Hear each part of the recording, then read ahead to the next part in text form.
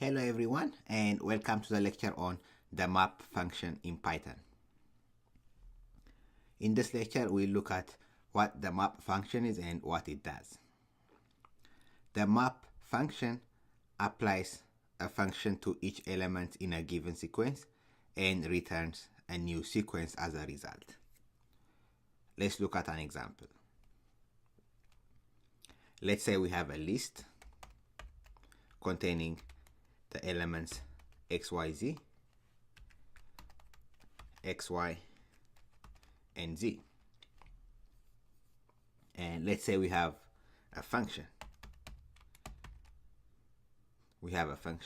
So what the map function does is it will apply. So we have our map function. It will apply the function, the given function, to each element in our sequence, to each element in our list in this example. So it will apply it to the given list, for instance, and then it will give us a new list as a result.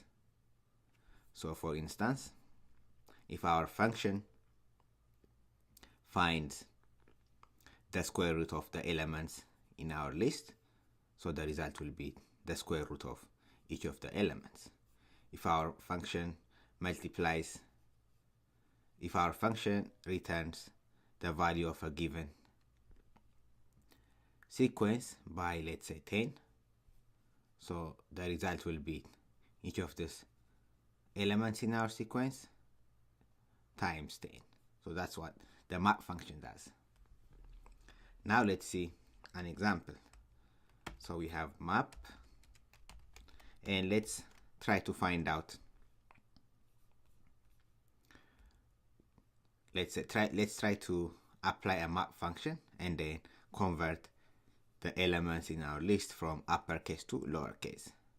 So we can call the strings lower method, str.lower, and then we pass our list, let's say x, upper y, upper z. Okay, that should be good.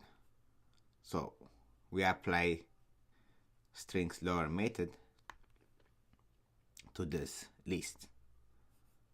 So the result will be, if we run this, we get x, y, and z, or all of them are lowercase.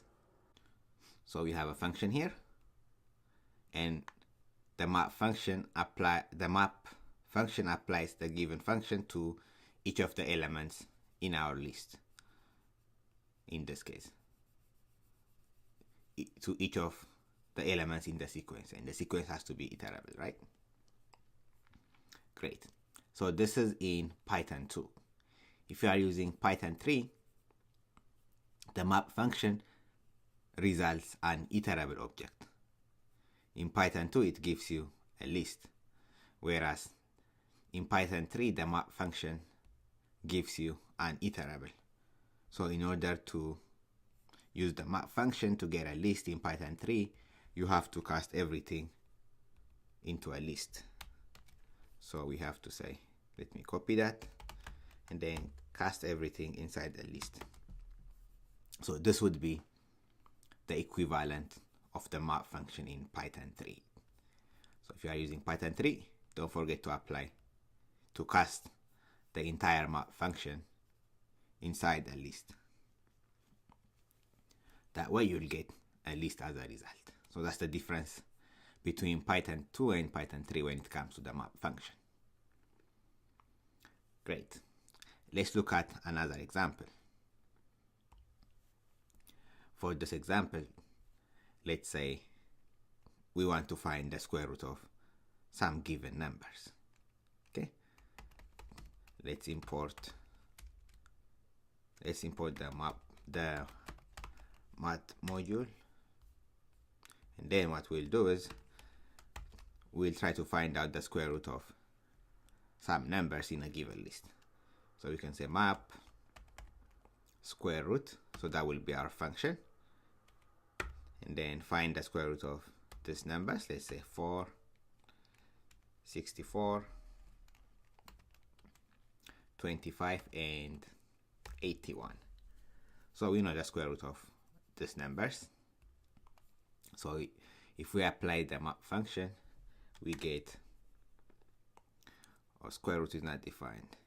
Okay, let's from math import square root. Okay, let's run it again. Okay, now we are good. So the map function applies the given function, which is the square root function in this case, to each of the elements in our sequence. So the square root of 4 is 2, the square root of 64, 8, 25 is 5, and 81 is 9. Okay, similarly you can add some more numbers. Let's say we can add 23, run it again. So we get the result. That's the map function. And the equivalence in Python 3 would be list, and then the entire map function. So don't forget to cast it to a list if you are using Python 3. Let's look at some more examples. Let's define a function that will give us the power of 4.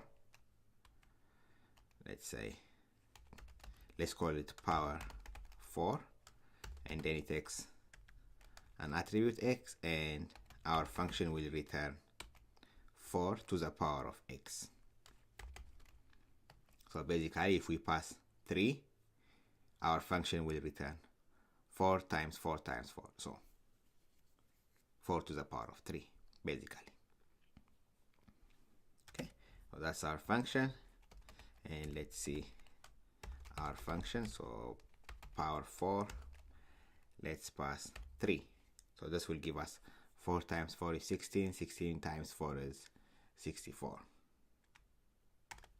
so we get 64. That's our function. Now what we'll do is we'll use the map function to apply this power 4 function to a given list, to a given sequence. Let's do that.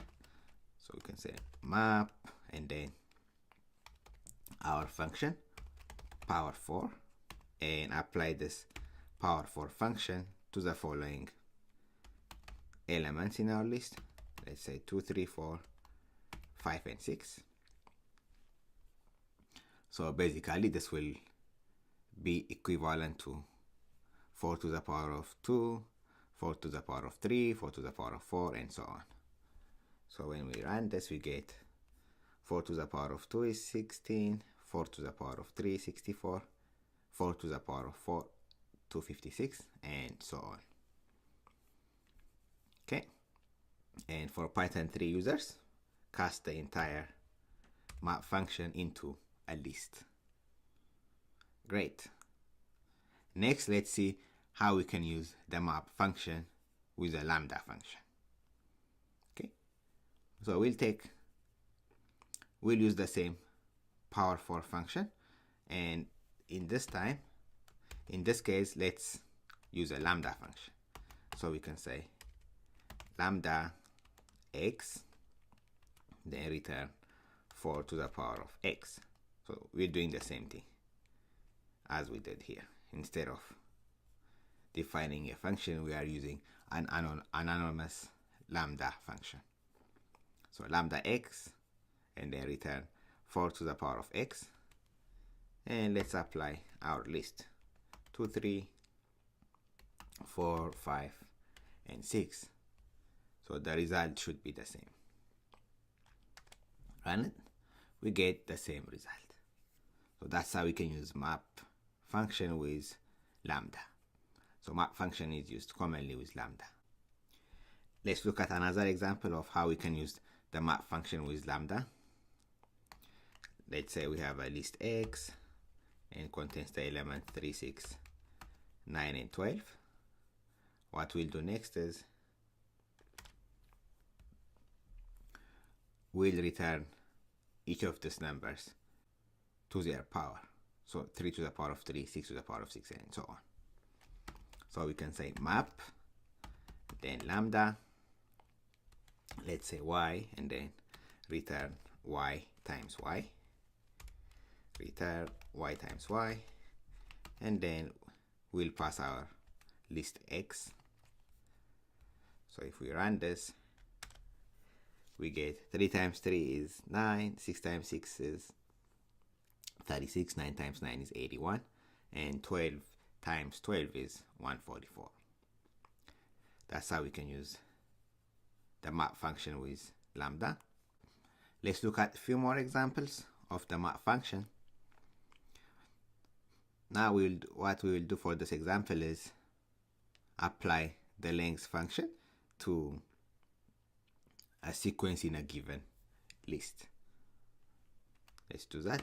So we can say map and then apply the length function to the elements in the following list, and let's have a list within a list as elements for our list.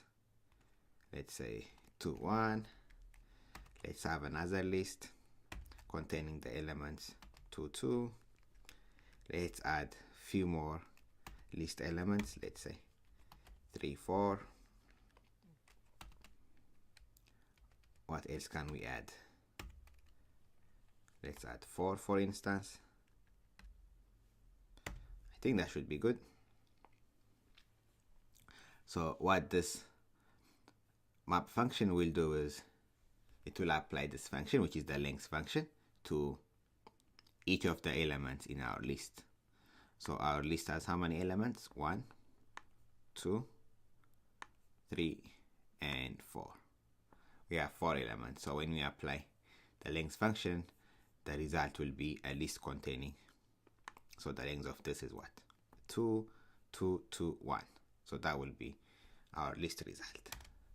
So you get 2, 2, 2, 1, right? Length of this is 2, length of that is 2, and finally length of the last element is 1. Okay, last but not least, let's see how we can use the map function with for loops. We can do that. For that, let's define a function. I'll just call it at func x, and then our function will return x cubed, for instance. X cubed. Okay, let's give it a better name. Q function. Q function of x return x cubed. What we can do is we can say for I in map, and then we'll pass our cube function, and then apply this cube function to the following elements. Let's say 3, 4, 5, 6, and 7, and then simply print I. So for I in map cube function, which we define here, apply it to the elements in this list. So for I in map function, print I. So if we run this, we get each of the elements cubed. 3 cubed is 27, 5 cubed is 125, and 7 cubed is 343. Just to make sure, we can add 10. 10 cubed is 1,000, right? 10 times 10 times 10. So if we run this again, we get 10 cubed, finally 1,000. So if we only use this map function, we get a list containing. So if we do this, we just get a list containing these elements, right? But this is an example of how we would use a for loop with a map function. How we would use the map function with a for loop. So it would be the same for Python 3. Great.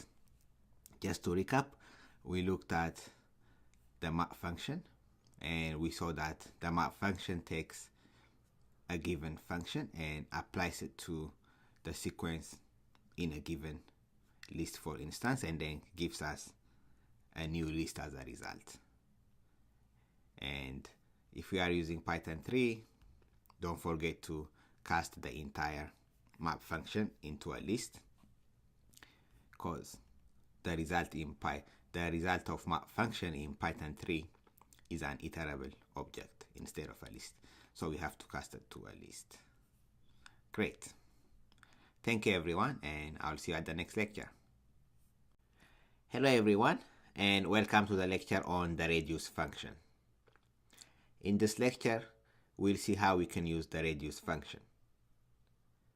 The reduce function applies a given function to the elements in a sequence, and then we'll get the final result.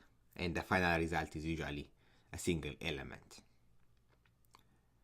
Okay, let's look at an example. Before we do that, if you are using Python 3, don't forget to import the reduce function from a module called function tools.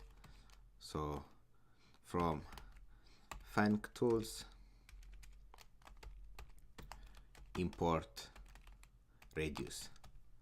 So if you are using Python 3, don't forget to import it. So from func tools, import reduce.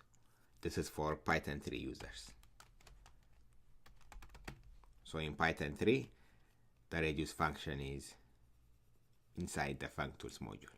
So we'll need to import that for Python 3. Let's see an example. So let's say let's apply the minimum method on a list containing the following elements. Let's say 3, 8, 6, 9, 7, 2, 5, and 11. So what this will do is the reduce function will apply the minimum method on each of the elements in our sequence, and the result will be a single element. In this case, the minimum of the elements in our list is 3. So the result will be 3. So if we run it, we get, the result is 2. Since 2 is the minimum of all the elements. Similarly, we can apply the maximum function on the same list, and the result will be 11. Let me paste it, run it, we get 11. So that's the reduce function. It applies a function to a given sequence and then gives you a single element as a result. Now let's look at an example of how we can use the reduce function with a lambda function. Let's say we have a list of days. Let's add Monday, Tuesday, Wednesday, and Saturday. What we'll do is we'll apply the length function and we'll find out which of these days has the highest length. So the length of Monday is what? 6. The length of Tuesday is 1, 2, 3, 4, 7. The length of Wednesday is 1, 2, 3, 4, 5, 6, 7, 8, 9. And the length of Saturday is 8. So we'll use the length function to find out the length of each of these elements, and whichever element has the highest length will be the result. So reduce lambda, let's say A and B, and then return A if length of A is greater than length of B, or else return B, right? Let me put the parenthesis there and remove it here. or else return B, and apply that to our days object, to the list containing this days. So reduce lambda, you have AB, 2 elements, and then return A if length of element A is greater than length of B, or else return B. So it will compare each of the elements. It will take 2 elements at a time and then compare the length of the elements. So the length of Monday is 6 and Tuesday is 7. So whichever has the higher length will be returned. That will be Tuesday, and then compare that to the next element. Wednesday has the highest length, so it will take that and then compare it to the next element. So it will do the length comparison to each of the elements in a given list. And finally, the result will be the element with the highest length. In this case, it will be Wednesday. Oh, let's run our list containing days. Let's run this again. So we get Wednesday. That's how we use the reduce function. We could have also said reduce lambda AB, return A if length of A is greater than B, or else return B, and pass our list, right? Pass the elements of our list, Command C, paste it here, and you'll get the same result. Great.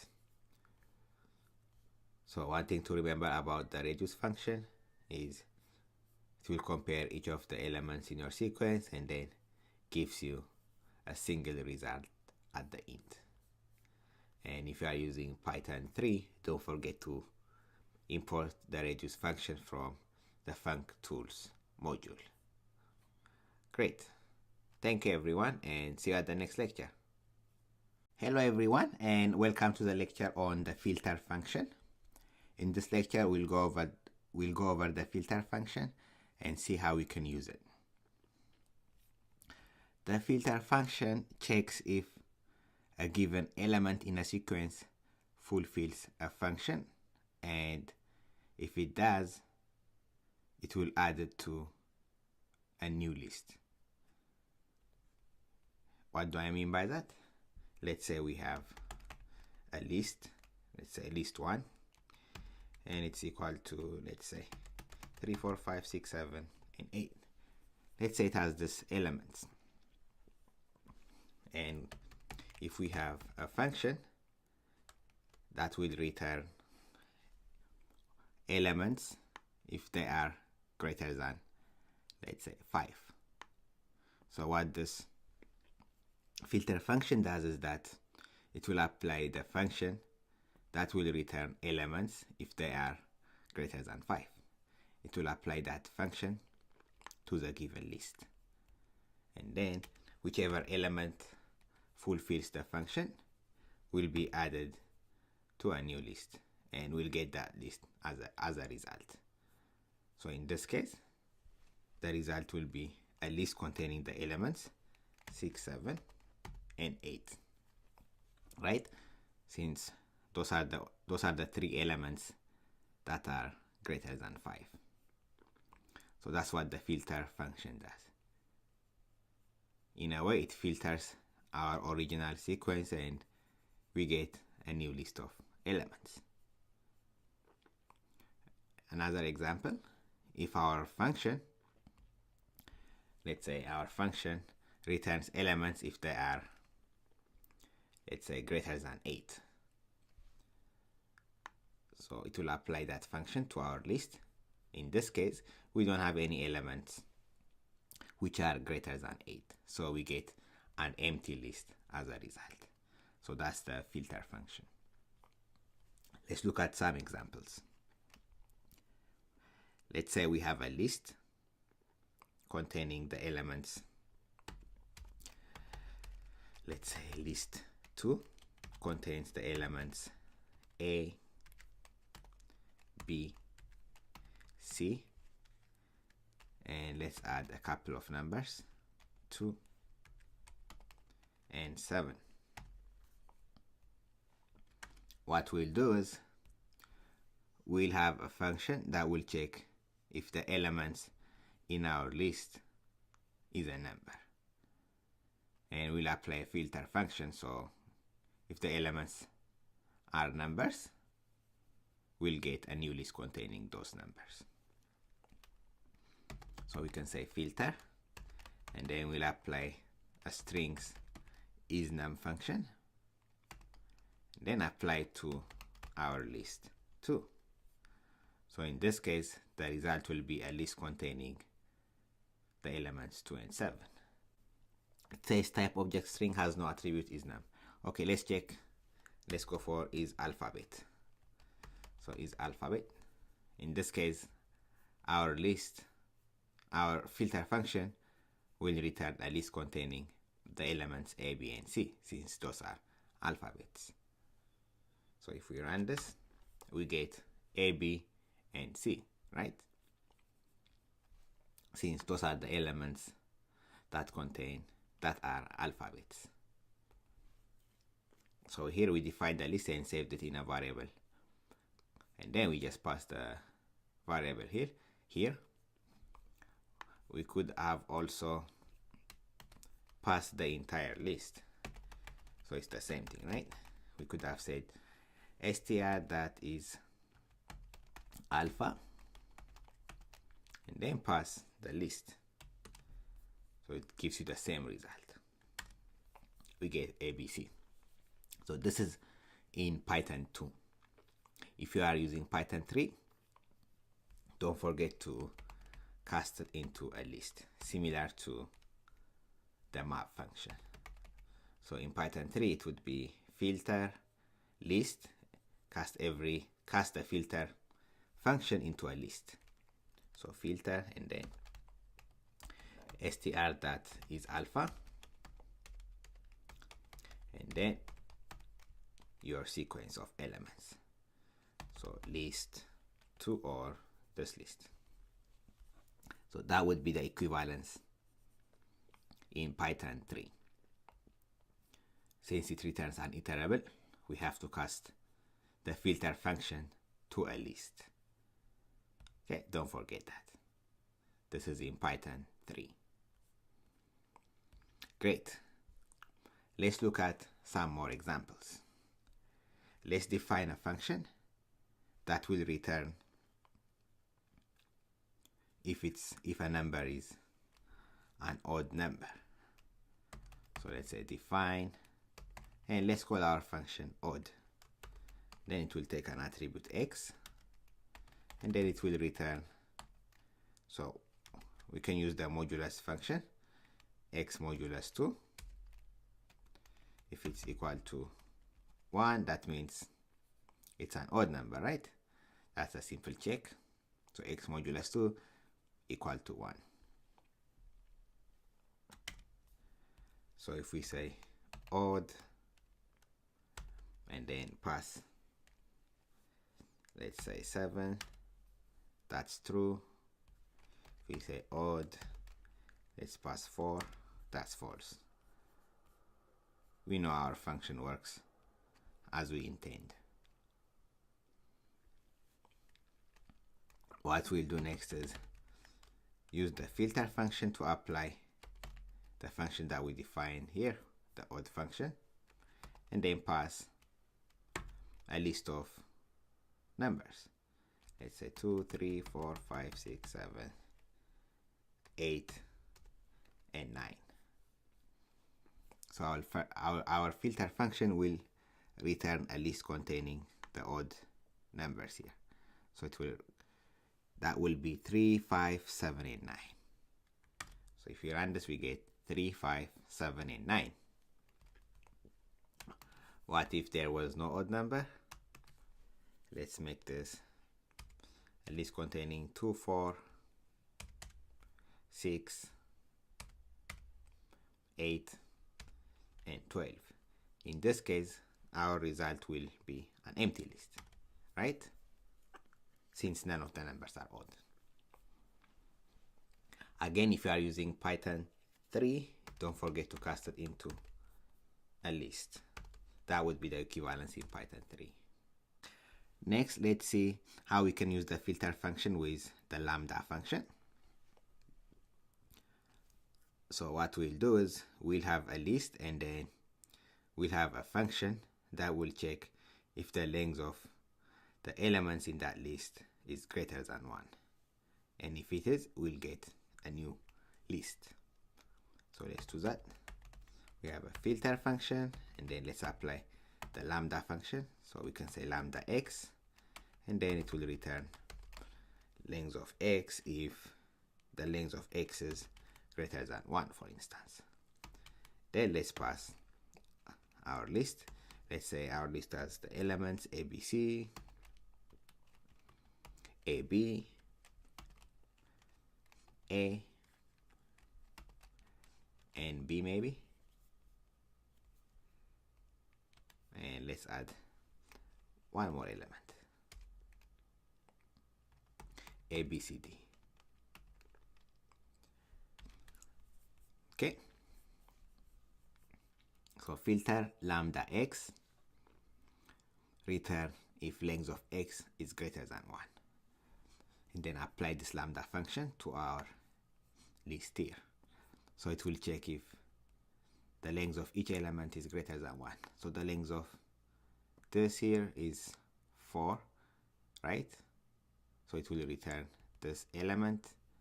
It will also return the next two elements since the length is greater than 1. So the result will be a list containing this highlighted elements. Let's run it. So we get a list containing these elements since their length is greater than 1. Let's look at a few more examples. For these examples, I'll create a few dictionaries. Let's start by creating the dictionaries. Let's say our dictionary 1 contains one key and element combination. So our key is A, and our value is 1. Let's create two more dictionaries. Dictionary 2, let's say our key is B. For our value, let's say 7. Let's have one more dictionary, dictionary 3, and then let's say for our first key and value combination, let's use A5, and then for our second key and value combination, let's say B and 3. So we have 3 dictionaries. What we'll do is we'll use the lambda function, and then we'll check if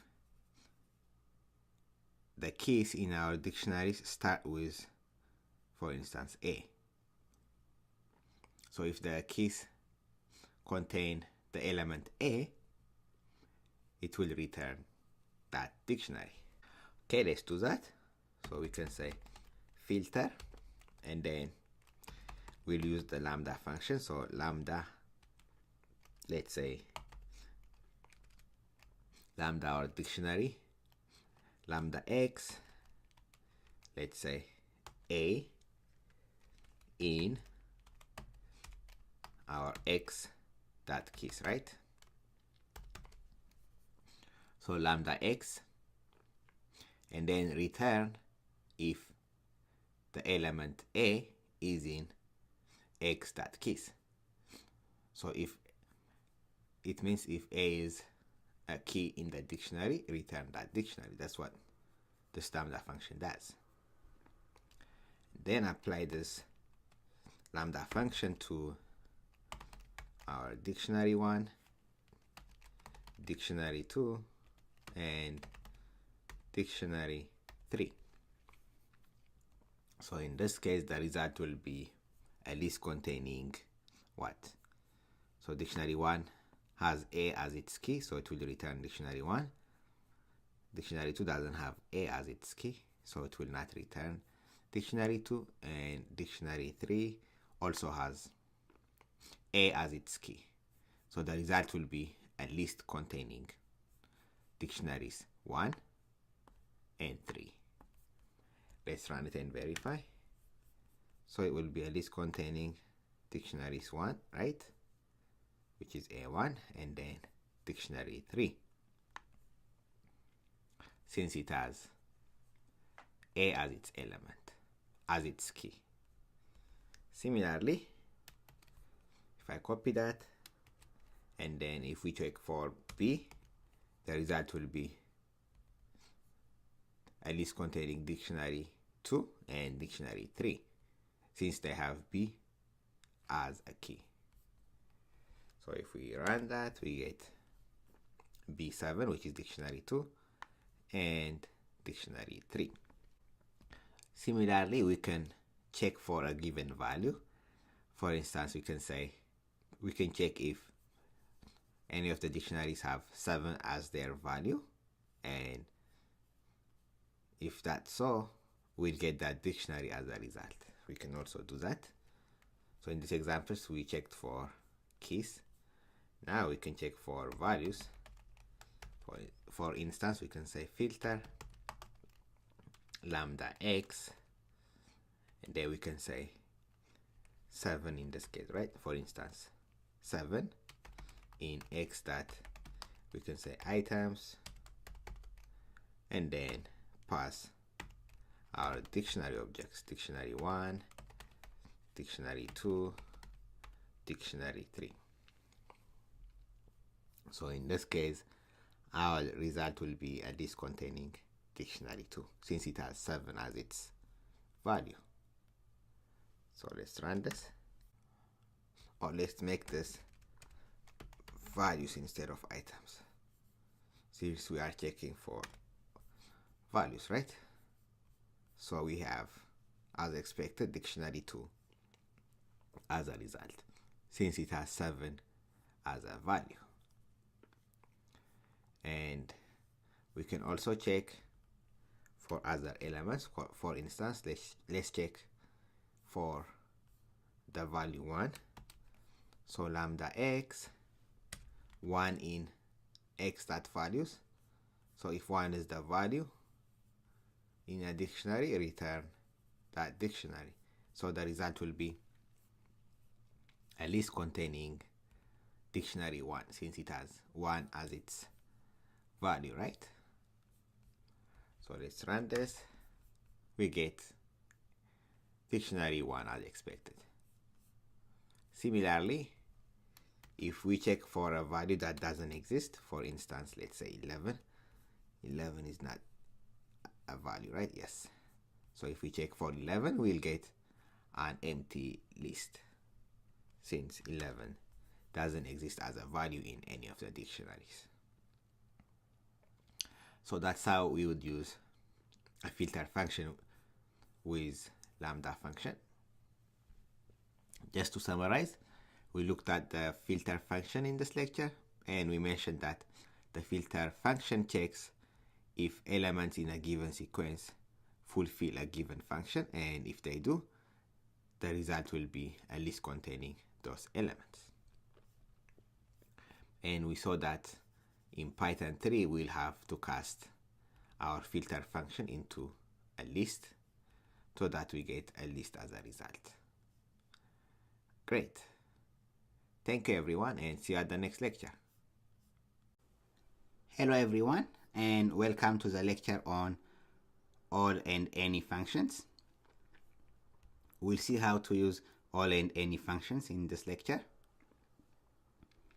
So these functions return true if all the values are true.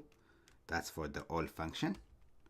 And it returns false if the values are not true.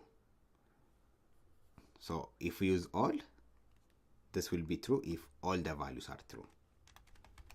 Whereas in case of the any function, it will return true if one value is true. Let's see some examples. Let's say we have a list object, list1, containing elements. Let's say the value is false, true, false, and false. So if we call the all function on our list1 object, if we say all and then pass list1, this will give us false because not all values in our list are true. So that will be false. Whereas if we call the any function and then pass our list1 object, we'll get true because at least one value in our list is true. So the only way we'll get true for the function all is if all the values are true. For instance, we can say all and then pass a list containing values true, true, and true. All on this list will give us true. Alright, let's see another example. We can also use this all and any functions on strings. Let's say we have the string programming. So we can check if a certain alphabet exists in our string programming by using the all and any function. For instance, we can say so any, then we'll see if some character, let's start with alphabets that are in our string. For instance, P. We can say P. So what we'll do is we'll check if P is in our string programming. So we can say X double equal. So since we'll be comparing, and X will be an element in our string. So we'll use a for loop to check each element in our string. So we can say any X double equal P. So we're checking for P, right? Then for X in programming. So in this case, we'll get true. That's because P exists in our string. So X double equal to P, since we are comparing these two values for X in programming. So this for loop will check if each of the elements or alphabets in our string is equal to P.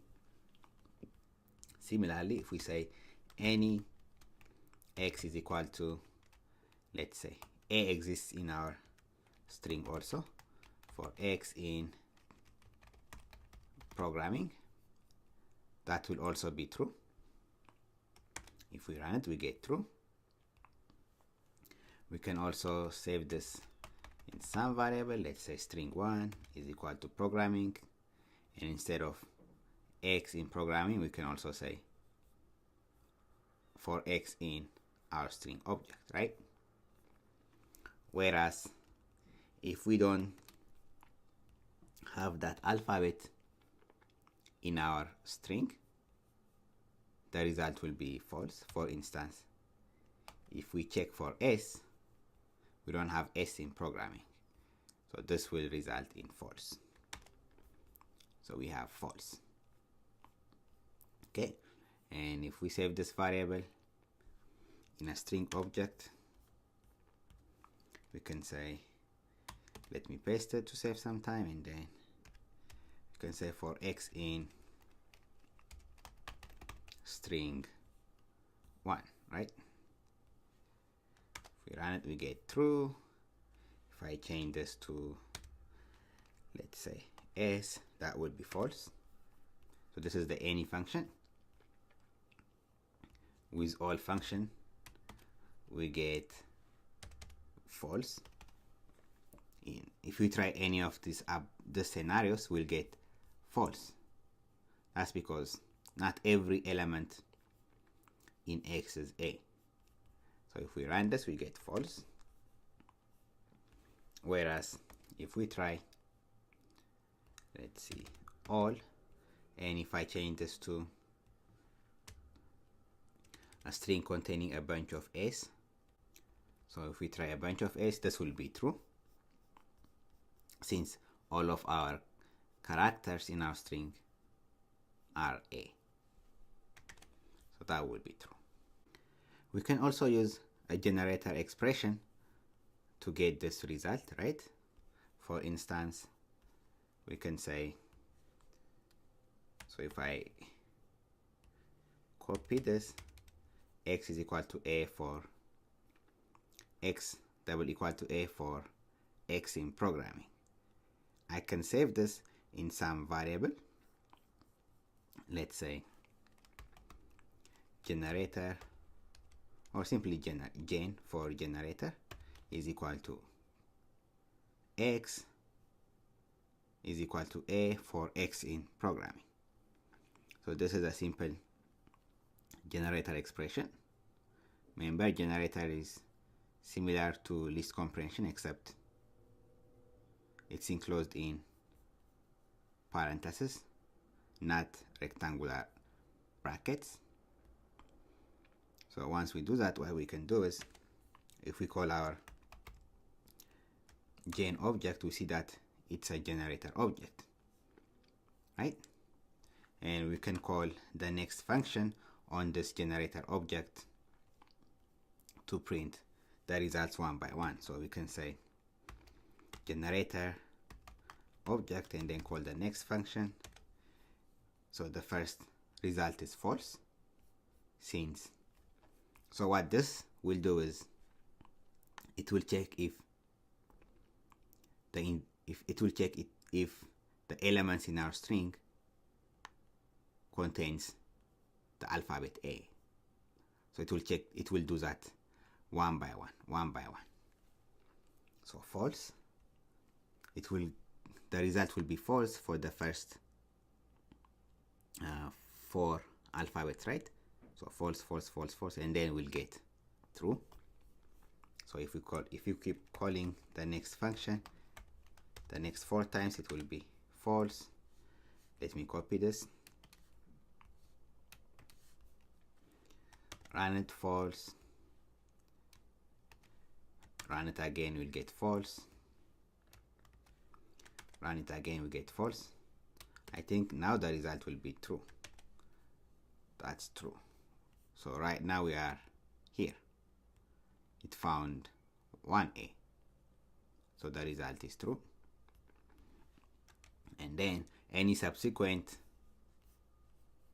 next calls will be false until we finally get a stop iteration error. That means we have ended the next call. Next, and I think we'll get a stop iteration error now. Maybe next one. So when we have gone through each of the elements, we get the stop iteration error. Okay, so this is like using the any function, but it gives you the individual result for each of the alphabets. And if we do the same thing for this generator expression, we'll get true for each of the calls. So if we say x is equal to a for x in a, and if we call this in another variable called generator1, and if we call our generator1 object, we see that it's a generator object. And then if you call the next function on this generator object, we'll get true. So next, that will be true. So it will give us true for the entire length. And finally, we get the stop iteration error. I just wanted to quickly show you this generator expression. See how it's similar to giving us the result by going through each of the elements. Great. So just to summarize, when we are using the all function, it will return true if all the elements are true, whereas the any function will give us true if one of the elements is true. Great. Thank you, everyone. Hello, everyone, and welcome to the lecture on the enumerate and zip built-in functions. In this lecture, we'll see those two functions and how we can use them. So let's start with the enumerate function. We use the enumerate function to iterate over items in a list. And by iterating over these items, the enumerate function allows us to add indexes for each of the items in our list, for instance. Let's see an example. Let's say we have a list. Let's save it in a variable list1. Let's say it has the following items A, B, C, and D. So what we can do is, so if I call my list1 object, we have a list containing these items. We can also say for X in list1 print X. So that will print out all the items one by one. Now let's see how we can use the enumerate function to print out these items and include an index in front of them. So we can say for X and let's say Y in, this is where we call the enumerate function, enumerate, and then we pass our list object, list1 in this case, and then we simply print X and Y. So here, calling the enumerate function, we'll iterate over these items and then add an index in front of them. So if we run this, we get 0A, 1B, 2C, 3D, right? It has added those indexes in front. If we want a tuple for our result, we can simply enclose these two variables X and Y in parentheses, and when we print them, we can enclose them like that and run it. In this case, we get a tuple, right? Index,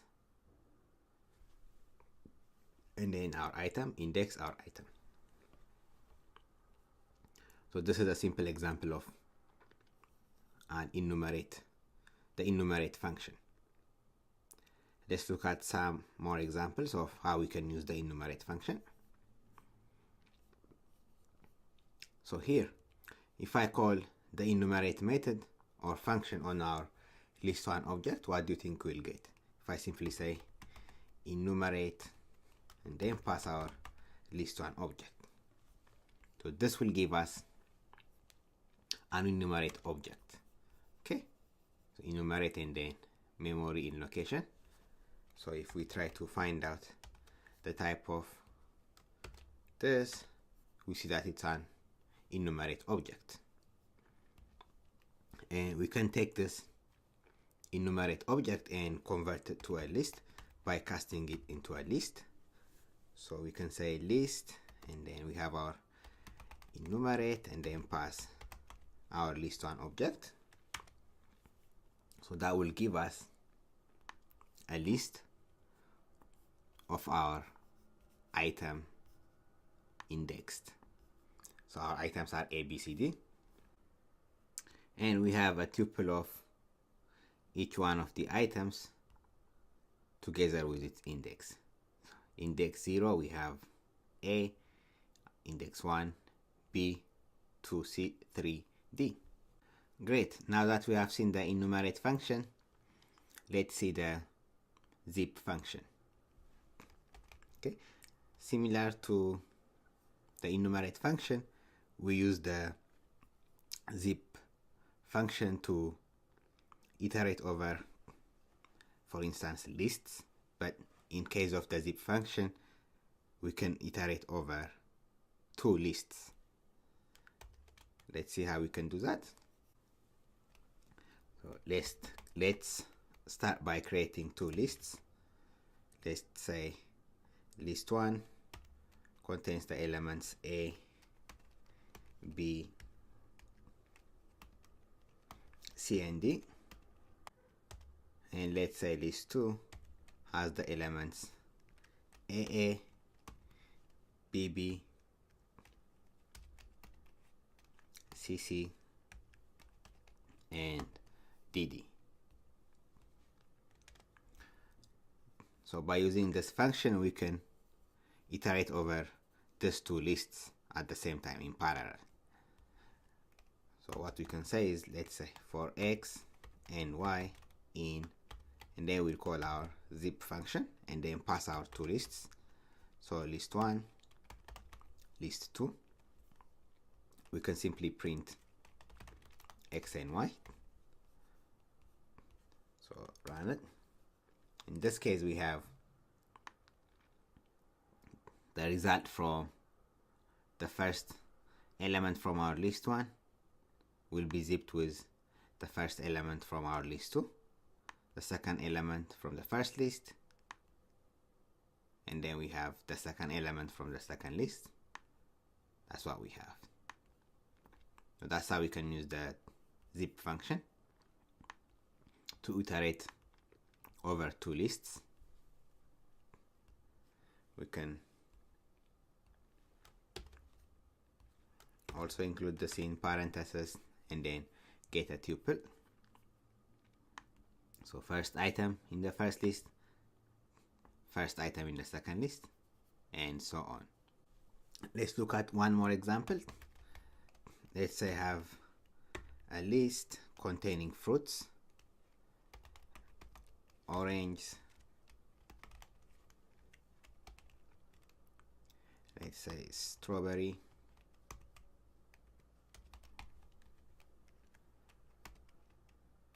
and kiwi, for instance. And then let's say we have another list containing colors for those fruits. Let's say orange is yellow, for strawberry let's say red, and for kiwi let's use green. So what we can do is we can use the zip function to iterate over these two lists in parallel. So we can say for fruit and then color in zip, then we'll pass those two lists, fruits, the colors. So this is plural, this is singular. That's to make sure this is to be as descriptive as possible, but you can use variables X and Y or anything, I and J and so on, A and B, whatever you like. So for fruit color in zip, we pass our two lists, fruit and colors. You can say print fruit and then color. So if we run it, we get orange, then yellow, strawberry red, kiwi green. This is one example. Another example is we can say for fruit color in zip, print, let's say the color of fruit is, and then color. If we do that, we get the color of orange is yellow, the color of strawberry is red, and the color of kiwi is green. We can also do that, right?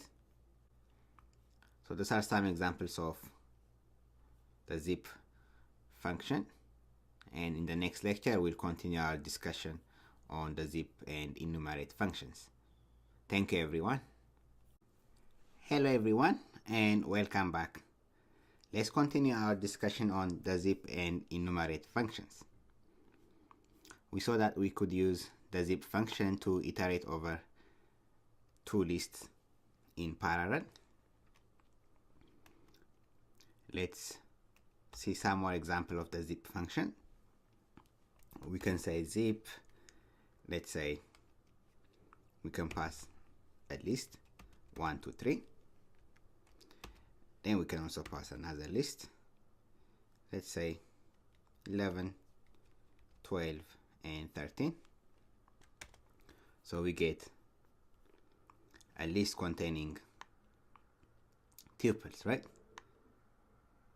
So the first element from our first list with the first element from our second list, and so on. We can also, instead of passing a list, we can use the range function. For instance, we can say range 10, and for our second list item we can pass another range, let's say 1 to 20 in step sizes of 2, for instance. Okay, so we have 0 from our first list with 1 from our second list, then 1, 3, 2, 5 and so on. This is in case if both of our lists are of equal length. What if our lists are not equal lengths? What do you think will happen? For instance, if I change this to, let's say, range 1 to 34 in step sizes of 2. So in this case, only the shortest list will be considered. So we'll get a list containing a tuple from our two lists, but the length will be the length of the shortest list. So our first list is of length 10, whereas this list is of length 17. So if we run this, we get a list containing tuples, right? The shortest lengths. Similarly, if I make the first list longer, so range 1 to 100, and then run this, we'll get the resulting list will be of this length. So we'll have 17 pairs of items from the first and second list. So if we run this, we get up to, right, 1633. That's the last element here. Good. We can also use the zip function to create dictionaries. For instance, if we have two lists containing keys and values, we can use the zip function and then pass them into the dictionary function so that we get a dictionary object. Let me show you an example of what I just said. Let's say we have a list containing keys, key 1, key 2, and key 3. Let's say for values, we use value 1, value 2, and value 3. What we can do is we can use the zip function and then pass to zip this keys and values to iterate over these two lists in parallel, and then we'll pass our result into the dictionary function. So we'll cast it to a dictionary. So first we'll use the zip function and then pass keys and values. So this will produce a zip product, right? A list containing items from both of our lists. What we can do next is we can take that zip function, and then cast everything to a dictionary. So we can say dict and then cast our result, and we can save this in a dictionary object. Let's say dictionary1. Now if we call our dictionary1 object, we get a dictionary containing keys and values from our original lists, right? Key 1, value 1, key 2, value 2, and then key 3, value 3. Next, let's see an example of how we can use the enumerate and zip functions together. So we will get, in this case, so the zip function gives us elements from the first list and the second list, right? By including the enumerate function, we'll add an index. So this result will be index 1, the first index, which is 0, and then this will be index 1, index 2, and so on. Let's see an example. So earlier we have created two lists in the previous lecture. If we call list 1, we have a list containing the elements A, B, C, D. And if we call list 2, we have those elements. Now we'll use zip and enumerate together to add an index for our results. So we can say for I, and then let's say X and Y in enumerate, and then we'll pass the zip function, zip, and then list 1 and list 2. We pass our two lists, right? So here, first, we are using the zip function to iterate over these two lists in parallel, and then we're calling the enumerate function on the result of this, so that it adds an index to the result, not individually. So we don't want 0A, 0AA in the same line, right? We want the index 0 and then elements from our list 1 and list 2. So 0 and then A, comma, AA. That will be in one row. And then it goes on like that. So for I and then XY in enumerate, and we have our zip function, we can simply print I and then our elements X and Y. So if we run this, we get what, index 0, right?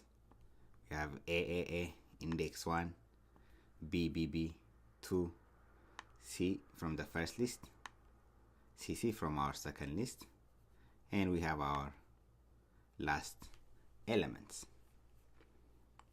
So that's by using that's how we can use the enumerate and zip functions. Or if we want a tuple result, we can do that too. Then we have a tuple containing our elements. We can do that with our fruits example also. Let's call the fruits and I believe colors. Yes, so we have fruits and colors. We can say for I and then fruit and color in enumerate. Then we will zip our fruits list and then colors list, right? Then we can simply print I, which will be the index, and then fruit, and then the color. So we have 0 orange strawberry, orange yellow, 1 is strawberry red, 2 kiwi green. We can also say print I, and let's say the color of fruit.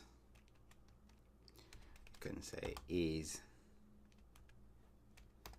You can also do that, and if we run it, we get so index 0, right? The first element. The color of orange is yellow, and then the color of strawberry is red. Then we have our last index 2, and the color of kiwi is green. You can also do that.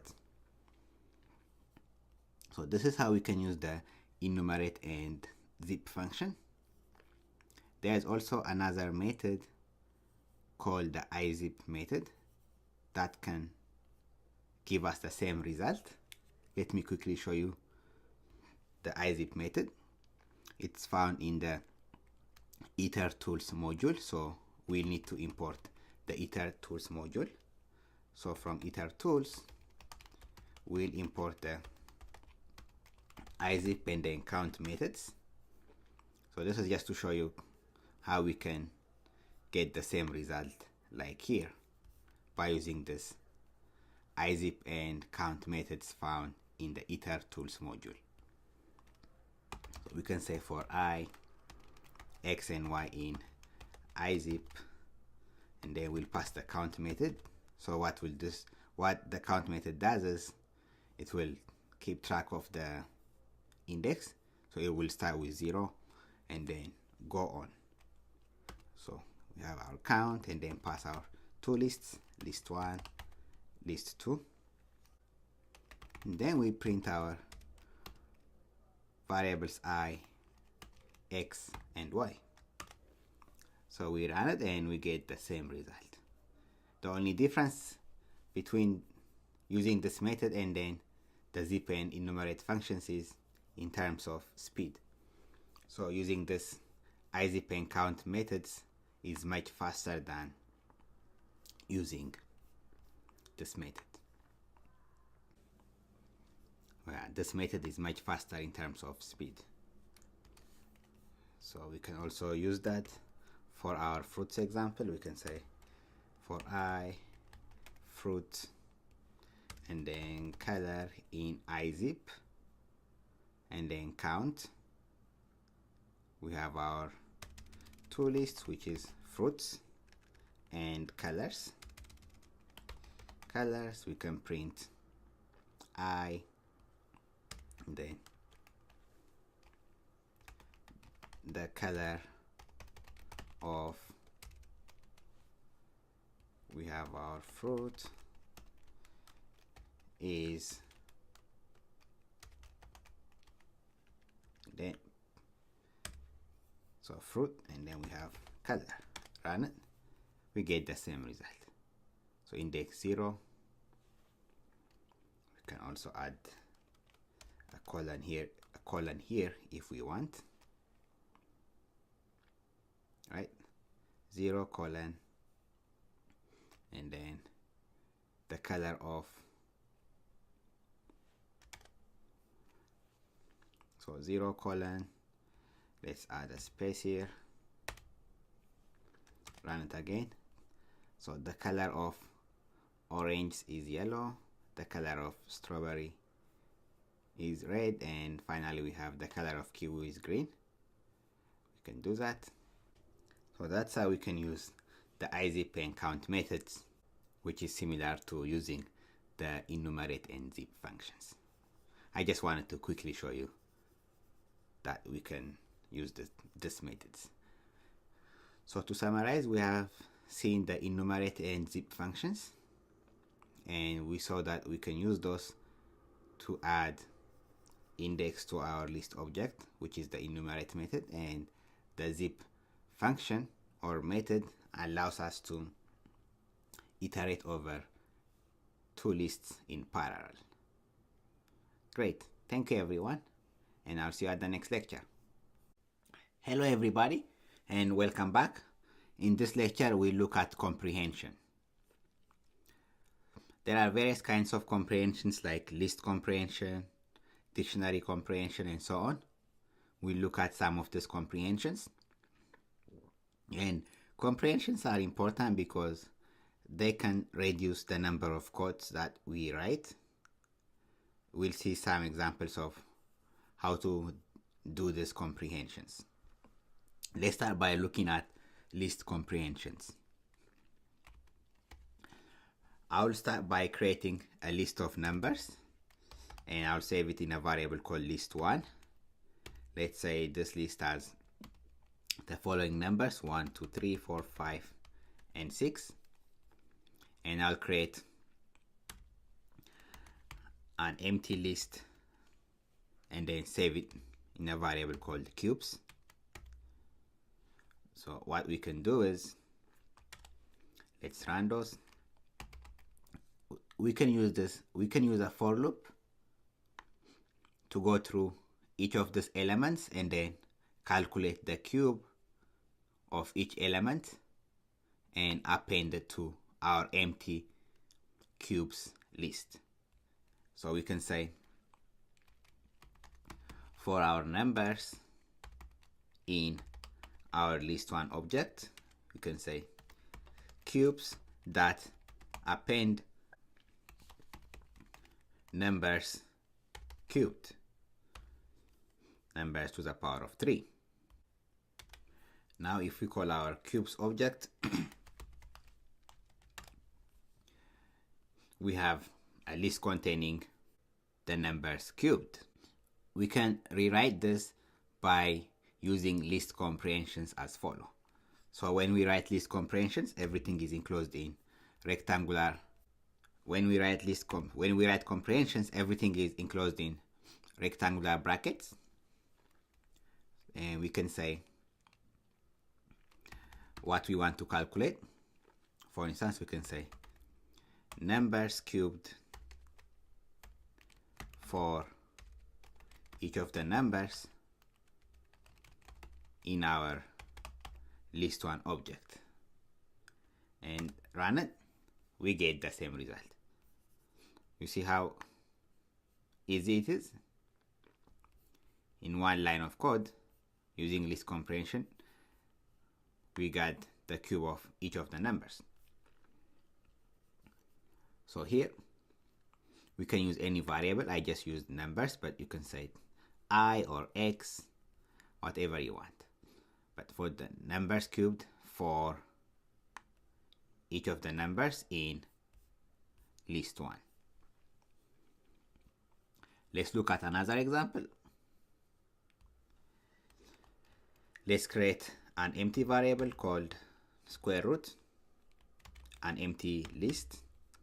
And what we'll do next is find out the square root of each of the numbers in our list1. Or if we want, we can create another list. For now, let's just use the same list object.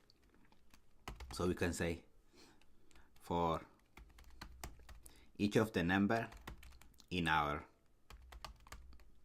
list1 object, we can say square root that append each of the numbers times to the power of 0.5. So that will give us the square root. Now if we call our square root object empty list, we get the square root of each of the numbers. And we can rewrite this using list comprehensions. We can say, so rectangular bracket, our number to the power of 0.5. So each of the numbers for number in our list1 object. We got the same result. Let's see some more examples. Let's create another list and save it in a variable called list2. And let's say this list has the elements -2, -4, -5, -8, 3, and 5. And let's create another list called empty list called absv for absolute value, and we can start with an empty list, and we can use a for loop to calculate the absolute value of each of these numbers. For instance, we can say for numbers, now instead of numbers I will just say I or x. Let's use x. For x in our list 2, we can say absv dot append absolute value of what? Our element x, each of the individual elements. And then if we call our absolute value object, we get 2, 4, 5, 8, 3, and 5, which is the absolute value of each of these numbers. And we could have done the same thing by using list comprehension. We can say abs, so we start by creating rectangular brackets and say abs of x for x in our list 2 object, list 2. We get the same result, 2, 4, 5, 8, 3, 5. And we can save this in a variable. Let's say absv. We can do that. And if we call our absv object, we have the absolute value. And we can do the same to all of this list comprehensions. We can save this to a variable and then call that variable. Same thing for the square root method here. Let's see another example. I'll call my list 2 object. So my list 2 object has the elements -2, -4, -5, 8, 3, and 5. What we can do is we can use a for loop, and then we can say if the number is negative, we can calculate the absolute value, and if the number is positive, we can calculate the cube of that number. We can do that also. Let's create an empty list and save it in a variable called boz. This is just an empty variable. So what we will do is for each of the numbers, let's say x, for each of the numbers x in our list 2 object, we can say if x is less than 0, so if it's a negative number, what do we want to do? We want to take our empty list and then call the append method. And what do we want to append? We want to calculate the absolute value of that number. So we can say absolute value of x. So this is the first statement. And for our else statement, we can say else. That means if the number is positive, we want to calculate the cube of that number. We can say boz, which is our empty list, that append. What do you want to append? X cubed, the number cubed, right? So if we run this and then call our boz object, so we see that for the first 4 numbers we have the absolute value, since those numbers are less than 0, and for the positive numbers we have the number cubed. 3 cubed is 27 and 5 cubed is 125, right?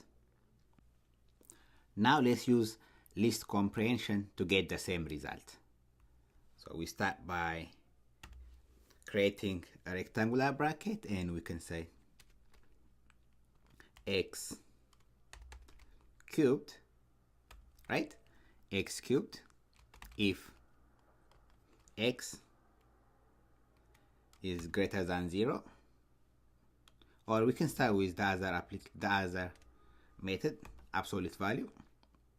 So we can say absolute value of x, just to excuse me, just to be consistent with the method here.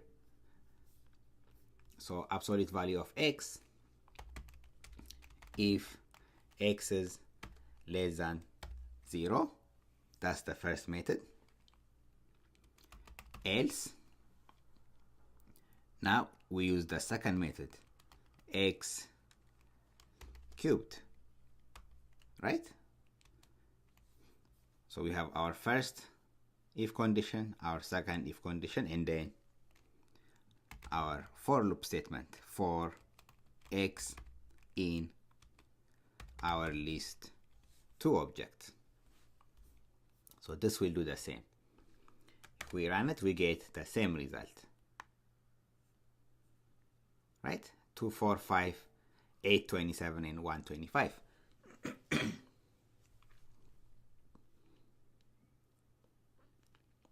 What if I want to do 3 if else conditions? What can we do it? Let's see an example.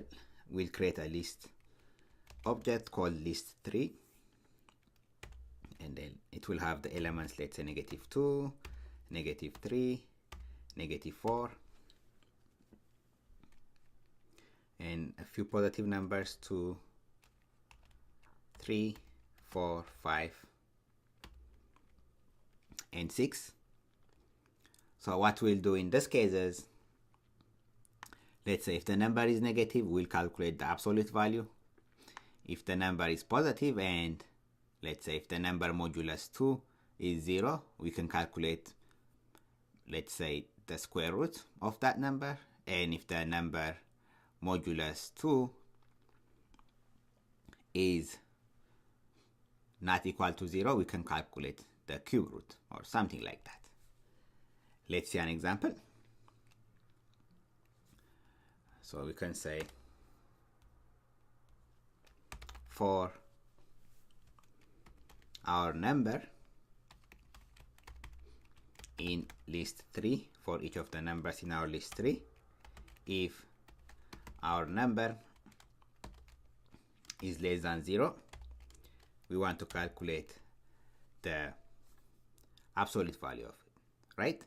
So we will take our both empty list, or for this case, let's create another empty list. Let's call it 3 methods. 3 methods, and we'll set it to be an empty list. Okay. So for numbers, for each of the numbers in our list 3 object, if the number is negative, take the 3 methods empty list and then append to it the absolute value of the number. That's one condition. If number modulus 2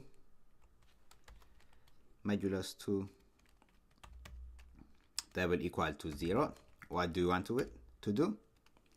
We want to take the 3 methods empty list and append to it, what do we want? The square root of the number, right? So you can say the number to the power of 0.5. Or you can simply import the math module and then use the square root method. You can do that also, but I'll just stick to number times 0.5. Else, we can say take the 3 methods empty list and append to it, what do you want to append? Maybe the number cubed or anything that you like. So number cubed, we can do that. Run it. Name number is not defined. Oh, here it's number, not num. So number modulus 2. Let's run it again. Now if we call our three methods object or empty list, it will have these conditions. Let's call it again. Okay, so we have our list 3 object. So the first 3 elements are negative, so here we have their absolute value, and then the next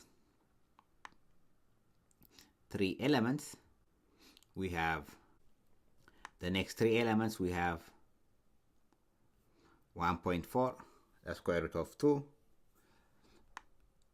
3 is an odd number, so it's cubed, and then the square root of 4 is 2.0, 5 cubed, and then the square root of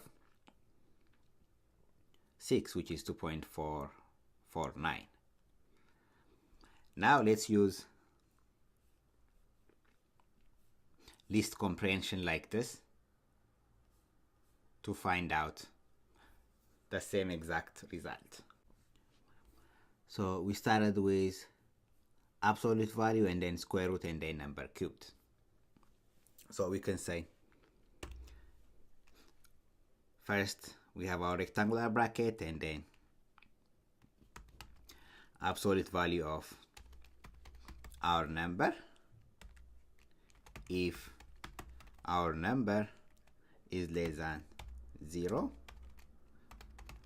elif we have elif number squared to the power of 0.5 square root of the number if the number modulus if number modulus 2 is equal to 0, right? Else we have what? The cube root of the number cubed for each of the number in our list 3 object. What do you think I'll get if I run this? Do you think we'll get an error or this will be successful? Let's run it and find out. We get an error. That's because list comprehensions cannot take more than 2 conditions. This is why we get an error, and I wanted to show you the limitations of list comprehension. So list comprehensions are not the solution all the time. Okay? If we have more than 2 conditions, we cannot use list comprehensions. We'll have to rely on our for loop and other methods in this case. Okay? Because we cannot have, here we have 3 conditions. So in this case, we cannot use list comprehensions. I wanted to quickly show you that list comprehensions have some limitations. But for a couple of conditions, it's a really good method. Great. And in the next lecture, we'll see comprehensions on other objects like dictionaries and sets. And we'll see how we can use list comprehensions with the map and filter methods. Thank you everyone, and I'll see you at the next lecture. Hello everyone, and welcome to the lecture on the collections module. In this lecture, we look at the counter method. So the counter method keeps track of the number of times similar values are added. And we can initialize it by using a sequence of items or by using dictionary keys and passing the number of counts. Or we can even initialize it by mapping string names to the number of counts. Let's see an example. The first thing we need to do is import the collections module. So import collections, which is the module. Now that we have imported the collections module, we can use the counter method.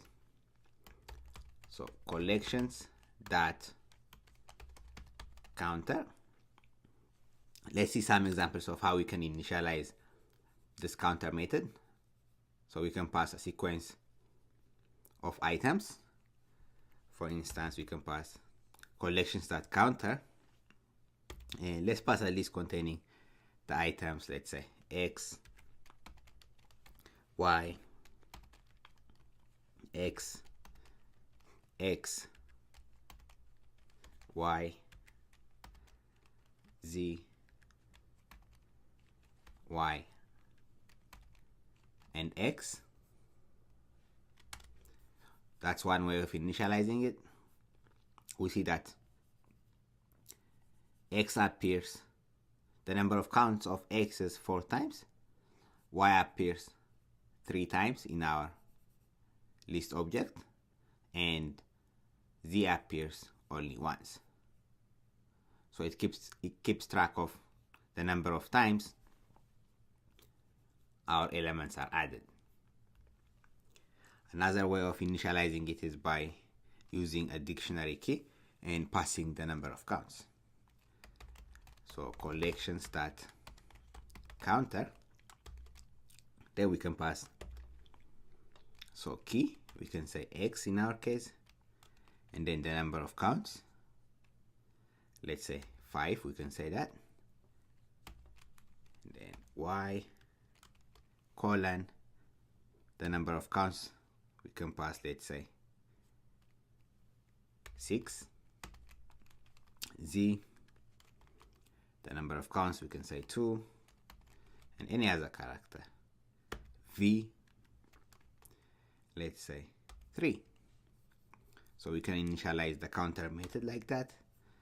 So we see here we have the number of counts for V, which is 3, X 5, and so on.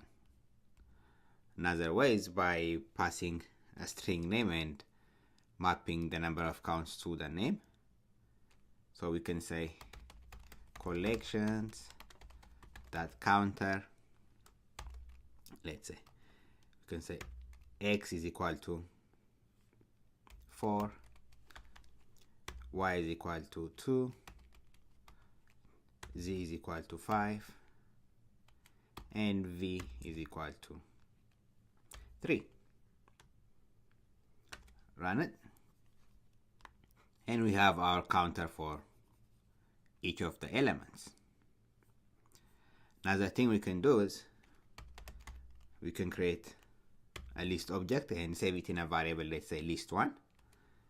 Then we can pass characters like A, B, C, X, Y, Z, so X, A, X, and B. Then we can say collections.counter, and then simply pass our list1 object, and that will give us a count for each of the elements. Similarly, we can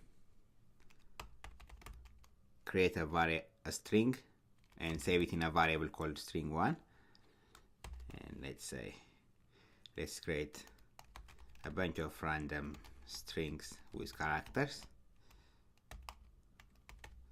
Okay,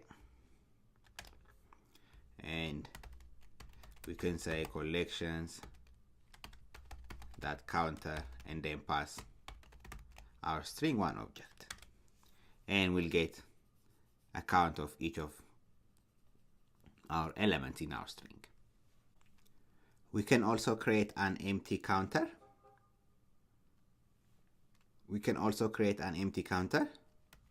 So we can simply say collections.counter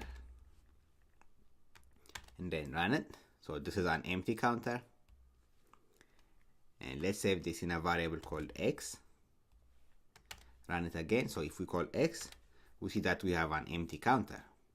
And if we want to add elements to it, we can call the update method. Now that we have our empty counter object, we can add elements to it by using the update method. Let's see how it works. So we have our object x dot, there we call the update method, and then pass the elements that we want. For instance, we can say 1 2 3 3 2 2 3 4 1 1 2. So if we call our x now, we have 1 appearing 3 times. The number of counts for the element 2 is 4 times.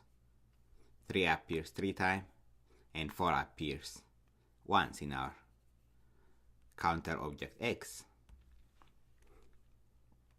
We can again call the update method on our counter object and pass, let's say, 1 2 4. Now if we call x again, we have 1 appearing 4 times, 2 appearing 4 times, 2 appearing 5 times, and 4 appearing twice, right? Earlier it was only once, now twice. Similarly, we can say x dot update and then pass, let's say, we can use dictionary key and count method that we saw earlier. Let's say we can say 1 2 times, 2, let's say 3 times, and then 3, let's add 1 more element. Now if we call x, we have a new element 1 appearing 2 times, 2 appearing 3 times, 3 appearing once, and then our original elements. Similarly, if we want to change the values for our initial elements, we can say x.update and then use a dictionary. Let's say 1. Let's add 3 more elements. For 2, let's also add 3 more elements, and for our element 3, let's add 2 more elements. So if we call x again, you see here 1. Before it was, the count for our string 1 was 4. Now its count is 7, because we have added 3 more of our string 1. For 2, the count was 5 before, and then we added 3. Now it's 8. For our element 3, earlier it was 3. We added 2. 3 plus 2 is 5. Now we have 5. And so on. Great. In the next lecture, we'll continue with the counter method. Thank you, everyone. Hello, everyone, and welcome back. Let's continue our discussion on the collections module counter method. Let's start by creating a counter object and then save it in a variable called x. So x is equal to collections.counter, and then let's pass a string of numbers. Let's say 1 2 3 4 5 2 2. Then if we call x, we have a counter of each of the elements. We can use a for loop to access our counter object and find out the element and the number of counts for it. We can say, let's say, for numbers in our counter x, we can say print.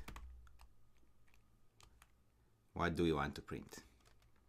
Let's use some string formatting. So we want to count each of our numbers, and then the number of times it appears. So we can do that.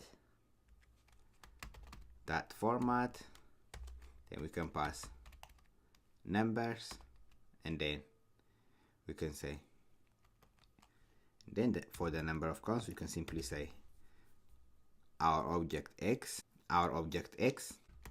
then numbers. So if we run this, we get, so 1 appears once, 3 appears once, 2 appears 3 times, 5 and 4 appear once. That's how we can use for loops. We can also say, for instance, we can say for numbers in, let's say 1, 2, 3, 4, 6, we can say print, let's do some formatting, that format, and then we'll pass numbers, and then x will index our object x for each of our numbers. So this will give us the number of counts of each of our numbers. So notice here we have 1, 2, 3, 4, 5, 4 and 6. So 6 doesn't appear in our counter object, right? What this will do is for numbers in 1, 2, 3, 4, 6, print. So it will check. So for numbers in this means it will take the first number, which is 1, and then print. So it will print 1, and the number of times 1 appears in our counter x. So it will print 1, and then it will take 2, and then find out the number of times 2 appears in our counter object x, and so on. But when it reaches 6, 6 doesn't appear anywhere in our counter object x. So what do you think we'll get when we run this for loop? Okay, so we're not going to get an error. So in this case, what will happen is the number of counts for our number 6 will be 0. So even if the element doesn't appear in our counter object, we're not going to get an error. We'll simply get a count of 0 for that specific element. Let me run it and show you. So we already know the first 4, and then 6 is equal to 0. Great. Our counter object also has another method called elements. So we can use this elements to get a list of our counter object. So how can we use this elements method? We can say we have our object x. If we call x, it's a counter object with this elements and number of counts. So what we can do is we can call the elements method on our counter x object, x.elements. Okay, we see that it's an itertool object and its location in memory. So what we can do is we can convert this x.elements object. Since it's iterable, we can convert it into a list. So we can say list x.elements. Okay, so we are casting it to a list, and that will produce a list of all the elements, right? There is another method called most common, and we can use this most common method to find out the most frequently occurring elements in our counter object. So to use this most common method, let's create another counter object, and we'll save it in a variable called, let's say, xyz. Then we'll set this to be equal to collections that counter, and let's add a bunch of strings containing the elements x, y, z, x, x, y, y, z, x, abc, krv, yz. Okay, we can say for letters, and let's say number. So this number will be number of count for letters, and number of counts in our counter object xyz that most common. We can say, so here we can pass the number of elements we want to find out. For instance, let's say 2. So this will calculate the 2 most frequently occurring elements in our counter object. So for letters, number in xyz that most common, we can print out, let's use some string formatting, that format, then pass letters and number of times those letters are appearing. So if we run it, we have y and x are the 2 most frequently occurring elements in our counter object. Similarly, if I copy this, paste it here, and if I want to find out the 4 most common elements, here they are. Y appears 4 times, x appears 4 times, z appears 3 times, and a appears once. So this is how we can use the most common method. We can pass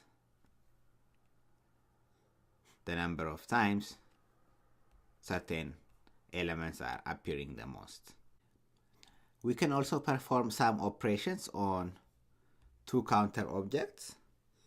Let's see some examples. Let's create 2 counter objects and save them in variables called first and second. Let's say first is equal to collections.counter, and let's pass a list containing elements x, y, z, x, let's say y, y,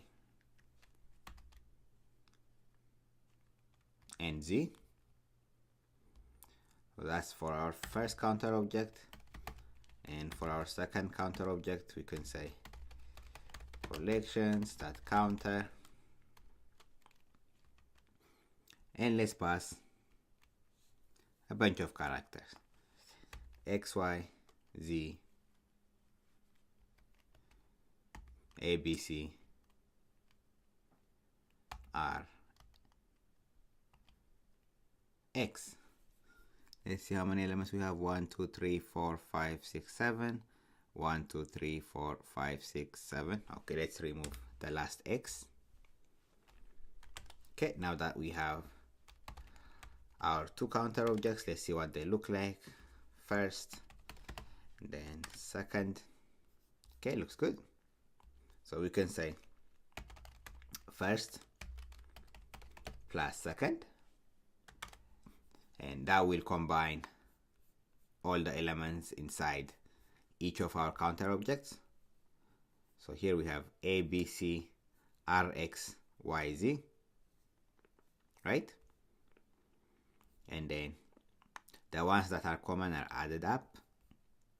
In our first counter object, x appears twice. In our second counter object, x appears once, and in first plus second, x appears 3 times, right? 2 plus 1, 3. Similarly, y appears 3 times in our first counter object. In our second counter object, y appears once. 3 plus 1 is 4. And for z, 2 plus 1 is 3. And we have the rest of our elements. Similarly, we can say first minus second. So this will do the opposite of addition, right? So x appears twice in our first object, and it appears once. So 2 minus 1, now we have 1. For y, we have 3 minus 1, 2. And for z, it will be 2 minus 1, which is 1. So that's subtraction.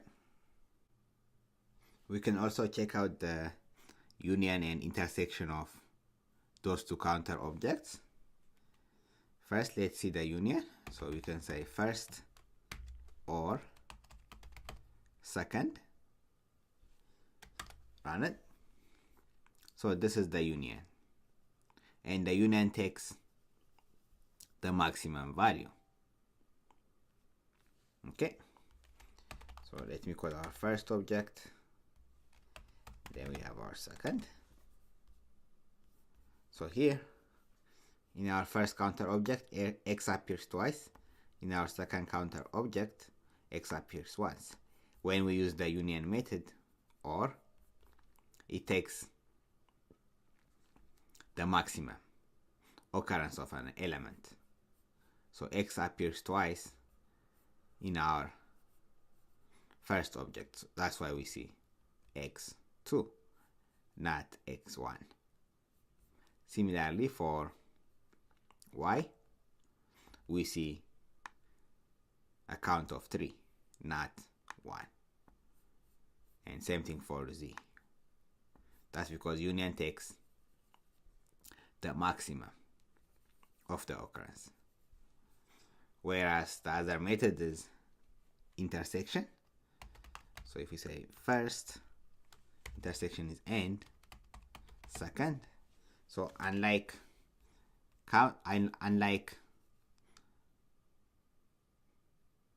union, intersection takes the minimum number of occurrence. So here we have x appearing once, y and z appearing once.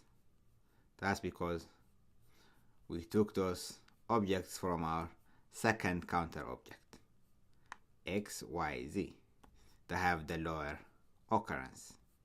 Okay, that's the difference between the intersection and union methods. Great. This is what I have for the counters method. In the next lecture, we'll look at more methods in the collections module. Thank you, everyone. Hello, everyone, and welcome back. In this lecture, we'll look at another method in the collections module. It's called the deque method, also known as double-ended queue method. And we use this deque method to add or remove elements from both ends of our deque object. Let's start by creating the deque object. First of all, we need to import the collections module. Import collections, and from collections we can call the deque method and then pass elements. Let's say xyz rst. Okay, we have a deque object containing the elements xyz, rs, and t. And we can save this in a variable, let's say a. So if we call a, We have a deque object, and if we call the type method on our object A, we see that it's a collections deque object. There are certain methods that we can use on our collections object. For instance, we can find out the length of our deque object by passing the length function. So length of A, we see that its length is 6, 1, 2, 3, 4, 5, 6. We can also index our deque object. For instance, our deque object A at index 3 will give us R, index 0, 1, 2, 3. Similarly, we can say our deque object at index 1, we have Y. Our deque object at index, let's say -2. So index -1 at the end, -2 is S. That's what we have there. Our deque object A from index, let's say 2 to 4, that will give us an error. Our deque object A at index 0 will give us the first element. Similarly, we can also remove elements by calling the remove method on our deque object. So we can say a dot remove and then pass the element we want to remove. For instance, if I want to remove, let's say S, all I have to do is my deque object A dot remove and then pass S. Now if I call A, we no longer have S. There are two methods called append and extend that we can use to add elements to the right end of our deque object. Append and extend, they are very similar to the append and extend methods on list objects. Let's see these methods on our deque object. Let's start by creating an empty object. So collections.deque, and let's save this in a variable called A. If we call A now, we have an empty deque, so we can add elements to it by using the extend method, for instance. So we can say our object A, our deque object A dot extend. Then we can add elements like XYZ, RST, V. So if you call our object A, we have XYZ, RST, V. And then we can call the extend method on it.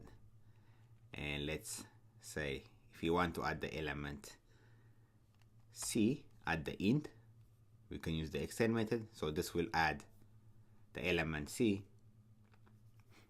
at the end on the right side. Run it and call A. Now we see C is added. What if we want to add two elements? We can say, let's say D and E.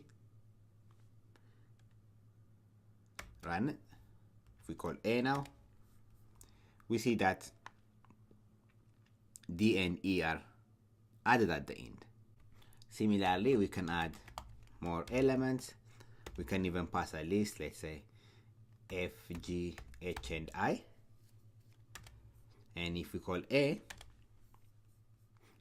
we have a list containing F, G, H, and I.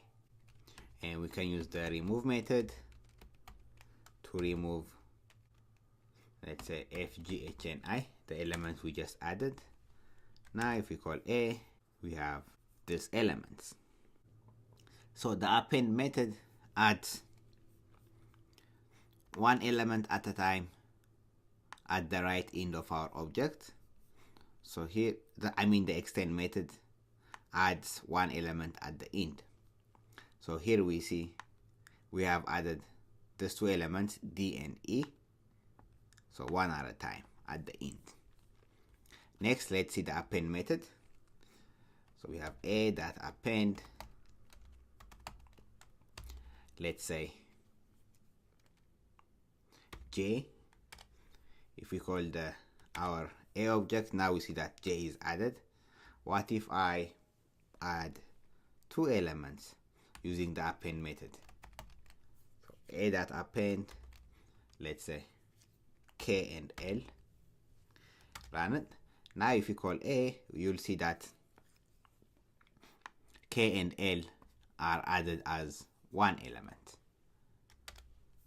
See that k and l are added as one element. So that's the difference between append and extend.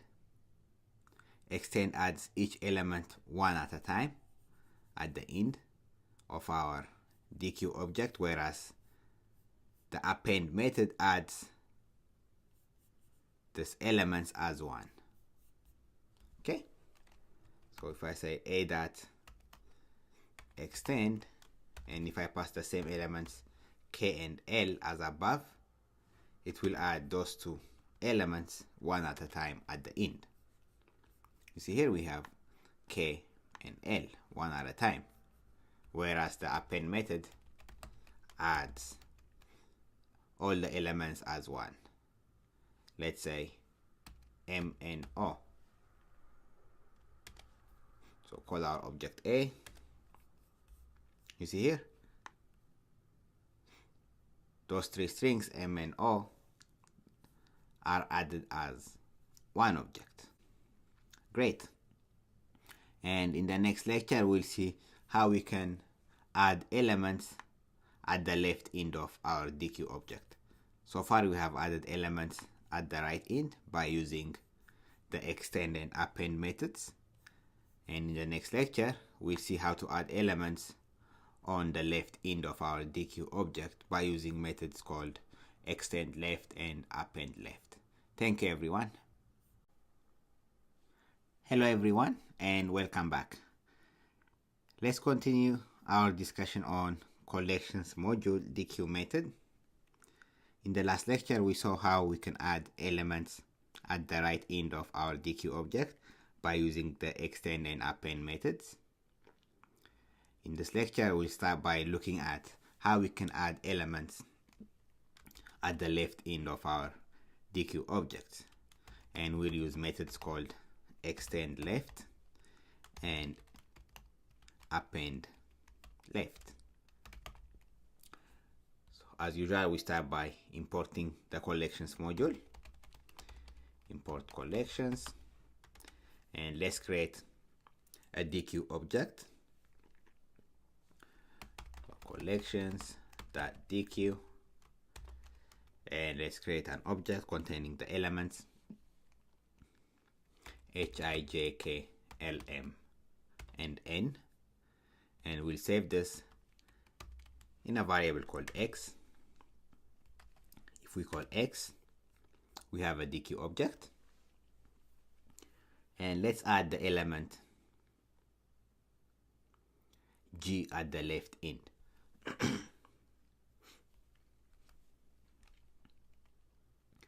So we can call the extend left method on our deque object x, and pass the element we want to add. Let's say g. Now if we call our object x, we see that the element g is added at the left end. Similarly, we can add another element at the end. Let's say f, using the extend left method. Now if we call x, we see that f is added at the left end. Similarly, we can add more than one element by using the extend left method, and then pass, let's say, the elements c, d, and e. Similar to the extend method, the extend left adds one element at a time at the left end. So it does iteration of each element one at a time. So if we run this and then call x, we see that the elements C, D, and E are added one at a time. Next, let's look at the append left method. So append left does the same thing as the extend left. That means it adds elements to the left end. But unlike the extend left method, if we have more than one element, it adds those elements as one. Okay, let's add one element, let's say B. Now if we call X, we see that B is added at the left end. Similarly, we can add more elements. Let's say x.append left, let's say A. Now if we call X, we see that A is added at the left end. What if we pass more than one element at the left end? Let's say RST. So if we call X now, we see that RST will be added as one element. See, as one element at the left end. Unlike the extend left method. If it's extend left, it adds these elements one at a time. That's the difference between the append and extend left methods. There's also methods that we can use to remove elements from either end of our deque object. It's called the pop method. This will remove the last element from the right end of our deque object. And there is a pop left method that will remove the last element from the left end of our deque object. Let's see an example. So let's call our deque object X. We have that. If we want to remove the last element N, all we have to do is call the pop method on our object, on our deque object X. So x.pop, run it. So you see it gives you the element that's removed.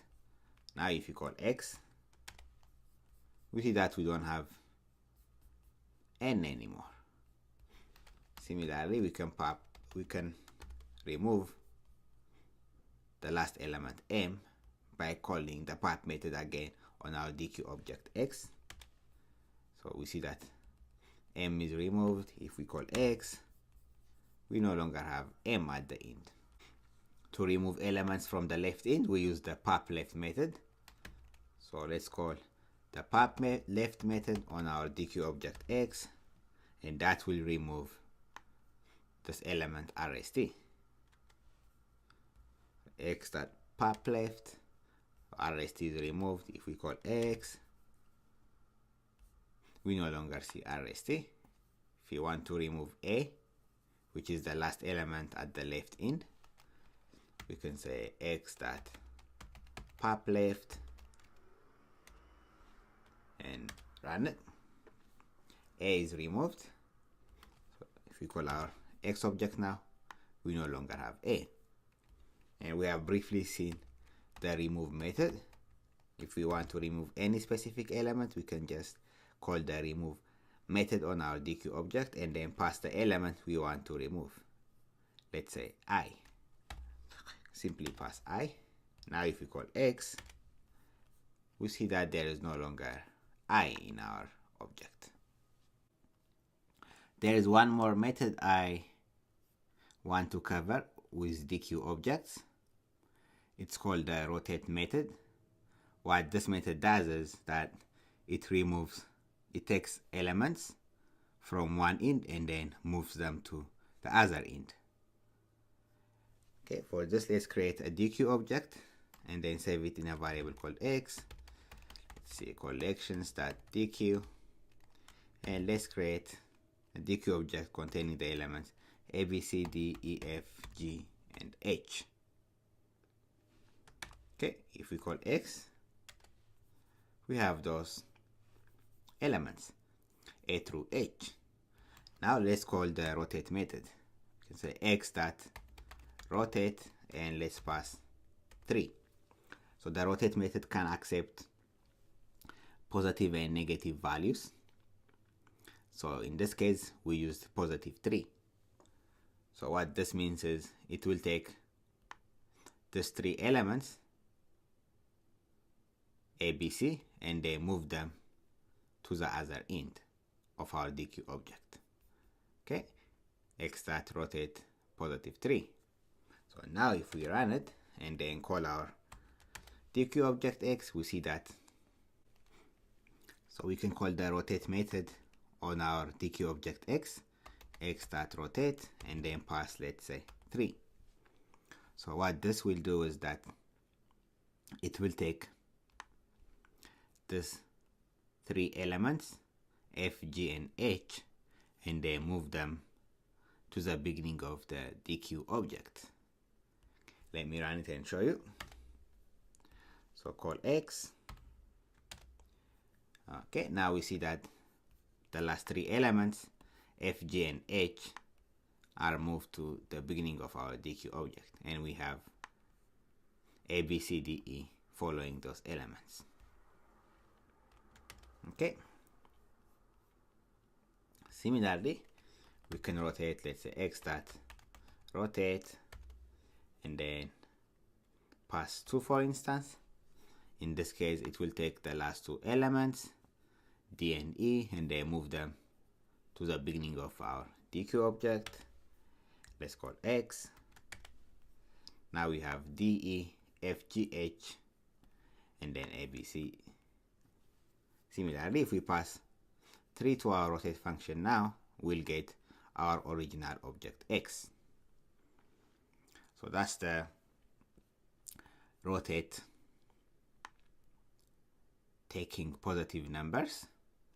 Now let's look at the rotate method, and this time let's pass a negative number. So let's say x dot rotate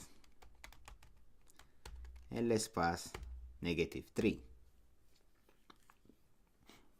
So in this case it will take elements from the left end, so D, E and F, and then move them to the end of our deque objects. So if we call x again, now we see that D, E and F are moved to the end.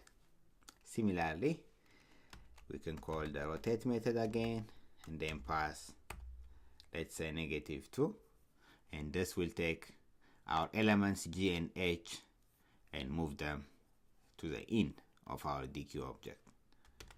Let's call x again. Now we have A, B, C, D, E, F, G and H. Okay, let's look at one more example of rotation method. Let's create a deque object using the range function. Let's say range, let's say up to 12, and then save this in a variable called number. So if we call our number object, we have a deque object from 0 to 11. Now let's call the rotate method on our num object, num dot rotate. So we can pass, let's say, 4. That will take this last 4 elements 8, 9, 10 and 11 and move them to the beginning of our object, deque object. So if we call num again, we get 8, 9, 10, 11 at the beginning. And if we call the rotate method on our deque object and then pass a negative number, let's say -6, it will take the first 6 elements 8, 9, 10, 11, 0, 1 and then move them to the right end of our deque object. So let's run this. Now if we call our num object, we see that 8, 9, 10, 11 and 0, 1 are moved to the right end. Great. This is what I have for the deque object methods, and in the next lecture we'll continue with more methods in the collections module. Thank you, everyone.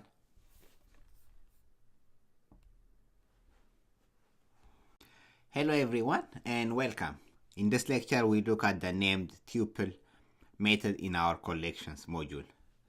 As usual, we start by importing the collection module. Import collections. Before we see this named tuple, let's start by looking at regular tuples.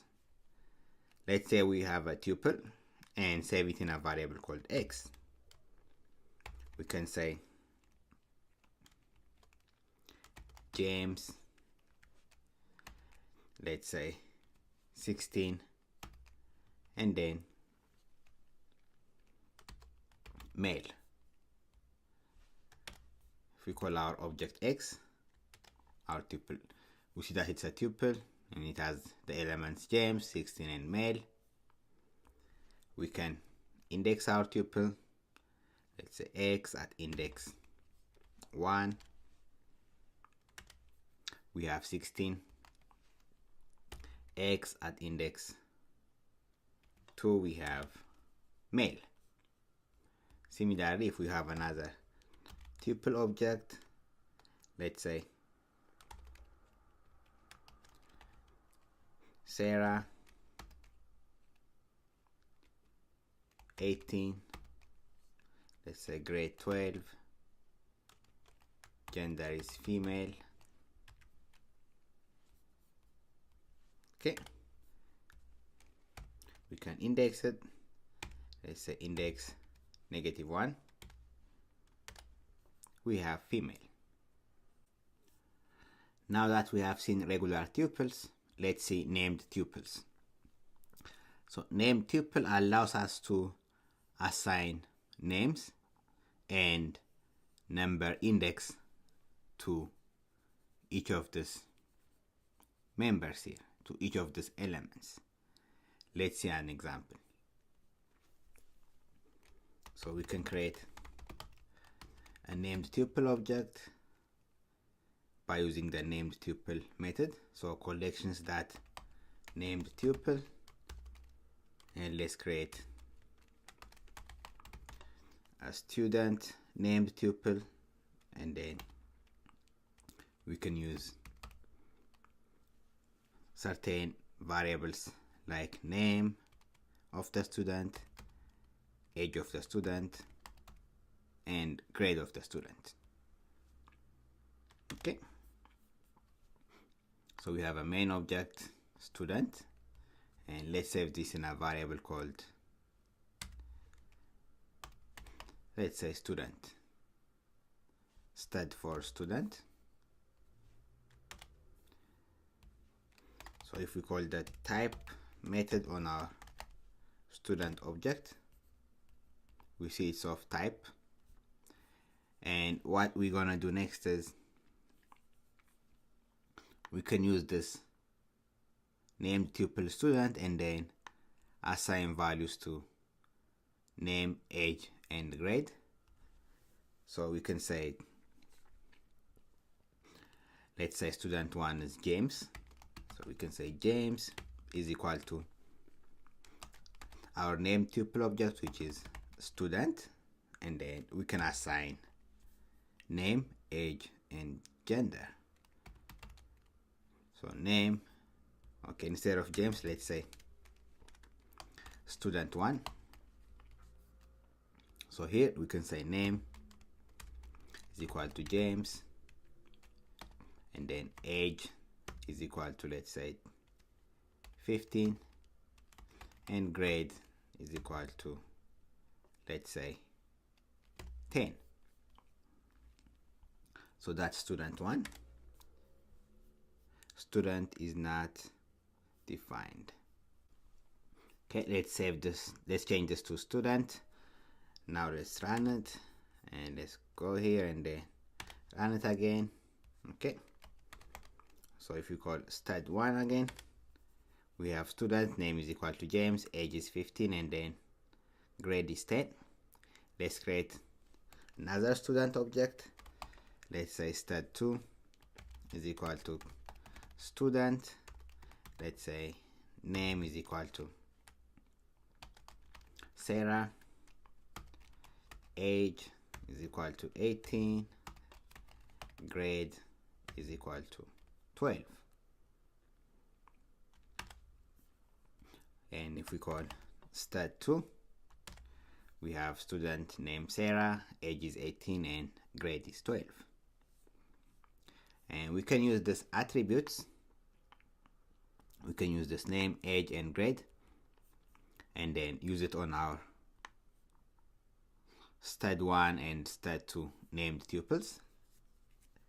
So we can say stud1 dot name, and that will give us James. Similarly, we can say stud1 dot grade, and we have 10. Similarly, we have stud2 dot age, that's 18, and stud2 that name will give us Sarah.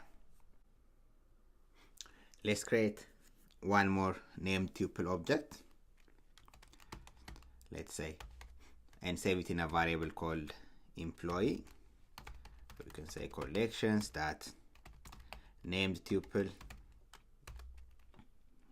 and let's say employee, and then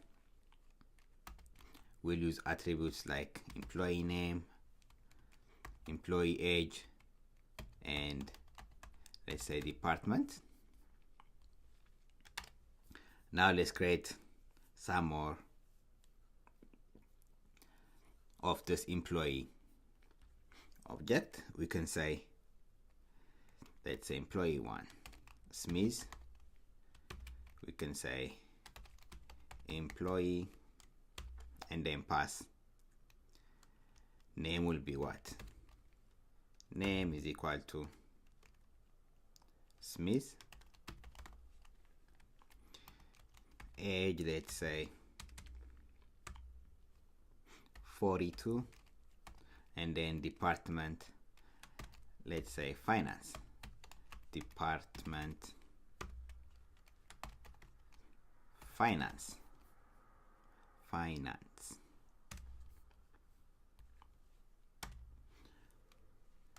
Let's create another named tuple object. Jane is equal to employee,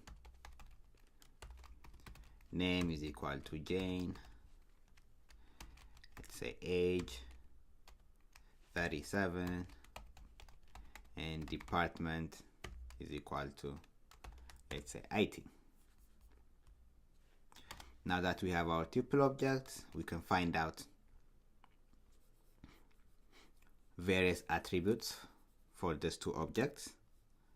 For instance, we can say Jane dot age, and that will give us 37.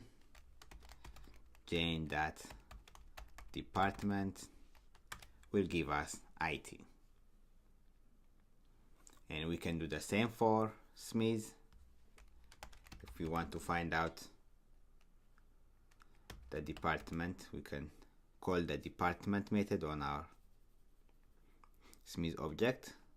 Smith dot department gives us finance.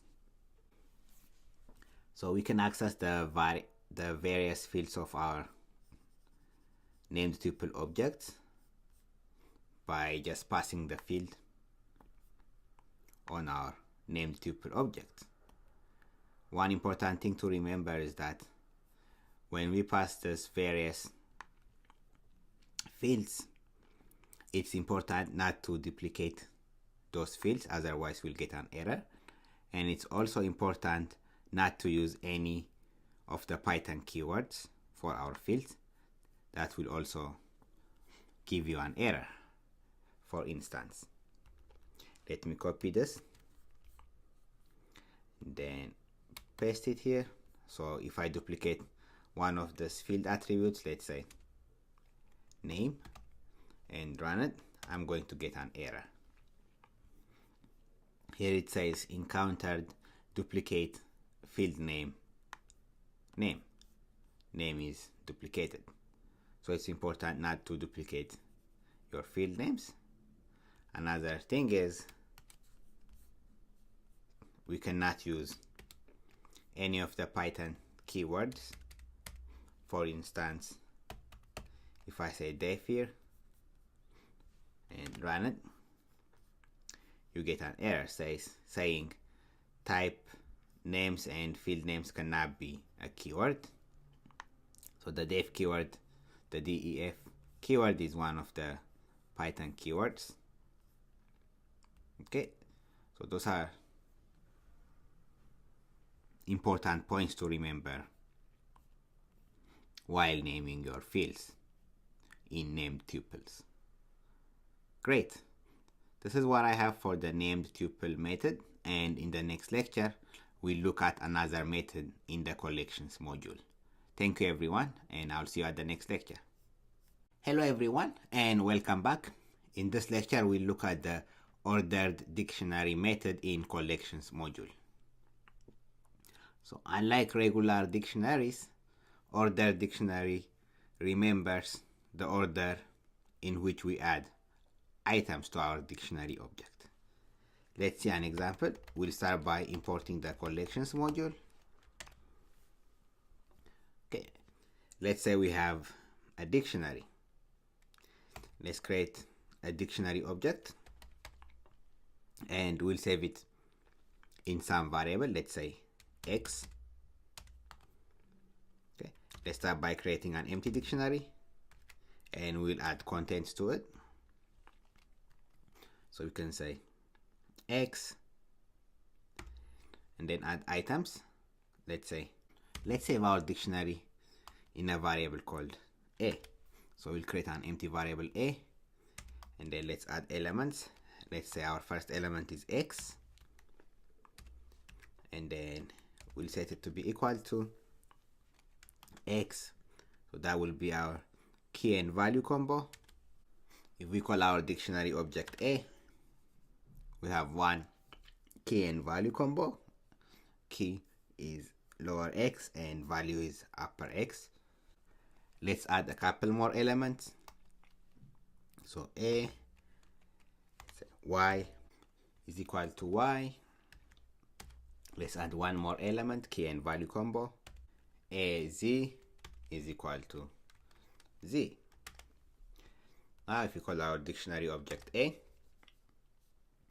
we have three pairs of key and value combinations, and we can use for loops to find out the keys and values. We can say for keys and values in our dictionary a dot items.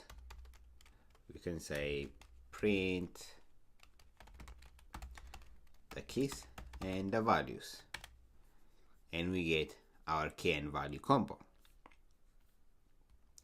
Now let's create an empty dictionary using the ordered dictionary method. So collections dot orderedDict. So this will create an empty dictionary. If we call a, now we have an empty ordered dictionary. Let's add elements to it, similar to what we did with the regular dictionary. We can say a and then add element key x, and for value will be upper x, a y. For value we'll set it to be equal to upper y, and a z. For key value will be upper z. Now if we call our dictionary object a, we have an ordered dictionary xx, yy, and z. We can use the same for loop. We can say for keys and values in our dictionary a dot items. we can print keys and values. So we get the same with ordered dictionaries and normal dictionaries. Now let's look at equality. We know that normal dictionaries don't care about the order of the elements added.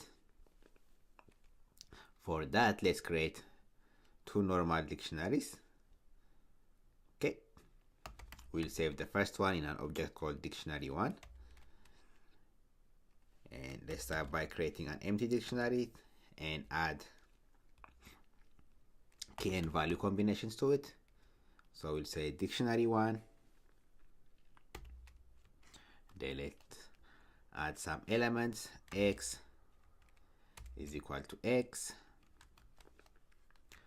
the first key and value. For our second key and value, we can say dictionary1 Y, and we'll set it to be equal to Y. For our third dictionary key and value combination, we'll use Z as our key and upper Z as our value. So that's dictionary1. Next, let's create another dictionary called the dictionary2 and save it in a variable called dictionary2. We'll start out by creating an empty dictionary2 object. And let me copy this, paste it here. Then let's change this to, for instance, Y. Y will be our first key and value combo. And next, let's say Z will be our second key and value combo. And our last key and value combo is X and upper X. So I have changed the order. For our first dictionary, the order was XYZ.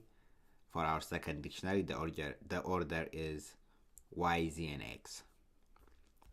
Now let's check if those two dictionaries are equal. So we can say dictionary1 double equal dictionary2. So this will compare if the right side and the left side are the same, and then give us a boolean result, true or false. So in this case, it will be true. Oh, sorry. Here we need to change this to dictionary2, dictionary2, and dictionary2. Let's run our first dictionary again.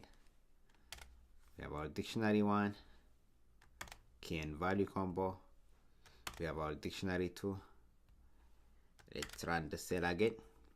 Now let's check the comparison cell here, and we have true.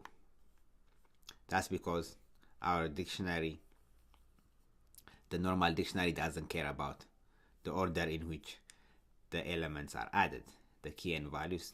It doesn't care whether X is added first or Y is added last. As you see here, in our first dictionary object, we started by adding X and then Y and then Z, whereas in our second dictionary object, we started by adding Y first and then Z and then X. That's why those two dictionary objects are equal. Now let's see if the same is true for ordered dictionaries. Let's start by creating an empty ordered dictionary, and we'll save it in a variable called dictionary1 collections dot ordered dictionary, and I'll paste the same thing. So dictionary1 XYZ, that's for our first dictionary. And let's create a second dictionary using the collections ordered dictionary method. So collections dot ordered dictionary. So we'll start by creating an empty dictionary and then add values to it. Let's change this to 2, dictionary2, dictionary2. This type, we'll change the order in which the elements are added, the key and value combos. Let's start by adding Y, and then Z, and finally X. Let's change this to upper Y, upper Z, and upper X. Now let's compare if those two dictionaries are similar. So dictionary 2 is equal to dictionary 1. Dictionary 1 is equal to dictionary 2. So this will give us false. Run it, we get false. That's because ordered dictionaries keep track of the order in which the elements are added to our object. Great. Just to recap, the key difference between ordered dictionary and a normal dictionary is that ordered dictionaries remember the order in which the key and value combos are added to the dictionary object. Thank you everyone, and I'll see you at the next lecture. Hello and welcome back. In this lecture, we'll create a table and then we'll insert values by using the different SQL queries. Okay, first we need to import our SQLite 3 module. So for that, we use the import statement, import SQLite 3. Then we have to make a connection to our database and pass in the database name. If the database does not exist, it will create one for us. Okay, let's go ahead and do that. SQLite 3 dot connect, and then empty parenthesis, name of our database. Let's name it student, and then it has the extension database. So SQLite 3.connect student.database. So once we make a connection to our database, we pass the database name. And if this database name does not exist, it will create one for us. Good. Let's go ahead.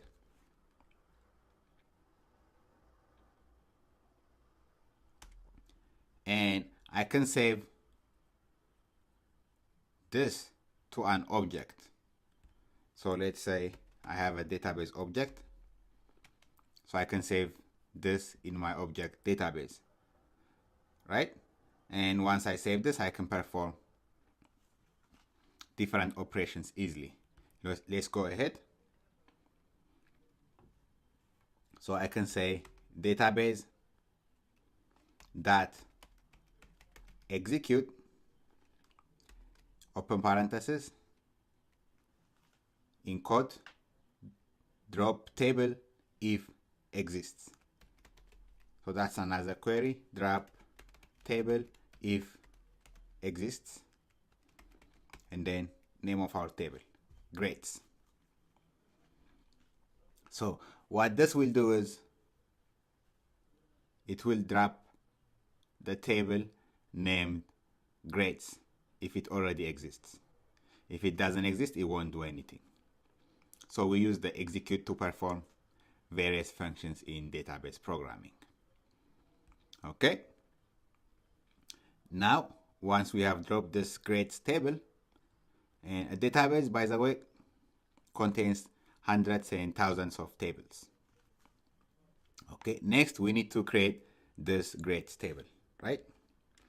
For that, I can use db.execute, open parenthesis, create table grades. Create table named grades, right? And then it takes, that table will have, let's say, 3 columns. Integer, ID column, name column, and score columns. So you will have ID, and then name, and then score. So my grades table will contain these 3 columns. And I have to specify what kind of values it will hold. So my ID column will hold integers, my name column will hold text values, and my score column will hold integers. Good. Now, next thing we need to do is save those changes. So database, initially we made a connection and create this database if it doesn't exist. Then drop a table called grades if it exists. And then we created a new table called grades and then have these 3 columns. So we need to save those changes, right? And we do those by using the commit statement. So database.commit. Now, if I run it, and if once you run it and don't get any errors, that means this change is good. So it's committed. Whatever we did here, it's committed. Great. Now I can say, okay, once I have that, let me go ahead and say database.execute. And then now I'm going to insert some values in my table named grades. So to do that, I use the insert statement. So database.execute. Then I can say insert into my table named grades, right? What am I inserting? ID, name, and score, right? So I'm inserting those 3 values, those 3 fields, and values are as follows. Values, let's say for ID, it takes integer, right? Let's say 95. For name, let's say John. And for score, let's say 97, right? Okay. So this will create 1 row in my grades table. And it will have ID as 95, name as John, and score as 97. To make it simpler, let me start with ID 1. Let's say ID 1. Okay. And then let's create some more rows.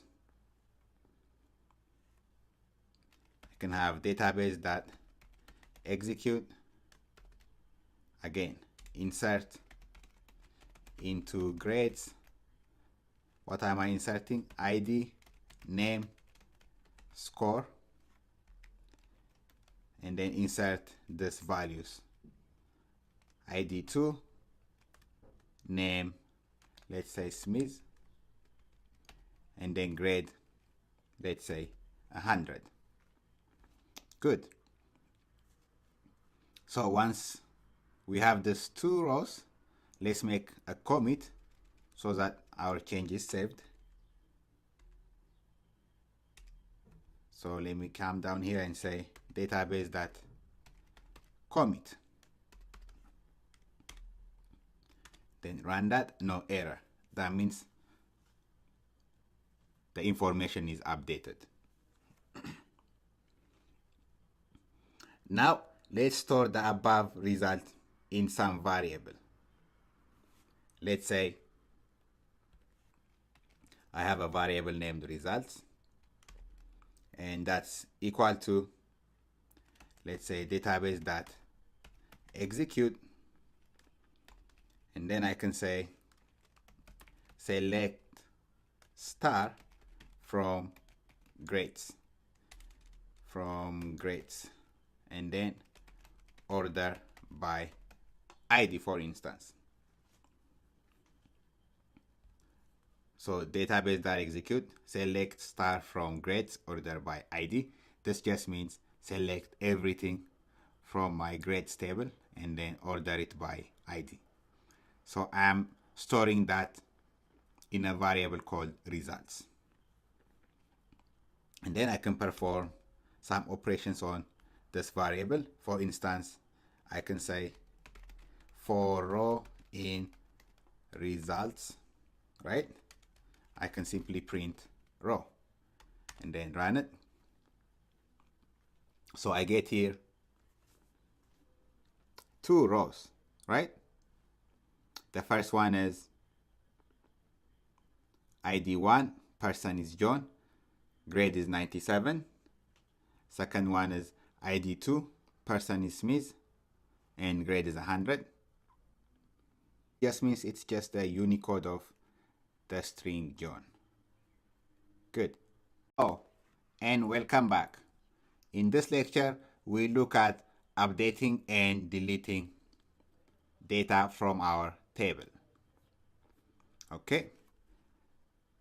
Let me copy this here. Command C. Command V. Okay. Then I can say db.execute.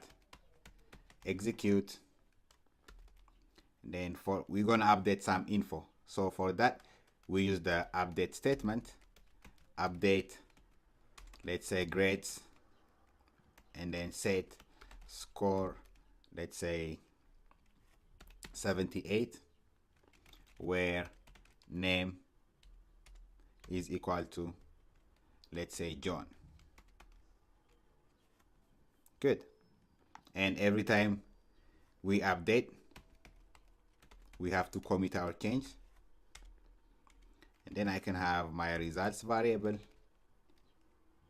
and that will hold db.execute select star from my grades table, and then I can order it by ID. Okay, and using my for loop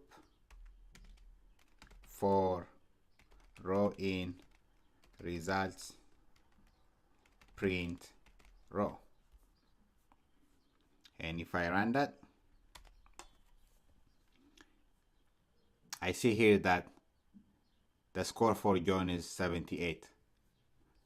Earlier, before my update, it was 97. Now it's updated to 78.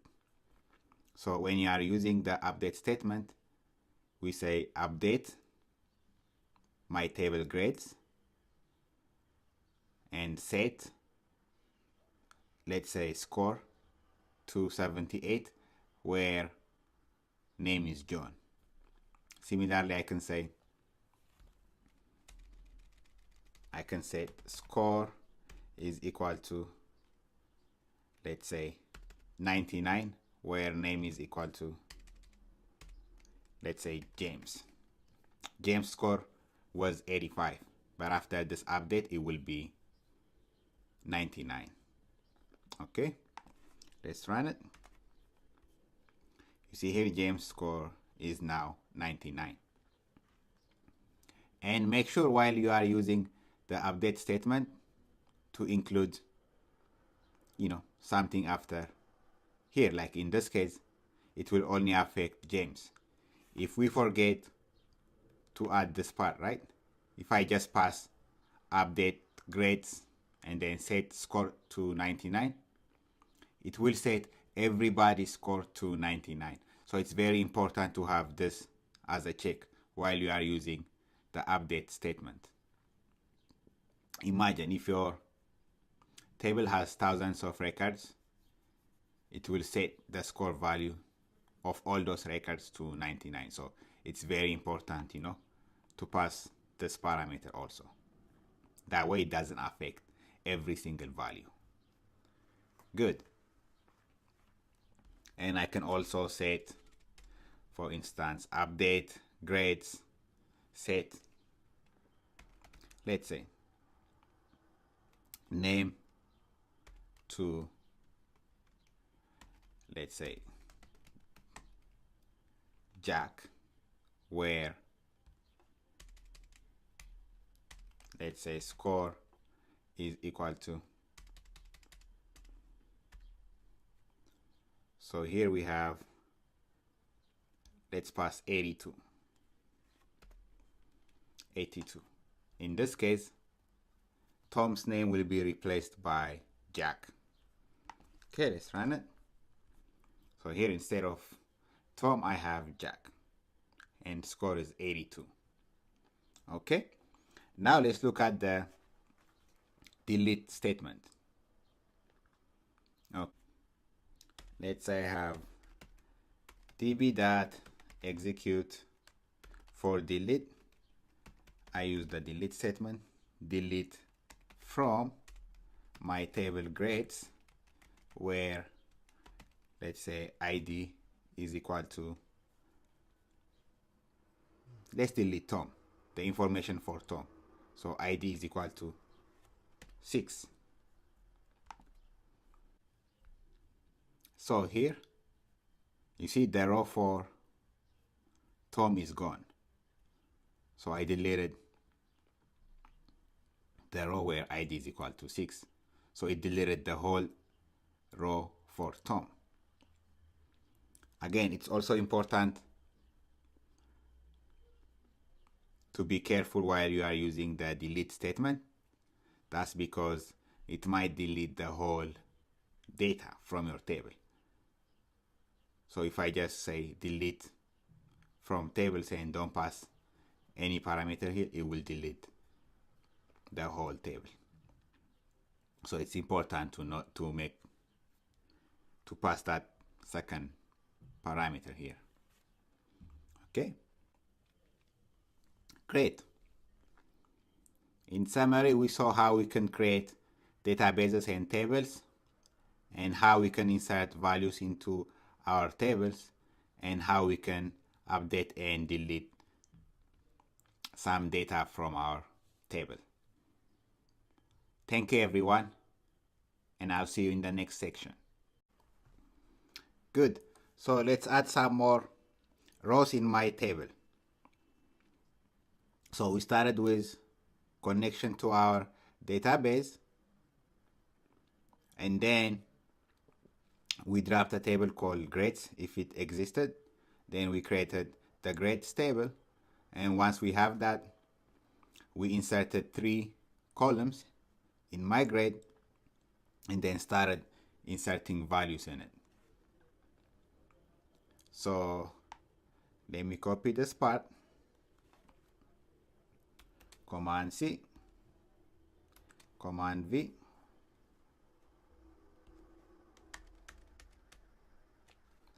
let's insert some more values in our table. Let me copy that and paste it, and paste it again. Okay, insert into grades ID, name, and score the following values. Let's say ID is 3, name is Jane, score let's say 98. Then for this person, ID 4, name let's say Doe, score is a 90. We have ID 5, let's say name is James, and grade is 85. And finally we have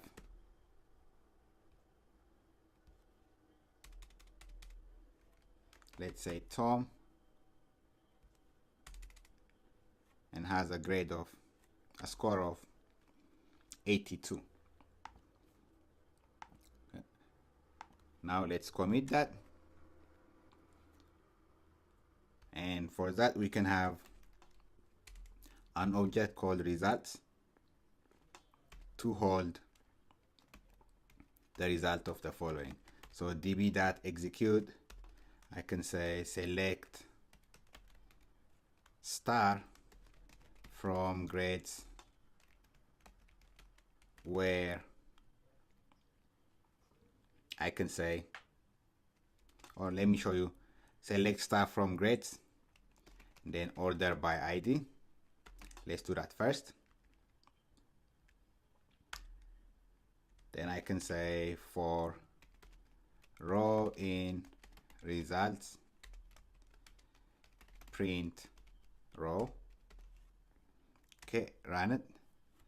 Or near, oh, I said form, not, this should be from. Select star from, not form. From. Okay, save it again and run it. So here the 6 rows are displayed. So this is what the table has right now. These are the 3 columns: ID, name, and grade. Right? So select star means select everything, select all from my grades table. What if I want to get information about, let's say, Jane? How would I do that? For that, I can do the following. Let me copy this whole thing. Command C, Command V. So instead of this, I can say select star from grades. Let me delete that. Where name is equal to, let's say, Jane. Then run it. So I get the row pertaining to Jane. So her ID is 3, name 3, name Jane, and her score is 98.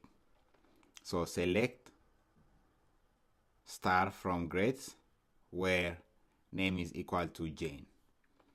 So the SQL queries are very similar to the English language.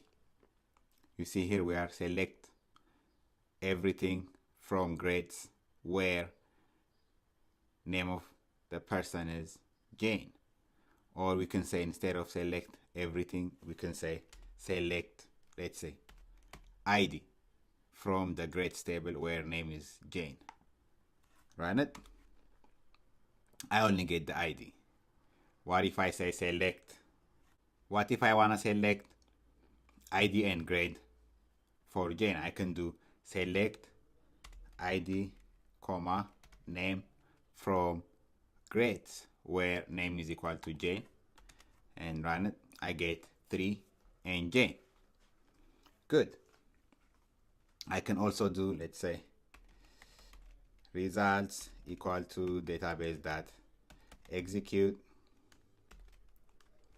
select star from grades where score is greater than, let's say, 85.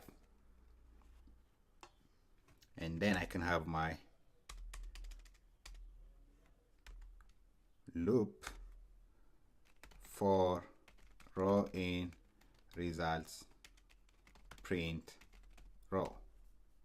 So run this.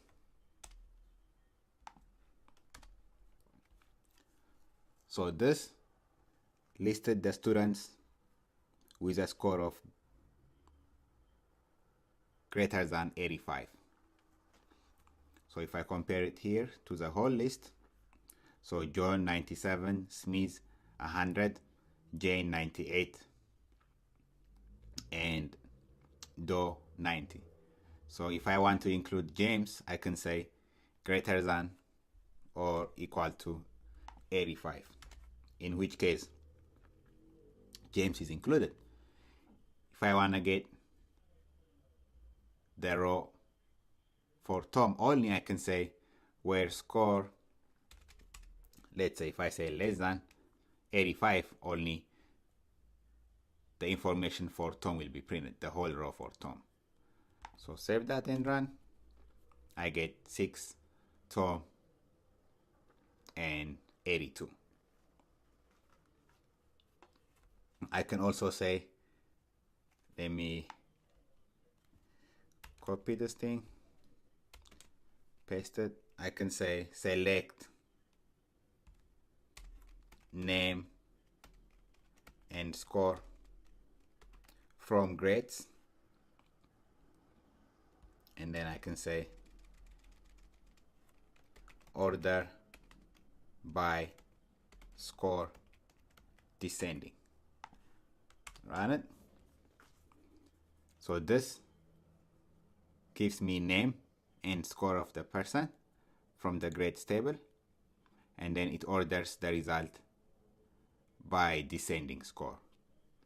So 198, you see here it's descending. If I don't pass any order statement after here, if I just say select name score from grades, I get the way I put it. I can say, in summary, we saw how we can create a table and then insert values into our table, and how we can get info from our table using several SQL queries, and how we can order and organize them. In the next lecture, we'll see how we can update and delete information from our table. Thank you everyone, and I'll see you at the next lecture. Hello everyone, and welcome to the lecture on iterators and generators in Python. In this lecture, we'll look at iterators. We'll see what iterators are, and in the next lecture, we'll look at generators. Let's start by looking at what iterators are. Iterators are Python objects that can be iterated upon and return results one at a time. So far, we have seen the implementation of iterators within for loops, for example. Objects like strings, lists, and tuples are called iterable objects. That's because we can get an iterator out of them or from them. Iterator objects implement these two methods known as the iter method and the next method or functions. Okay. So again, iterators are Python objects which can be iterated upon and return data one at a time. Let's look at an example and see what these iterators are. Let's start by creating a list object and save it in a variable called list1. Let's say our list contains the following numbers: 23, 24, 26, 28, and 29. Now that we have our list object, if we check the type of our list object, we see that it's a list, and we can use the iter method. We can use the iter method to get an iterator object from our list. So we have iter, and then we simply pass our list object 1. Okay, now we have a list iterator object, and then we can save this object in a variable. Let's save it, for instance, in a variable called x. Now if we call x, we see that it's a list iterator object and location in memory. Again, we can also check the type of our object x, and it's a list iterator. And now that we have our list iterator object, we can call the next method to iterate through this list iterator object. So how can we do that? We simply call the next method and then pass our list iterator object, which is x. So when we call next and then x, we get 23, which is the first element in our object, in our list. And then to get the next element, we have to call the next function again. So we call next and then pass x, we get 24. So we keep calling the next method or function to get each of the elements one at a time. So remember, iterators are Python objects that can be iterated upon and return data or results one at a time. So that's what it's doing here. So it will keep giving us the next item. Okay, and it knows where it left off. So we got 26, and then we will get 28 and 29. So next, and then pass x, we get 28, and then to get the next element, we call the next function again, and we get 29. Now, all of the items are seen here, right? What will happen if we call the next function now? So in this case, we'll get a stop iteration exception. Let me run it and show you. So stop iteration. That means when all our results are returned one at a time, the next time we call the next function, we get a stop iteration exception. So when all the items are returned, the next time we call next, we get this stop iteration. Now if we call next x again, we still get the stop iteration. Okay, what do we have to do in order to use this iterable object? So we still have to save it. We can save it in the same variable and run the whole thing again. So now if you call next x, we'll get 23 and so on. Or another thing we can do, we can save it in a different variable. Let's say y is equal to iter, and then we pass our list1 object, and then we call our next function and then pass our iterable object y, run it, we get 23, and then next y will get 24, and then when we call the next function again, we get the next element, then 28, 29, and finally we get the stop iteration exception. And earlier I mentioned that strings, lists, and tuples are iterable objects, right? That means we can iterate through tuples and string elements. Let's see an example. Let's create a string and save it in a variable called string1, str1, and let's say iterators. So if we check the type of our str1 object, we see that it's a string. And same thing as we did with lists, we can use the iter method to get an iterator object from our string object here. So we say iter and then pass our string1 object. So now we have an iterator object and its location in memory. We can save this in a variable called, let's say,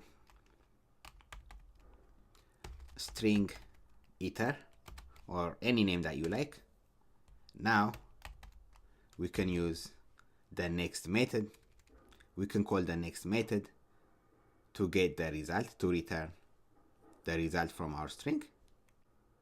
So we call our next method or function and then pass our string iterable object, and this would give us I, the first element.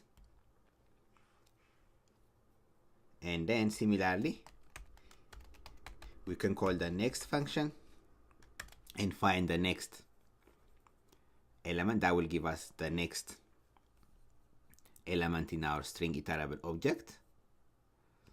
So this result, if we try to check the type of this function, the result of this function, we see that it's a string. So for instance, if I check the type of this object, I see that it's a string. So that means we can use any of the string functions on this object. For instance, let's save this in a variable called x. So x is equal to that. Now if we call x, we get a, since we stopped at a. Remember, the next method remembers where it left off last time. So we have a, and type of a is a string. So we can use methods on our string. For instance, we can check if our string is upper or not, and this will give us false, right? We can check other methods. For instance, is lower, and that should return true. And if we call x, we have what? A, right? Now let's call our next function and pass our string iterable object. Remember, last time we printed a, right? This time we'll get t, because the next function remembers where it left off last time. So we got t, and then if we call the next method on our string iterable object, we get o, and then next r and s. So if we call it again, we get r, and finally we get s. After this, we get the stop iteration exception, right? Stop iteration. So now we know that the iteration is over. And if we want to do the same thing, we have to save our iterable object. We have to save our iterable object in some variable and then call the next function on the iterable object until we get the stop iteration exception. So this iteration is somehow configured or implemented within for loops. We've seen that we can say for numbers in our list1 object that we created earlier, the list containing 23, 24, 28 and something. So for numbers in list1, you can say print numbers. So here if we run this, we get 23, 24, 26, 28 and 29, right? That's because for loops create an iterator object and somehow call the next function internally. Okay, that's why for loops implement this iteration and give us this result. Okay, just to recap, we saw what iterators are, and we mentioned that iterators are Python objects which can be iterated upon and return data one at a time. And we mentioned that they implement the next and iter methods.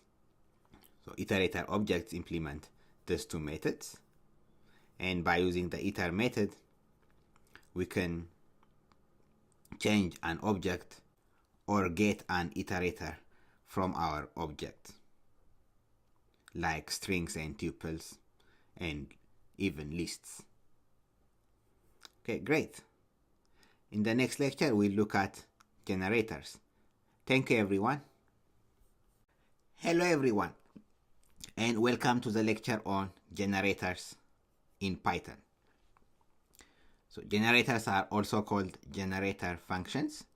So these terms are used interchangeably. So what are generators? Generators are functions that produce a sequence of results instead of a single result or value. And generator functions use the yield statement. So generators or generator functions are functions that produce a sequence of results or series of results instead of one result, and they use the yield statement. We know that a normal function uses the return statement, whereas a generator function uses the yield statement. That's the difference between a normal function and generator or generator functions. So if our function has this yield statement, it can have one or more yield statement. If it has the yield statement, it's called a generator function or simply generator. Okay, let's start by defining or looking at a normal function. So we have our def statement, and then our function name, and it takes, we have our parameter, let's say x, and we have our return statements, right? For instance, let's say return x. So this is a normal function. So if we run this function, let's say we can call our function by calling the function name, and then it accepts one parameter. Let's pass, for instance, 4. So in this case, it will return 4. We get 4, right? What if we have multiple return statements? Let's say return x plus 1, and let's have one more return statement and say x plus 2. So in this case, if we call our function, a normal function only returns a single value. So in this case, it will only return the first return statement, which is 4 in this case. So if we run this, we only get 4. If we run it again, we still get 4. If we run it again and then pass a different variable, let's say 5, we'll only get 5. Okay, so that's a normal function. It only produces one value or result. Now let's create a generator function similar to this normal function. So we have defined the def keyword and then our generator function name. So same as a normal function, then we pass our attribute. As I mentioned, generator functions use the yield keyword. So let's say yield x. Let's look at this first. And then, okay, let's start with one yield statement. Okay. Now, when we call our generator function and pass, let's say 4. So what will happen at this moment is that calling this generator function will create a generator object, but it will not start running our function until we call another method. So here we are calling our generator function, which is generator name. This is our function. So this will create, when we run this, it will create a generator object. Let me run it and show you. So now a generator object is created at this memory. Again, calling a generator function will only create a generator object at certain location in memory. And in order for it to start running our function, we have to call another method or function known as the next method. Okay, so if we save this in a variable called x, for instance, now we need to call the next method. So if we call, once we call the next method, it will start returning results or values one at a time. So if we call x.next, our generator function will now yield 4. and we can keep calling the next function until all the values are produced. So in this case, we only have one value. Now, if we call the next function again, or method, we'll get an error called a stop iteration error, because it has produced all the results. Now let's take the same example and add a couple more yield statements. So let's say yield x, and then yield x plus 1, yield x plus 2. Okay, so this is a generator function, or a generator, because it has one or more yield statements. What we'll do next is we'll call our generator function. So generator name, and then pass our attribute, let's say 4. So at this time it will create a generator object. Calling our generator function produces a generator object, and if we save that in a variable, and then next, when we call the next method, it will start running our generator function and yield results. So if we call the next method, we get the first yield statement, which is 4.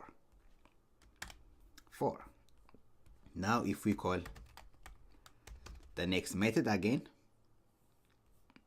we'll get the second yield statement, which is 4 plus 1. We get 5. And if we call next again, we get the next yield statement, which is 4 plus 2, 6 in this case. So our generator function has produced a sequence of results one at a time.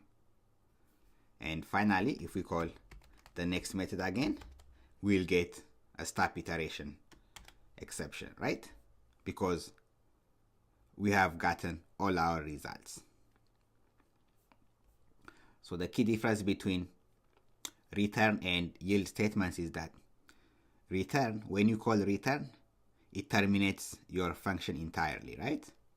Whereas when we use yield statements, it pauses your function and it saves the state, right? And later continues from where it left off. That's what we have here.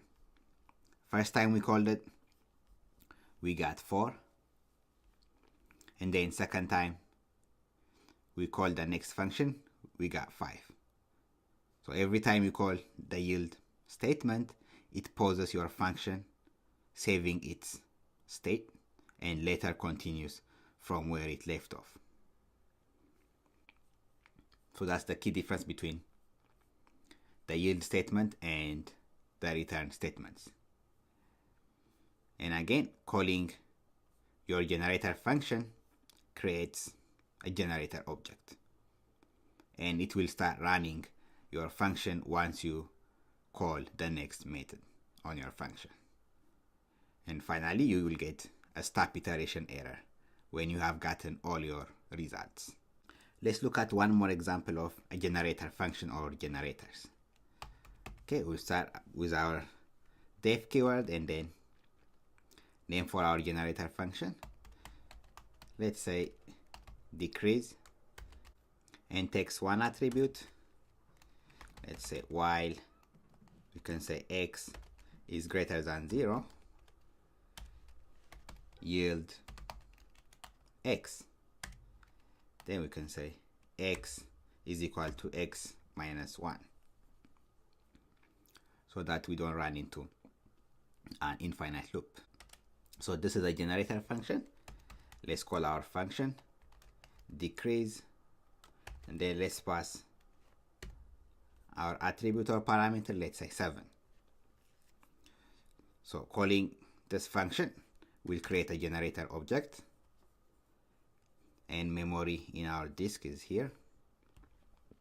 Now let's save this in a variable called, let's say, number, or simply let's say a is equal to decrease, and then our function.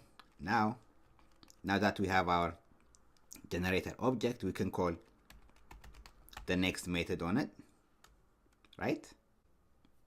So a.next, this will give us 7, right? So it's 7, while x is greater than 0, yield x. So first is it's 7, right? We got 7, and then x is equal to x minus 1. So the next value of x is 6. So is 6 greater than 0? Yes. So our function will give us 6. So when we call the next function again, we'll get 6. And when we call the next function again, we'll get 5, right? Because we are taking 1, we are subtracting 1 from the last value of x. And then when we call the next function again, we'll get 4, and then 3, and then 2, and then 1, because the yield statement pauses the function, saving its previous state, and continues from where it left off. Then 1, and finally we'll get our stop iteration error, right? Once you get all your results, you'll get the stop iteration error. So if you call while you have the stop iteration error, if you call the next method, you'll still get the iteration error, because that's where it left off finally, right? And in order to run your function, in order to go through this function, you have to call, we have to create a generator object and then call the next method. So we have to save this. Let's say we call our generator object and then pass some variable that we want, and we save this in a variable. It could be the same variable or a different variable, it doesn't matter. And then call the next method on your variable. So b.next will give us 3, and then if you call the next method again, you'll get 2. Let me remove those. Now if you call the next method, we'll get 2, and then 1, and finally we'll get our stop iteration error. In the next lecture, we'll look at some more examples of generators. Thank you, everyone. Hello, everyone, and welcome back. In the previous lecture, we looked at what generator functions are and how to create generator functions. In this lecture, we'll look at some more examples of generators or generator functions. So generators are functions that produce a series of results one at a time, and they use the yield statement. We create them by using the def statement as a regular function, as a normal function, and we just have one or more yield statements in our function. Okay. Let's define a generator function. I'll just name it generator function. Okay, and let's set x to be equal to 1, and let's say print the first value of x is, and then we'll simply yield x,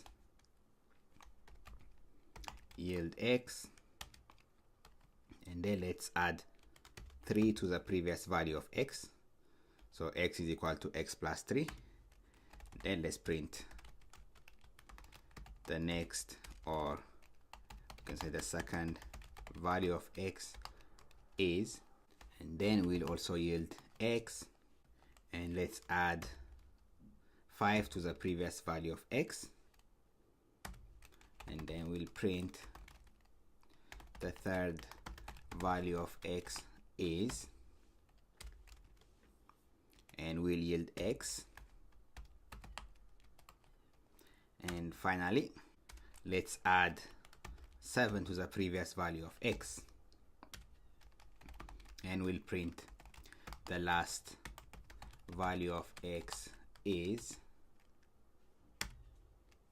and then we'll yield x. Okay, now that we have our generator function, let's call our function generator function, right?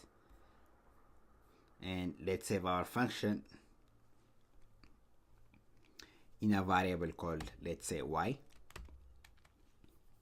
So calling our generator function does not execute the function immediately. Rather, it creates a generator object. So if we call y now,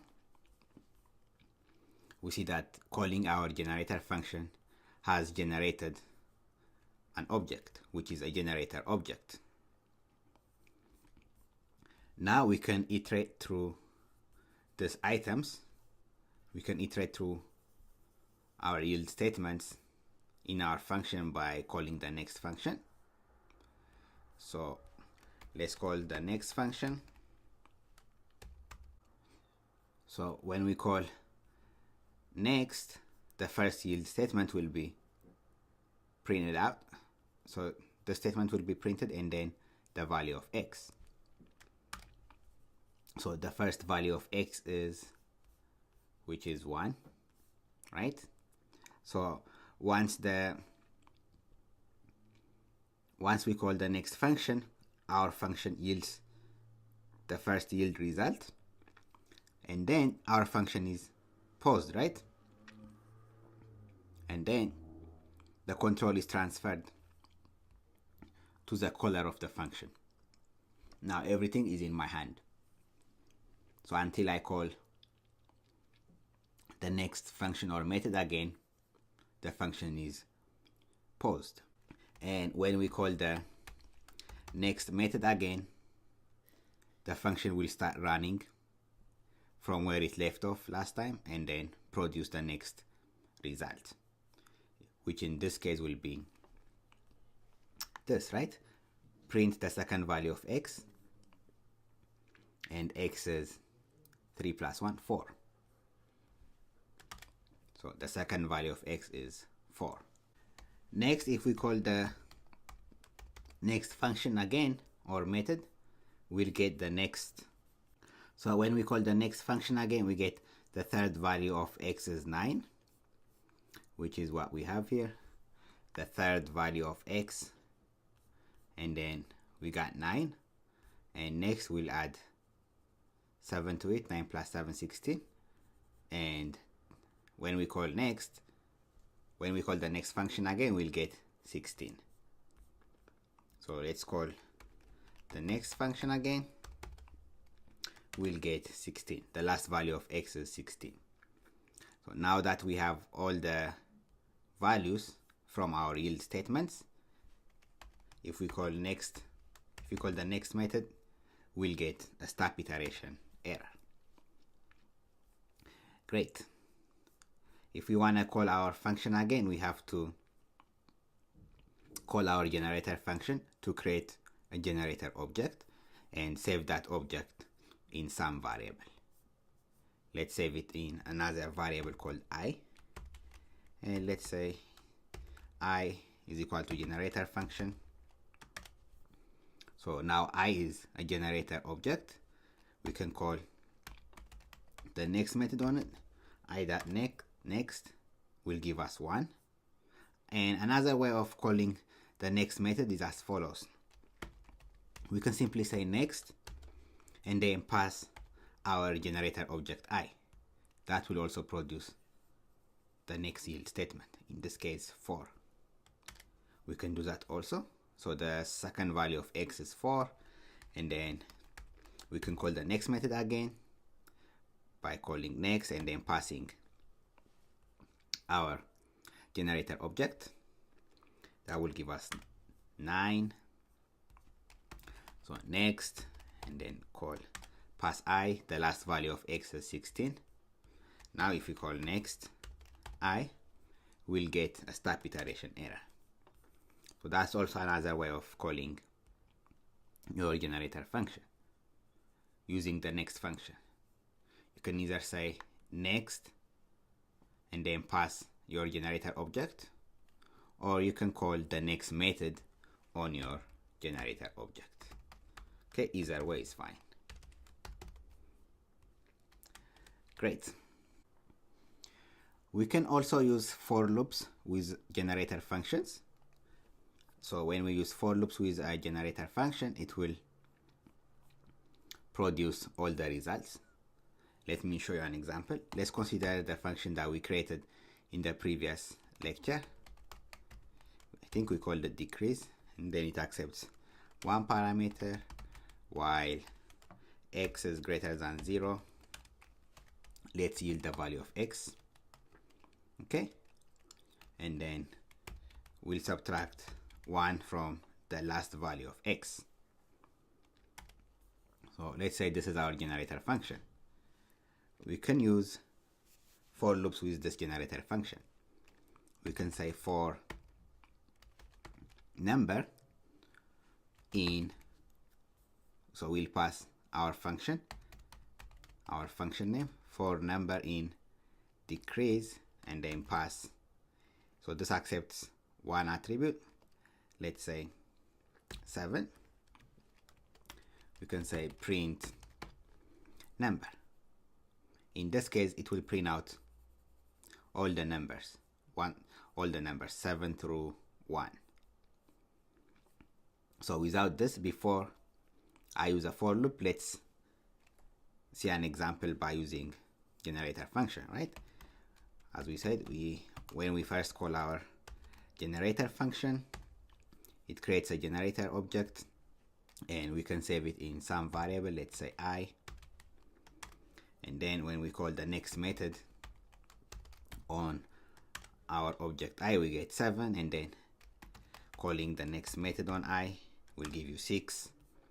So it will give us the result one at a time, right? I.next 5, I.next 4, and then 3, 2, 1, and finally the stop iteration error, right? Okay. Now let's see how we can use generator functions with for loops. So as you see here, we can use for loops. As you see here, we can use for loops with generator functions. So what I said here is for numbers, for num in our generator function, and we passed the parameter 7, print the number. So this will print out all the numbers 7 through 1. So let me run it and show you. So when we run it, we get 7, 6, 5, 4, 3, 2, 1. So a for loop takes an iterator and then it iterates over it by using the next function. Similarly, we can use for loops on the example that we created earlier on our generate function example. So here we have our generate function. What we can do is, let me show you the result by using for loops. So we can say for x in our generate function, it doesn't take any arguments. We can say print x. So we are simply iterating through x. So in this case, it will print the first value of x is, and then 4, and then it will print out the second value of x is, and then so on, 4, 9, 16, and so on. Okay, so if we run it, we get the first value of x is 1, and then 4, the third value of x is 9, and finally we have 16. So this is to show you that we can use generators with for loops. Again, a for loop takes this iterator object and it iterates over it by using this next function. Let's look at one more example of generator functions. Okay, let's name it generate and then function. let's say it takes one attribute, and we'll say for, let's say for a in range x, we can say yield a squared if, so our function will yield a squared if it's an even number.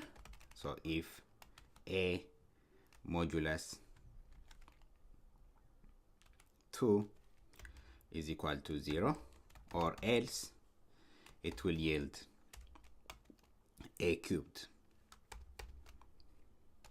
Okay, so we have for a in range x, yield a squared if a modulus 2 is 0. That means if the number is even. If not, the result will be a cubed. Now let's call our generator function. So we'll, instead of doing that, let me show you how we can use for loops with our generate functions. So we can say for, let's see, for c in range, let's pass for instance 6. For c in range 6, print c, for instance, and run it. We get 0, 1, 2, 3, 4, 5, right? So this is a normal function. This is a normal for loop. For c in range 6, print c. So that means for each number in our list, print each number, right? Now what we'll do is we'll use the same for loop concept and then apply it in our generate function. So we can say for number in our generator function, and then let's pass 6. We can simply print the numbers.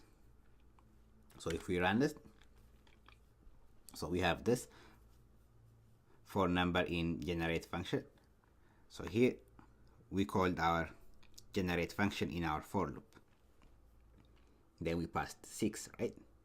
So 6 will be passed here, and then this for loop will be executed. So for a in range 6, yield a squared if a is positive. So start with 0. If a modulus, if it's positive, it says if it's an even number, square it. If it's an odd number, cube it. So that's what the generate function does. So 1 cubed is 1, and then we have 0 is 0 when it's 2, when the value of x is 2. 2 times 2 is 4, and then when it's 3, 3 is odd, so it's cubed, 27. When it's 4, it's cubed, it's squared. 4 squared is 16, and then finally when the value is 5, we have 5 cubed. Similarly, we can change this to, let's say 15, for instance, and run it. We get all the even numbers are squared. So this is 2 squared, 4 squared, 6 squared, 8 squared, 10 squared, 12 squared, and so on. Whereas the odd numbers are cubed. 3 cubed, 5 cubed, 7 cubed, and so on. So this is how we can use the for loop with our generate functions. So by using for loops, we are able to iterate through our generate functions and produce a result. And this is what I have for this lecture, and in the next lecture we look at generator expressions. Thank you, everyone. Hello everybody, and welcome back. In this lecture we learn about generator expressions. Generator expressions are very similar to list comprehensions, The only difference is that generator expressions produce one item at a time, compared to list comprehensions, which produce the entire list at once. So for this reason, generator expressions are very efficient in terms of memory, since they don't occupy the entire memory. So let's look at the syntax for generator expressions. So it looks like this. So everything is enclosed in parentheses. So we start out with our expression, and then we have our for statement for, let's say, x in some, it could be some data type, it could be a list or something. So for x in some object if, and then we have our condition. So this is the general syntax for general expressions compared to list comprehensions. For list comprehensions, we enclose our syntax and expression inside rectangular braces. That's the key difference between generator expressions and list comprehensions in terms of syntax. As I mentioned, generator expressions, they use less memory, right? That's because they give us the result one by one at a time. Let's look at an example. Let's say we have a list containing the following numbers: 2, 4, 6, 8, and 10. What we'll do is, let's say we want to square all of these numbers. So by using list comprehension, we could do it as follows. We can say, let's say, num squared, right? So all this number squared for num in list 1. So this is how we will do it using list comprehensions, and this will give us the numbers squared, right? All the results at once. And imagine if our list is a lot. By a lot, I mean, let's say all the even numbers from 0 to a million, maybe. So using list comprehensions, it will print out the result for all those numbers. How about generator expressions? Let's see what we will get using generator expressions. So using generator expressions, it will look like this. It would be num squared for num in list 1. So it's the same as list comprehensions, except the syntax is enclosed in parentheses versus rectangular braces in terms of list comprehensions. So when we run this generator expression, we get a generator object. So it doesn't initially return the result. We get a generator object out of this generator expression, and its location in memory. So let's save this in some variable. Let's say x. So calling x produces a generator object, and then to get the result, we have to call the next function. We have seen the next function, right? So calling the next function on this generator object will produce the first result. In this case, it will square our first number and give us 4. So we get 4. And then to get the next result, we have to call the next function again. And that will give us 4 squared, which is 16. So x.next will give us 16. You see, this reason makes it memory efficient. It gives you the result one at a time. So x.next will give us 6 squared, and x.next will give us 8 squared, 64, and finally we'll get 100, right? The last element squared. Now that we have gotten all our results one at a time, if we call the next method or function again, we get a stop iteration error. That means all of our results are yielded. And if we want to run our generator expression again, we have to first generate a generator object. So basically we have to run this generator expression, right? And then call the next function from this on this generator object. So save it in some variable. It could be the same variable or a different variable, and then call the next function on it. Great. Let's look at another example. Let's say we have a list and save it in a variable called list2, and we'll have some negative and positive numbers. Let's say -3, -2, -1,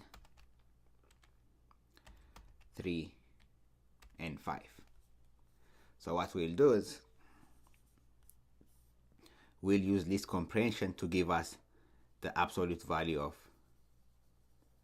each of the numbers if the numbers are negative, or we'll square or cube the numbers if the numbers in our list are positive. Let's do that. So using list comprehensions, we can say absolute value of the number if the number is less than 0, right? Else, let's cube our numbers if they are positive. So number cubed for number in our list 2.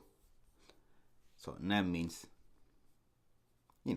for each of the elements in our list, or for each of the numbers. So absolute value of, give us the absolute value of the number if the number is less than 0. It means if the number is negative, or else cube the number in our list 2. So this is by using list comprehension. So if we run it, we get a list of all the results. Now let's do the same using generator expressions.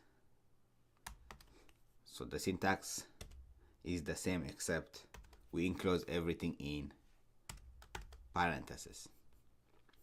Now running this generator expression will produce a generator object, and let's save this in some variable, let's say y, and then we can call the next function on y, and that will give us the first result, which is 3 since it's a negative number.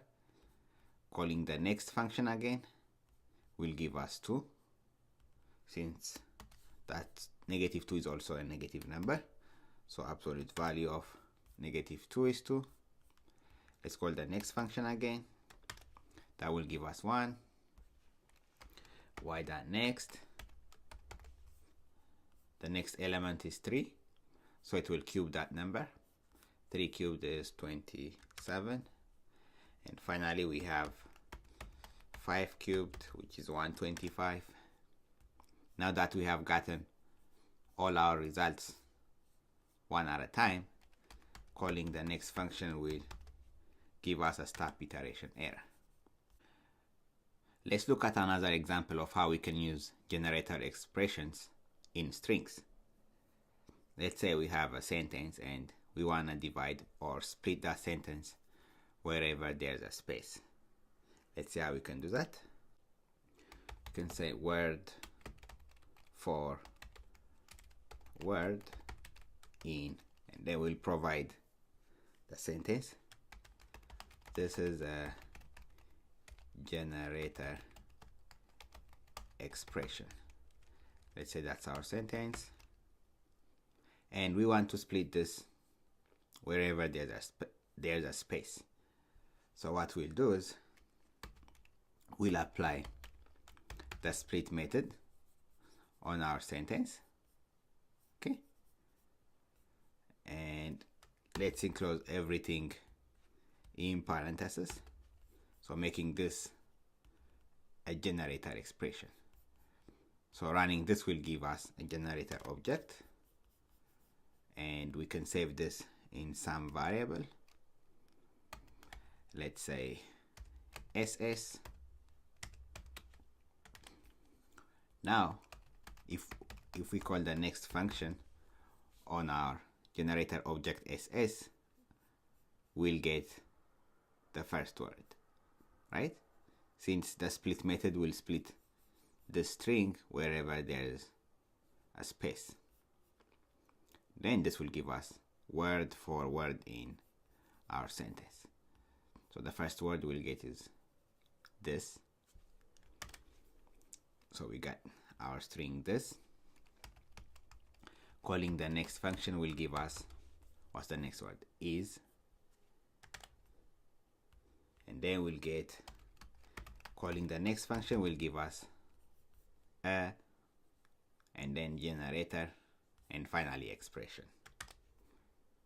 So we got a, and then generator, and finally we got expression. So calling the next function one more time will give us the stop iteration exception. Okay, so that's how we can use generator expressions. We can also use generator expressions inside of functions. For instance, let's take our list1 object. Let me call my list1 object. So our list1 contains the elements or numbers 2, 4, 6, 8, and 10. What if I want to find out the sum of all these numbers after I cube them or square them? How can we do that? So we can say, let's see, we can say our numbers cubed, right, for number in list1. So this generator expression will give us each of the numbers cubed, right? And once we have that, we can directly apply the sum function. So we can pass the sum function in our generator expressions. And in this case, we don't need any additional parentheses. Okay, so if we run this, we get 1800. So to check that number cubed, each of the numbers cubed, so 10 cubed is what? 1000. So at least we have 1000. And 8 cubed is 64 times 8. That probably looks like the same, right? The easiest way to check will be, let me just calculate the sum of our list without, just as it is, and that should give us 18 plus 6, 24, 28, 30. So we got 30, and if you square the numbers and calculate the sum, let's see, we can easily calculate this. 10 times squared is 100, 8 squared is 64, that's 164, plus 36, that's 200. 200 plus 4 times 4 is 16, 216, plus 4, 220. So that looks That looks fine. So that's a simple example of how we can use a generator expression inside functions. Okay, just to summarize what we learned about generator expressions, we mentioned that the generator expression syntax is similar to lists, except we enclose everything in parentheses, and generator expressions use way less memory since they give us the result one at a time, versus list comprehensions, which produces the entire list at once. For this reason, generator expressions are much more memory efficient. And generator expressions, as we have seen in these examples, return a generator object initially, and we have to call the next function to get the result one at a time. Great. Thank you, everyone. Hello, everyone, and welcome to the regular expressions section of the course. In this lecture, we'll look at what regular expressions are. Regular expression is a sequence of characters that define a search pattern. Okay? Regular expressions are text matching patterns described with a formal syntax. You'll be hearing regular expressions referred as regex or even regex. So regular expressions include a variety of rules for finding repetition, text matching, and so much more. And you'll see as you advance in your coding career, you can solve a lot of your parsing problems by using regular expressions. One of the most common uses of regular expression is for finding patterns in a text. And this is done by using one of the modules called RE. Okay, this is the module, name of the module, RE. So we need to import this module by simply stating import RE at the beginning of your code. Good. Now let's see some of the methods available in the RE module. Okay. Methods in the RE module. Let's say I have a text here. This is a beautiful day.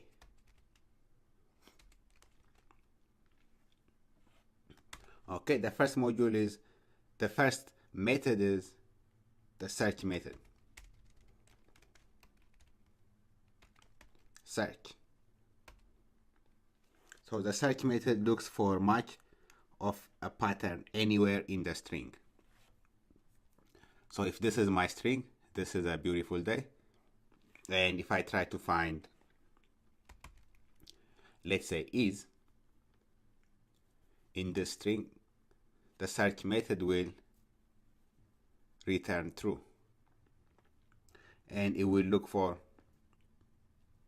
this pattern is anywhere in the string. Okay? The second method is match.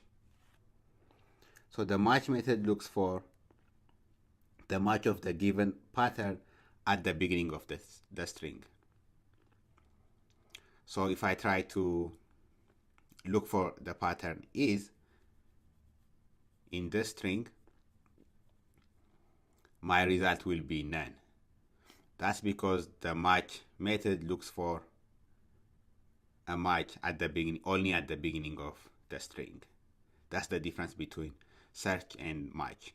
Search looks for a match anywhere in the string, whereas match looks for a match at the beginning of the string. The next method we have in the RE module is the find all method. Find all. This returns a list of all non-overlapping matches in the string. For example, if I'm looking for is, using the find all method, that will give me two matches. One is here in the word this, and the second is here. So the find all method returns a list of all non-overlapping matches. Okay. The next method is the find ether. So the find ether returns an iterator over all non-overlapping matches in my string. Okay. Unlike the find all method, the find ether method returns an iterator object over all non-overlapping matches. We'll look at an example of the find ether method in the next lecture. Okay. The next method we have is the sub method.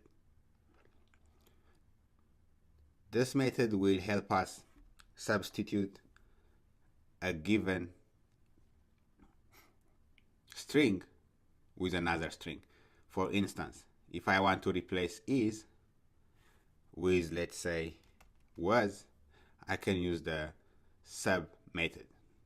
Okay, let's move on. Another method we have is the compile method. This method will compile all the regular expression patterns that are found in a given string. For instance, if I use the compile method to find this pattern is in my string here, this will compile all the results that are a match. And then later on in our code, we can call this compiled object and then do some other actions on that object. Okay. And then next we have the split method. Split. So this method helps us. We have seen split on strings. This is more powerful than the split we saw before. Here, if we don't pass any parameter, it will split the string anywhere where there's a space. But we can also pass some other attributes in here so that it will split the string. Let's say if there is a colon or any kind of punctuation. Good. These are the most important methods found in the RE module. In the next lecture, we'll look at an example of each method. Thank you, everyone. Hello, everyone, and welcome to the lecture on regular expressions. In this lecture, we'll look at the methods in the RE module. Okay. The first method we will look at is the search method. Okay. The search method looks for a match of the pattern anywhere in the string. Let's look at an example. Before we can use the methods in the RE module, we need to import the module itself. And we do that by typing import space RE. And then we can simply say RE that name of the method search. And then in parentheses we pass R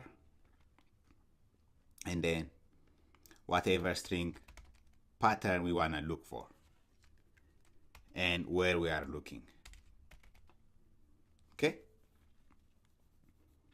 So R here means it's simply a row string, meaning it doesn't interpret the backslash character as an escape character. That's what R means. R does not interpret the backslash character as an escape. So we'll be using R to find a pattern in our regular expression. Good. Let's look at an example. This is a very beautiful day.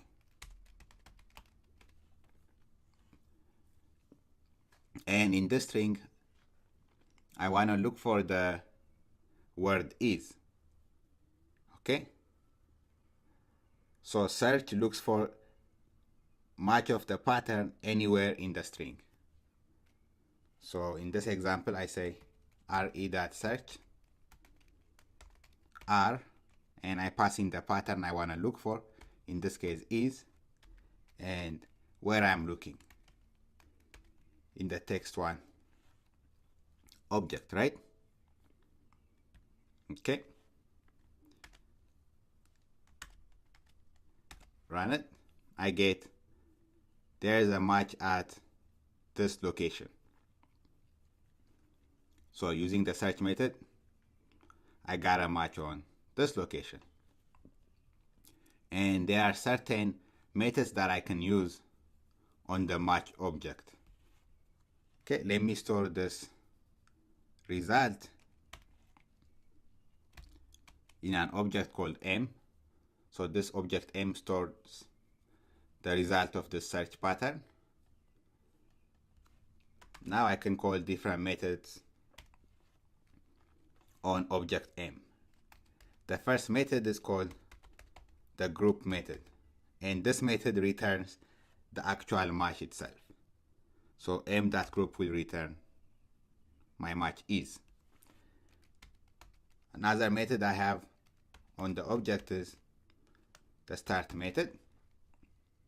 This will return the beginning where the match was found. Similarly, I have a method for finding the location where the match ends. m.end. So it starts at location 2 and ends at location 4. And there's another method called span. And this returns the location where the match begins and ends. So location where it starts and location where the match ends. So these are the different methods that I can call on a match object: group, start, end, and span. Good. Let's move on to the second method in the RE module. Let's look at the match method. Unlike the search method, match looks for a match of a given pattern only at the beginning of a string. Okay? So let's look at an example. So in my example above, I can say m is equal to re.match instead of search. R, the pattern I want to look for, and where I'm looking at. So text1, run it, and if I print m, I get none. So there was no match. Why is that? That's because match looks for a pattern only at the beginning of a string. So is at the beginning of the string? No. So there is no match for the given pattern. What if I wanna look for th and then run it?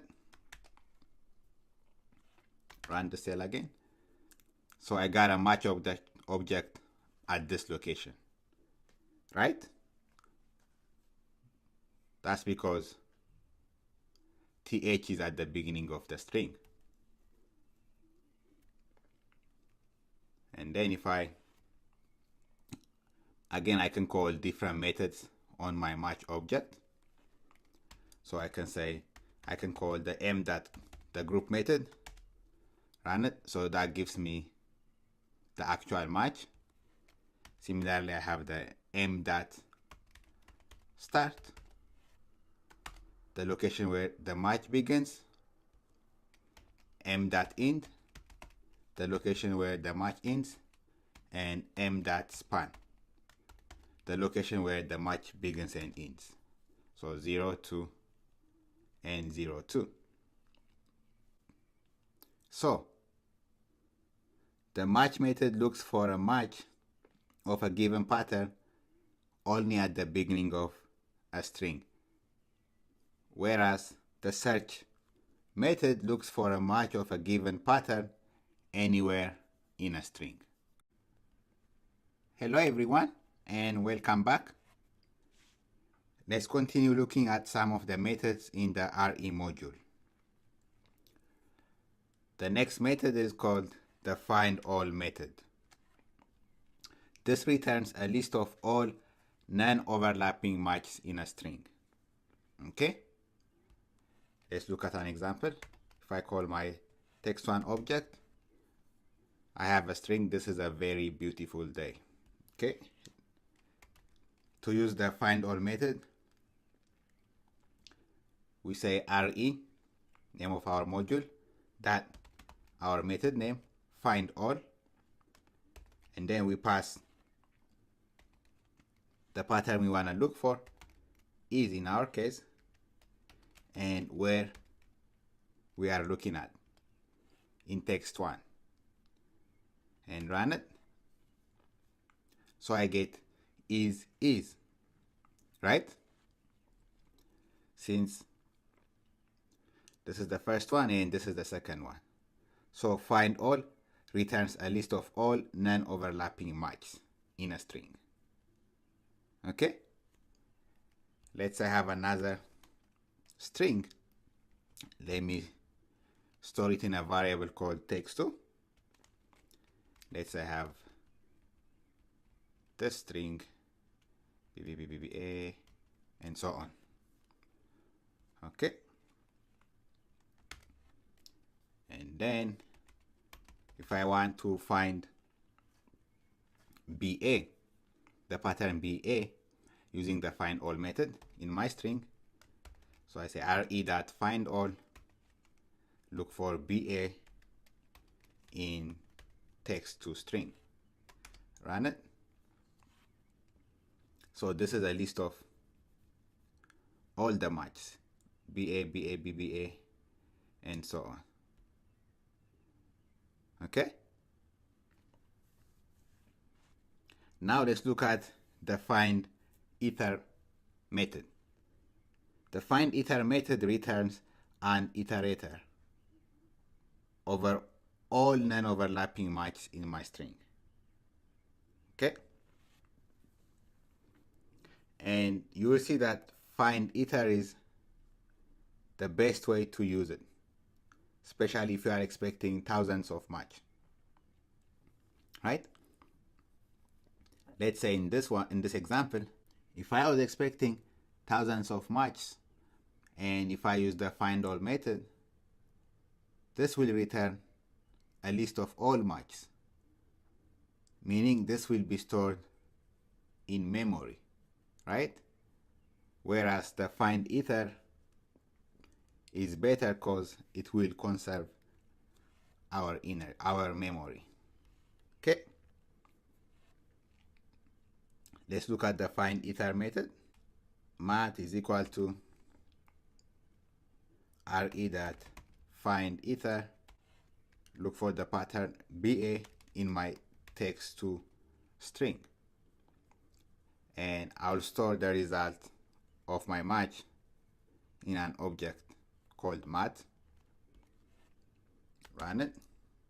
Now if I say type of my object, see here it's an iterator object, and I can use the for loop to access all the matches, right? So I can say something like this: for, let's say, x in my object math, print x dot group x dot start, then x dot end, right? So for x in my object math, print x.group, the actual match, the location of the start of the match, and end of the match. So run it. So I get the actual match by using the group method BA, and starts at location 1 and inside 3. The second one inside starts at location 3 and inside 5, and so on and so on and so on. You see here how we are conserving energy, since it's not returning a list of all the matches. Good. Now let's look at the sub method. The sub method replaces a given pattern with another pattern. So if I call my text2, I have this. So I can use the sub method by stating re.sub and then r. If I want to replace the pattern BA with something else, let's say xy, in my text2 string, run it. So all the BAs are replaced with xy's by using the sub method. I can also specify how many BAs I want to replace with xy as follows. So I can say re.sub, r, the pattern I want to replace, and then the pattern I want to replace with. So I'm replacing BA with xy in my text2 string, and then pass a count of, let's say, 4. So this means replace the first 4 BAs with xy. Run it. So here I get xy, xy, xy, xy, 4 xy's, and the rest of the BAs are still there. Similarly, if I say count is equal to 1, this will only replace the first BA with xy. Good. Now let's look at the compile method. This helps us compile all the patterns, and we can use it later on in our code. For instance, I can say re.compile the pattern BA and store it in a variable or object called path. So run it, and then so this is compiled. And then later on, somewhere in my code, I can say re.find all, and then my compiled object in my text2, right? And then when I run that, I get BA, BA, BA, BA, BA. Good. Let's look at the split method now. So if I simply say, let's say I have a text3 here, and it contains this string. So if I say text3.split, this will split the text where spaces occur. But I can also split it where there are spaces or any of these punctuations. Okay, let's look at that. So re.split, right? And then r, and then pass in where you want to split at. I want to split it at empty spaces. I want to split it at colons, semicolons. I want to split it at colons, anywhere where is a comma, and so on. And also, I want to split it at multiple spaces. For that, I say S star. Don't worry about this, we'll look into them in depth. And then I want to look in text3. Run it now. So here I get a list of all the strings without any punctuation. Great. So to recap, we looked at some of the methods in the RE module. We started with the search method, which looks for the pattern match anywhere in the string, and then we looked at the match method, and it looks for a match of the pattern only at the beginning of the string. Then we looked at find all and find ether methods, and there are different methods that we can call on our match object, which is the group method, the start and stop methods, and the stop method, and the span method. Then we saw how we can compile our pattern object, and then we saw how we can use the split method to split a given text at any place. Okay? Thank you everyone, and I'll see you at the next lecture. Hello everyone, and welcome. In this lecture, we'll look at repetition characters, what they are, and how we can use them in our regex expressions. Okay? This is a list of repetition characters. Dat, star, plus, question mark, some number in a curly brace, and then two numbers in a curly brace. Let's see what each mean. Let's start with start. So if I have AB star in my regular expression, it means A followed by 0 or more B's. Okay? Whereas if I have AB plus, this means A followed by 1 or more B's in my regular expression. So if I have some text, let's say AB, AB, AB, something like that, so it will look for a pattern. In case of AB star, it will look for A followed by 1 or more B's. I'm sorry, A followed by 0 or more B's. If I say AB star, whereas AB plus looks for A followed by 1 or more B's. That's the difference between these two. And then next one, I have AB question mark. This means A followed by 0 or 1B. Okay? It looks for a pattern where A is followed by 0 or more B's. Okay? Next we have this number. So if I say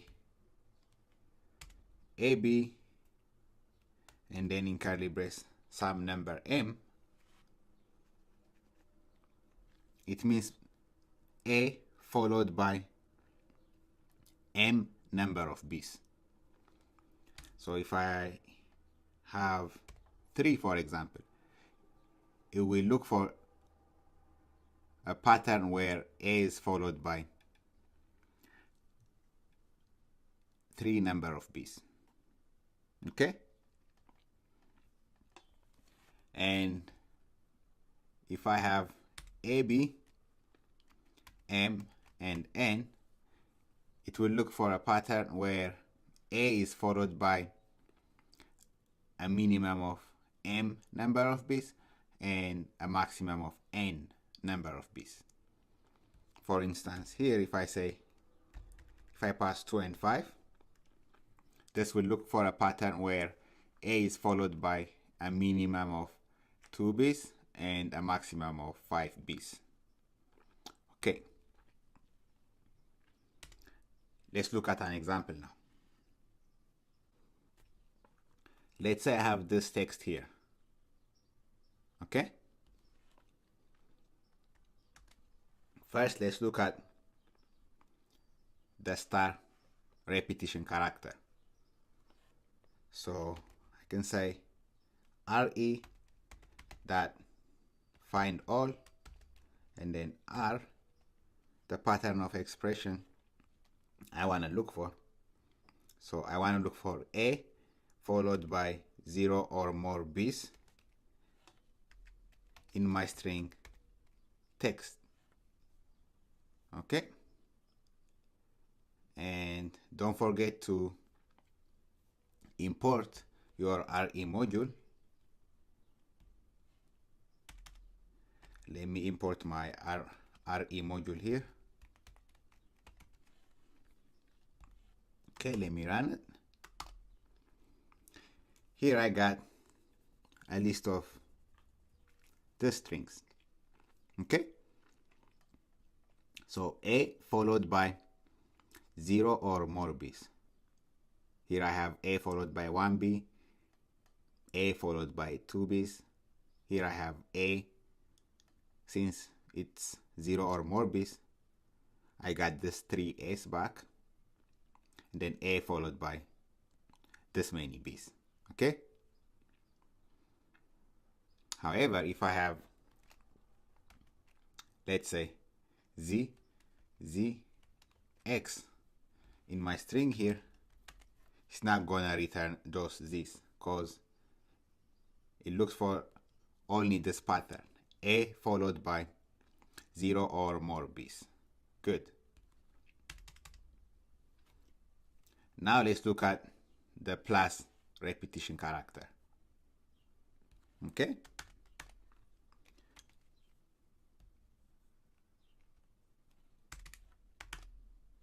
So RE that find all R and pass your pattern A, B plus. So A followed by 1 or more B's. And then your string, run it. So I got AB, A followed by 1B, A followed by 2 B's, and A followed by this number of B's. So you see here,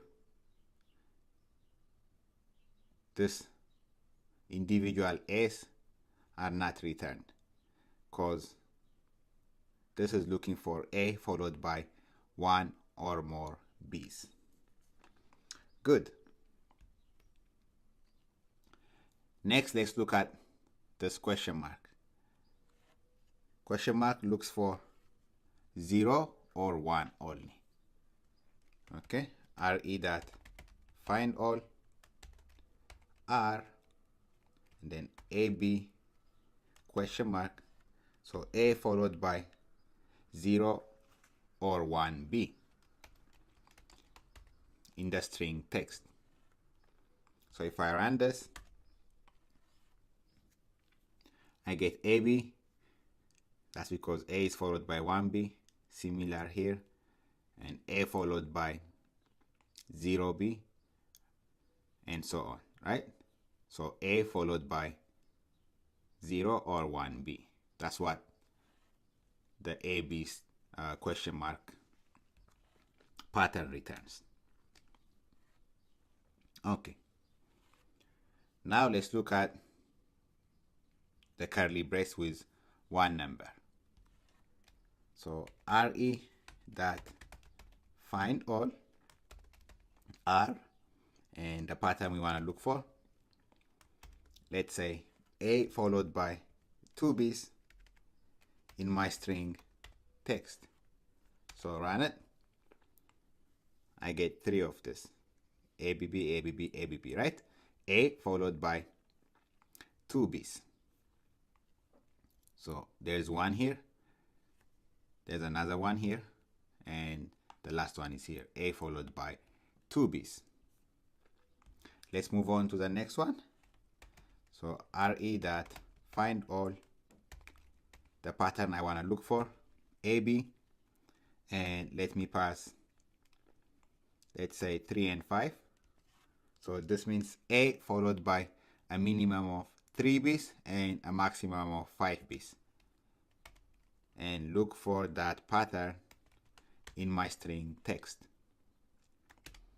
So run it. I only got 2 results, right? In this case, A is followed by 4 B's, and the second one is A is followed by 5 B's. since I said a maximum of 5 bits. If I change this to 6, I get, one more 6, since this A has 1, 2, 3, 4, 5, 6, 7. So up to 7 bits. That's why it returns that. What if I say A followed by a minimum of 5 bits and a maximum of 7 bits? Run it. So I only got this part, right? Good. So all these characters that we looked at so far, the plus, question mark, and the star, these are called greedy characters. That's because they try to take as many of the pattern characters as they can. Again, they are called greedy because they try to take all the matching patterns. For instance, here I have A followed by 0 or more bits, right? So here A is followed by 0 or more bits. So it takes all the bits. Again here, A followed by 0 or more bits, right? But it's taking all the bits. Again here, A followed by, I specified 0 or more bits. So it takes all the matching patterns. That's why they are called greedy. You see, it takes all the matching pattern. Tries to take as many of the bits are in there. And similarly here, plus is A followed by 1 or more bits, right? So it tries to take as many of the matching patterns as possible. That's why they are called greedy. See, 1 or more bits, so it takes how many ever bits are in there, as long as it satisfies this pattern search. Similarly here, A followed by 0 or 1b. So it tries to take, since it can take 1b, it tries to take that 1b wherever there is a match. Good. Hello and welcome back, everyone. In the last lecture, we saw some repetition characters, and we mentioned that star, question mark, and plus are called greedy characters. Now we'll see how we can convert those greedy characters into non-greedy characters. Okay? So let's look at an example. re.findAll, and then r, if I want to find out A followed by 0 or more bits, I can say AB star and pass the text string. So I got this result. We say that this is a greedy character. Now, how can we convert this into a non-greedy character? So by adding a question mark, we can make all these greedy characters non-greedy. All we have to do is add a question mark. Okay? So let's convert this into a non-greedy character. re.findAll, and then r, the pattern we want to search for, A followed by 0 or more bits, and then add a question mark to make it non-greedy, and pass your string. Run it. So this is the result that I got.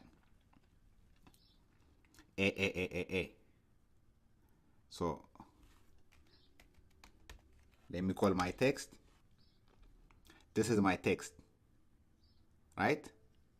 So in here, AB star gave me this, A followed by 0 or more bits, whereas AB star question mark converts that to a non-greedy character. So A followed by 0 or more b's. So it takes the least number of match. Instead of taking 1b, it takes, since it's 0 or more b's, it takes only 0 b's. So we got A. Similarly here, A followed by 0 or more b's. It takes the least requirement, which is 0. So the result is A. That's what non-greedy means. So for the greedy one, it takes the maximum pattern match here. Whereas when we convert it to a non-greedy character by adding a question mark, it takes the least pattern match. Okay? Now let's move on to AB plus. That's A followed by 1 or more b's. So re.find all r AB plus, and then pass in my text string. So here we have the greedy one. Now let's convert that to a non-greedy by adding a question mark. re.find all r, and the pattern you want to look for, AB plus. To make it non-greedy, add a question mark and pass your string text. Run it. So here the requirement is A followed by 1 or more b's. So the least pattern match is 1b, right? Since it's 1 or more. So I got AB, AB.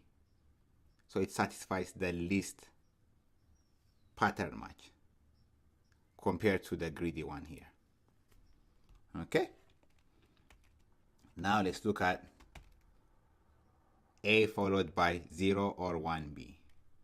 So re.find all r, pass in the pattern AB question mark and then text.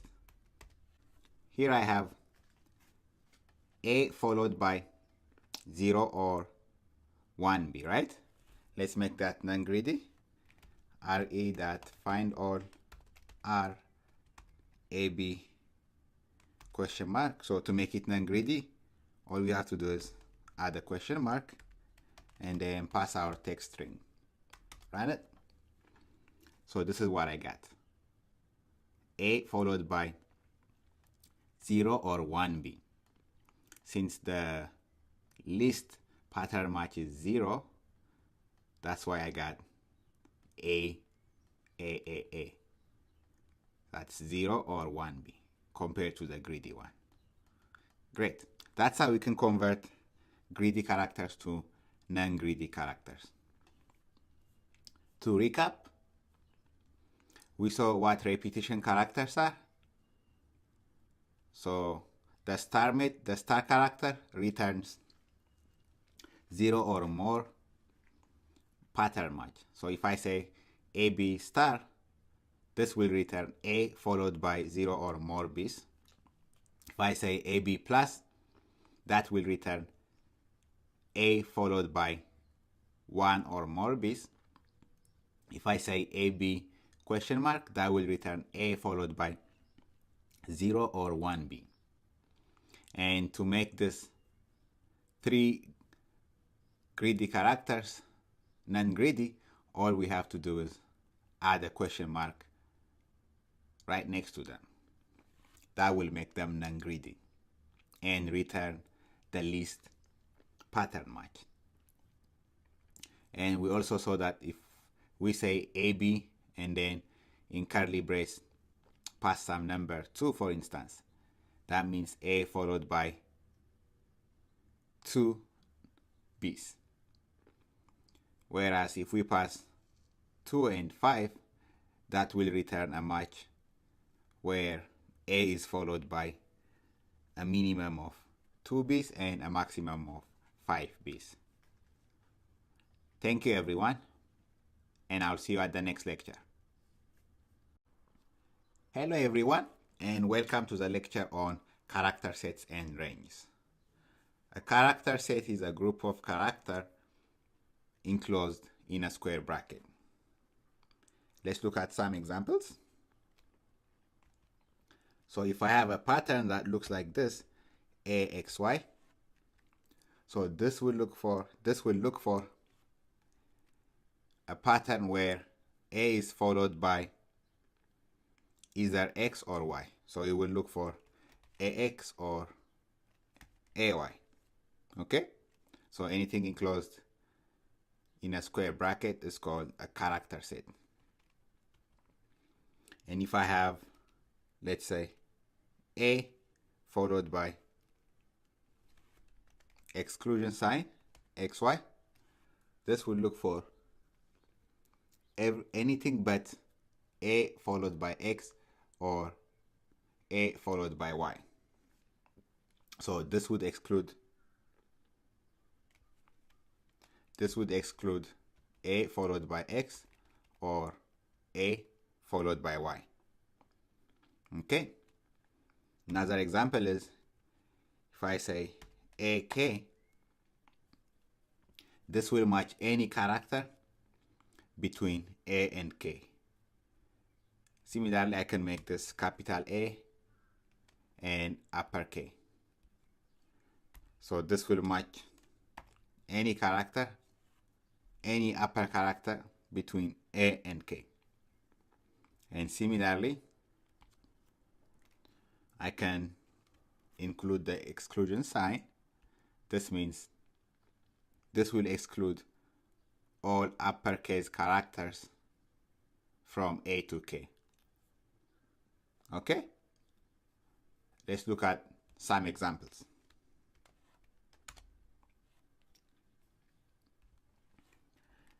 Let's say I have a string XYY, XX, YYY, ZZZ, X. So let's match any character, any pattern XY, for example. So we can do that. First, we have to import our RE module. Then we have re.findAll R, and then my pattern followed by my text string, right? So for my pattern, I will pass a character set XY. So this will match X or Y. Let's run it. So I got X, Y, Y, X, X, Y, Y, Y, X. So this looks for a pattern with either X or Y, right? All the Z's are excluded. Okay? What if I say exclude X or Y and run it? I only get Z, Z, and Z. Good. Let's look at another example.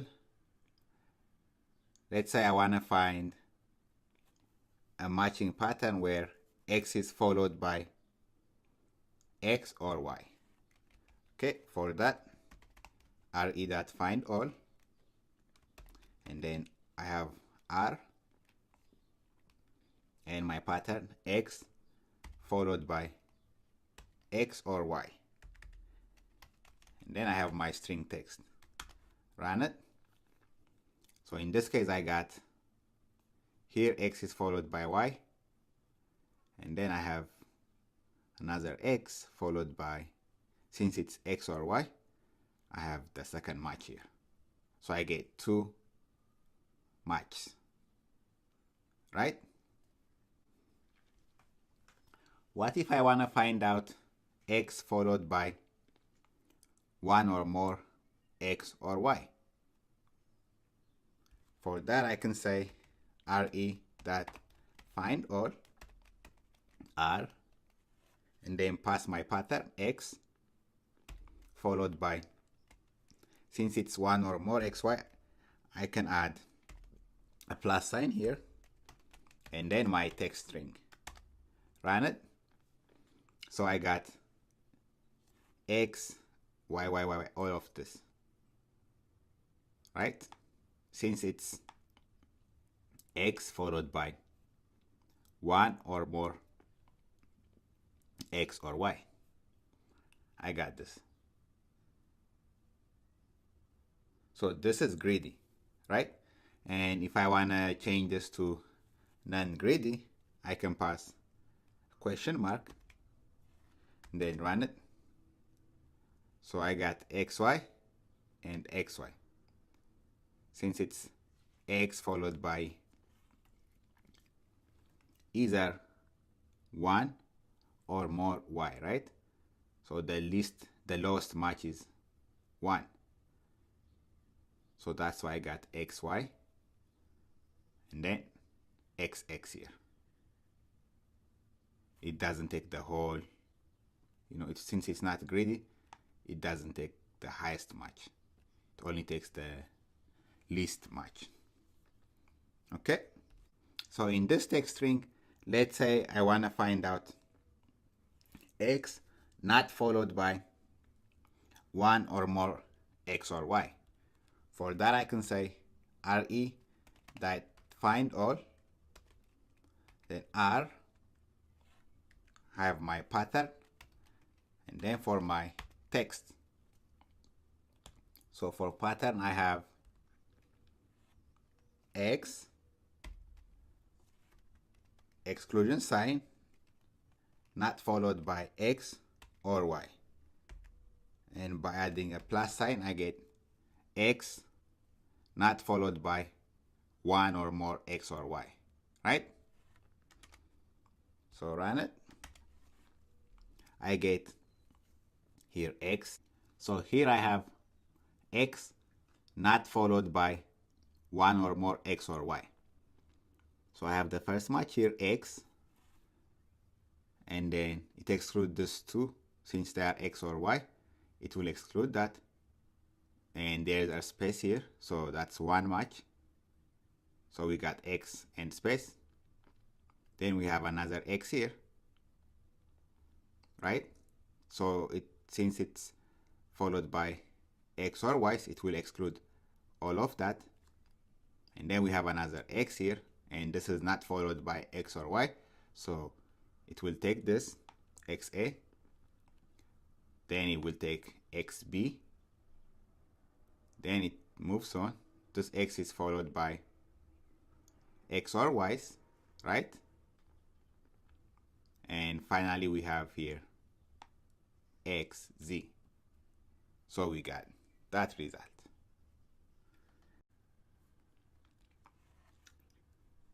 Hello and welcome back. Let's continue with character sets and ranges. So let's say I have a text here, and if I want to find out for a pattern where X is not followed by 1 or more X or Y, I can do the following. First, we need to import RE. Then we have RE dot find all, and we have our pattern X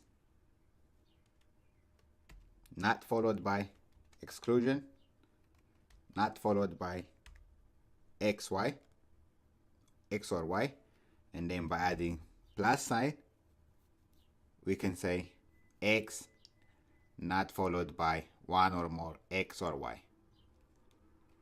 Then we pass our text string and run it. So we get X, XA, XB, XZ. Here you see that X is not followed by 1 or more X or Y. Good. Let's look at another example. Let's say I have a text. What if I want to find a pattern where it will give me this and punctuation from this string? How can we write it? Okay, let's see. RE dot find all, and then I pass my pattern here for my text string. So I want to find A to Z. What do you think I will get if I just pass A to Z? So let's run it. So I got a long list of these strings, right? Okay, but that's not what I want, right? I just want to get this and the word punctuation, right? So those two words have one thing in common. They both start with uppercase. So instead of lower A to Z, I can say upper A to upper Z. Now, what do you think I will get if I just pass it like this? So in this string, look for a pattern that has uppercases A through Z. Okay, let's run it and see. So this just gave me upper T and upper P. But I want this word, this, and punctuation. So for that, I can add lower A to Z. Okay, what do you think I will get now? So this just says look for a pattern, right, that starts with any uppercase between A and Z, followed by any lowercase between A and Z.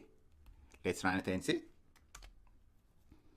So this just gives me TH and PU, but I don't want that. I want the whole word here, this and punctuation.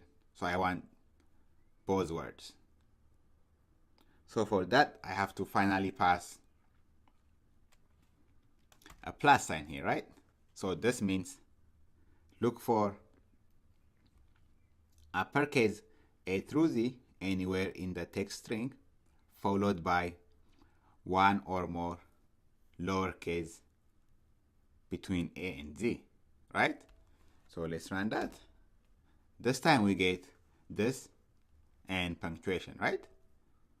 So look for any uppercase letters from between A and Z, followed by one or more lowercase letters between A and Z. Good. So let me call my text. And what if I wanna find only the words here? So what if I don't want the dot, dash, or even the exclamation point? So how can we do that using regular expression? So let's look at that. You can say re.find all, right? And then R, and then we pass our pattern and our text string. So in here, I want to exclude this dot punctuation mark, the dash, or even empty spaces. How can we do that? So we can do that by using the exclusion sign. So exclude dot, exclude dash, exclude exclamation point, or even spaces, right? And to make it one or more of any of these punctuation marks, I add a plus. So this means look for a pattern by excluding one or more of these punctuation marks and spaces, right? There's one problem with this code. Okay, let me run it and show you. Okay, let's run it. See, here we get an error. It says bad character range. That's because we cannot use a dash in a range. So let's pass backslash here and run it again. Good. Here we get a list containing all the words excluding a dot,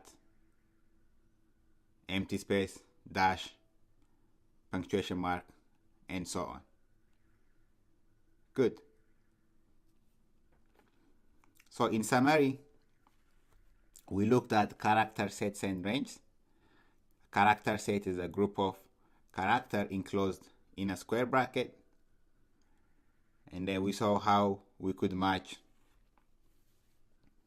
anywhere in our text string by using this character sets and ranges. Thank you everyone, and I'll see you at the next lecture. Hello everyone, and welcome to the escape code section of the regular expression lecture. In this lecture, we'll look at escape codes and how we can use them. So we can use escape codes to find specific types of patterns in our data search. So this can include digits, non-digits, white spaces, and so on. Okay, let's see what the escape codes are. The first escape code is /d. This matches a single digit. Okay, /d matches a single digit. /D matches a single non-digit. This matches a single non-digit. Okay. Next we have /w. /w matches a single alphanumeric character. Alphanumeric character. Whereas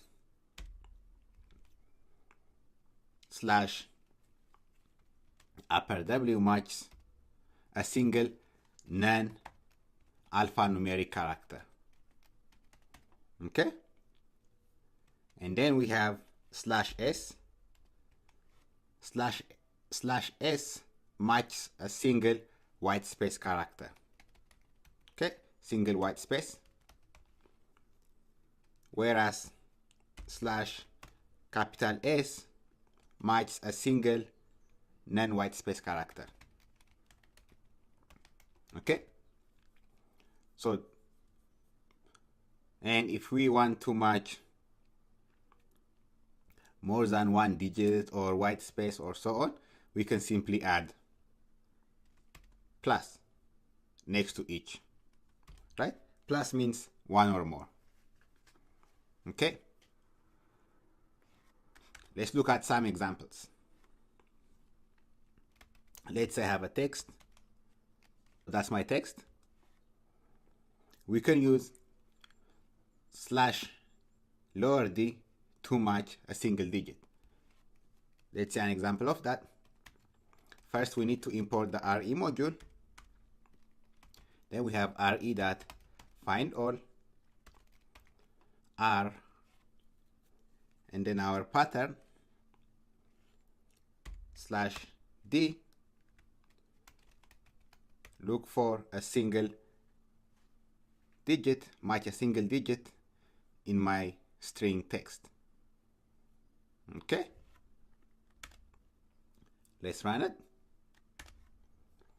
I get 1, 0, 0, right? That's because it matches a single digit. And if we want to get the whole $100, the whole 100, all I have to do is add a plus. So this will match one or more digits. Let's run it. So we get 100. Next, let's look at /D. D matches a single non-digit character, right? So for that, re.find all. I have my R and pattern slash D. Then I pass my text. Run it. So I get, you see each character, it matches a single 9-digit character. The cost, so I get all the characters.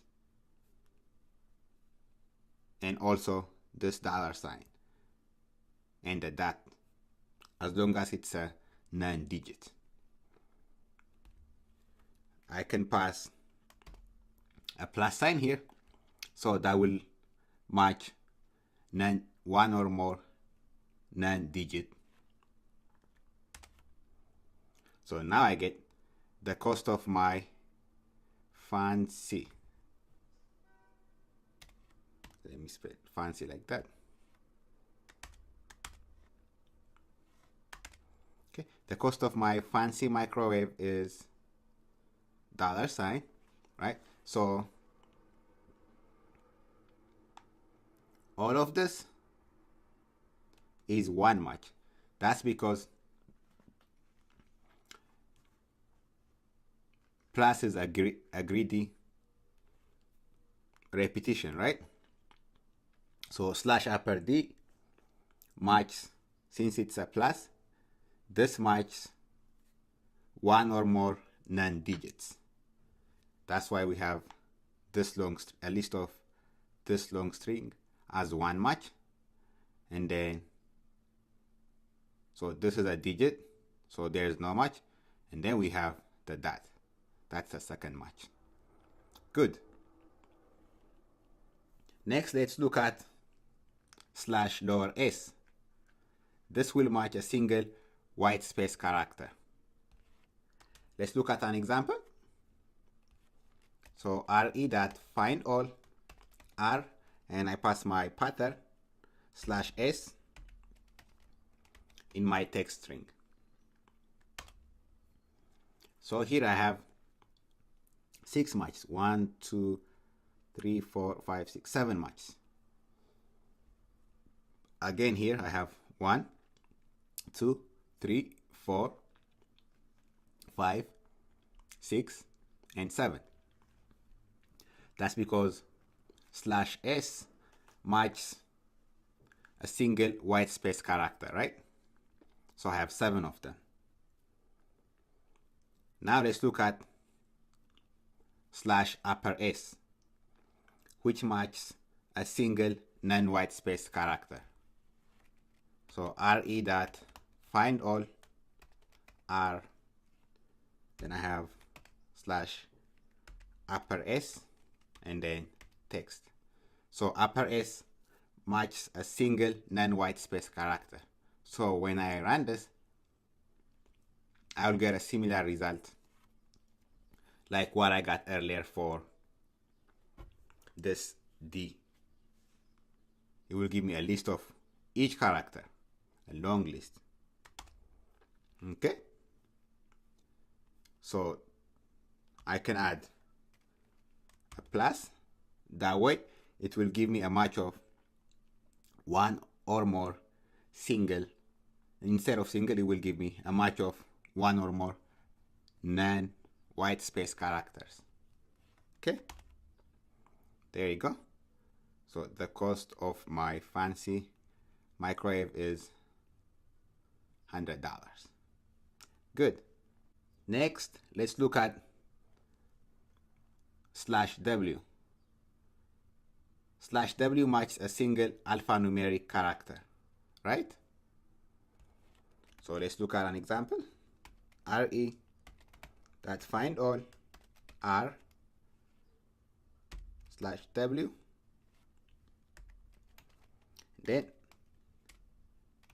pass my text string. So it looks for a single alphanumeric character. It will give me a big list. So to avoid that, I'll include a plus sign. That way I'll get alphanumeric characters, one or more alphanumeric characters. So I have the cost of my fancy microwave is, see, it excludes the $sign. So alphanumeric.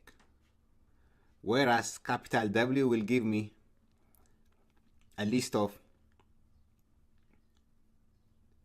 a single non-alphanumeric characters, right? Let's look at capital W. So re dot find all R, and then I pass in my pattern, upper W, then I have my text string. Run it. So I get all the non-alphanumeric characters, which are spaces, $sign, and a dot. In this case, the result will be the same, whether I pass a plus or not. I still get the same result. Good. To recap, we saw what escape codes are and how we can use them to find specific types of patterns in our data, such as digits, non-digits, and white spaces. And we can match a single digit or a single non-digit or even alphanumeric characters and white spaces by using this escape codes.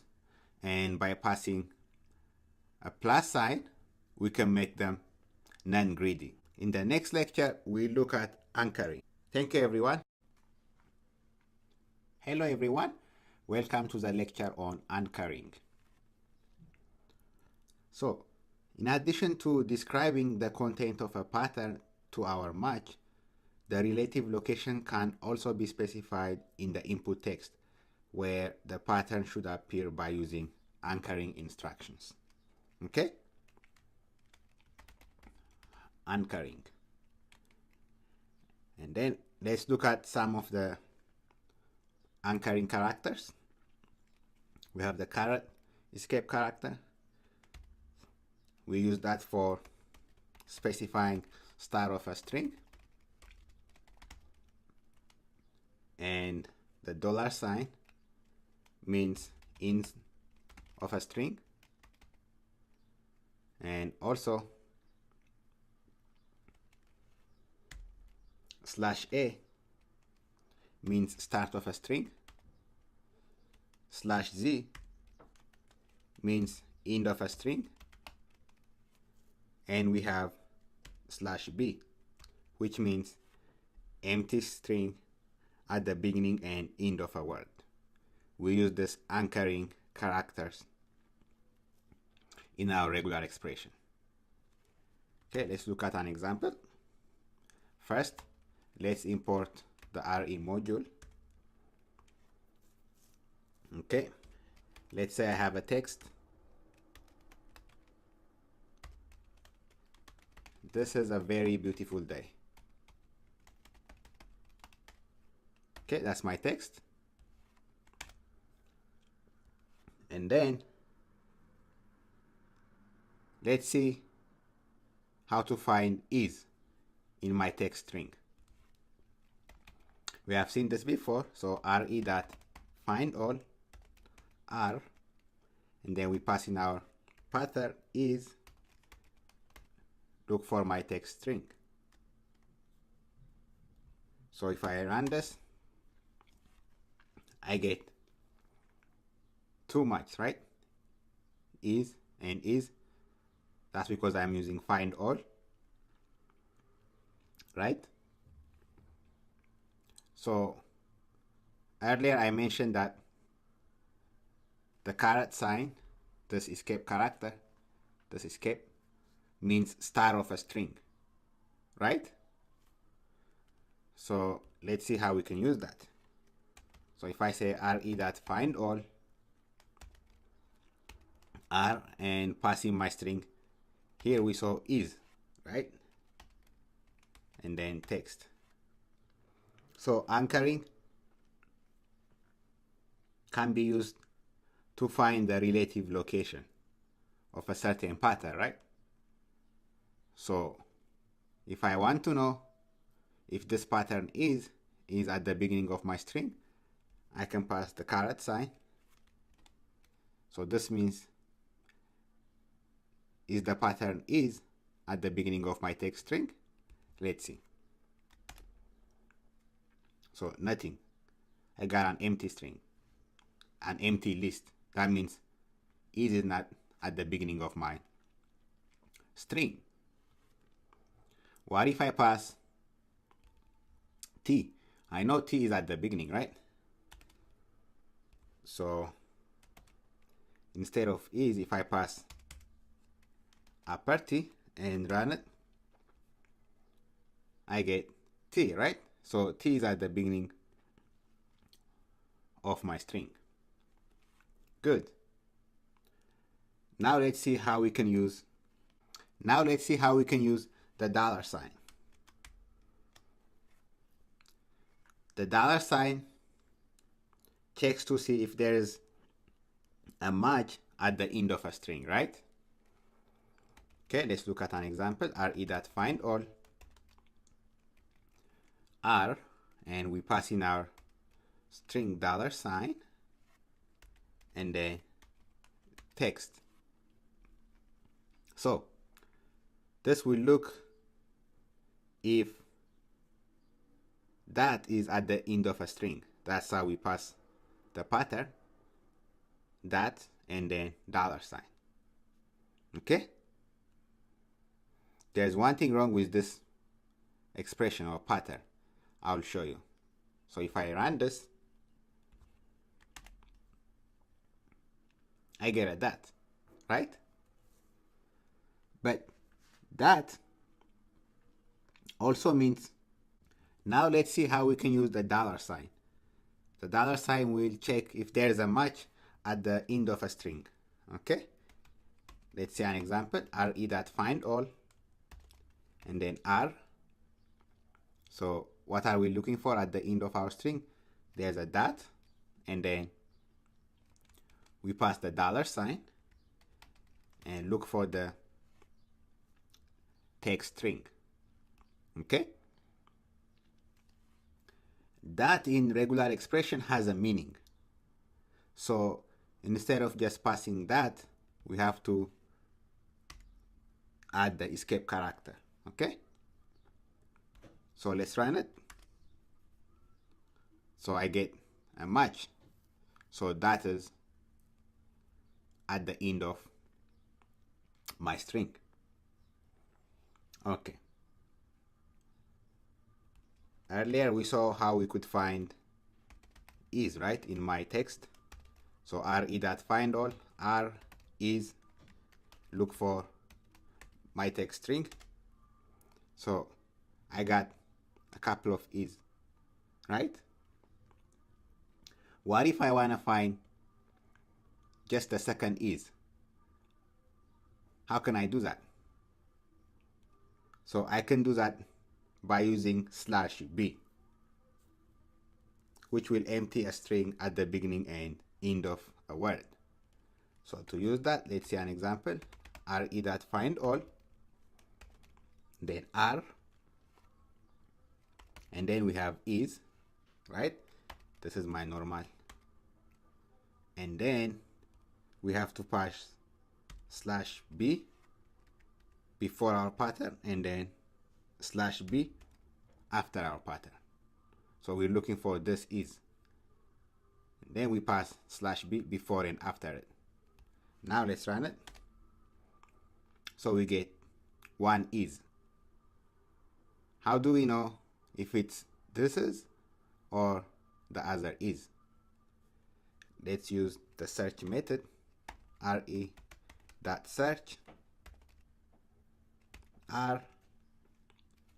So I can pass /b is /b. Then I have my text. Right?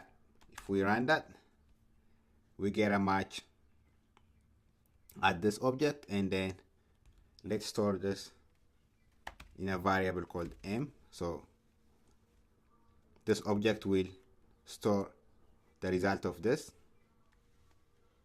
So if I say me my object and start method, I get 5. So here the position 5 is for the second is. Okay, good. To recap, we saw how we could use the anchoring characters to find the relative location of a certain search pattern. Thank you everyone, and in the next lecture we look at flags. Hello everyone, and welcome to the lecture on flags. Sometimes we need to tweak the behavior of our regular expressions. This is where flags come into play. Let's look at a few examples of flags. First, we need to import our RE module. Let's say I have a text, Python, and then Python. Okay? And then, let's say I want to find the pattern Python. I can say re.findAll, and then R, passing my pattern, and look for the text string. Run it. So I only got the first Python. What if I want to get all the Pythons? There's a flag called ignore case. So for that, I have to use the re.ignore case flag. So this will help me find all the matching patterns, regardless of whether it's upper or lower case. Okay? And it's also called re.i, or simply the number 2. Let's look at an example. So re.findAll. So look for the pattern Python in my text string, and then ignore case. Run it. So all my Pythons are returned, all the matches. Similarly, I can pass re.i. So re.findAll, R, and then my pattern Python in the text string re.i. Run it. I get the same result. And I can also pass the number 2. R, Python, look for my text string, and then simply number 2. It all means the same. But I advise you to use re.ignore case instead of the number, because this gives more meaning. If somebody else is going to read your code, they can simply understand by seeing re.ignore case. But if I see a number here, it's a little bit confusing. It could be confusing. I advise you to use re.ignore case. Okay? And if you want to know what number goes for this flag ignore case, you can simply say re.i and then run it. It will tell you the number. There's also another flag, s. This is just an example. re.s. It gives you the number. Okay? Let's look at another example. Let's say I have a text, py new line, thon. Okay? So if I say re.findAll, R, and pass in that one or more in my text string, right? So that means look for any character except new line. So if I run it like that, I get py and then thon. How about the /n? So that looks for any character except new line, right? That's what the dot. But what if I want to include /n in my search, in my regular expression? There's another flag called .all. So it's like re.all. This will make the dot character include /n or new line. Okay? So if I pass, let me copy this part, paste it here. So re.findAll, this will find all the characters except new line. But if I pass re.all and run it, I get the whole string. So .all flag makes the dot character to include /n. Good. Let's see another example. Let's say I have a text like this. Let's look at another example. Let's say I have a text, Python, and Python. Okay? So if I want to substitute py with, let's say, my, I can use the sub method. So re.sub, right? R substitute py with my in my text string. So run it. Here I got Python, and Python. It only substituted the first py, right? You see how case sensitive it is? So to change all the py's, I have to include the re.ignore case flag. Let's see how we can do that. Command C. Let me paste it. And then add flags is equal to re.I or ignore case. And then run it. You see now all the py's are switched with my. And what if I want to substitute only the first two py's? How can I do it? For that I can pass. So here I have flags is equal to re.I, and I can pass a count of, let's say, 2. Run it. Oh, I'm missing a comma here. Run it again. So I got Python, and Python. What if I want to substitute only the first one? I can use this, or I can pass a count of 1 and run it. Great. So to recap, we can use flags to tweak the behavior of our regular expression. And then we saw a couple of flags, re.ignore case,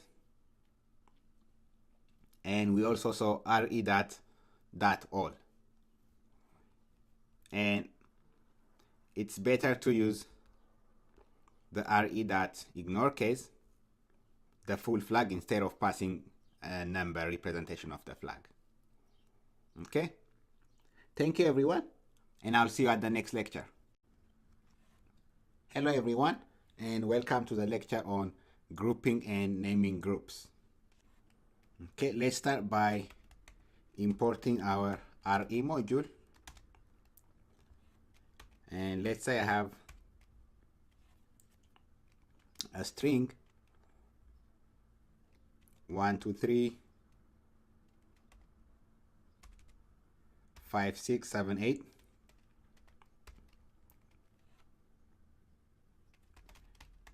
Is my telephone number. Let's say I have this string. How can I find just the numbers, just this part? from my text string. Let's see how we can do that by using the find all method. So I can say re.findAll and then r, pass my pattern. So I'm looking for digits, right? So I can pass /d, and then I'm looking for the dash here. Then I'm looking for digit, right? /d. And then in my text string,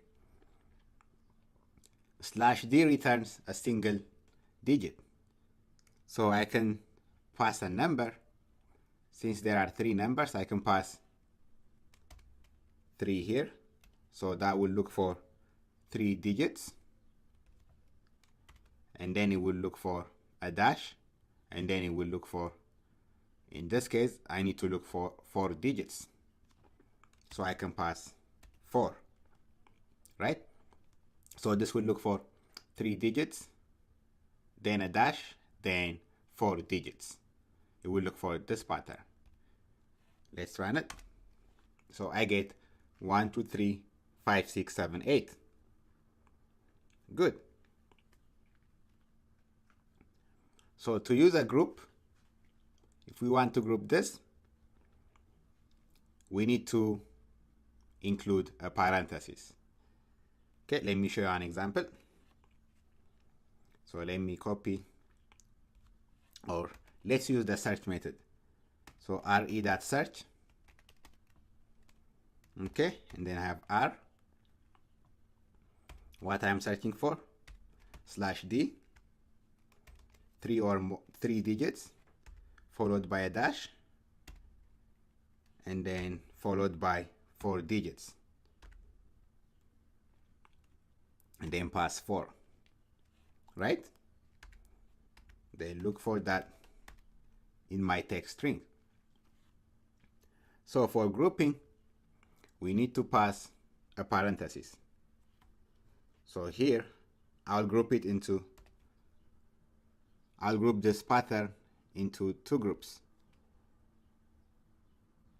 So one group here, then another group here.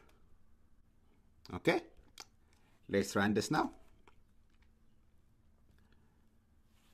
Okay, I see that there's a match. Let me store this in an object called m. M will store my search pattern here. So if I print m, I get a match pattern, right, at this memory. Okay, and I can call different methods on my m object. One method is group. Run it. So I get 1, 2, 3, 5, 6, 7, 8.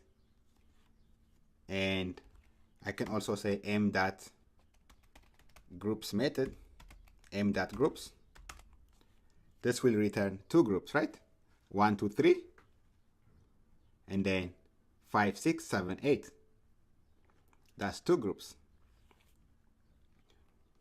Or I can call methods on each group. So I can say method on each object m.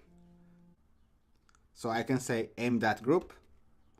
So group 1, that will print 1, 2, 3, which is the first group. Similarly, I can say m.group and pass 2, that will print out the second group. Okay. Now let's see how we can name groups.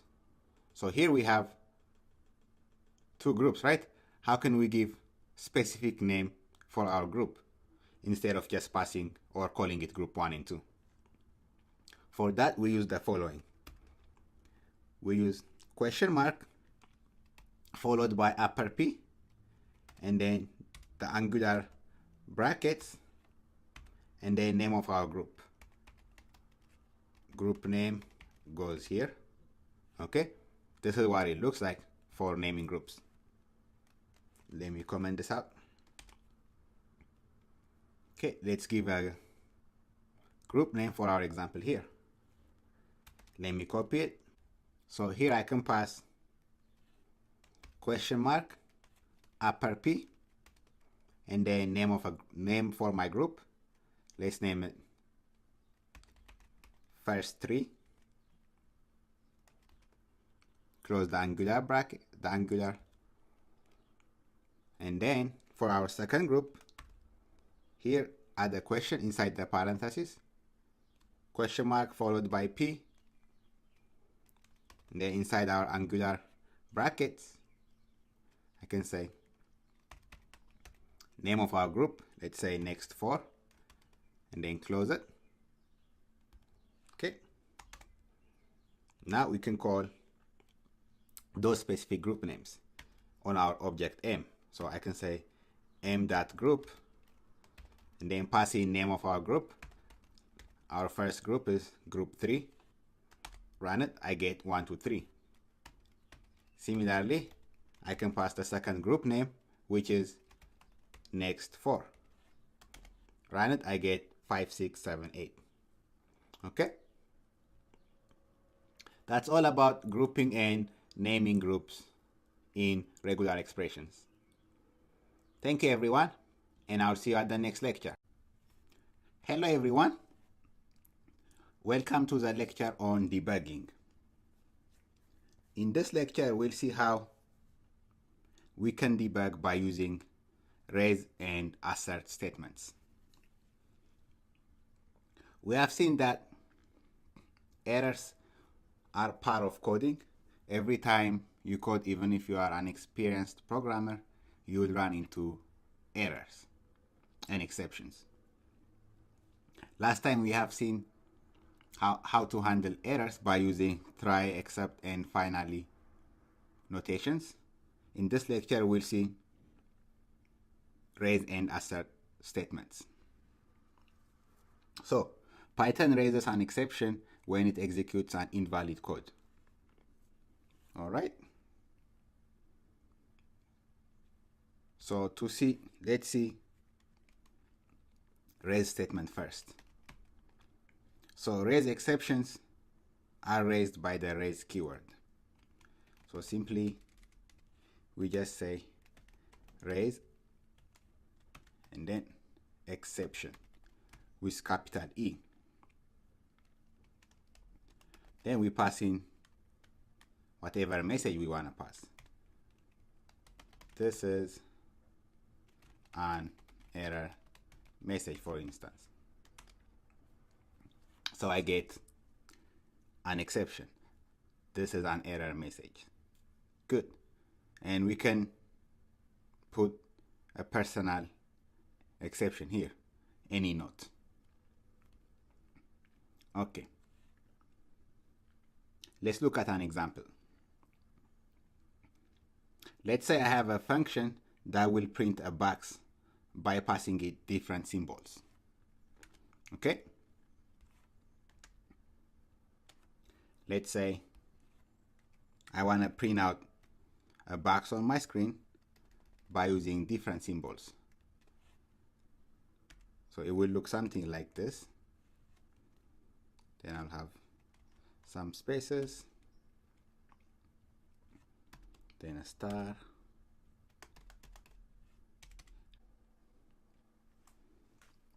so we'll write a program that will print a box that looks like this. Okay, we'll pass in a symbol, then width and height. We'll have some function, and that function will do some calculation and print out a box at the end. Okay, let's start. I have my def statement, and let's call our function box print, and then we'll pass in 3 attributes: symbol, width, and height. Okay, and then this will print symbol times width, symbol times width. So this part will print out this first line here, symbol times width.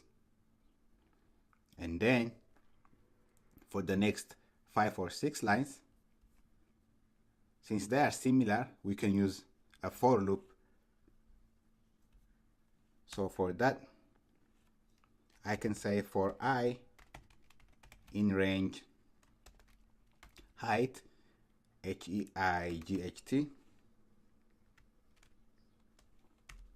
I can print. So height here will be this. In this example, height will be 1, 2, 3, 4, 5, 6, 7 stars, right?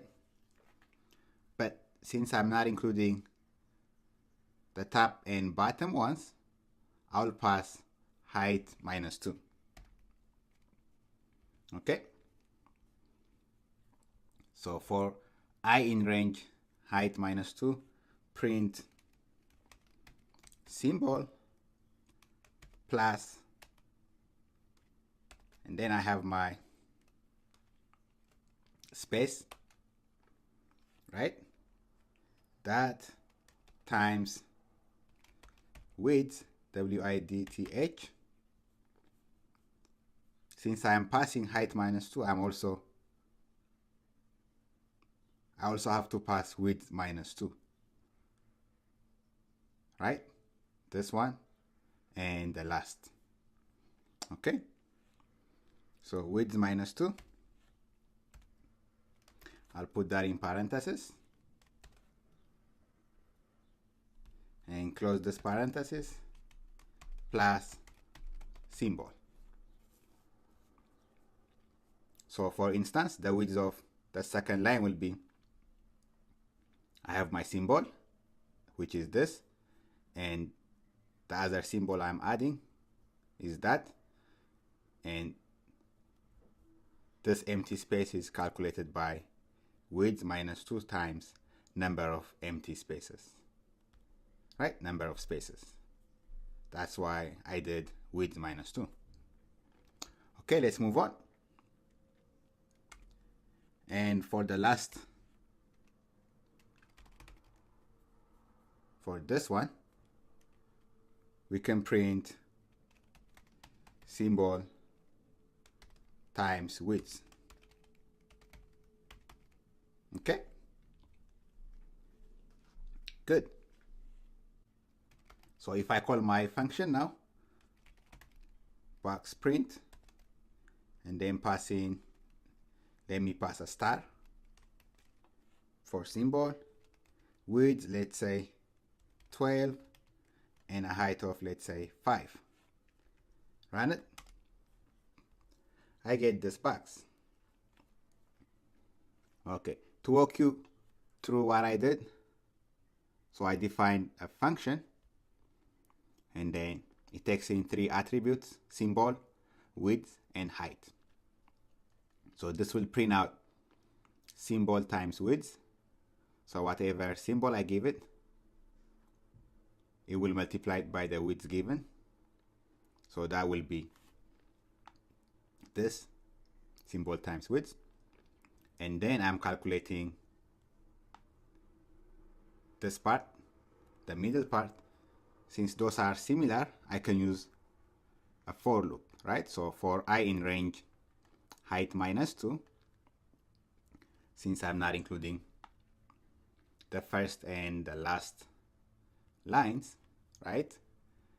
I passed in height minus 2. And then for each of these lines, print symbol plus number of empty spaces, right? Times width minus 2. Since I'm not considering these two, they are represented by symbol. One symbol here, and I'm adding another one. So that's why I'm subtracting 2 here. And then finally, I'm printing symbol times width for the last line. Okay? If I didn't pass width minus 2 here, if I just pass width, right? If I just pass width, let me show you what will happen. So it will look like that. It's adding one more space. That's why we need to subtract 2. Similarly, if I don't pass 2 in the height, right, and then run this, you see, it won't be a perfect box. Height -2, that's why we're passing -2. Okay, run this again. Great. And if I change this to width 15, height 5, run it, I still get a box. If I change this character to, let's say, O, I get a box. If I pass a Z, I get a nice box. If I increase the height to, let's say, 10, still get a nice box, right? So I can pass in any character here and I get a nice box. Okay. What if I pass 2 characters instead of 1? So here, instead of 1 asterisk, what if I pass 2 asterisks? You see what I get? My code still runs, but I didn't get the result I was expecting. I was expecting a perfect box, but here you see, this is not what I had in mind. So in this kind of cases, we can raise an exception. So we'll see how to do those in the next lecture. Thank you, everyone. Hello, and welcome back. In the last lecture, we saw that by passing 2 asterisks, we got a box like this. And this is not what we intended. So in order to avoid this, we can raise an exception. So here I have my function. In my function, I can include an if statement with an assertion, with a raising an exception. So I can say, if length of my symbol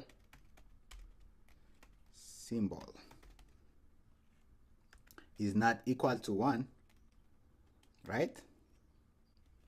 If the length is not equal to 1, raise exception.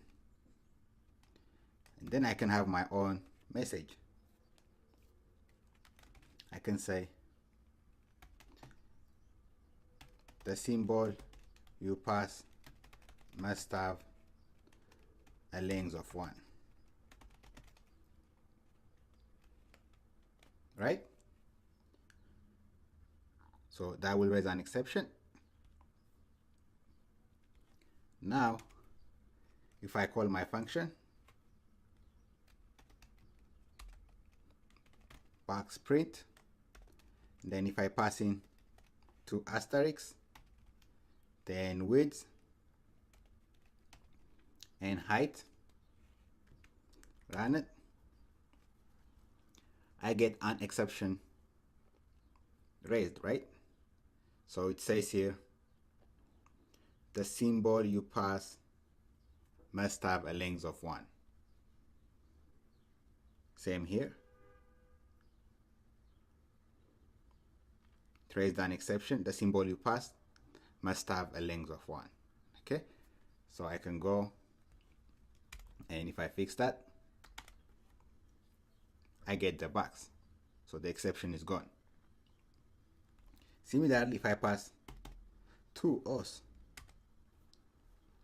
the exception is back. So I got the symbol you pass must have a length of 1.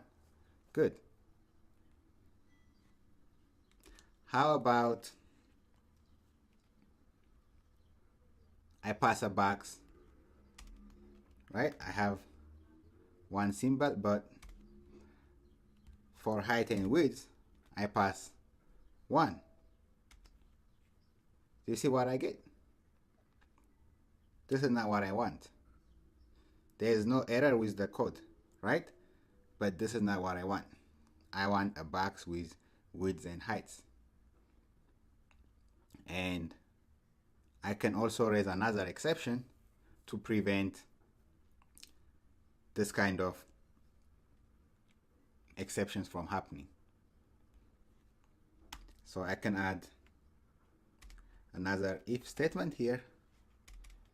I can say if width is less than 2, or if height is less than 2, right? So I want to have that check.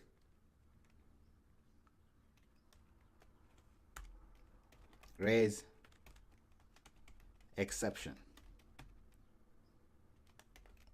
Then I can pass my own personal message. Width and height must have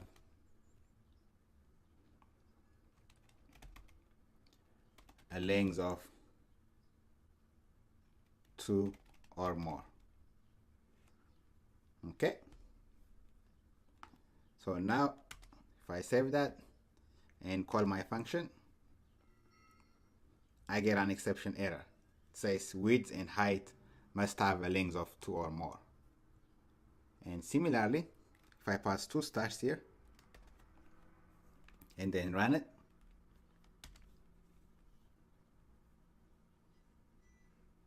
you see the symbol you pass must be a length of 1. So it stopped at the first exception. It didn't even get a chance to go to the second exception. Good. Okay, now if I pass a valid symbol, width and height, and run it, I get a nice box. Okay. So this kind of errors are called tracebugs. Shift another asterisk.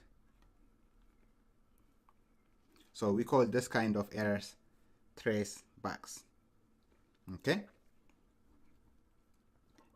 They trace back to where the error has occurred. Here it tells us in line 4 an exception was raised, and then the issue happened when we called our function. Good. And we can get this error message as a string also by using the traceback format exception function. Okay, let's look at that.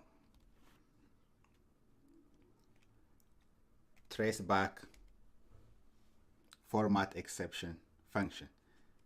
That's a function found in the traceback module. Let's see how we can do that. First, we have to import the traceback module. So import traceback module. Okay. Then we can use try, then raise exception. I can say this is the error message.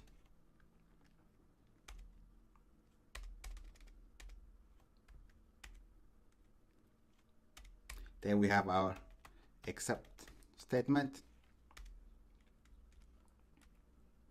So I can store this exceptions in a text file. I can save it as a text file. Okay. So let's create a file, and I'm gonna name it errorlog.txt. It's a simple text file, and I'll pass in a to append to that file, and let me save that to a variable called error file. So error file is equal to open. Since I don't have this file, it will create it for me, and then append to it every time I run it. And then you can have that error file and write to it. This is where the traceback format exception function comes. So traceback dot format underscore exe. Okay, that's the function that will help us store all the exceptions in a text file. And then once I write to that text file, I can close my text file by using the close function. Then I can finally print.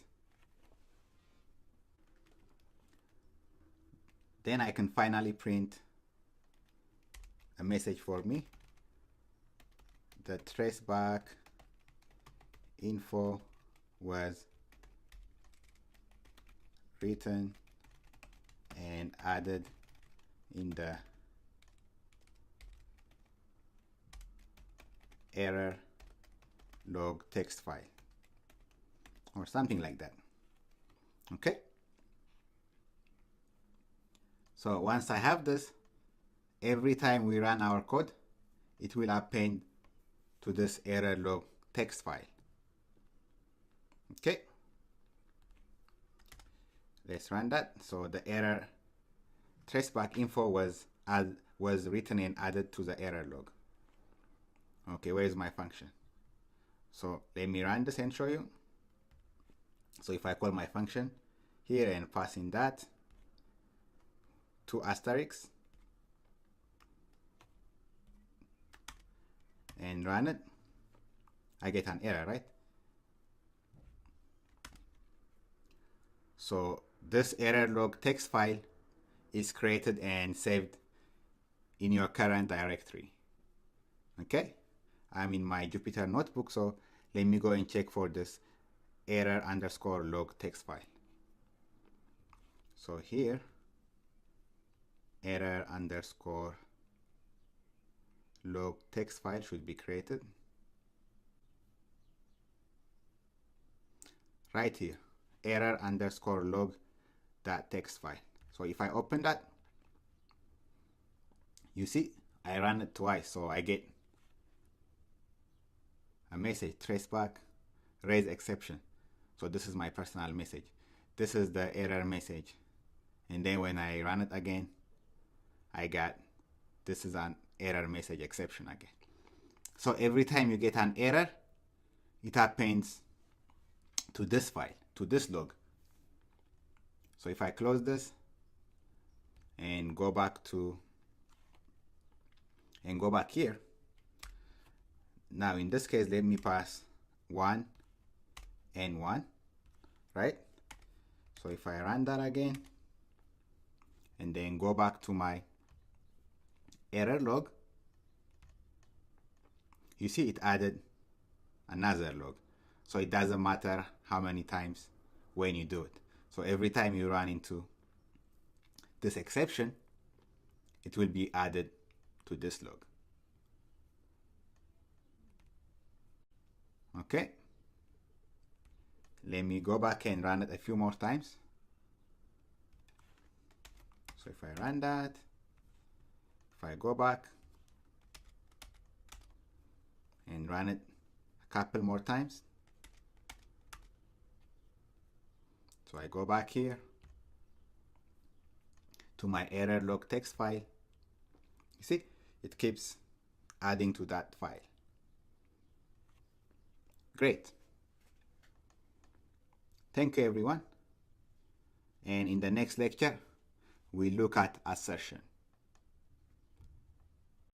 Hello, everyone, and welcome to the lecture on assertions. Assertion is a sanity check that makes sure that our code is not doing something wrong. It's just another kind of exception. Let's see what an assertion is by building a function. We'll run a program that will simulate traffic lights.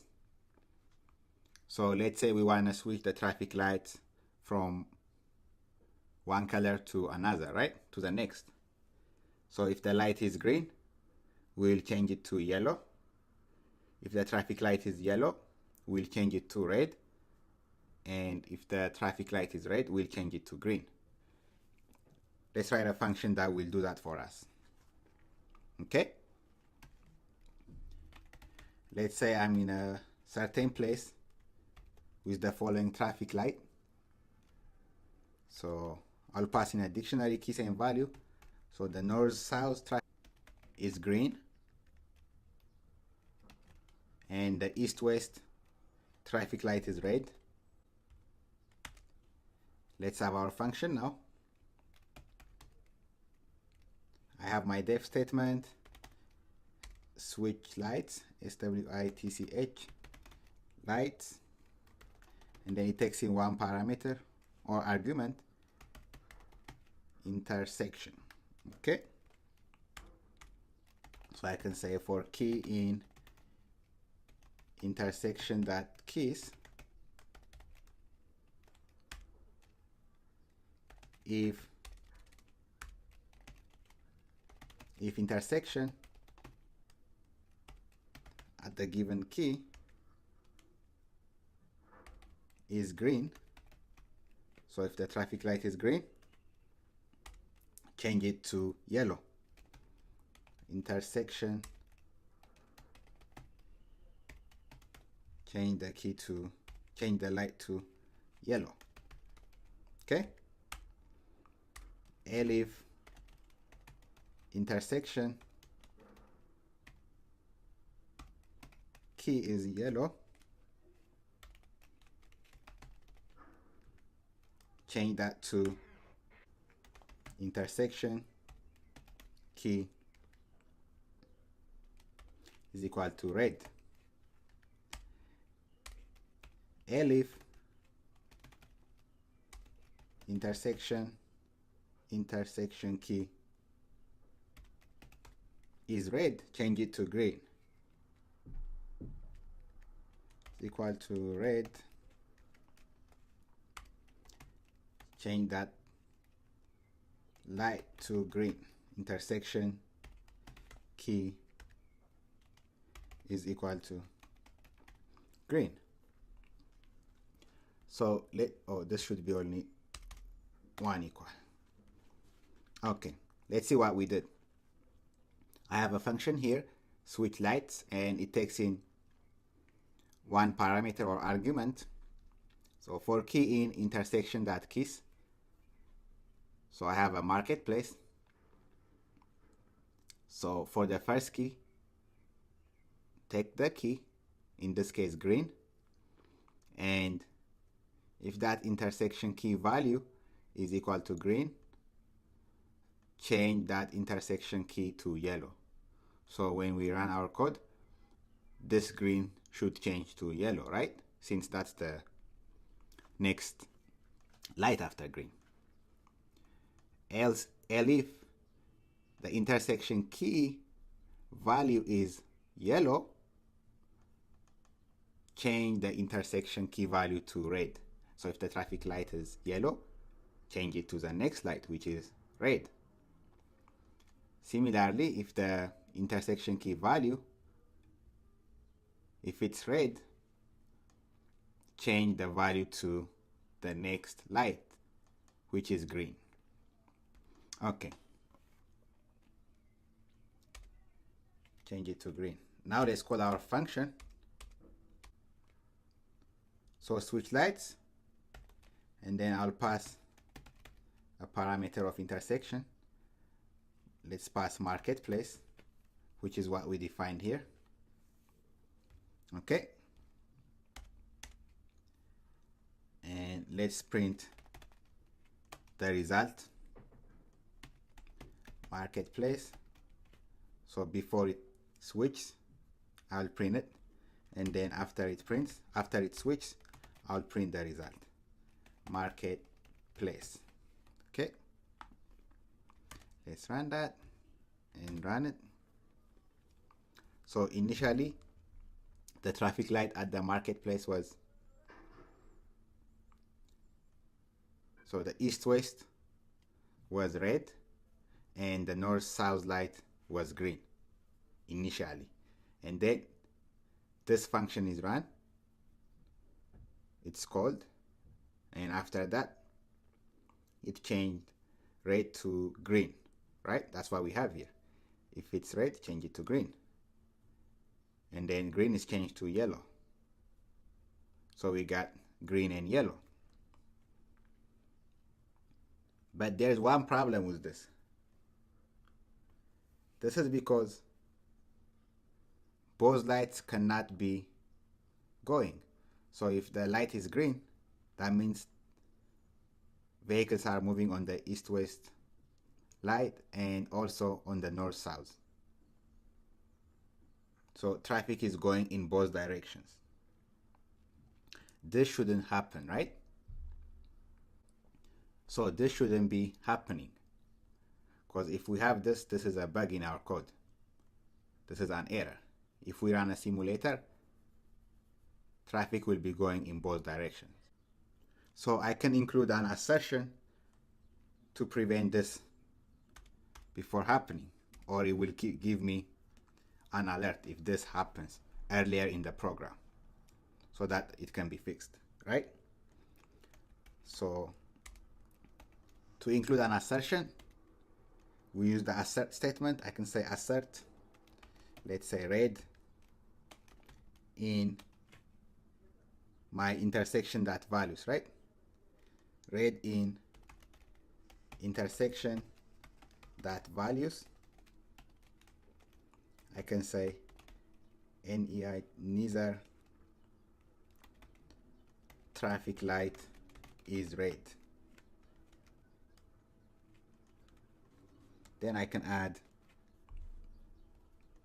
plus the intersection,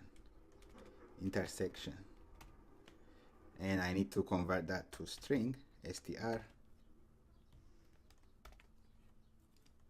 Okay, let's see what I will get now. So run it. Here I got an assertion error. It says neither traffic light is red, and then east-west, north-south. So this is the use of assertion. You see here, we got an assertion error. Since we included that assertion error, now we can go back and fix our code before proceeding further into our program. Great.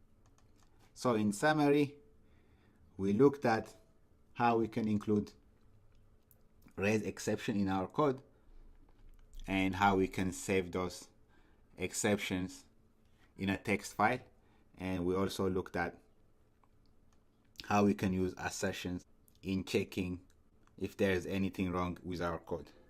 And assertions are programmer errors, not user errors. User errors should raise exceptions. Great. Thank you, everyone, and I'll see you at the next lecture. Hello, everyone, and welcome to the lecture on logging.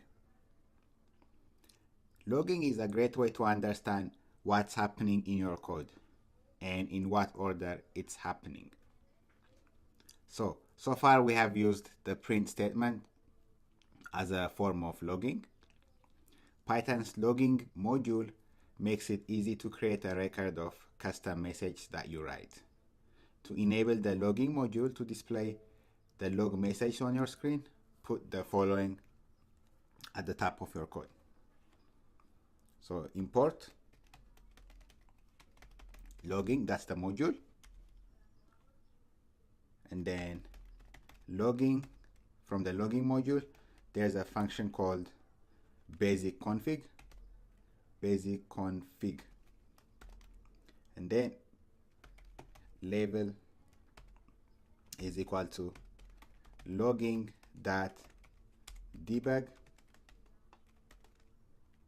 Okay, format is equal to, let's format our string, time, we have string, and then level, We have label name, S, and let's also format our message. Then we have S. Okay. So you don't have to worry about how this works. It's just a setup of how the basic config function. Okay, let's look at an example that will calculate factorial. Factorial means, let's say, 3 factorial means 3 times 2 times 1. So that's 3 factorial. If I say 4 factorial, that means 4 times 3 times 2 times 1. So if I say, so 4 factorial means 4 times 3 times 2 times 1. 4 times 3 times 2 times 1. Okay? Now let's write a function that will calculate factorial for us. So I have the def statement, and I'm going to call it factorial. Then I'll pass in an argument n. So total, let's start with 1. And then for I in range n plus 1. So I'm writing this function in a way that it will produce an error.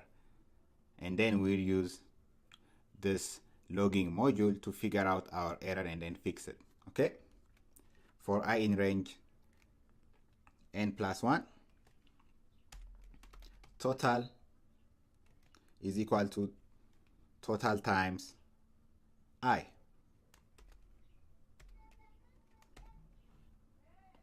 And then finally, this will return the total. Okay? So if I come down here and then print factorial of, let's say, 5. So 5 factorial is 5 times 4 is 20. 20 times 3 is 60 times 2, 120 times 1, 120. So 5 factorial is 120. Let's run this. So I got 0. I know that 5 factorial is not 0, but how can I find the error and fix it? Okay, now let's use log message to find out what's going on in each step. Okay, I'm gonna copy and paste this 2 lines, Command C, and then put it at the beginning here, Command V.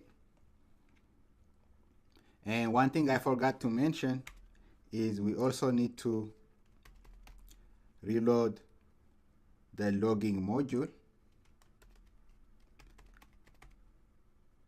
by adding the statement reload logging. Okay, and then I have my message here. You don't need to know what exactly this means. It's just that it's the way how this basic config function is set up and works. Okay, so once I have that, I can start adding my log messages.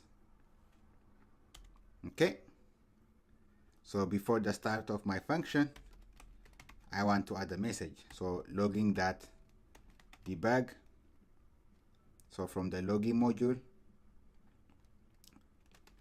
there's a debug function. So start of the program, and then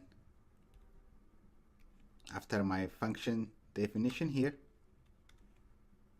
let me add another logging message. So logging that debug start of factorial, then %s, %n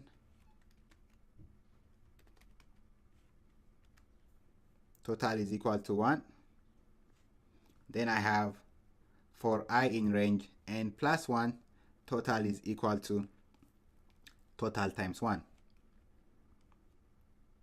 So I'm going to put another log message here. So logging that debug, I can say I is %s, comma, total is %s, and then outside I have I and total. Good. And before the return statement,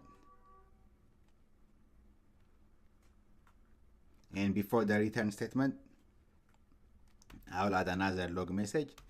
So logging that debug,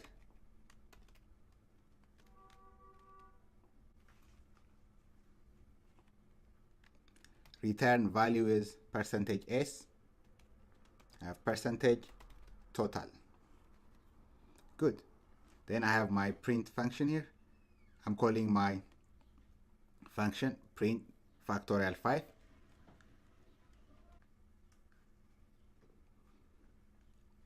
Okay, it says we have an error here. Oh, okay. I don't need the comma there. Let's run it again. Okay, great. Here I have a log of what's going on, right? So I have debug. So I have the timestamp and the date. Today's date is May 28th and timestamp 11/23. And I have this debug. So that's this part. Time, level, and message. You don't need to know, but there are 5 different levels. There's debug level, critical, warning, and so on. But you don't need to worry about that. This is what this means. And then start of the program. This is my first debug message. And then I have start of factorial 5. Then it says here debug I is 0, total is 0. And then I is 1, total is 1. So 1 factorial is giving me 0. And then 0 for each number. Right? Now when I is set to 1, we get 0. When I is set to 2, we get 0. That means we are multiplying each number by 0. Right? Now we know that there is something wrong with our range here. So we found that out by using our logging.debug. So now I can go. So now I can go and fix my range. If it's only one argument in the range, it starts from 0.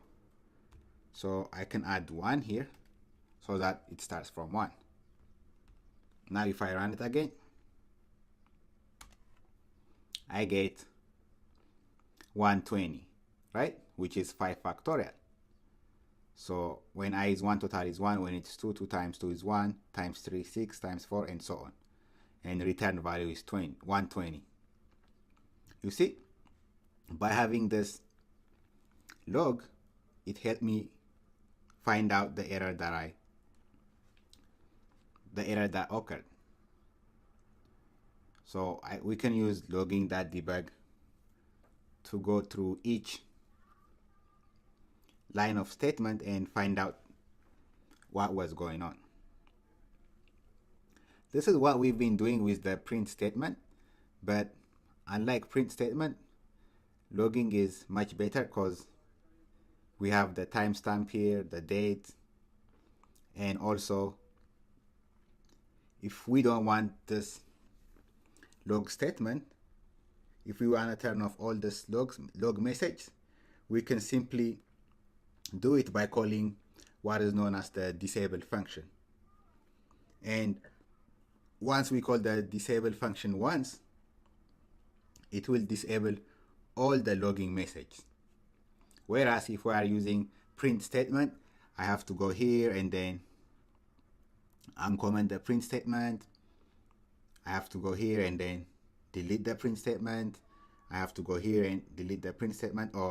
And also, if you are using print statement, you might delete some statements that you actually need. For instance, we need this statement in the code, this print statement. So if I want to turn off this log message, I can simply go here. So before the start, I can say logging.disable, that's the function, disable. Then I pass in logging.critical. Okay. Now if I run it again, you see all the log message is gone. So this is very convenient while using this logging module versus the print statement. So I can easily comment and uncomment this line of code to remove or add log messages. Great. And one last thing I want to show you is we can also store our log message in a text file. We can do that by adding our text file in the basic config function here. So all we have to do is provide a file name. So file name is equal to, so some file name. Let me name mine my log file.txt. Okay, that's all we need to do. Now if I run this, you see the log is gone from here, and it will save it in this my log file.txt. This file is created in the same directory where I am at. So if I go here to my home and look for my log file.txt, here I have my log file.txt. My log file.txt. So it's created. Let me go and run. Import. Oh, this is disabled. So let me uncomment that. And run this. Go back to my log file text. And here is the log message. Since I ran it twice, I got 2 log messages. So if I go again and run it one more time, go back,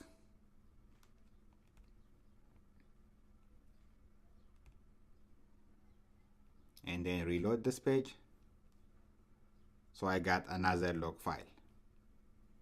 And again, I can turn this off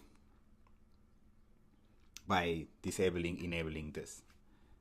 And I can also remove this file name. And the log will be displayed here on the screen. Great. Thank you, everyone. I hope you have a better understanding of debugging and how you can log errors. Thank you, everyone, and I'll see you at the next lecture. Hello, everyone, and welcome to the web scraping section of the course. In this section, we look at the web browser module. Then we will download from the web with the request module.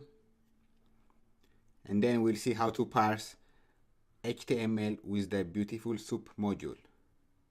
And finally, we'll see how to control the web browser with the Selenium module. Okay, let's start the section with the web browser module.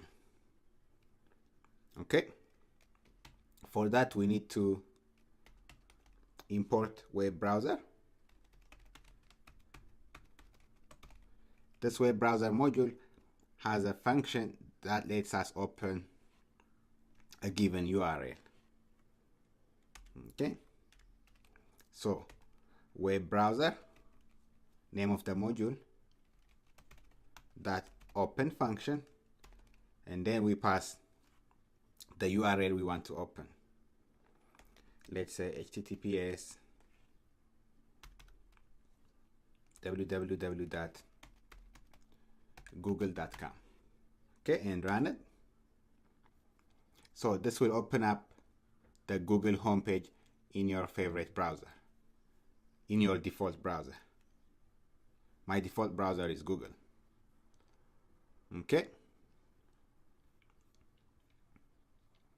let me go back to my Jupyter notebook. Okay, that's all about the web browser module. Let's say you have to go to some website and then grab the address from that website, and then you have to open Google Maps and check the address on the Google Maps. Okay, so let's say you go to some website, and then let me open up this. In most places they have Google Maps, but let's assume that you want to open this address on Google Maps, right? So you have to copy this and then go to Google Maps, open up the Google Maps website, and then paste the address here.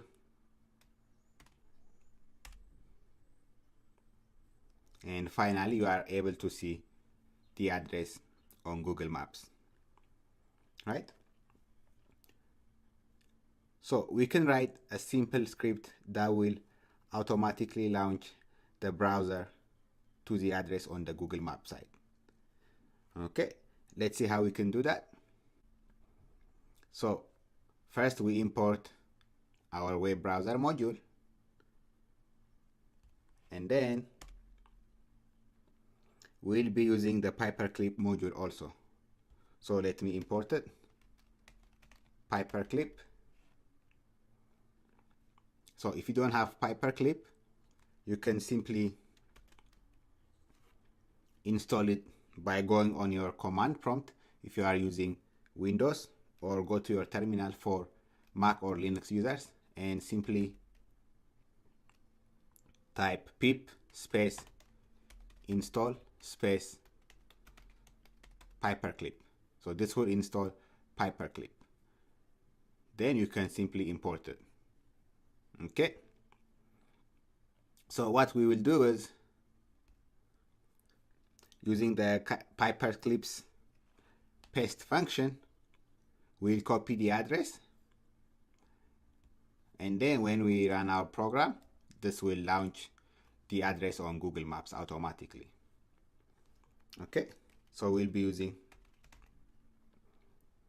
paperclip that paste. Okay, and let's store the result in a variable called address. Okay, and then we have our web browser open function, web browser dot open, and then we'll pass the Google Map address and the address that we want. So here I copied the address, I went to Google Maps and then pasted here.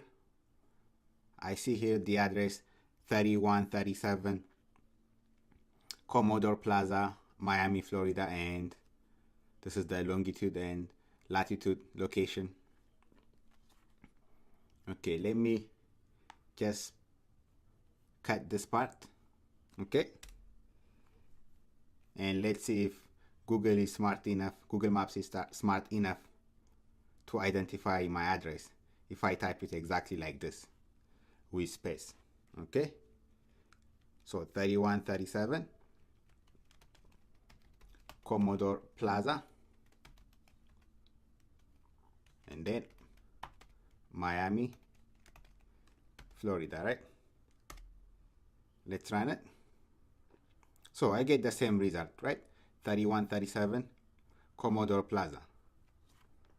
So even if I don't enter this whole thing, 3137 plus this plus that and all this, I still get the same result just by passing this as an address, right? So I don't have to pass this exactly the same way as you see it here, right? I can simply type an address here. Okay, so we'll use this part for our web browser module to open Google Maps. So let me copy it here, go to my Jupyter notebook, then paste it here.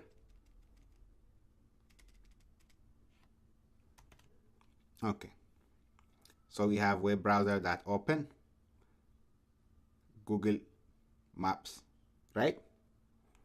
And then here we have stored the address that was pasted by the paperclip paste function, right? And then we'll pass that into our open function. So this plus the address. Okay, now let's go back. Let me copy this address, Command C. I'll close this one, go back to my web browser and run my script. You see now 3137 Commodore Plaza is directly opened on the Google Maps. Okay, let's see some more examples. Okay, let me just go here and grab some other address. Okay, let me grab this address, Command C, and let me close all my open browsers and run my function again, my script again.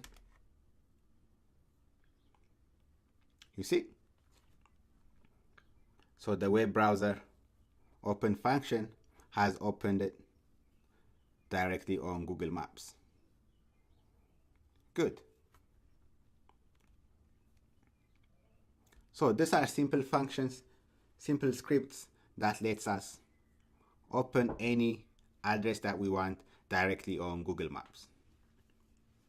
Okay, just to recap, the web browser's open function lets us open any browser URL that we pass, and then in conjunction with paperclip's paste function, we are able to direct that address onto Google Maps. Okay, thank you everyone, and I'll see you at the next lecture. Hello everyone, and welcome to the lecture on downloading files from the web with the requests module. So the requests module lets you download files from the web without having to worry about network errors or connection problems. Okay, requests module. The requests module doesn't come with Python, so we will have to install it by running pip install requests. If you are using Windows, go to your command prompt, and for Mac or Linux users, open up your terminal and type pip space install space requests and press enter.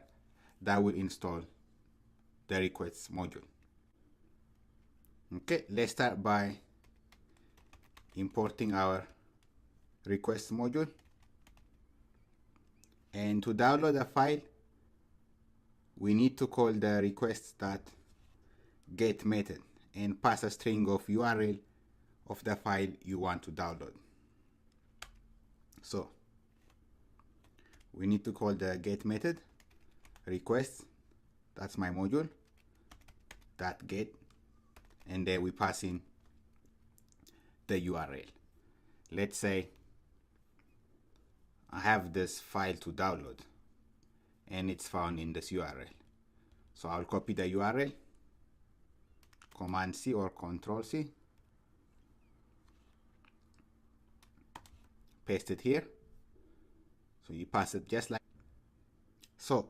This get function returns a response object and we will store it in a variable. Let's call it res. So I'll store the result in a variable called res. Okay, and we can tell if the request succeeded or not by using the status code attribute of the response object. So we can simply call res.status code, status underscore code. Okay, let's run it. So we got 200. 200 status code means everything was good. If something went wrong, you'll get a number different than 200. You might be familiar with the 404 web not found error, right? But if everything was good, you get a 200 status code. So this downloaded web page is stored in a string in the response object's text variable. Okay, so I can know the length of my string that I downloaded by using the length function and then call the text method or the text variable on my response object. So length of my object res dot text variable. So this is the length of my downloaded web page. Okay, and if I want to print out the first few characters, we can use the following. I can say print my response object dot text, and then let's say up to, let's say, the first 50 characters, and run it. So these are the first 50 characters, and if I make it, let's say 130, so this is what it looks like. Okay, similarly I can say, let's say 300, and then it will print it out. Good. Another way to check for the success of my download is by calling the res for status method. So I can say res underscore for underscore status. Run that. So if the download is fine, nothing will happen when you run this. So if there is no error, nothing will happen. So this is good. Let me just make up some URL and show you what it will look like if there is a bad response. Okay, I'll copy this, Command C, and then paste it here, Command V. So instead of this, let me just type in random character. So this doesn't exist. Okay, and then I'll save this in an object called bad response. Okay, and then I'll call for the res for status method on my bad response object. So bad response bad res dot res for status,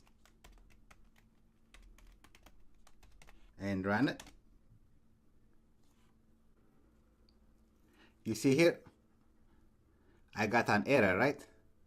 I got a 404 URL not found error. You see how important it is to use the raise for status method? That's because you want your program to stop as soon as some unexpected error occurs. So far we have downloaded the file from a given URL. Now we can save the web page to a file on our hard drive by using the open function. But we must open the file by passing the write binary mode, okay? The WB mode as the second argument. This is just to maintain the Unicode of the text. You don't have to worry about the write binary mode. It's just for maintaining the Unicode of the text, okay? Let's go ahead and save the web page on our hard drive. Okay. So for that we'll use the open method. So open, and then let's give it a file name. I'll just name it webfile.txt, and as I mentioned, I will pass the write binary mode as a second argument, and then I'll store this result in an object. Let me call it web file. Okay. Now to write the web page to a file, we can use the for loop with the Iterators method. Okay. Let me write it down. Iterators method. So the Iterators method will return chunks of the content in each iteration of the loop. And we can also specify how many bytes each chunk will contain. Let's see what I mean by that. So this open method will create a file if it doesn't exist, and it's in write binary mode. Then we can say for chunk in my response object that iter content, and then I'll pass in the byte number to write. Let's say 30,000 bytes. Okay. And then web file that write, and then I'll pass in chunk. Okay. So this Iterators method will return chunks of the content in each for loop iteration. And then here we specified how many bytes each chunk will contain. Okay? So once we have that, we can close our file by using the close function. So webfile.close, and this will close our file. And this part will create a text file in your current directory. So webfile.txt will be created. My current directory is here. Okay, so here at the very bottom, I see that a web file text document is created.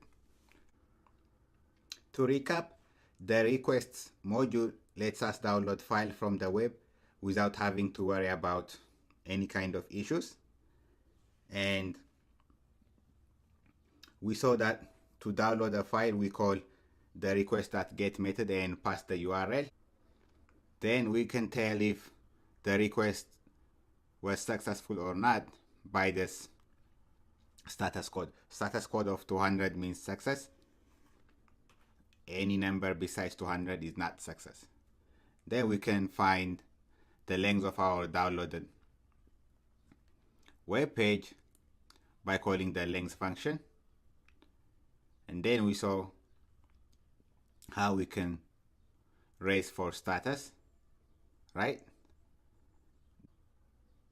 That's because we want our program to stop as soon as some unexpected error occurs. After that, we saved our web page to a file on our hard drive, and then we wrote into that file.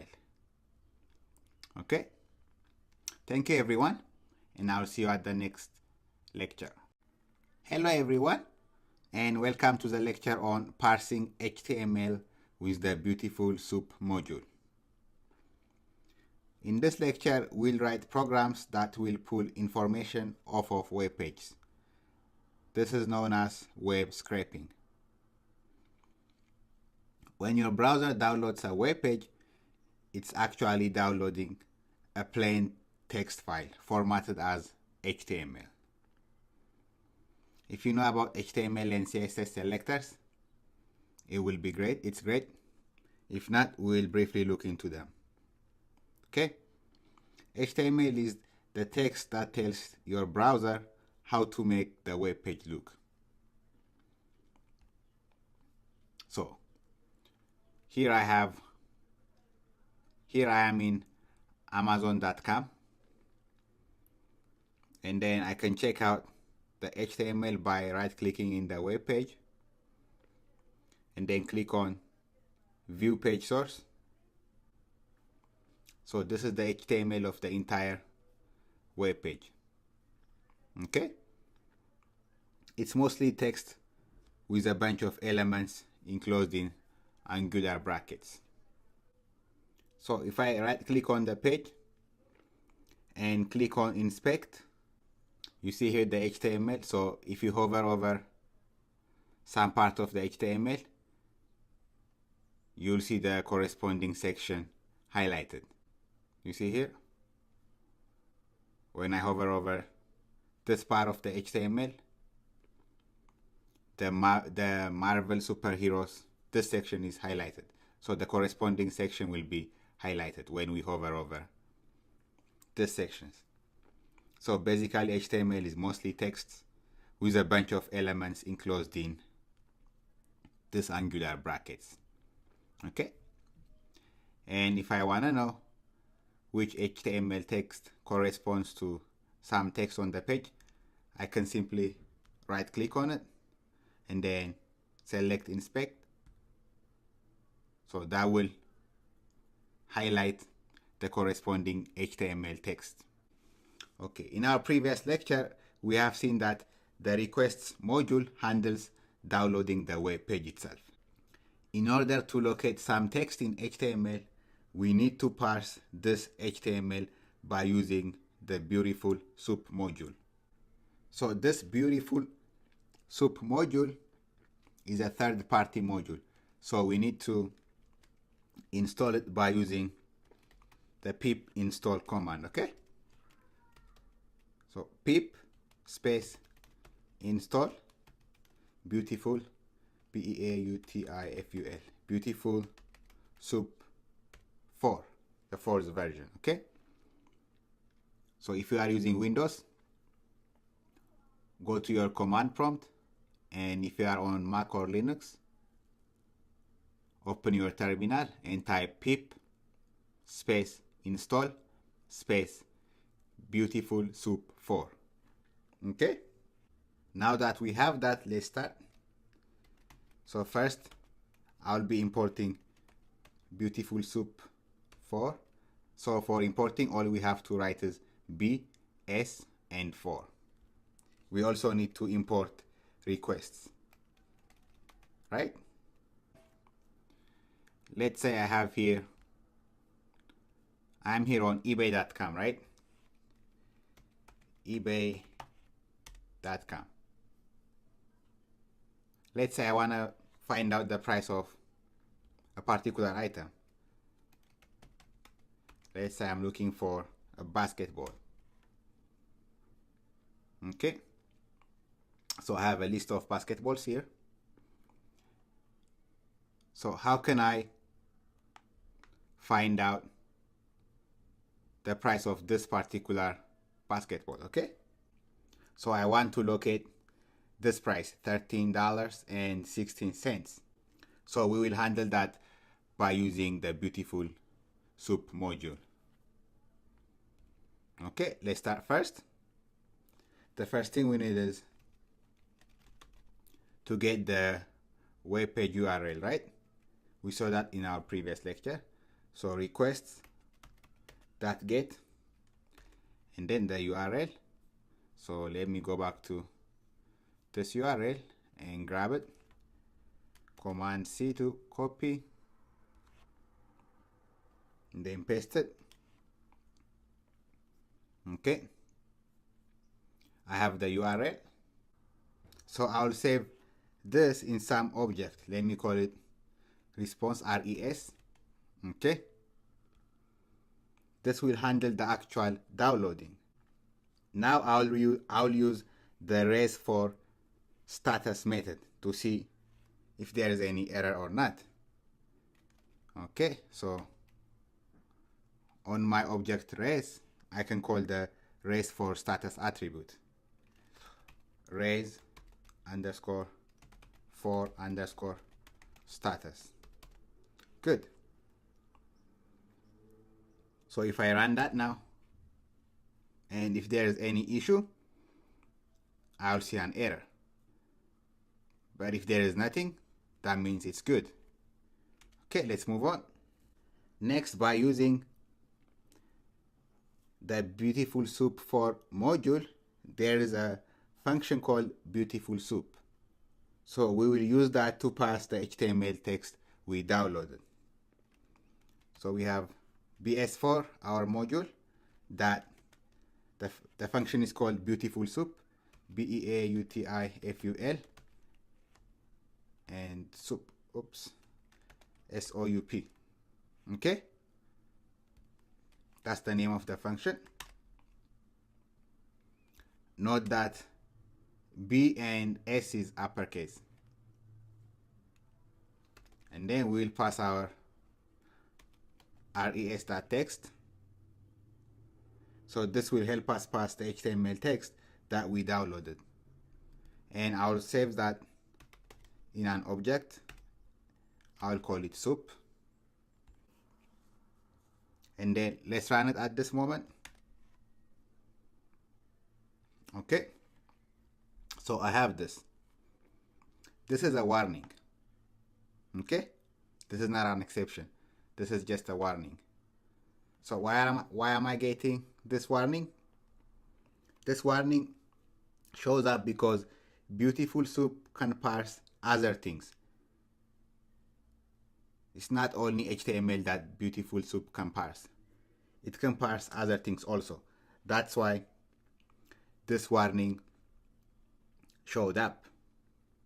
So it will assume that we want to parse HTML. Okay? So again, this is not an exception. Warning in Python is not an exception. Okay? You can still continue with this. However, if you want to hide this warning, we can pass HTML.parser as a second argument. Okay? So here, we can pass HTML.parser as our second argument. That way it will ignore this error. Okay? This warning, I mean. This warning won't come if you pass this parser, HTML parser. Let's run it again. Good. Now the warning is gone.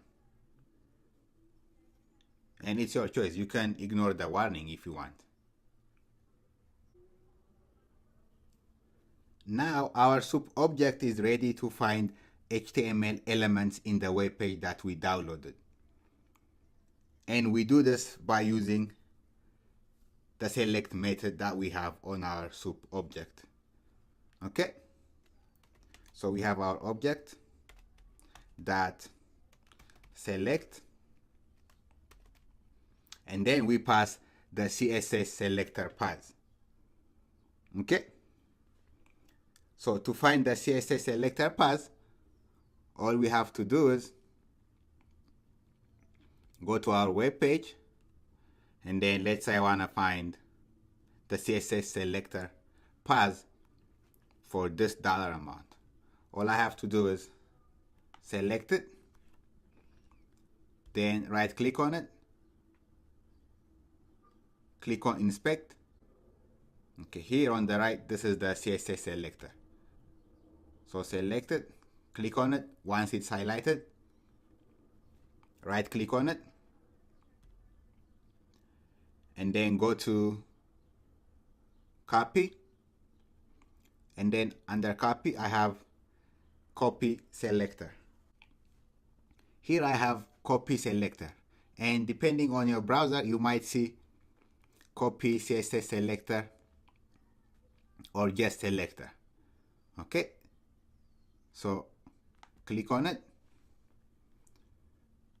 and go back to your soup.select and paste it here. Good. So what select does is returns a list of all elements. Okay,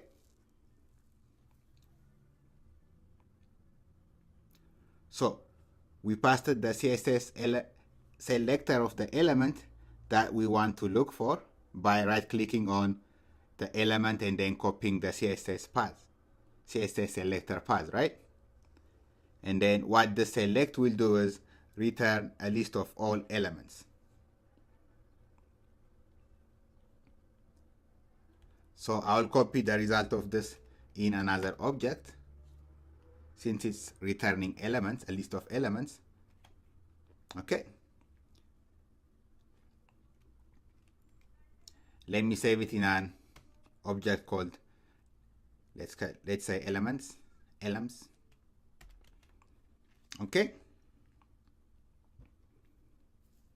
and then on this element we can run the text attribute.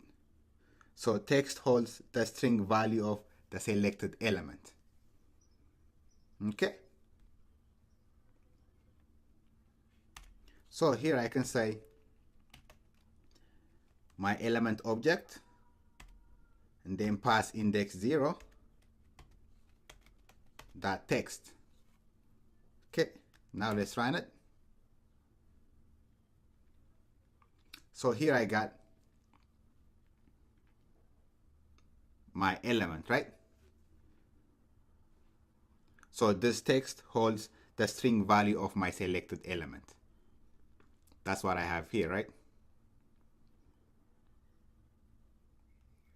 So using text, I was able to get the string value of this selected element.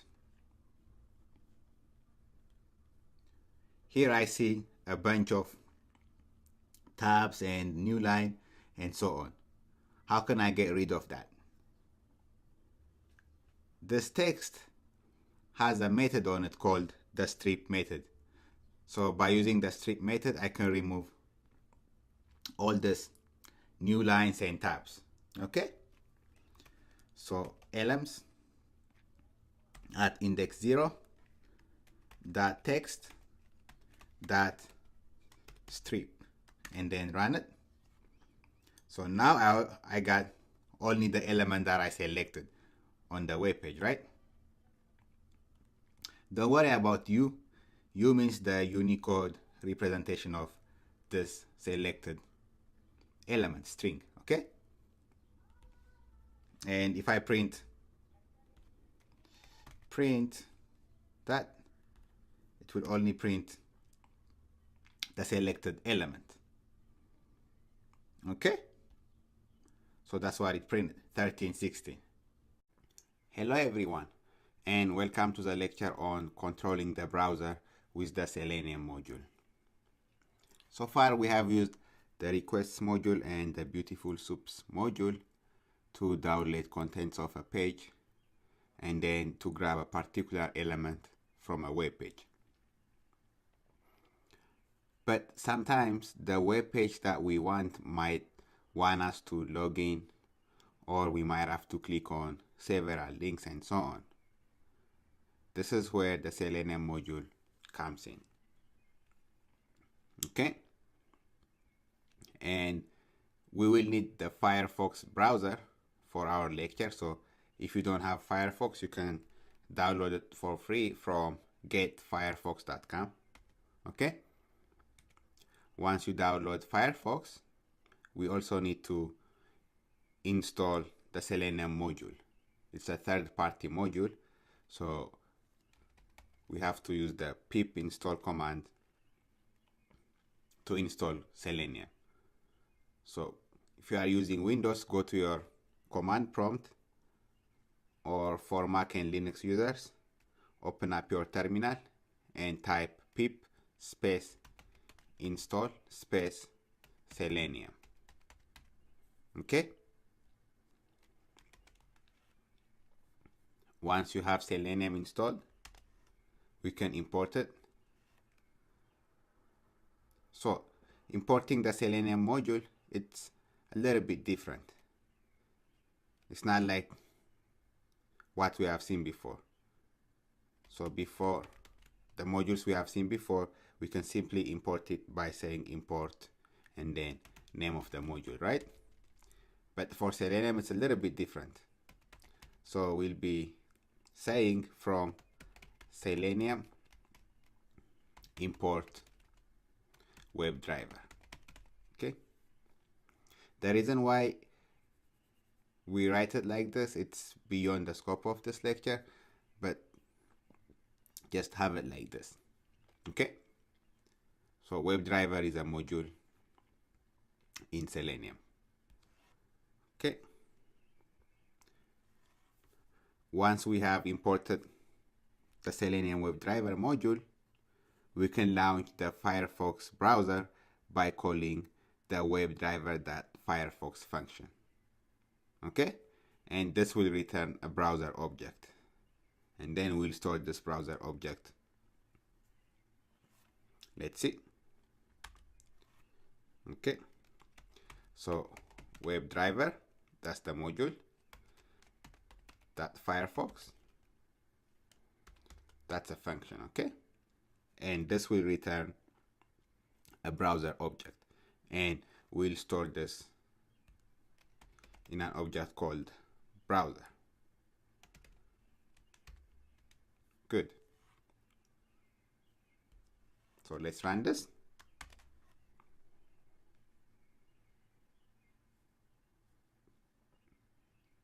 So it opens, when you run it, it opens a new Firefox browser. So this is Firefox. Okay, let me put this to the side and go to my Jupyter notebook. Okay.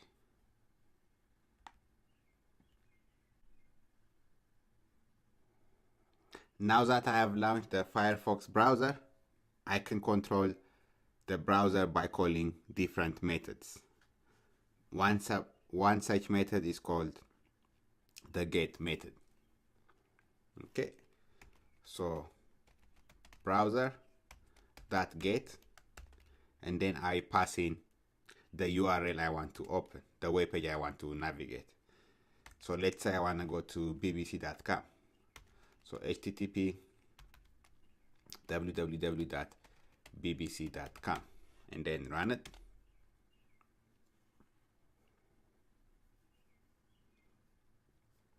So this opens the BBC webpage, right?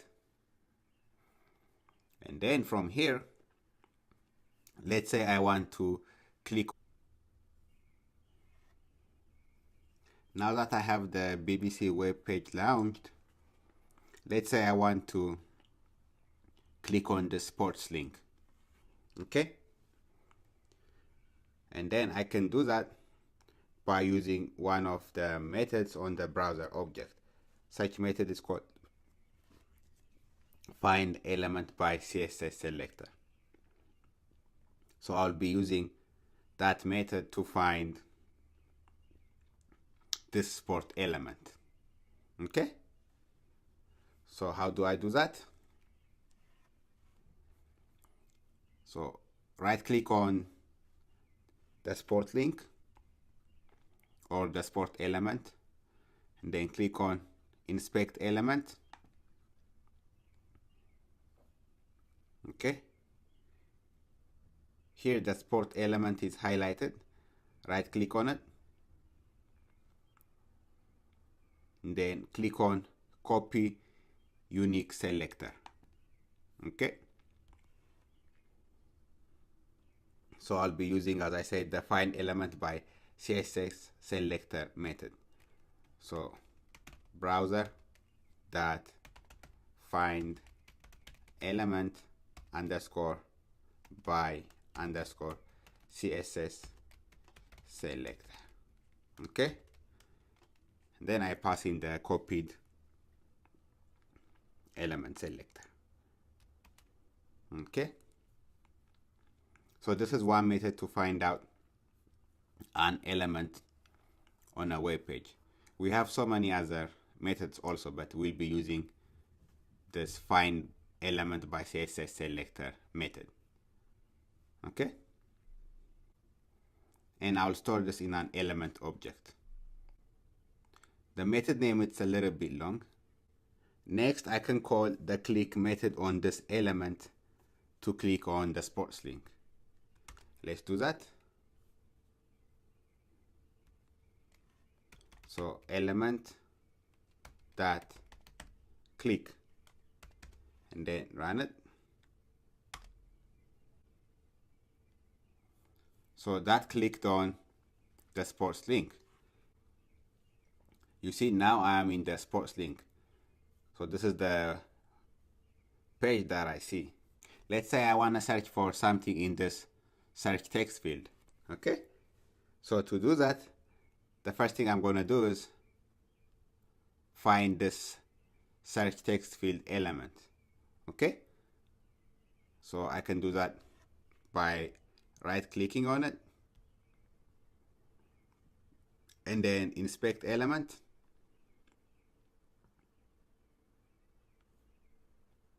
You see here the search field, the search text field is highlighted.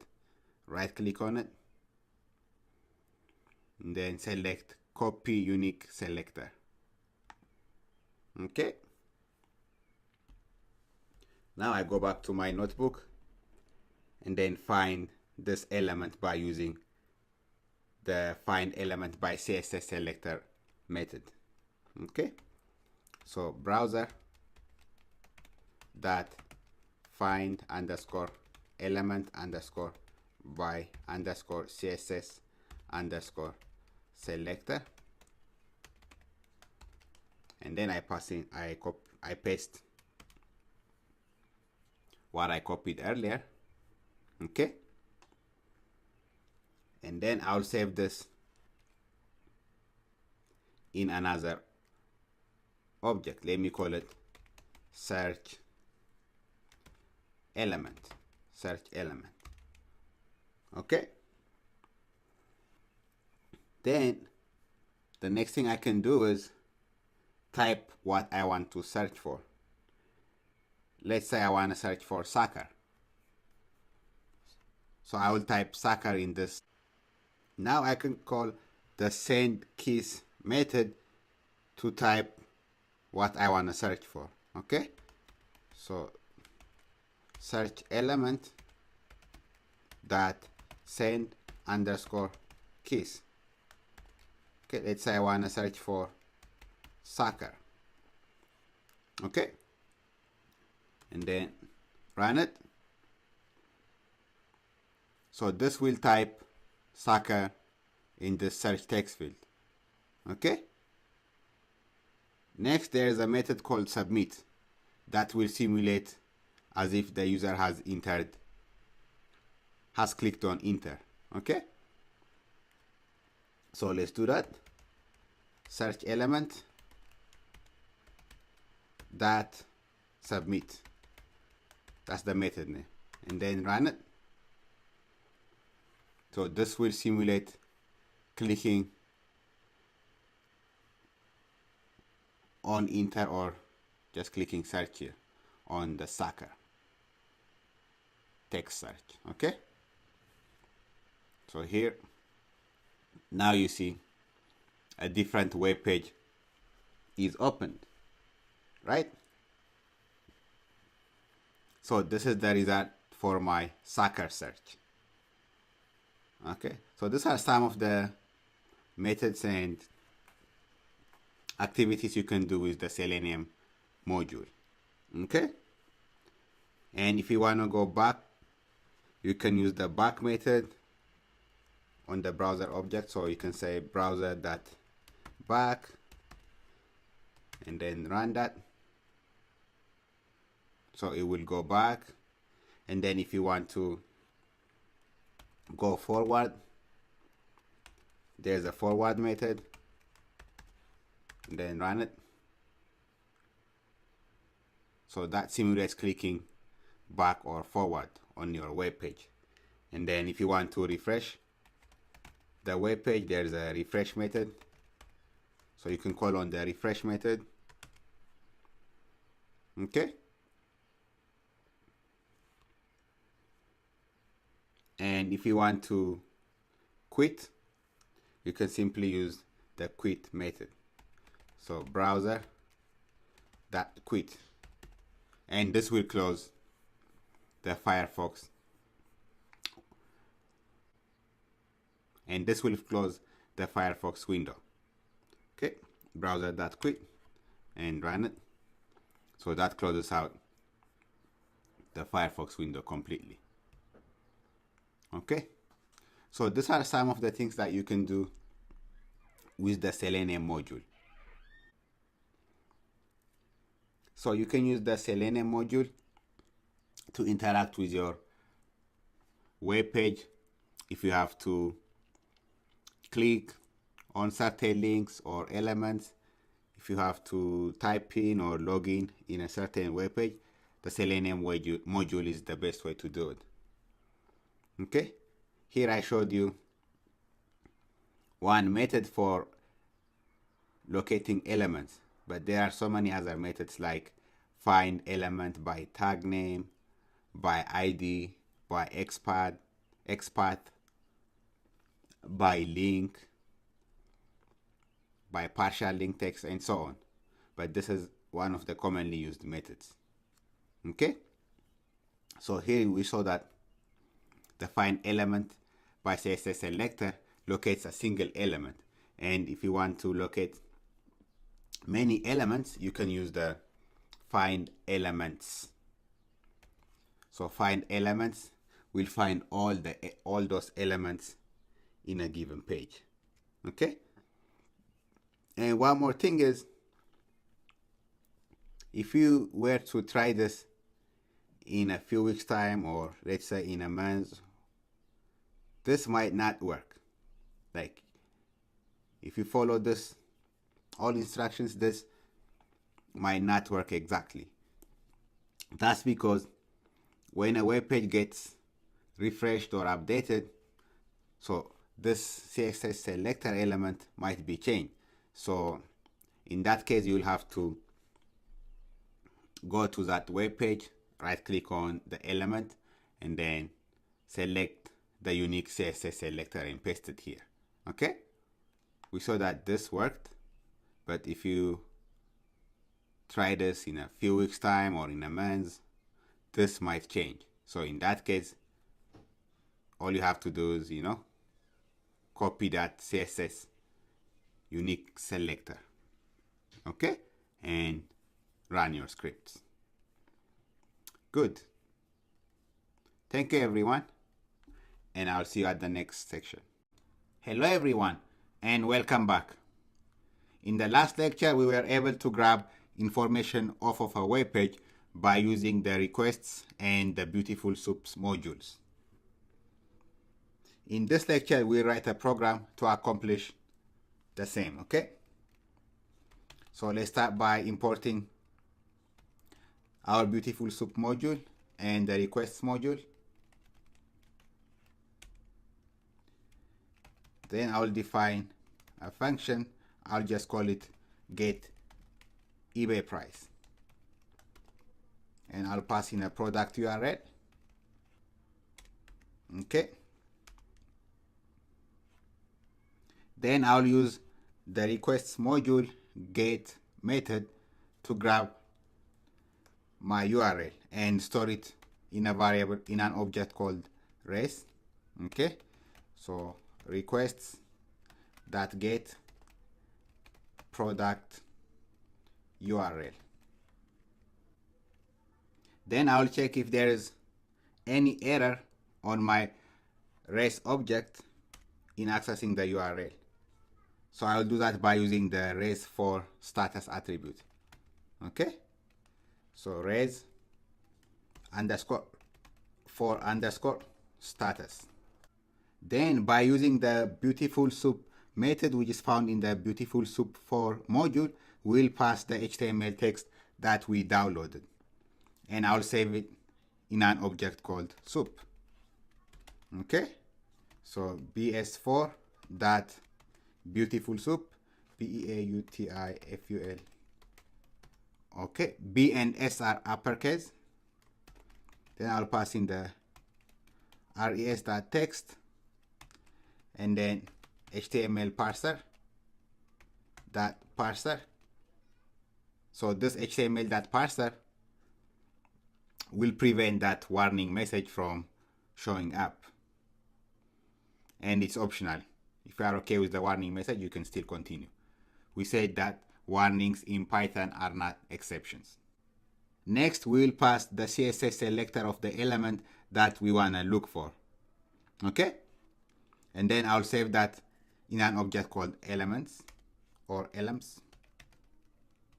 Okay? So I have soup.select, and then I'll copy the CSS selector path here. Okay, let me go back to eBay. And this is the element I want to pull off, right?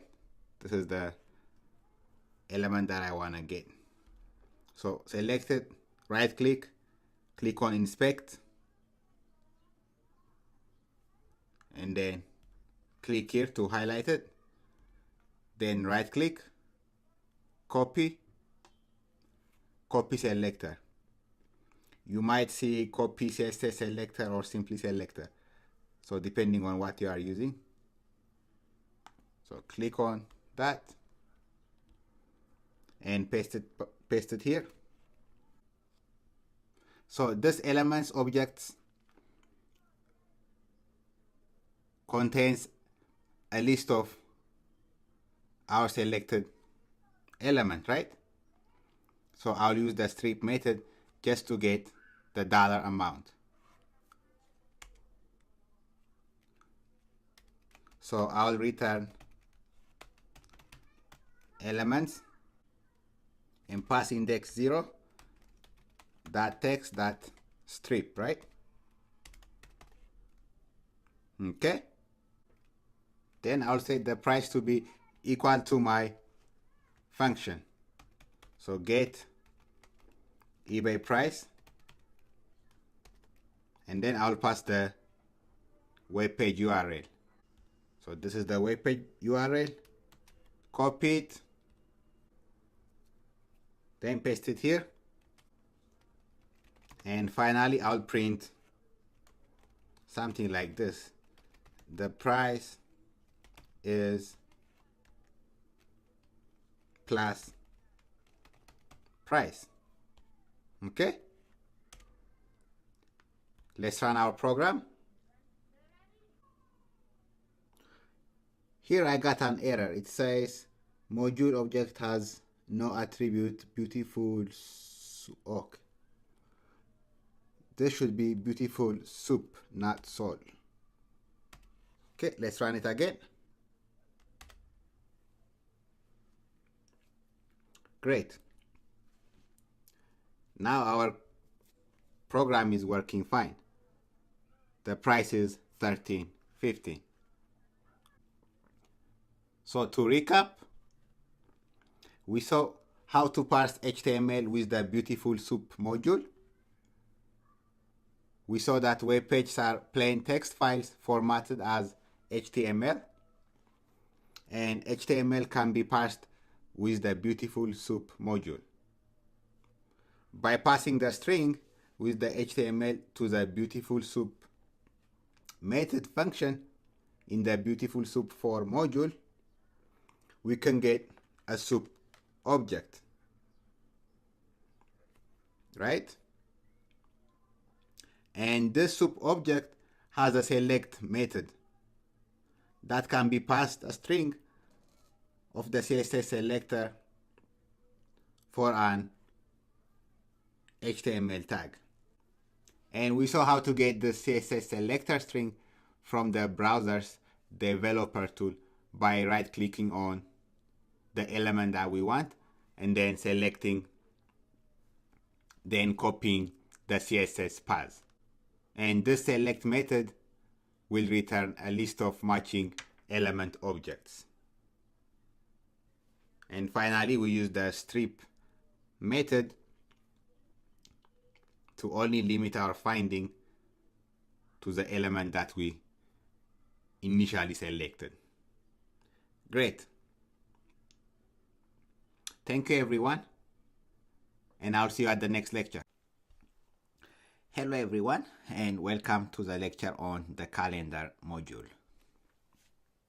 Python has a module called calendar, and this module allows us to work with dates and present calendars for a month, a year, and so on. This is possible because this calendar module has certain classes like the calendar class, the text calendar, and HTML calendar classes. Because of this and some other classes, we are able to work with dates and present those dates in a nice format. Let's look at how we can use the calendar module. So we'll start by importing the calendar module. So import calendar. And what we'll do next is this module has a text calendar. It has a text calendar class. So we'll call that on our calendar module. So calendar that text calendar, and then we'll pass another attribute, and this attribute will affect how the calendar will be displayed. I'll show you later. I'll show you what I mean. So let's pass the calendar that Sunday attribute. So calendar that Sunday. This basically means when the calendar is displayed, it will start with Sunday. So it will go from Sunday through Saturday. So Sunday will be the first date, the first day to be displayed. By default, the day displayed will be Monday. But by passing this calendar that Sunday, the calendar will display Sunday. Okay, and let's save this in a variable called cal for calendar. And what we'll do next is we'll call the prmonths method on our calendar. So calendar that prmonths, and we'll pass the year. So the prmonths accepts the year and the months of the calendar to be displayed.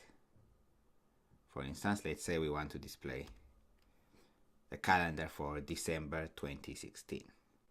So this will produce a nice output for the month of December 2016. Let's run it and see. So when we run it, we have a calendar for December 2016. You see here the dates. So the day starts with Sunday, and then Monday, Tuesday, and so on for the whole month of December. So if we didn't pass the Sunday, by default it starts with Monday. So let me copy that and show you. Paste it here. So we'll remove this calendar that Sunday, and then we'll call the prmonths on our calendar object and pass the year and months we want to display. So by default, the days start from Monday. So this is the European style, and this is the American style, starting with Sunday. I won't go into the details, but the HTML calendar, this class, the HTML calendar class, allows us to get a nicely formatted output. Okay, so by using this method, we can display any month that we like. If we want to change this to, let's say, 10/2016, so October 2016, the calendar looked like this.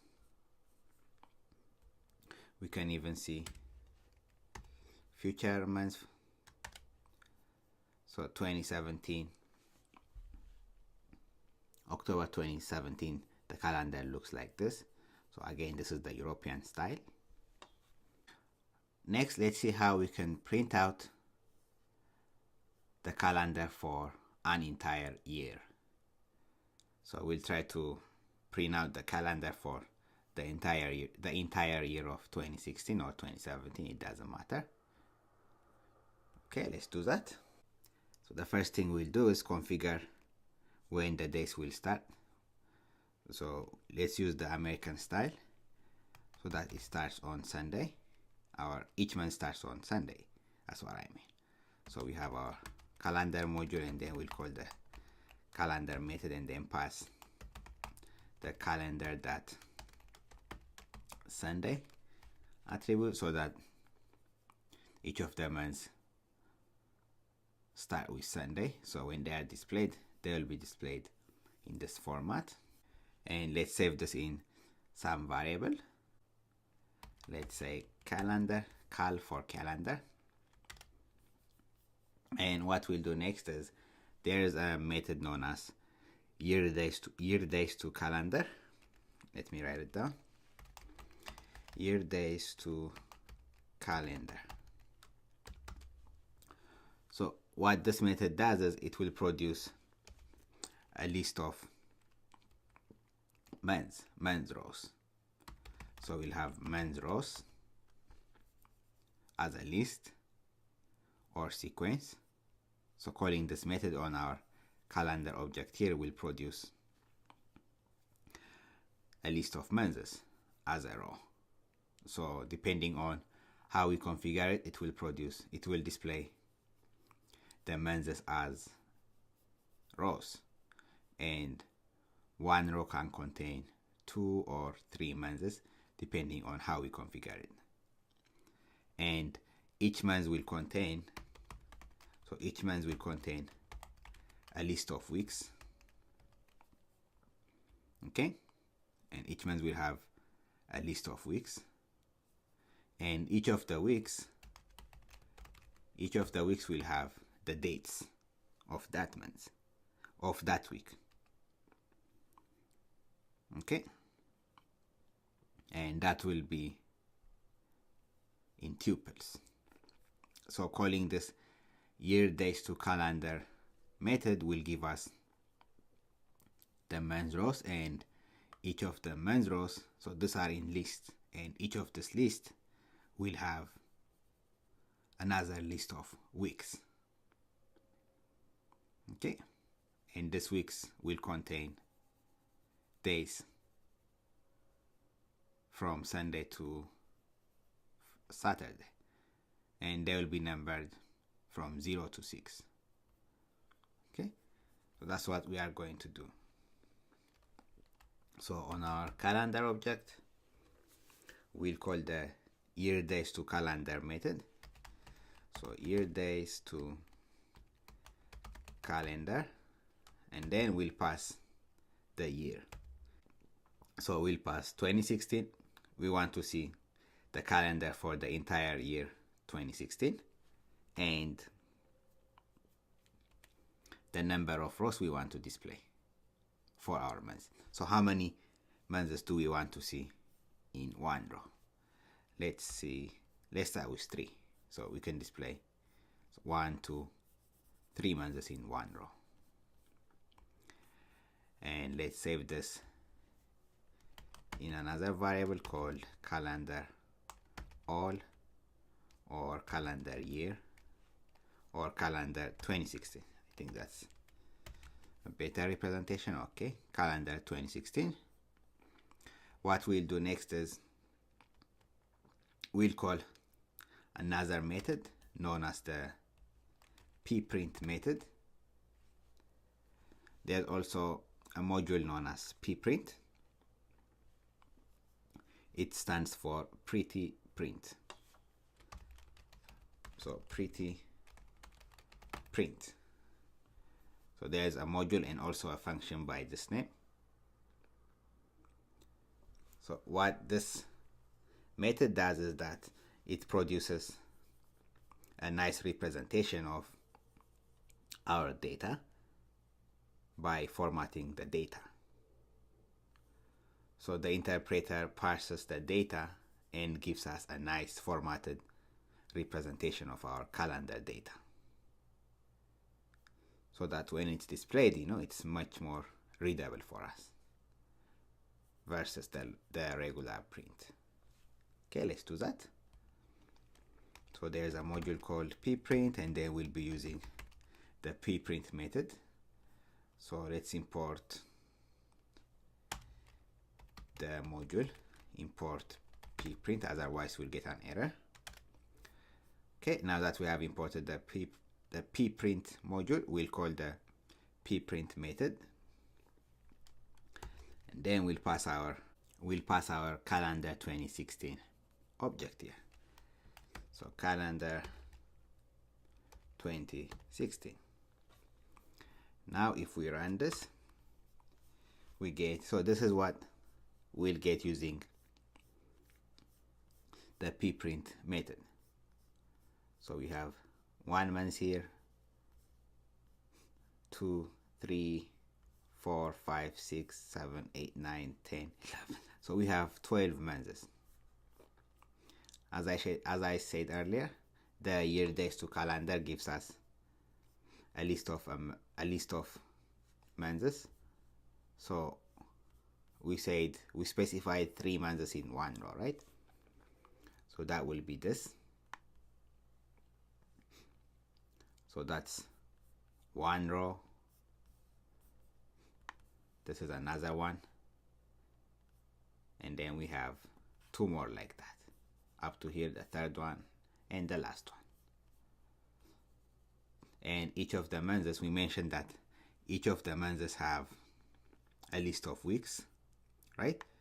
So that will be 1 week, 2 week, 2 weeks, the second week, and so on. And each of the weeks will have dates as tuples. So that's the result by using the pprint function. You see how nicely formatted it is? What do you think will happen if we try to use the normal print function? So if we try to print, let's say calendar 2016, you see what we got here? This is not nicely formatted. We don't know what this is. I mean, it's not a nice representation. We have to dig much deeper to make sense of this data, right? And compare this with our pprint function, our pprint method. So it formats the data that's presented to it. So that's what the interpreter does. It nicely parses the given data and presents it in a nice format. So it's more readable for us, right? It's more presentable. So that's the pprint function. So we'll continue our discussion in the next lecture. Thank you, everyone. Hello, everyone, and welcome to the lecture on the calendar module. In this lecture, we'll continue our discussion on the calendar module. Last time we looked at the pprint module and function. We mentioned that this method parses the data and then presents it in a nice and more readable fashion for the user. And just by looking at this, we'll be able to understand some data, right? But how can we print out the entire calendar? So how can we display it like this? So that's what we will see in this lecture. Now that we have seen the list representation of each of the months for the entire year, now let's see how we can represent this in a nice calendar. So from our calendar module, so we need to import the calendar module if you haven't, and we have our text calendar, calendar.text calendar, and then we'll pass our calendar.Sunday so that it's displayed in the American format. We have calendar.Sunday, and let's save this in a variable called calendar. So now we'll use this calendar object with another method called format year, and that method will allow us to display the calendar for the entire year of 2016. So let's see that. Calendar, we have our calendar object, cal, and then we'll call the format year method on it, and then pass. So it takes 5 attributes. We'll pass the year, then we'll pass 3 more attributes for some formatting of the calendar. So that will be used, let's say 211, which will be used for formatting the calendar. And finally we pass the number of rows, the number of months we want to display per row. So let's say we want to display 3 months in one row. Okay, now that we have that, we can simply print it. So let's run it. Okay, there goes our calendar for the year of 2016. We have the year, we have 3 months per row, January, February, March, so all the way to the end, and it starts with Sunday. As you see here, each month starts with Sunday, and these 3 numbers, 2 and 1, they are used for formatting. One is for line spacing, another one is for indentation and width, depth, and so on. You can play around with these numbers. For instance, if I change this from 1 to 3, let's say this one from 3 to 3, and run it, you'll get a little bit different, formatting. You can just play around with those and see the formatting. Okay, so I'll change this back to 1, 1.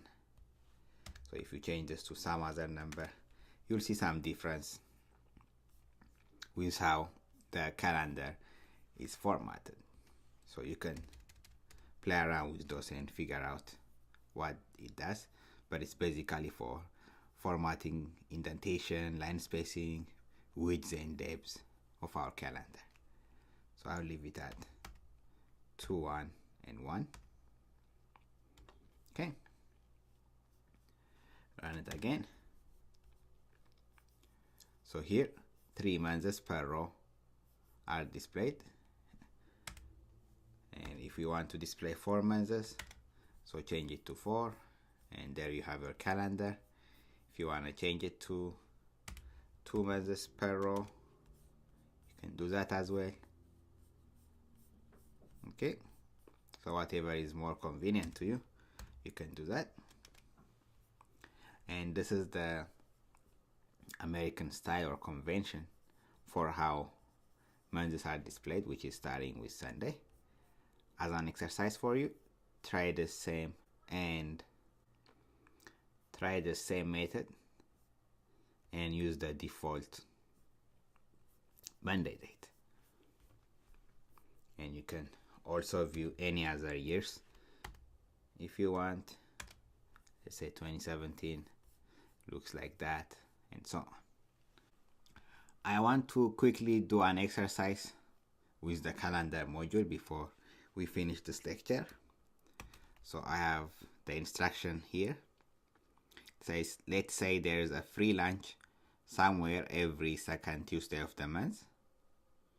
So the question is to find out those days for the entire year of 2016. Okay? So we want to get the days for the second Tuesday of the month. So we use some for loops and if statements to find out those second Tuesdays for the entire year of 2016. And one thing to note is that so the second Tuesday could fall on the second week or on the third week. For instance, if we call, so here we have the calendar for 2017, right? Let me run it again. So for the month of January, for instance, so we have Tuesday on the first week. So, and the second Tuesday for the month of January 2016 will be the second week, right? Say Tuesday the 10th, which is in the second week. But some of the months, they could not have, the first week might not have a Tuesday. For instance, February, the first week doesn't have a Tuesday. So here, the Tuesday in the second week here is the first Tuesday. But we want to find out the second Tuesday of each month. So in case of, for the month of February, the second Tuesday lies on the third week, right? And same thing for March. The second Tuesday lies on the third week. Same thing for April. So some of the months, for some of the months, the second Tuesday lies on the third week, whereas for the rest of the months, the second Tuesday lies on the second week. So we'll take that into account while attempting to answer this question. Okay, let's get started. So let's say for months in range, we'll start with our for loop. We'll pass 1 to 13 because we are interested in months 1 to 12, and the range function starts from 1 all the way to 12 and not including 13. So for months, empty for months in our range 1 to 12, what we'll do is first let's call our calendar module. So we have our calendar, and then inside our module we'll call a function the month's calendar, and then we'll pass 2017. We want to find out, we are interested in the year 2017, right? And then we'll pass months. So that's the same as the months variable that we used here, and we'll save this in a variable called, let's say, cal, and then we'll use this object to index the first week, second week, and third week.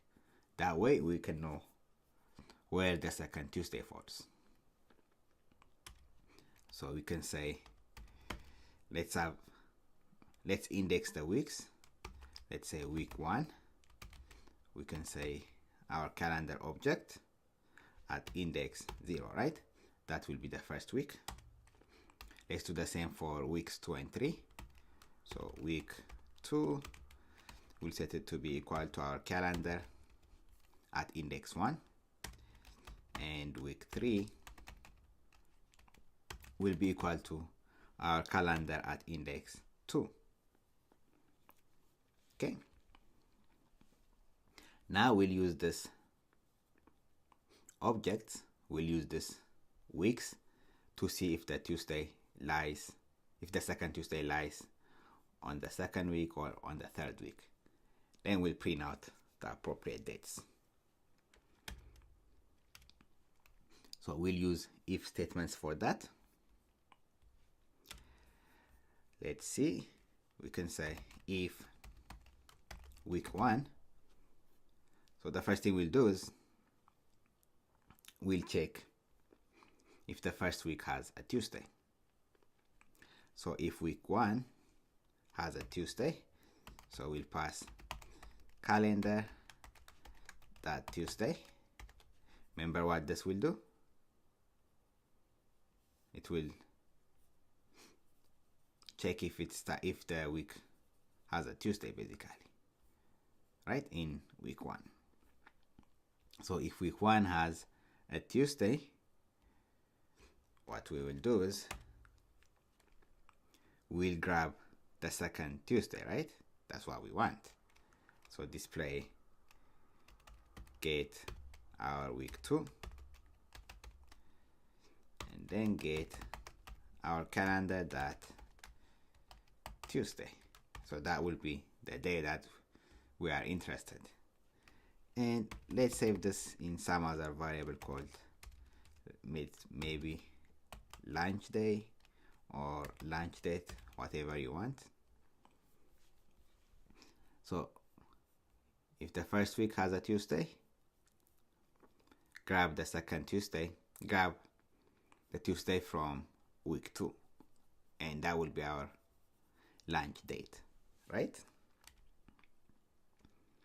Okay, else if the first week doesn't have a Tuesday, we'll use the third week as our Tuesday. We'll use the Tuesday of the third week, basically. So let's do the same thing, and we'll save it in our variable launch date, and we'll set it to be equal to, we have our week 3, and then we'll pass our calendar.Tuesday.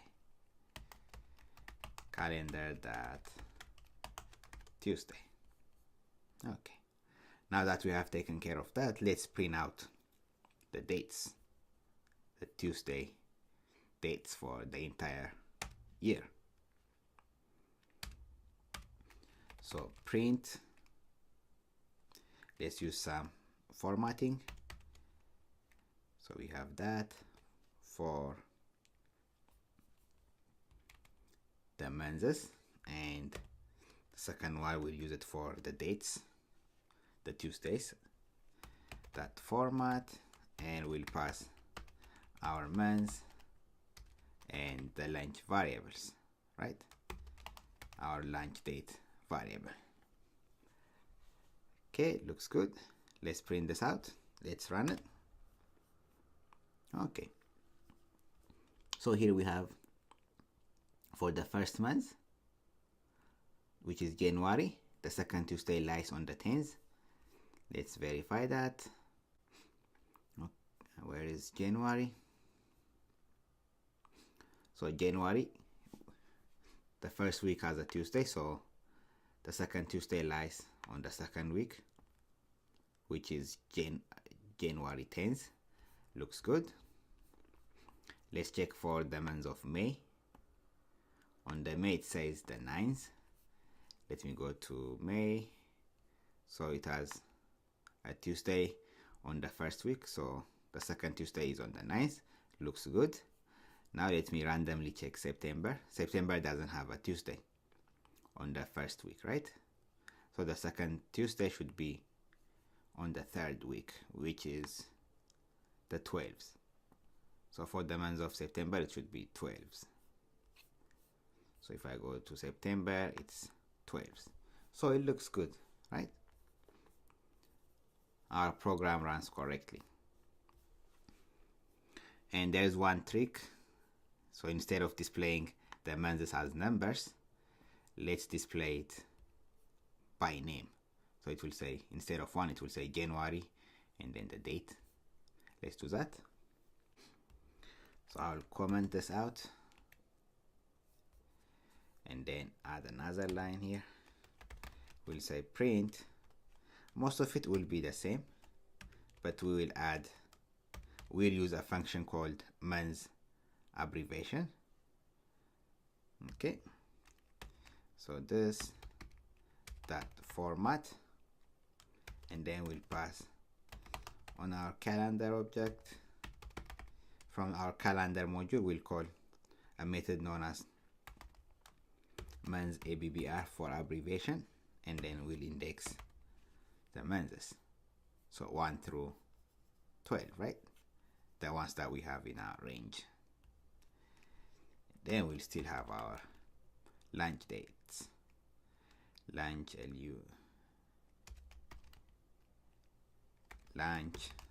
date. Let's run this again. Oh, misspelling. This is 1 T, not double T's. Run it again. Okay, now we have, so for the month of January, the Tuesday is on the 10th, March on the 14th, April the 11th. You can check this out, but I'm sure it's correct. So this is a simple program to calculate the second Tuesday of every month for the year of 2017. Okay. So just to summarize, this is a general introduction to the calendar module. I wanted to give you an overview of what we can accomplish with the calendar module. As an exercise for you, you can write a program to check maybe the last Friday of each month for the year of 2017 or 2018 even, or some recurring events. It could be the first Saturday of each week or so on. Okay, thank you everyone, and I'll see you at the next lecture. Hello everyone, and welcome to the lecture on the Datetime module. The Datetime module has a bunch of classes that allows us to deal with dates and time. In this lecture, we'll see several of the classes in the Datetime module and understand how to manipulate time, day, year, month, and so on. As I mentioned, the Datetime module has a few classes, and some of the classes are the date class, the time class. There's another class known as the Datetime class, the time zone info class, and the time delta class. So using all these classes, we are able to work with date and time.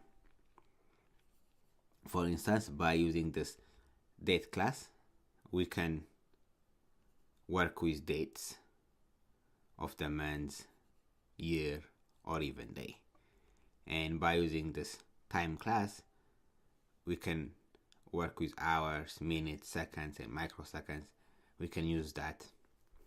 You can use this time class to find out the hour of the at a particular time, the second at this instance, and so on. And this datetime class allows us to work with both date and time. And the TZ info class allows us to deal with different time zones.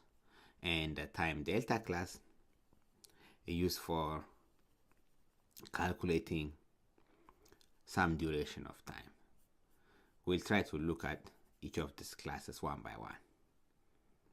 Okay, so the first thing we need to do while working with date and time is import datetime module. So the easiest thing to do is to simply import datetime, and that will import the datetime module. This is one simple import. Or another thing we can do is, if you know you are going to work with only the date class, you can just import the date class from this module by using the from this module import this class. Example, we can say from the datetime module, so this is the module, import for instance time. If I am only going to work with the time class, I can simply use this import statement from datetime import time, because that's the only class that I need. Otherwise, you can simply import the entire datetime module. Let's also import the date class from the datetime module. So from datetime import date. Okay. Now that we have imported the modules or classes that we want, the next thing we can do is call different functions in these classes and see some examples. What we'll do next is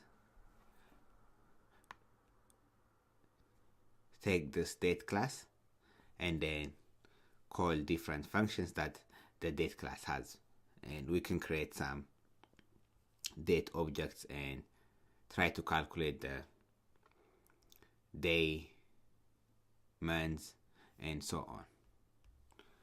Okay, so what we'll do next is, so we have our date class, and then we'll declare a date object by calling the today function or method. Okay, so this is one function found in the date class, date.today. And then let's save this in some variable called, let's say, today date or today's date. Okay, so if we run it and then if we check the type of today date, we'll see that it's a datetime object type, right? Datetime date object type. And now that we have this date object, today date, what we can do is we can call other methods to find out the month, the year, or even the day of this datetime object, of this date object. So we have seen that the type of this today date object is a datetime date object, and if we print our today datetime object, we'll see that today's date will be printed, the month, the year, and the day. Let me show you that.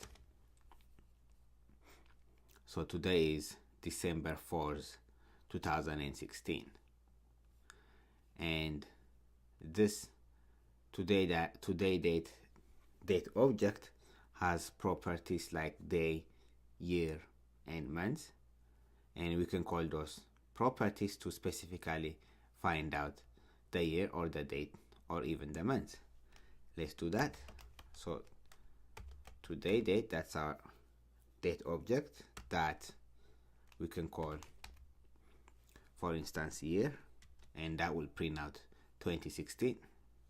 Similarly, we can say today date that month, that will be December, and finally we have the day property, so today date that day, and that will print out the 4th.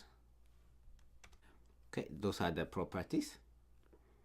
We can also include them in a print statement. For instance, we can say print today is, then you can say today date that year, today date that month, and today date that day. We can say that. So Today is 2016 12/4, and you can add any formatting that you like. If you want to include like a dash in between them, you can do that. Okay, so any formatting that you like is possible. For instance, I just put a dash between the year and the month. The date object that we created earlier, where is it? So this date object that we created can also give you the weekdays as numbers. So the numbering starts with 0. So Monday is assigned 0, and then Tuesday is assigned 1, and so on until we get to Sunday, which is assigned a value of 6. Okay, so this function that we saw, the date.today function, will also allow you to calculate the weekday number. Okay, for that we'll call the weekday method on our today date object. So we have our today date, and then we'll call the weekday method, that weekday. Then it prints 6, since today is Sunday. Today is Sunday, December the 4th, so the weekday value is 6. Great. We can also, so far we have seen the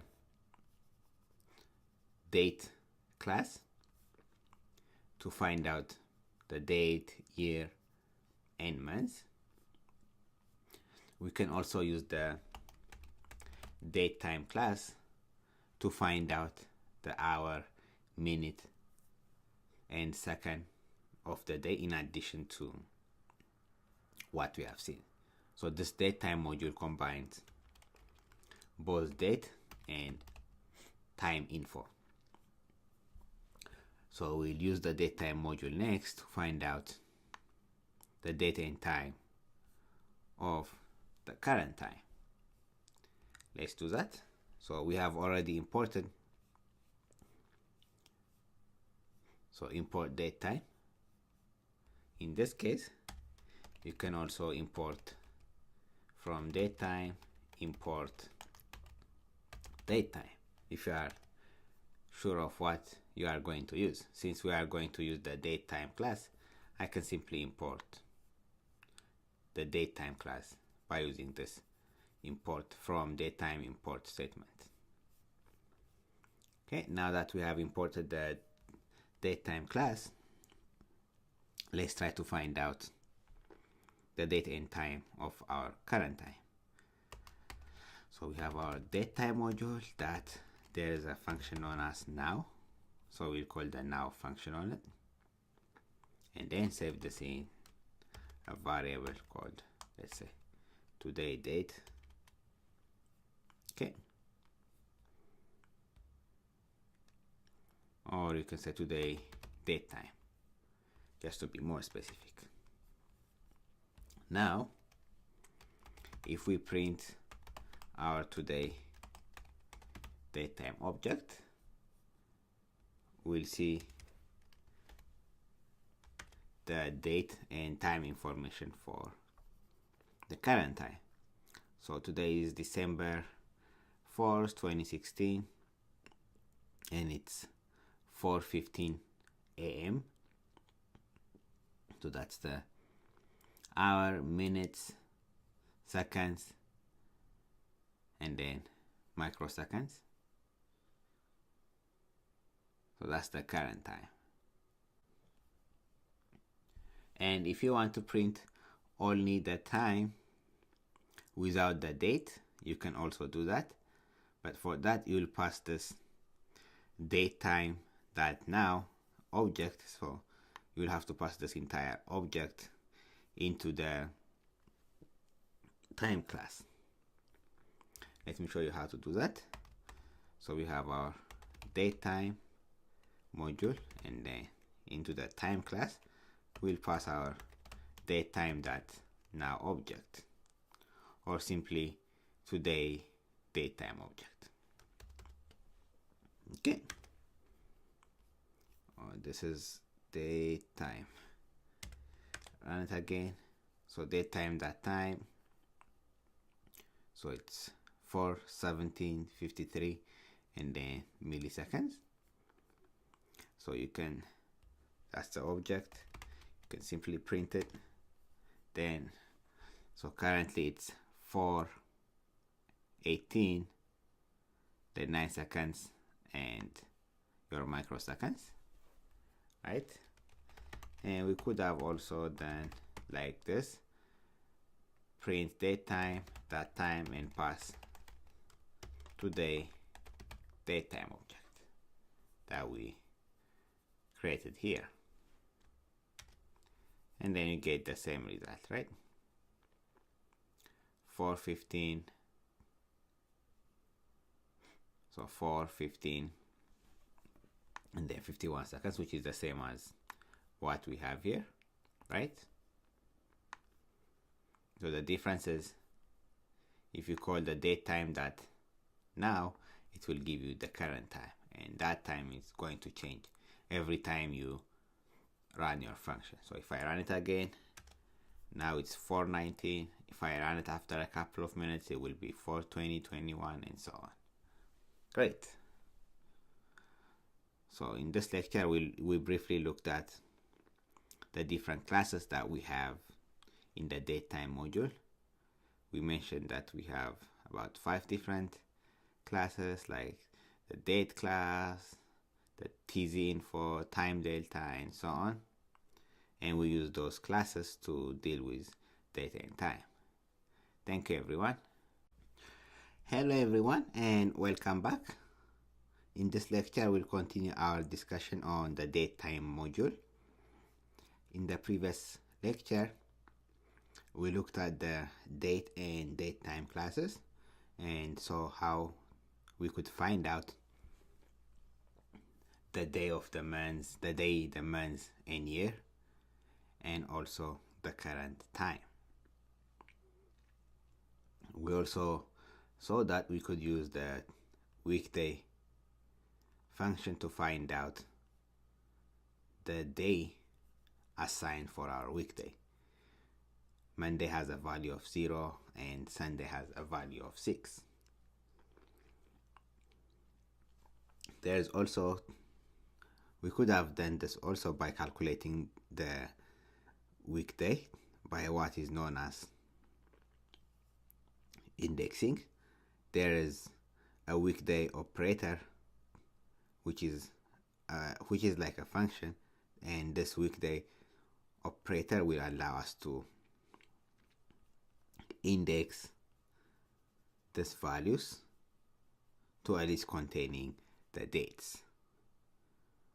So what we'll do is we'll save this days in a list. So the list will have the days Monday through Sunday, and we'll use indexing to index our list containing these days to the weekday values, to this number values. Okay, let's see how we can do that. So the first thing we will do is, don't forget to import the date, datetime, and time classes from the datetime module. So let's import from datetime, import date. Okay, I have already imported all the entire datetime module. So once we import that, we'll use the date class to find out the weekday number. So we'll say date.weekday, and then we can pass this function accepts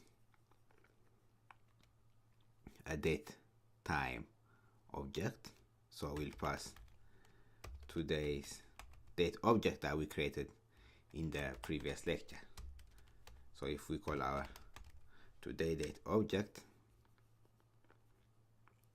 we have 2016 December 4th, right? We created this in the previous lecture. So we'll pass today's date into our weekday function, and let's save this in some variable. Let's say weekday number or day number. Okay. Yes, let's save it in a variable called weekday number. So WK for week, weekday number. Okay, so we have our date class, and then we call the weekday function, and then passed the today's date object that we created in the previous lecture. So if I go back, today's date is date.today. Okay. So once we do that, let's create our list.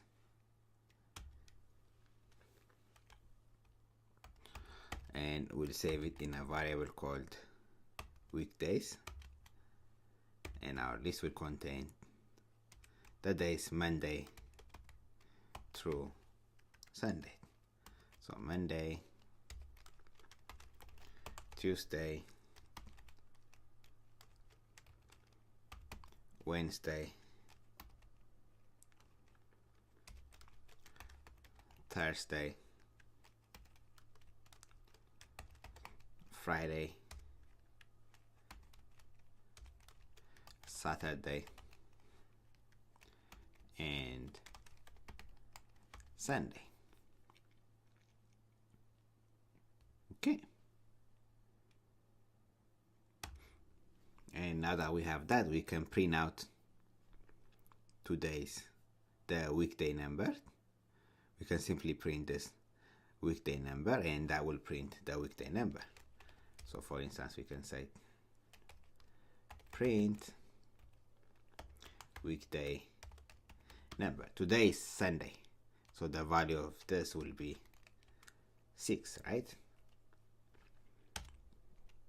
And then we can also print out what day today is. We know that it's Sunday, but we can use this indexing, so we can use the value that we get from this, which is 6, and then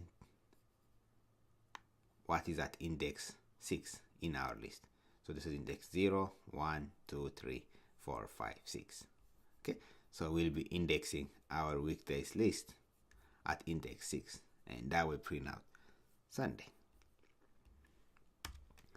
So let's also print. We have our weekdays list at index weekday number. Okay, so let's run this. So today is the 6th, and it's a Sunday, so as expected.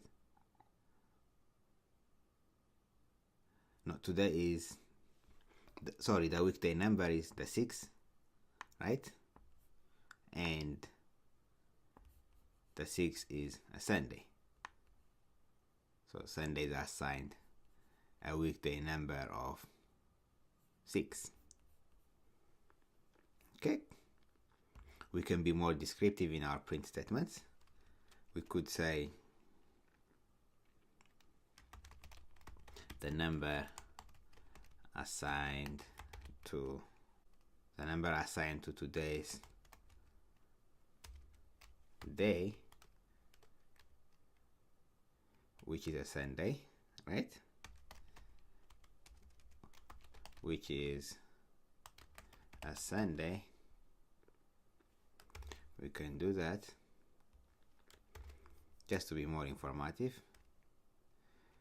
the number assigned to today's date, which is a Sunday, is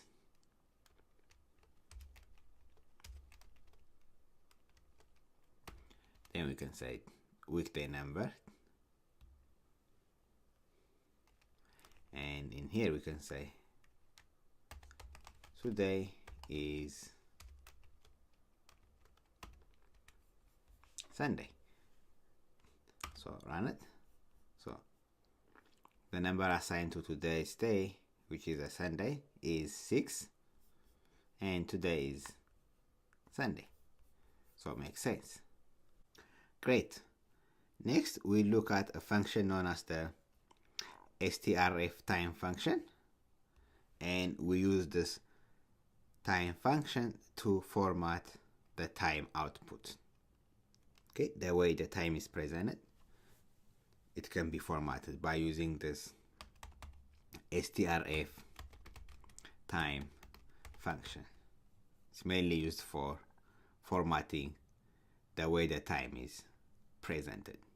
And we can format the year, months, the day, or even the time and so on.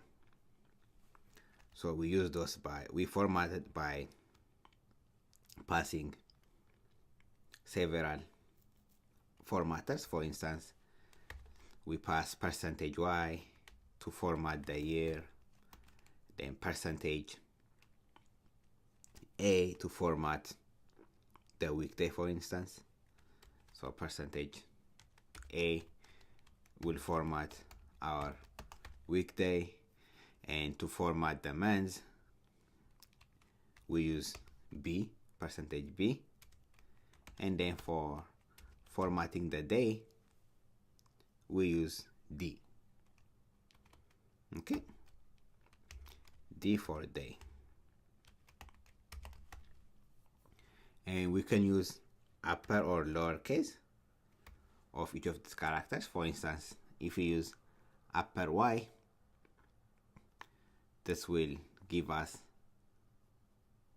all the year, all the 4 digits. For instance, it will give us 2016, versus if we use lower y, we'll only see 16 instead of 2016. And same thing goes for weekday, upper A or lower a. And for the months, we can use lower b or upper b. Okay, and we look at examples of each of this formatting. So in the previous lecture, we have seen the now function, which is found in the datetime module. So if we call datetime.now, we see that it's a datetime object. And if we save this in a variable called, let's call it right now. Okay, so if we print our right now object, we see that right now it's December 4th, 2016, 4:44 a.m. and second and microsecond. If we want to format the year, what we can do is, let's print. So we have our right now datetime object, and then we'll simply pass. So for formatting the year, we mentioned %upper y or lower y. So let's pass upper y. This will print out the entire year 2016, the 4 digits. Datetime object is not calculated. Oh, I know what the error is. We forgot to pass our formatting function, which is the strftime. So we have our right now datetime object, and then we call the strftime function, which is used for formatting, and then we pass %y. So this will print out the 4-digit year.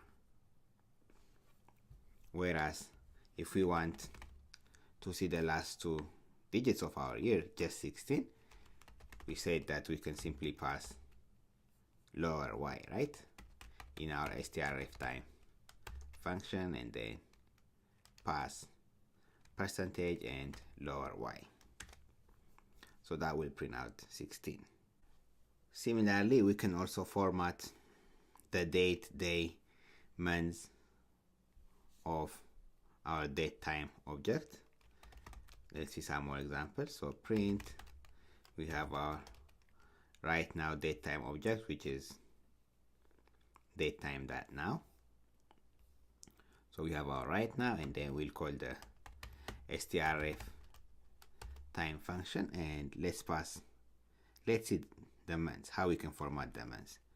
We mentioned we can format the months by calling b, right? So we just pass percentage %b, and that will print out the months.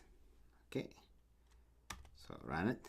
We have December, and if we pass lower b, it will print out the short form of December. So in case of lower b, we get the short form of December. Next, let's see how we can format the date. We mentioned that for the date, we use %d. So we have print right now that strftime function, and then we pass %d for the date. So today is the 4th, right? December 4th. So we got the 4th. And to format the day of the week, we can pass %a. So let's see that. Print right now that strftime, then %a. So we can use upper or lowercase a. I'll show you the difference. So when we use upper a, we get the day of the week, Sunday, whereas lower a will give us the short form of Sunday, which is Sun. So %a, that will give us the short form of Sunday. Great. That's what I have for this lecture. In the next lecture, we'll continue our discussion on the datetime module. Just to recap, we looked at how we can format time and date by using the strftime function, and we also saw how to calculate the weekday number by indexing a list containing the weekdays. Great. Thank you everyone again. Hello everyone and welcome back. In this lecture, we'll continue our discussion on the datetime module. In the previous lecture, we saw how we could format the time and date by using the strftime function. We saw that we could pass upper or lowercase characters to format the year, date, month of the specific time. Let's continue our discussion on that. So we'll start by importing the datetime module. So from datetime, import datetime. We'll import the datetime class from the datetime module. And let's also import from datetime, import date and time. Okay. And let's call the now function from our datetime class. And we know that this will create a datetime object. And let's save this in a variable called right now. Okay. So if we print right now, we'll get today's date, December 4th, 2016, and the current time, it's 5:33 a.m. and second microsecond. Now let's format all of this together. So we can say we have our right now object, datetime object. Then we'll call the strftime function and then pass the various formatting that we have. For instance, we can say percentage, then A for the day, let's say percentage D, percentage B. I'll pass lowercase for each of the formatters. Then for our year, let's pass percentage lower y. So if we run this, we get Sunday the 4th, December 16, right? Or we could have said, so let's just leave that. Okay, another thing we could have done is, let me copy this, paste it here. Let's say this will print out the weekday, which is Sunday. If I convert that to upper A, so percentage D, let's use a dash, then December, that should be good. And then for the year, let's say a dash and print it. So Sunday, December 4th, 16. So you can use those kinds of formattings. And another thing that the strftime function allows us to do is format the various local date and time. For that, we'll use the %C and %X formatting. So those will allow us to format and present the datetime object in terms of local time and date. So %X will indicate the local time. So X could be upper or lower. In case of %upper X, it will indicate local time, and %lowercase x will be the local date. Okay, and %C, so this is upper C, %C will be the local date and time. Let's see an example. So we have our right now object that we created, and then we'll call the strftime function. And then let's pass %x, lower x. So we have 12/04/2016. Okay, and we can also print it, just to print. So this is the local date. And next, let's print %print right now. Then we'll call the strftime function, and let's pass upper X, and that will print out the local time. So 5:33:17. Okay, that's the same. Remember, this is the same time that we got here. Okay, that's the same time that we got. Otherwise, you'll have to call the datetime that now function again, and then pass it in the datetime module.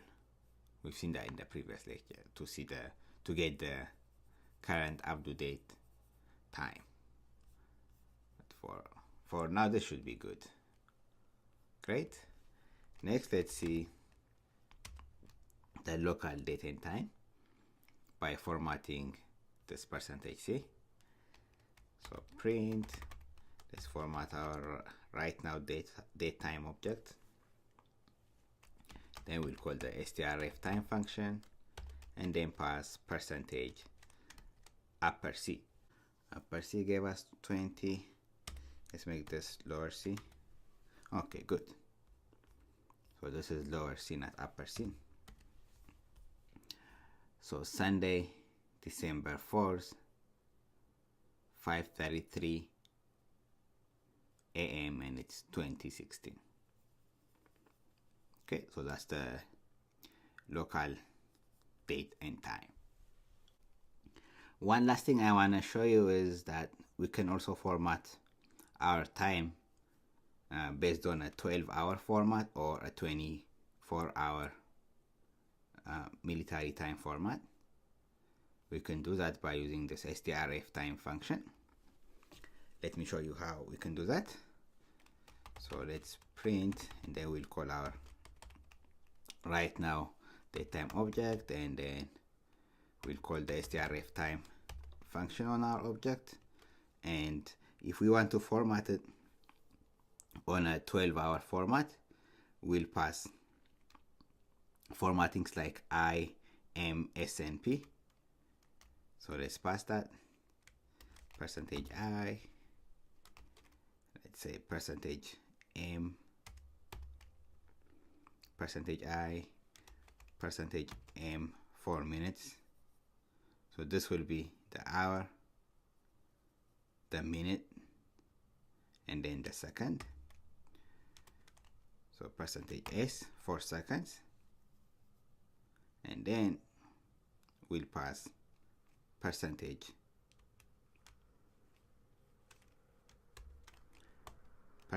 A for AM or percentage P for PM.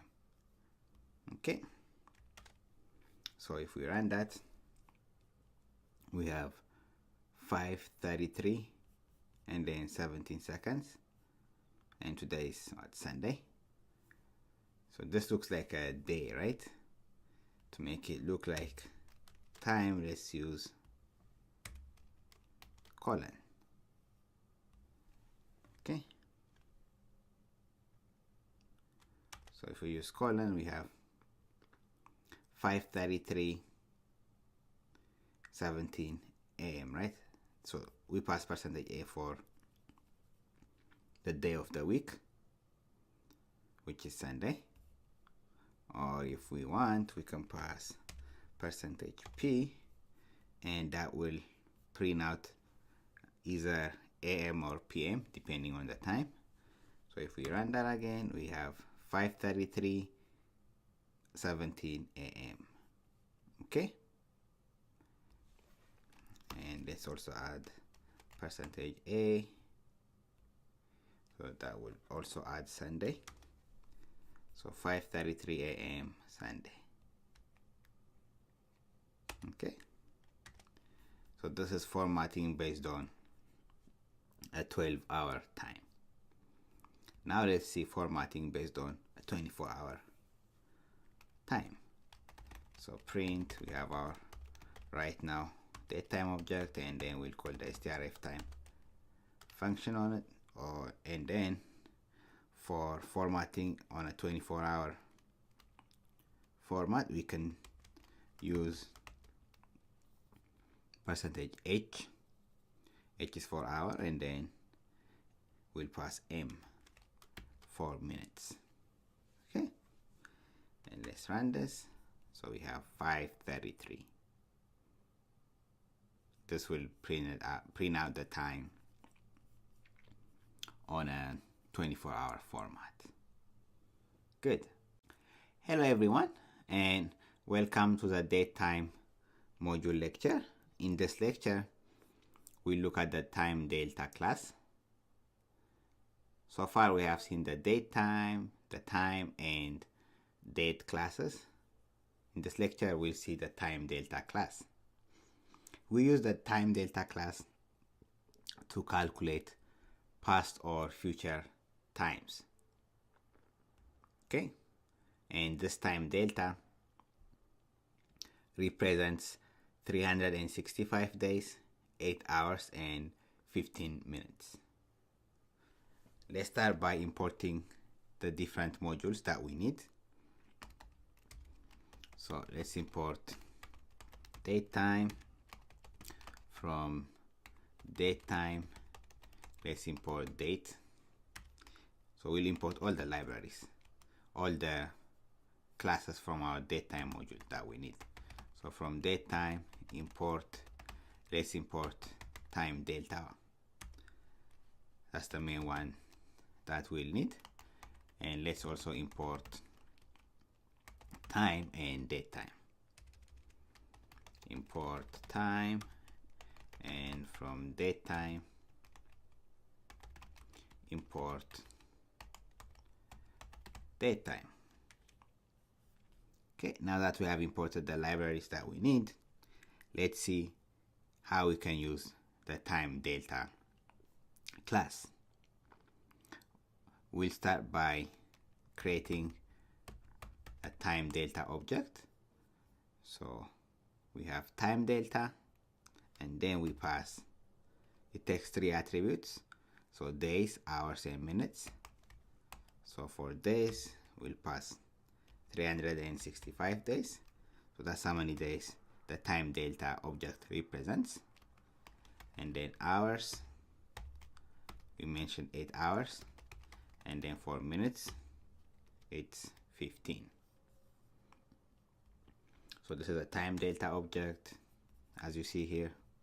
And if we pass, let's save this in a variable, or we can simply print it, and we see that time delta object represents 365 days, 8 hours, and 15 minutes.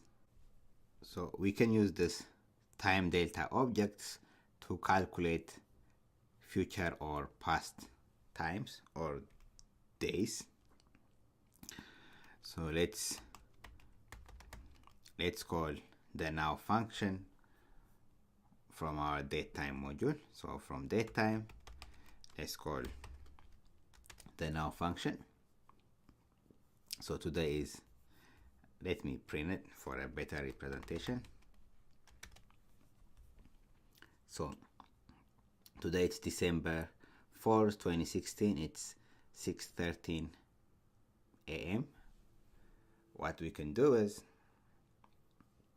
we can use this time delta object to calculate the time it was, let's say the date and time it was 1 year before 1 year. Okay, so today before 1 year. Let's do that. So we can say, so we have our, today is what? Today is datetime.now, right? That's today. And then minus, we want to calculate the date and time it was a year before today, right? So we'll use the time delta object and then pass days and set it equal to 365. Okay, then if we run this, we get 2015 12. Okay, let's have a better representation. Let's print it, run it now. So 1 year before today, it was December 5th, 2015, 6:14 a.m. right? Since we are calling this date time now, the time changes every time we run it. So if I run it again, the time will change 6:15, 15. If I run it again, 6:15, 19. If you want a constant date, you can save this date time that now in some variable, let's say now or right now, whatever. Okay, let's run that.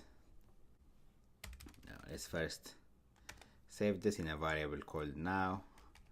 Then we can print now. Now is that time. And then print, instead of date time that now, we can say now. And that will give you a constant time. You see, 6:15:43, 6/15/43. Okay, so that was 1 year before today.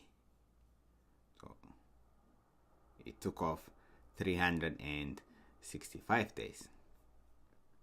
Similarly, you can do other calculations like what day and time it was, maybe 200 days before today. So for that, we can say datetime.now for the current date and time minus time delta, and then for days, let's set it to be equal to 200 days. Run it and let's print it. So 200 days before today was May 18th, 2016, 6:16 a.m. So these are examples of calculations on past dates and time. Now let's see examples of future dates. For instance, if I want to calculate the date and time, maybe 75 days from today, we can say print datetime.now, that's the current time, plus time delta, and 75 days from today, we'll use the days attribute and then pass 75 days and run it. So 75 days from today will be February 17th, 2017. Similarly, we can also pass weeks attribute into our time delta object.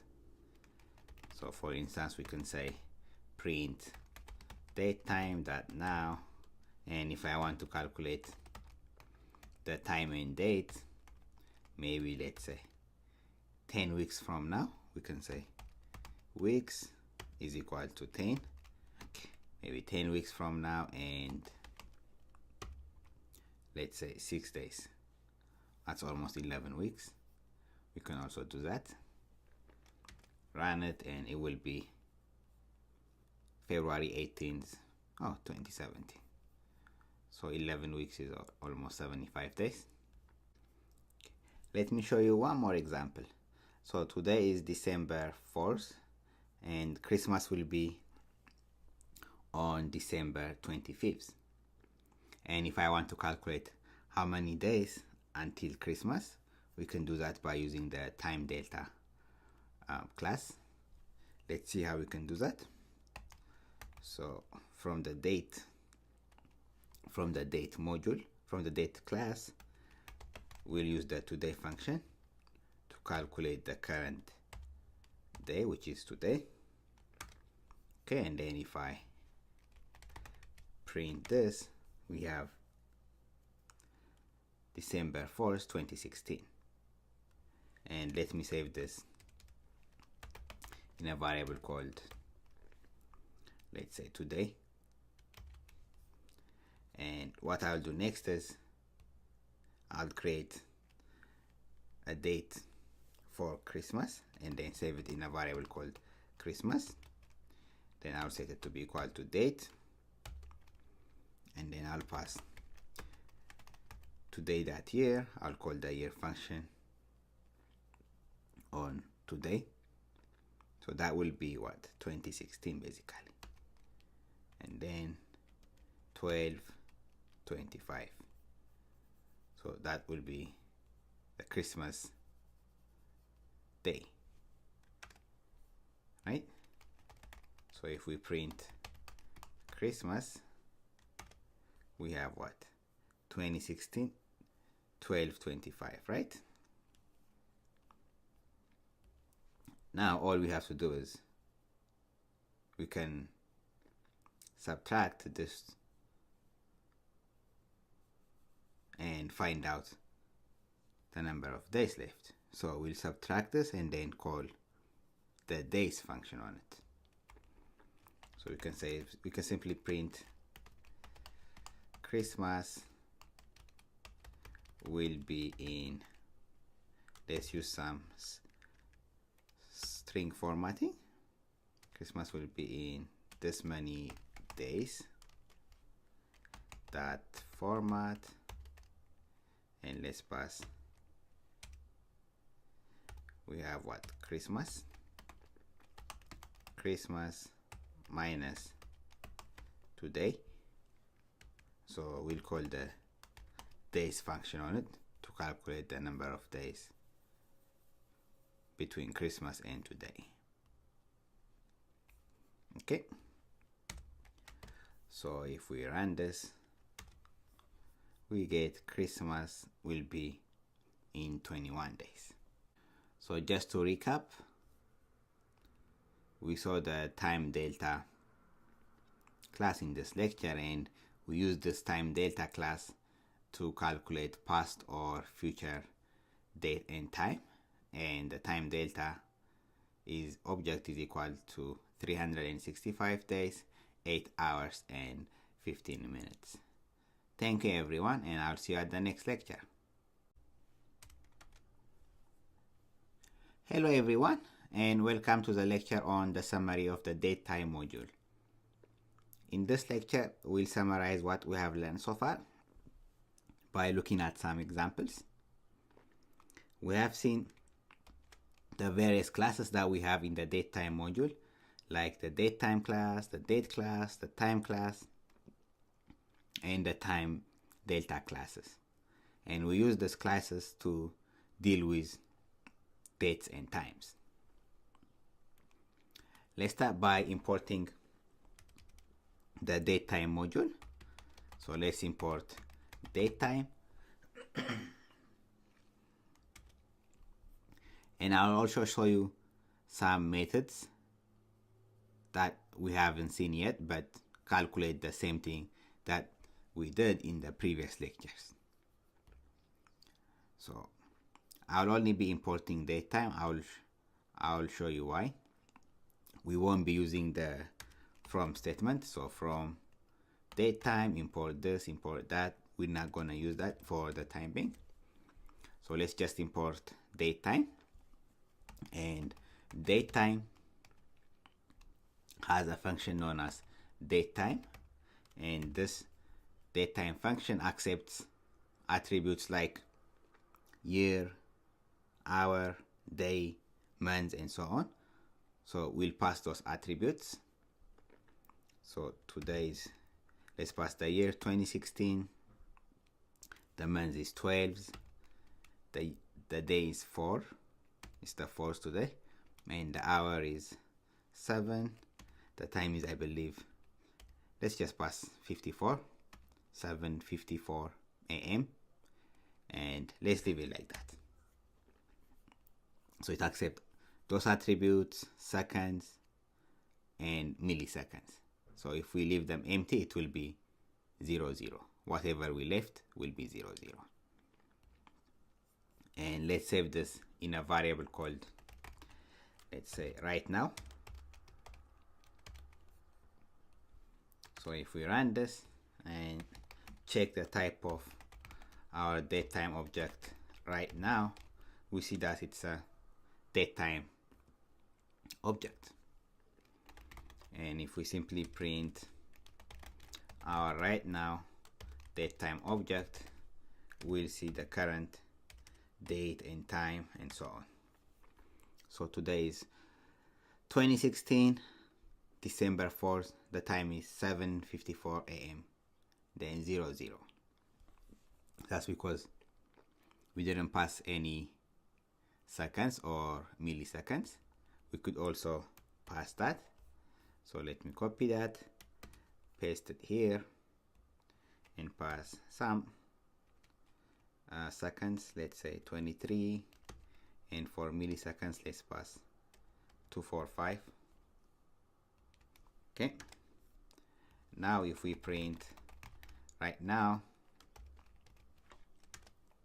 we'll get 7:54 a.m., 23 seconds and the milliseconds.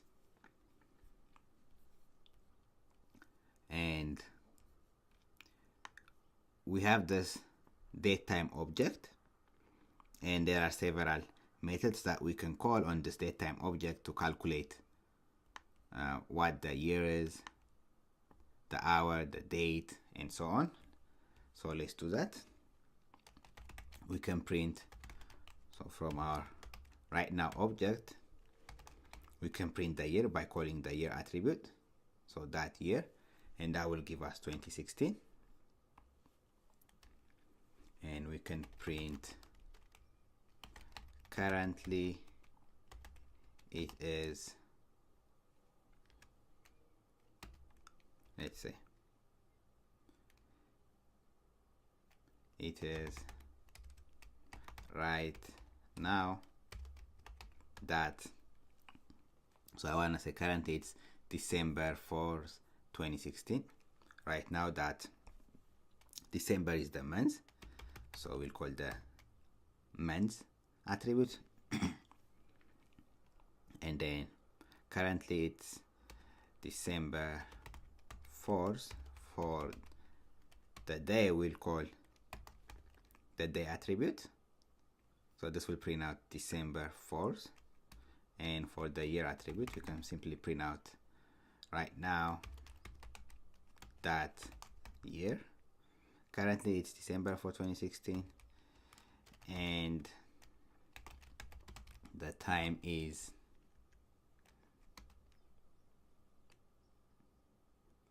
we can print out the time. So following the same format, we can print out for the time, it will be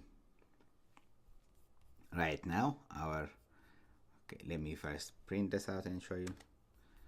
So currently it's 12/4/2016, and the time is, so we can add like a dash in between, you know, the years and so on to make it nicer. Let me add a comma here, so we can add that, and then we can format it that way by using a print statement. So to print out the time, we can say right now that hour, that will print out the hour.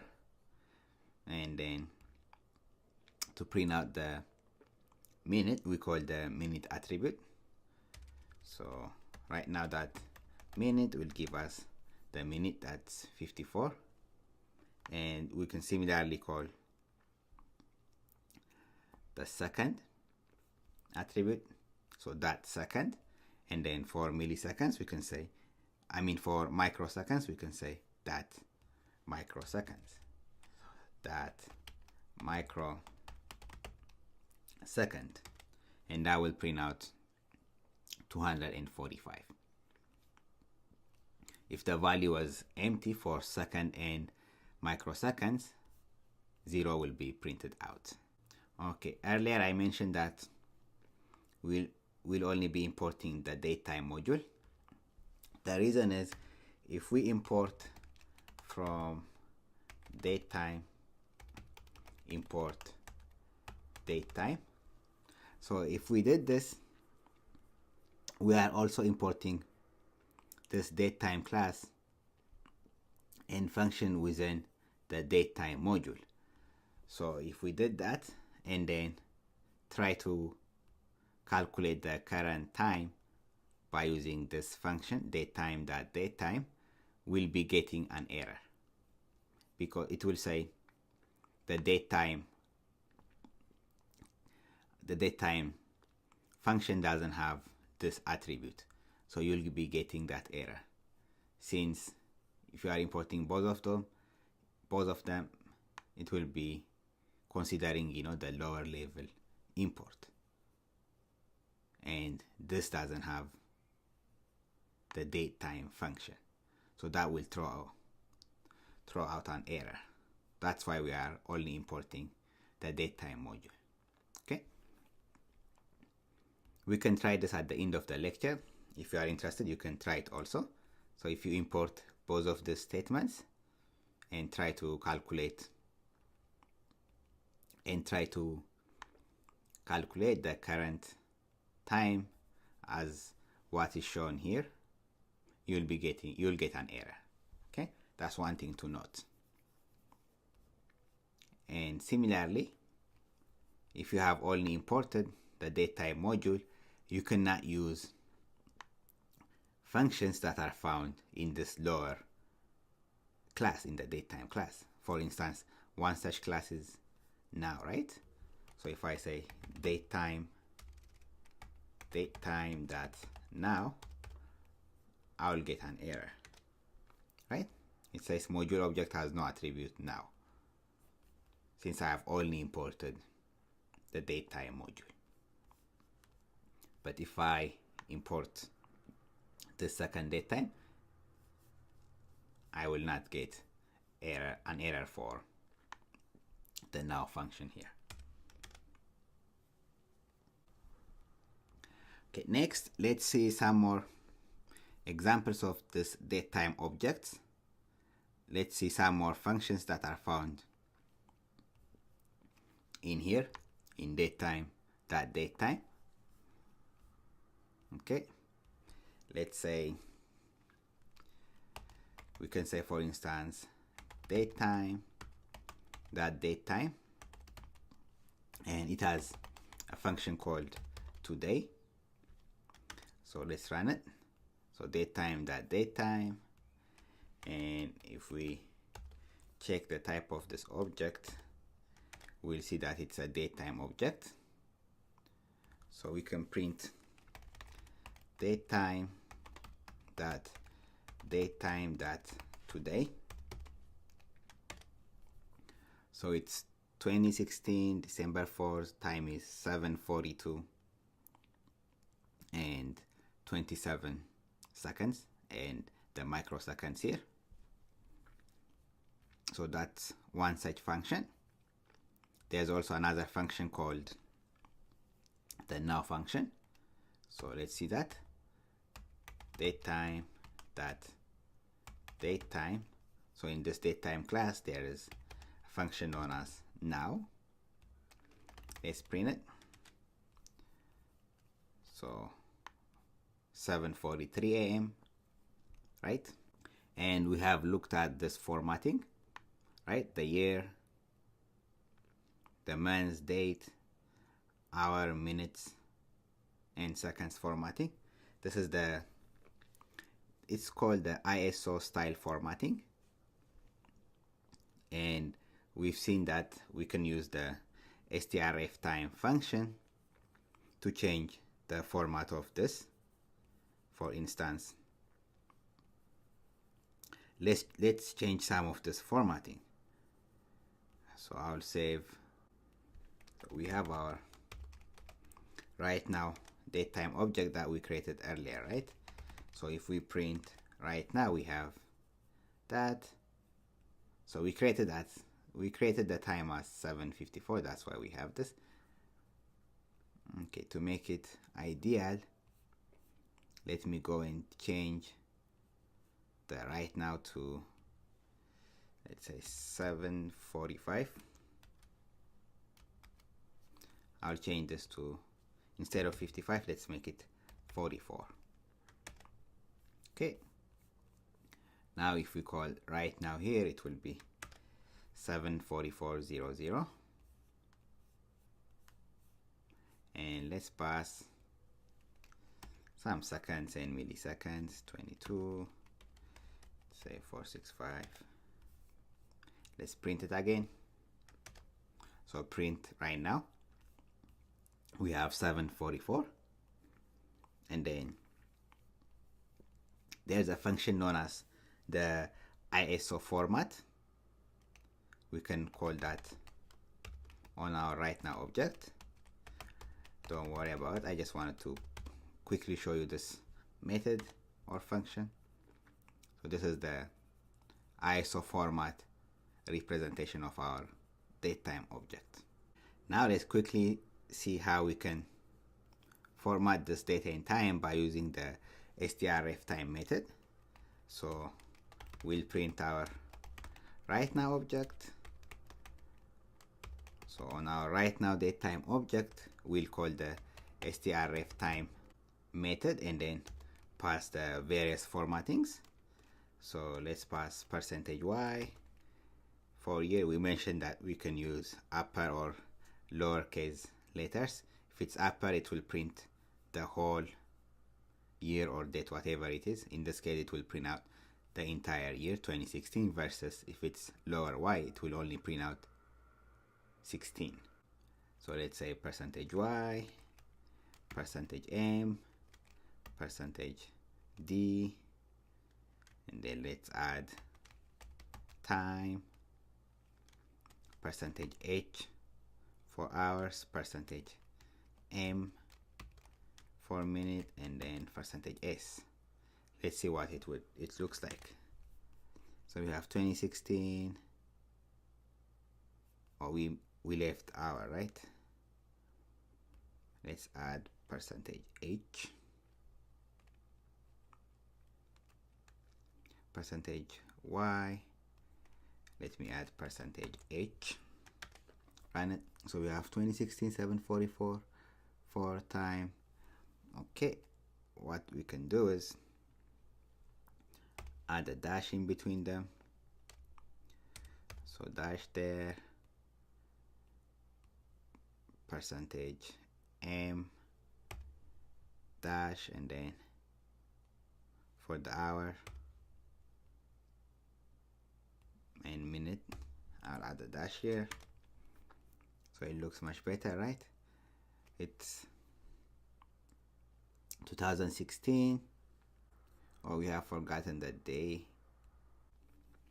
Okay, we have, oh, let's take the hour out of here. It doesn't make sense, right? So we don't want the hour there. So we have the year, the months, the day, and then let's leave the hour here. So let's run it again. Looks much better now, right? 2016 December 4th, and time is 7:44, and then 22. And if we want, we can add some things like here. I can add after %y, I can say year and print it. So we have year 2016 year, or you can write it before %y. Okay, so year 2016. So these are some of the things that you can play around with, then add a dash there. So I'll leave that to you. These are just various kinds of formattings, but the most important thing to remember is the uppercase. If it's uppercase, it will print out the whole year in this case, for instance. If it's lowercase, it will print out the short form. And this is something additional that I added, time. You can remove that if you want also. This is just an example. Okay, so the main point is we use the srf time method or function to format date and time. Great, let's move on. And so this datetime module also has a class, the date class, and we can use that date class to add a date. For instance, we can say 2016, today is December 4th. We can do that, and then save it in a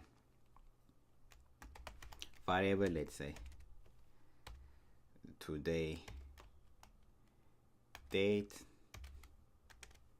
and then on this today date we can calculate. So it's a datetime object, and if we print it, we just get the date, right? And from what you see here, we can call the year attribute, the month attribute, and the day attribute, since it has those three. So if I call the year, I will only get 2016. If I print out today date that day, I will get the 4th. That's some example. And similarly, the datetime module has the time class, so we can also print out the time section. So datetime, .time, and let's pass. Right now it's 7. What time is it now? Maybe 7:50, 7:55, and then seconds, let's pass 24. So it's a datetime object. Today, let's save it in a variable called today time, and again we can print out today time object, and that will print out the time section of our datetime module, right? So initially we said datetime. We called the datetime class, and that printed out the date and time, right? That's what we have seen here. Datetime. We are calling the datetime class, so it prints out both the date, right? The date here and the time section. And now we saw the date class, which is in the datetime module, and that prints out the date section, whereas the time class, calling the time class, will print out the time section. And from what you see here, you can call attributes like hour, minute, or second. For instance, we can print out from our today time object that, let's say, minute, and that will give you 50. For seconds it will be 24, and so on. Great. And finally we looked at the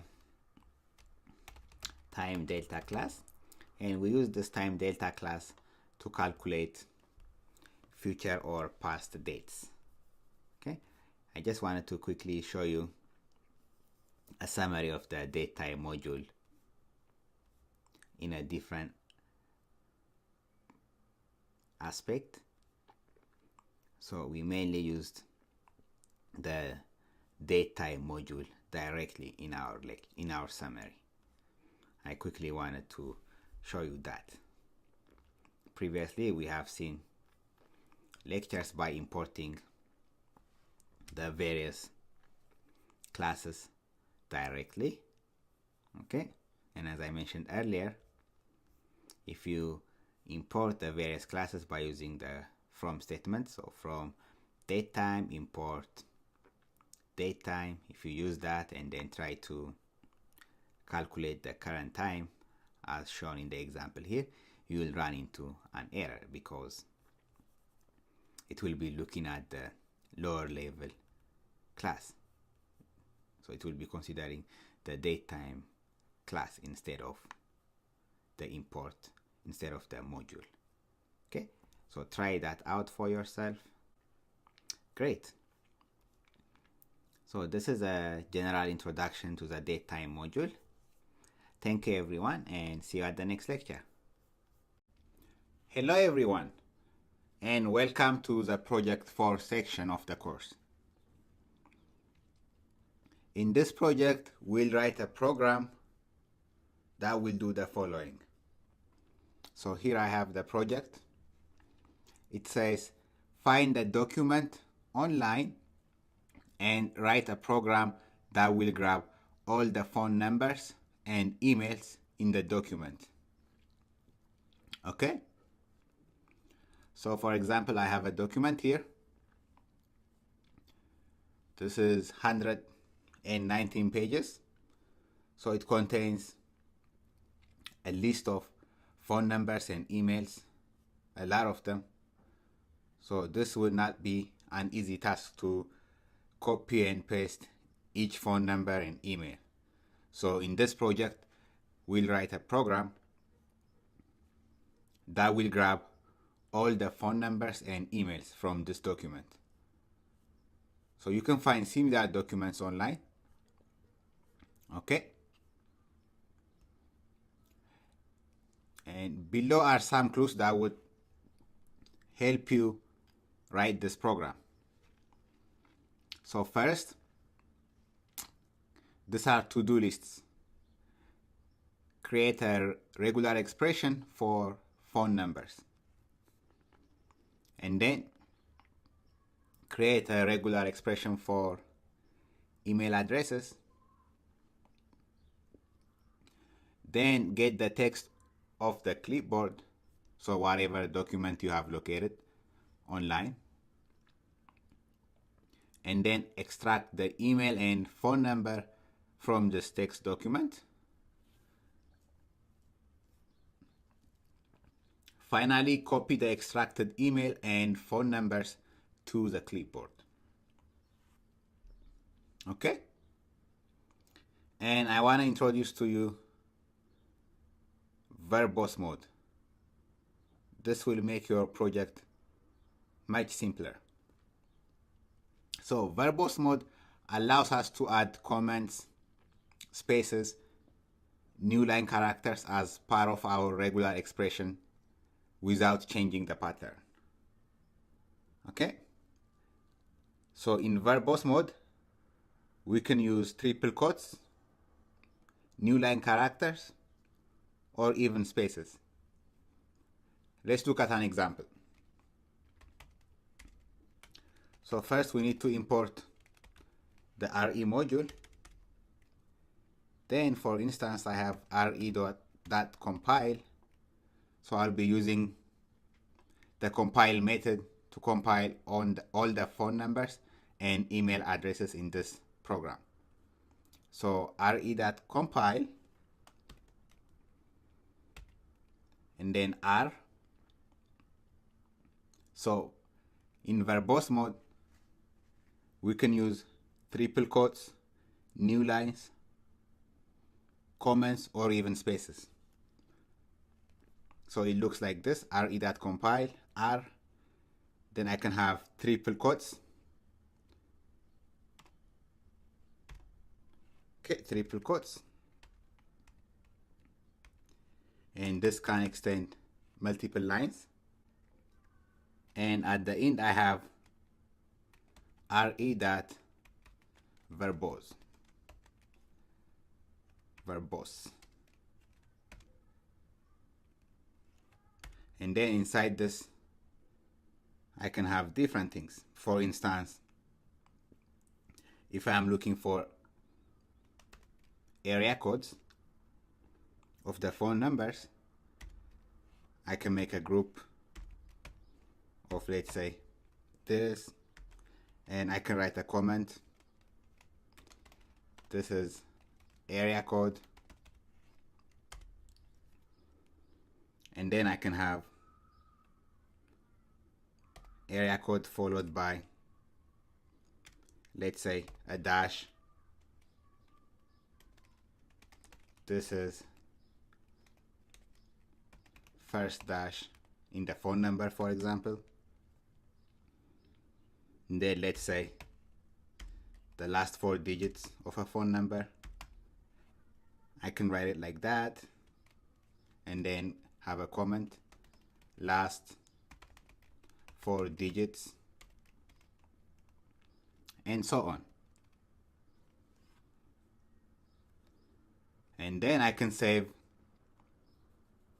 the result of this in an object. We can name the object anything that we like. For example, exercise or something. Anything that you like. Okay? So this is the verbose mode.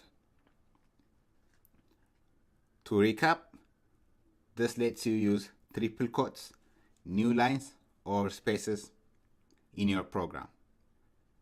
So when you work on this project, it will be much easier.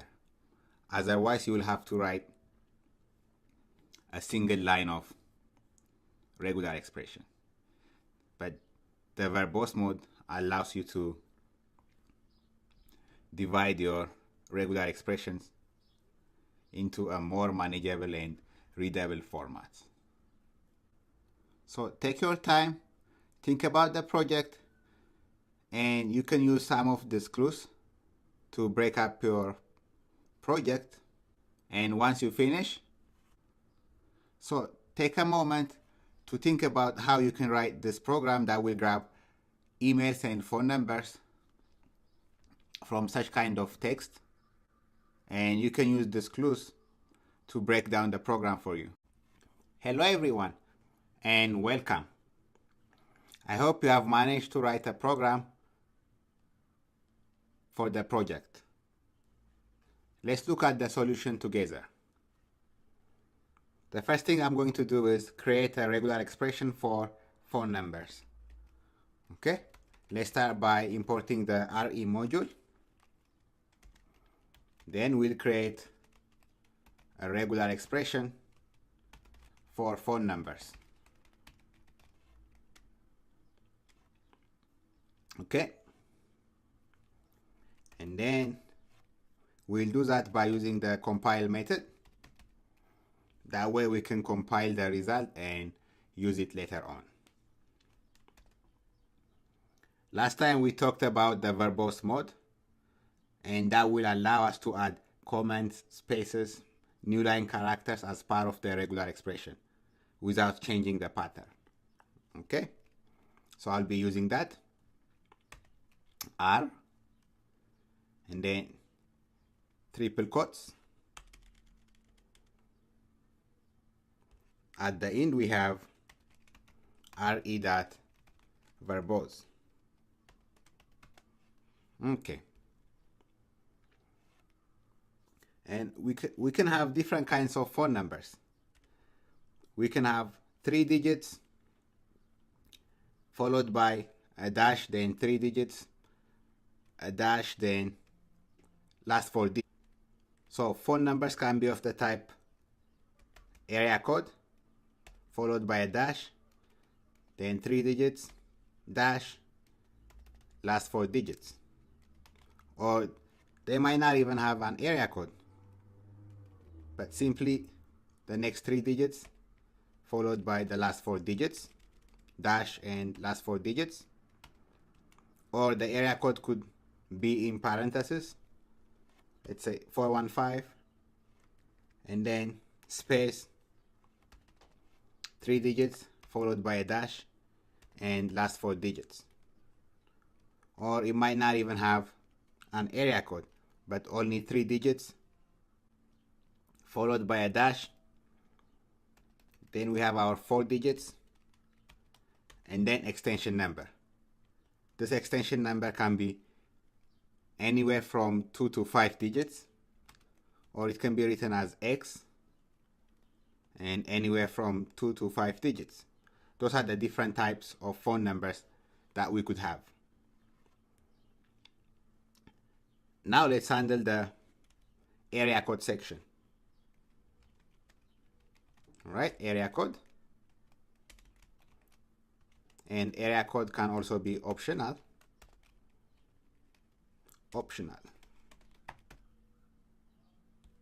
Okay.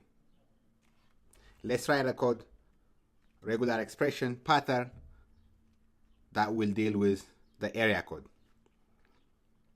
So area code could be 3 digits or 3 digits surrounded by parentheses and so on, as we saw above. So it could be 3 digits. That will be /d/d/d, right? And I'll enclose that in parentheses, so it's a group. Or area code could be, this is the OR symbol, it's right above slash, so shift/ will give you the OR symbol.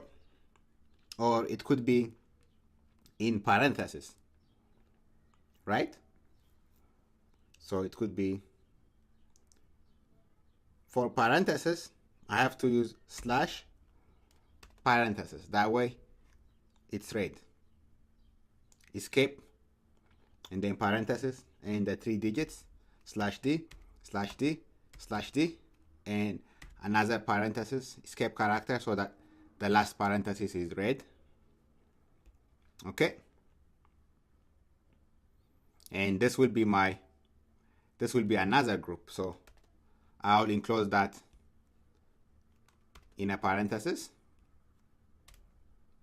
Then we mentioned that area code can be optional, right? So to make it optional, let me enclose this area code or this area code and then put question mark. That means 0 or 1. This will take care of the area code. Good. Next, let's look at the first separator. So the first separator could be a white space or a dash. And then I'll make a group by enclosing it in parentheses. So this will be our first separator. Okay? Oops. That's our first separator. Next, we have our first 3 digits. So the first 3 digits, /d, /d, /d, right? Okay. That will be first 3 digits. First 3 digits. And this is separator. Okay. Next, we have the second separator, right? For the second separator, we have dash. That will be our second separator. Okay. So comment second separator. Next we have last 4 digits, and that will be of the form /d, /d, /d, /d for numbers, right?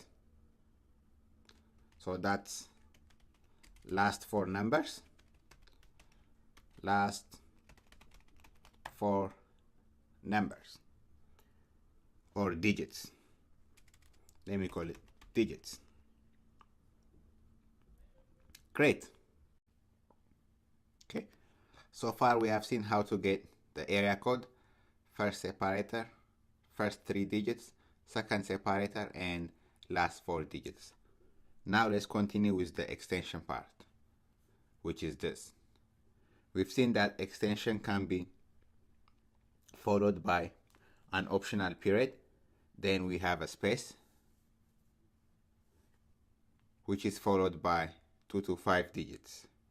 And all of the extension part can be optional. Okay? So we have, let me form a group. We have extension followed by an optional period.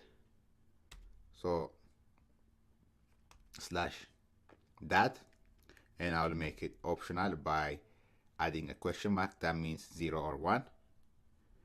And then it's followed by a space, right?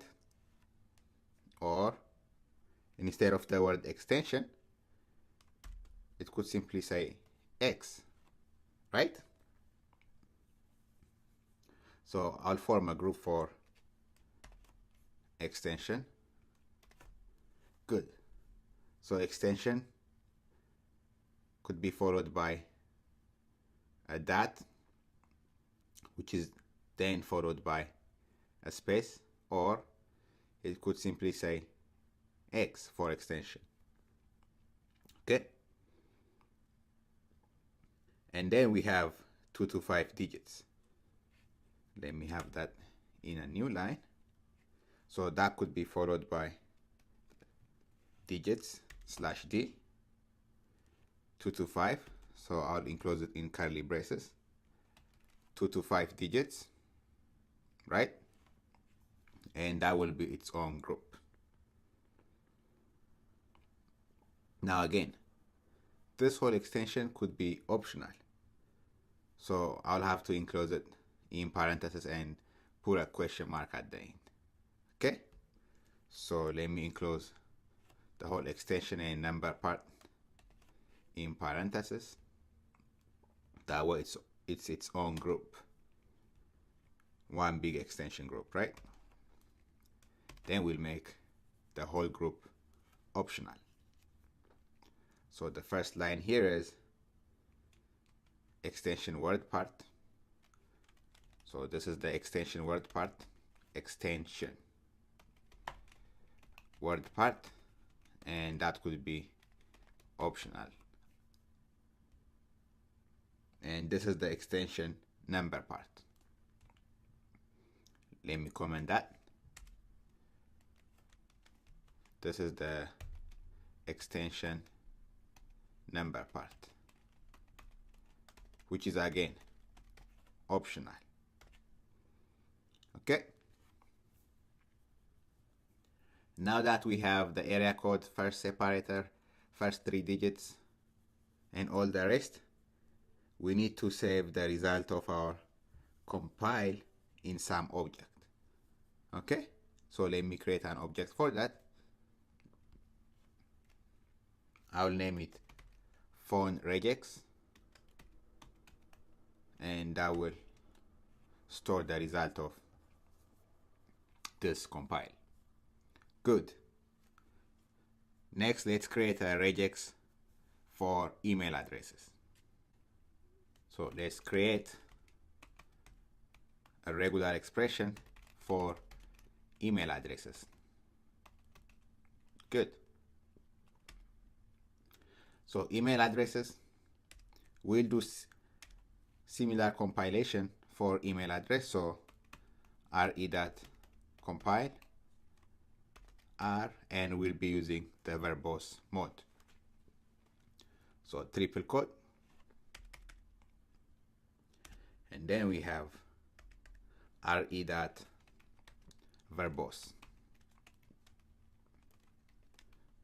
This will let us put spaces, new line, or even comments. Okay, so the general format of email looks something like this, right? Some email at some domain name .com, and the name part could have a dot, it could have a plus sign, it could have underscore, and similarly the domain part can also have numbers, right? One or more numbers. So for that we have /d, and let's say for our purpose it could have 2 to 5 digits. Okay, so we'll enclose that and then form a group, and this whole number part could also be optional, so I'll put a question mark. Good. Now let's take care of this name part. So for the name part,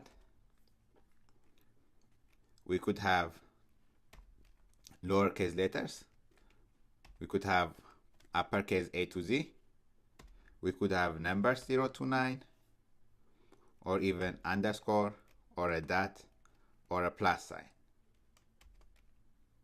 And this whole thing can happen one or more times, right? So I'll include a plus outside. So that means one or more of this. Let me comment this out. This is the name part. Now let's take care of the symbol part, which is easy. Just the symbol at. Right? So this is the symbol part. Symbol part. Then we have the domain name part. So the domain name part is going to be the same as the name part. So I'll copy and paste it here.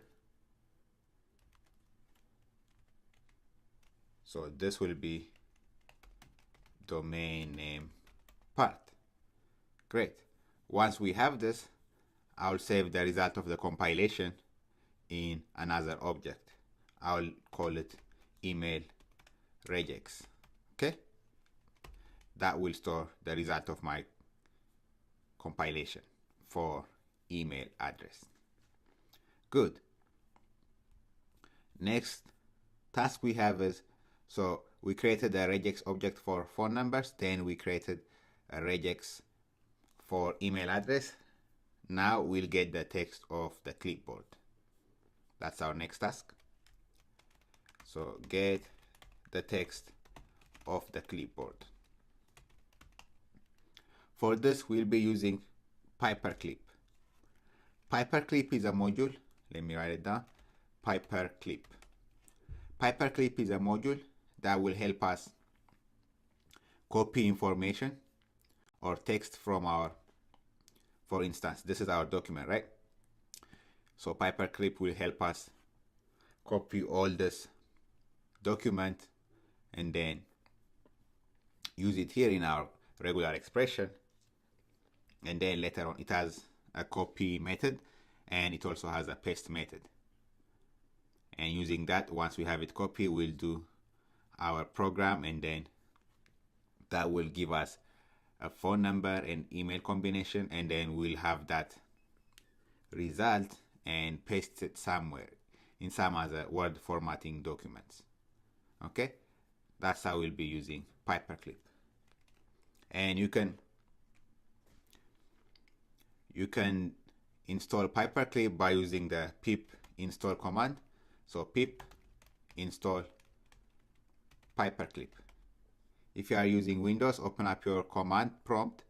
For Mac and Linux users, open up your terminal and just type pip space install space Paperclip. Okay, that will install Paperclip. I have already done that. So if you haven't installed Paperclip before, go ahead and install it by using this terminal command, pip space install space Paperclip. Okay, once you do that, we need to import the Paperclip module. So import RE and then Paperclip here. Okay, let's go ahead. So from Paperclip module, we'll be using the paste method. Okay, and then I'll store the result in an object called text. Good.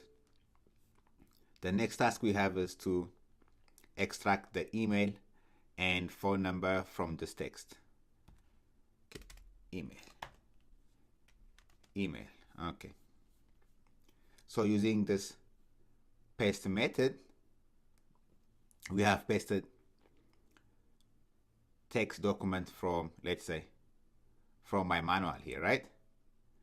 And then we'll extract email and phone number from what I have pasted. Okay. Okay, next we'll extract the email and phone number from this text. Okay. For that, we'll be using the find all method. So we have our phone regex object that we saved here, right? Phone regex. So from the phone regex object, we'll be using find all method and then text, right? Text is what we have pasted here from the clipboard. And this find all will return a list of strings of extracted phone numbers for us, right?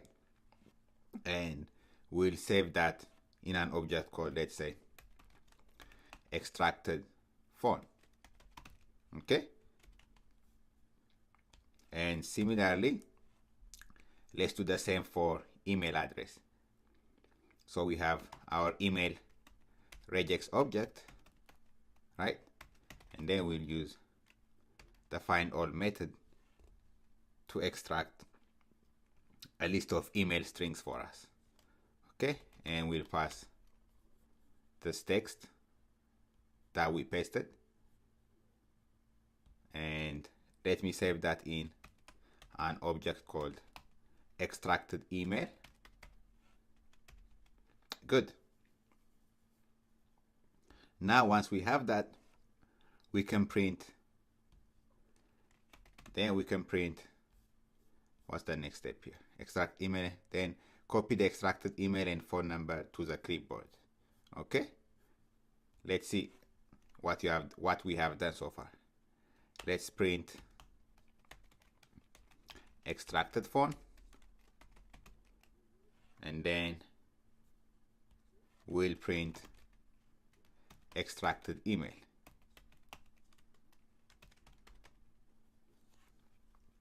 Let's see if what we have done so far works or not. So for that, we'll just copy few phone numbers and email address and run our program. Okay, so this extracted phone will return a list of, oh, let me show you. Okay, I'll show you from the result. Okay, first let's go ahead to our clipboard and then grab a few phone numbers, grab a few text, like copy this, Command C or Control C if you are using Windows. So copy that, go back to your project, and then let's run this. Okay, so run that. Let's run this. Let's run this. Let's run the extracted part. Oh, here we have an error. It says email is not defined. Oh, there shouldn't be a dot here. It's just email regex, not email.regex. Okay, let's run this again, and then let's print extracted phone, and then let's print extracted email. Okay, so this is the Unicode of the email. So the email looks good. So we have the name part, right, and the domain part at adhe.edu. So the email looks good. Use just the Unicode for our string. Okay, but for the form part here, we see 501. We see a list of tuples here, right? We have a dash, space, space. So this method returned a list of many tuples. That's because we have lots of groups. You see here, we have a group for area code, we have a group for the first separator, we have a group for extension, and so on. That's because of those so many groups, we have a list of so many tuples with the area code, the first separator, then digits, second separator, extension, and so on, right? So the easiest way to solve this is by putting everything in a giant group. What do I mean by that? So you see here, I have one group for area code, another one for extension, for first separator, and so on. So instead of that, let me put this whole thing in one giant group. Okay, so I'll put that in one group and then try it again. Let me go back here, copy some text, Command C, and then let's run our program again. So run that, run the second part, this part, run the extracted email and phone number from text part, then print the extracted phone. Now it looks better.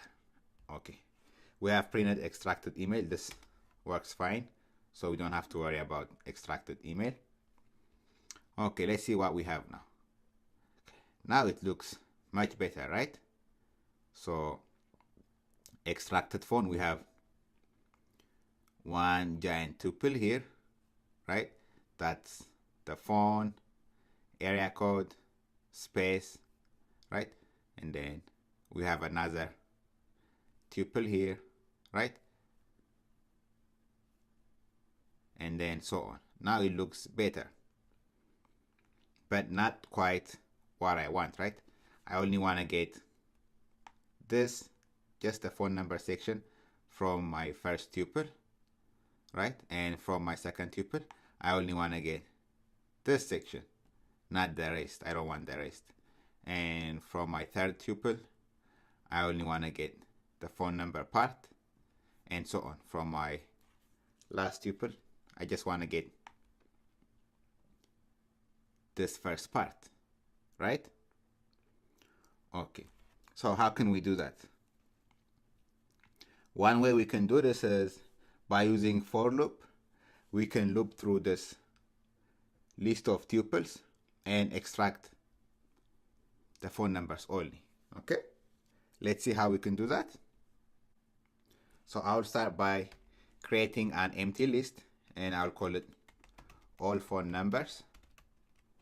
Okay, it will contain an empty list, so that way I will loop through this tuples and then add to this empty list.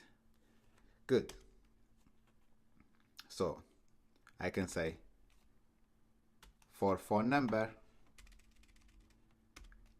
for phone number in extracted phone, right? For phone number in extracted phone,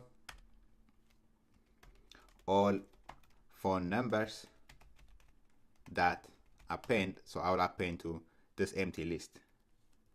I'll append phone number at index 0. So I want to loop just this part, right? Index 0. That's what I want to get. And then append it to this empty list.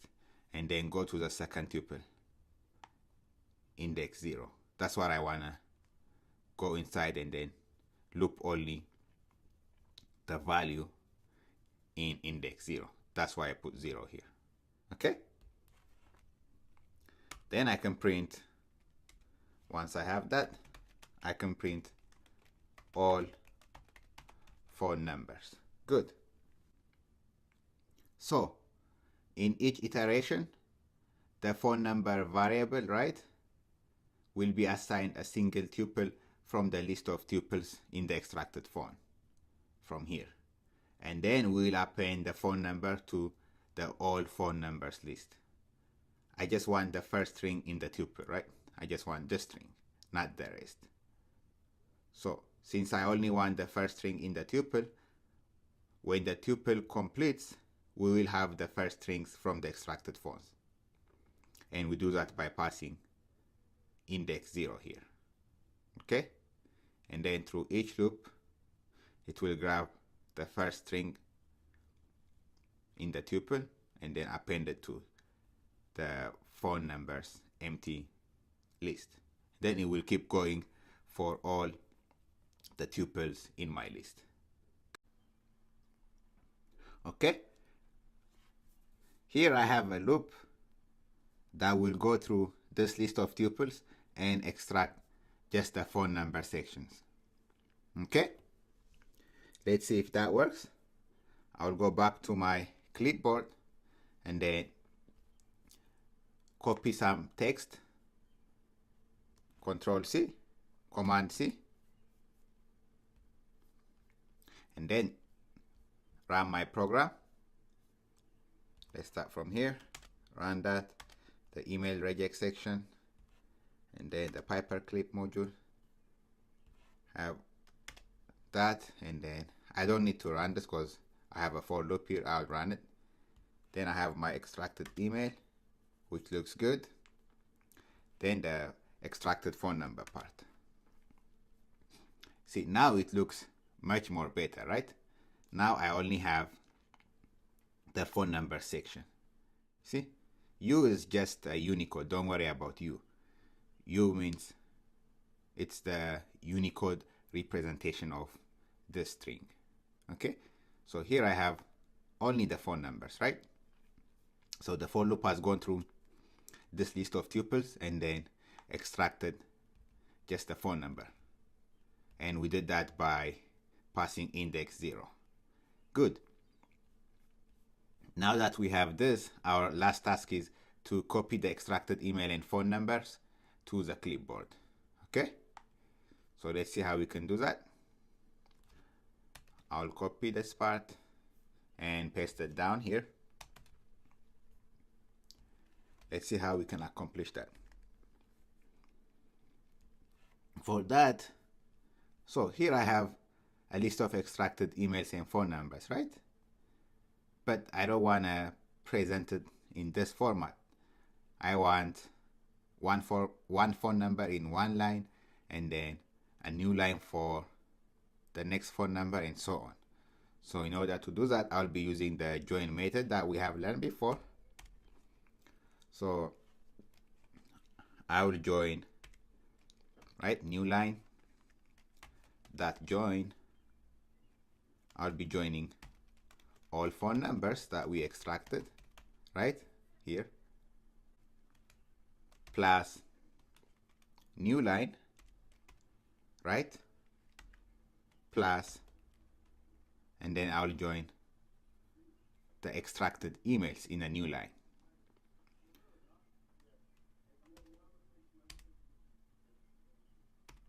I have new line, that join, extracted emails, right? Extracted email plus extracted email. Good. And I'll save the result of this in an object. I'll just call it results, and that will store the result of this. And once I have that, I'll be using the paperclip's copy method to copy the results to some other word processing.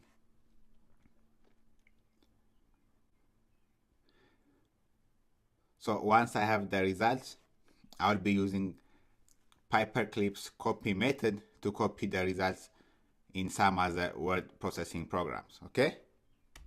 So let's do that. For that, I have from the paperclip module, I'll be using the copy method. Then I'll pass in results. Good.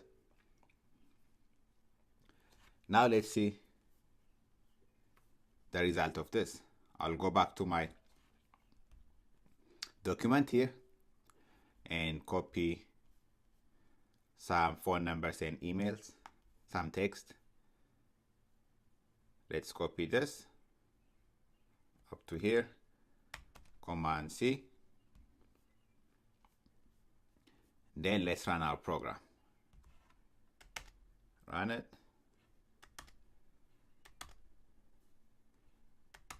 Run that. And then we have extracted email. Looks good. Extracted phone number. Looks great. Then I have this last part. Okay, it's run. So this part is successful. And if there was an error, I mean, you won't see the results of this extracted email and phone number here, but if there was an error, you'll definitely see an error. So now if I go to some other word processing programs, I'm just going to go to Text Wrangler. Okay. And then if I paste it here, you see here I have a list of all my phone numbers and emails, each in new line. Okay? Good. Let me go back. So now that my program works well, I can go back to this document and copy the entire document, right? And then paste it to my program and extract the emails and phone numbers only, right? So if I go back here and then run my program, you see here, this is the list of all email addresses from what I have copied.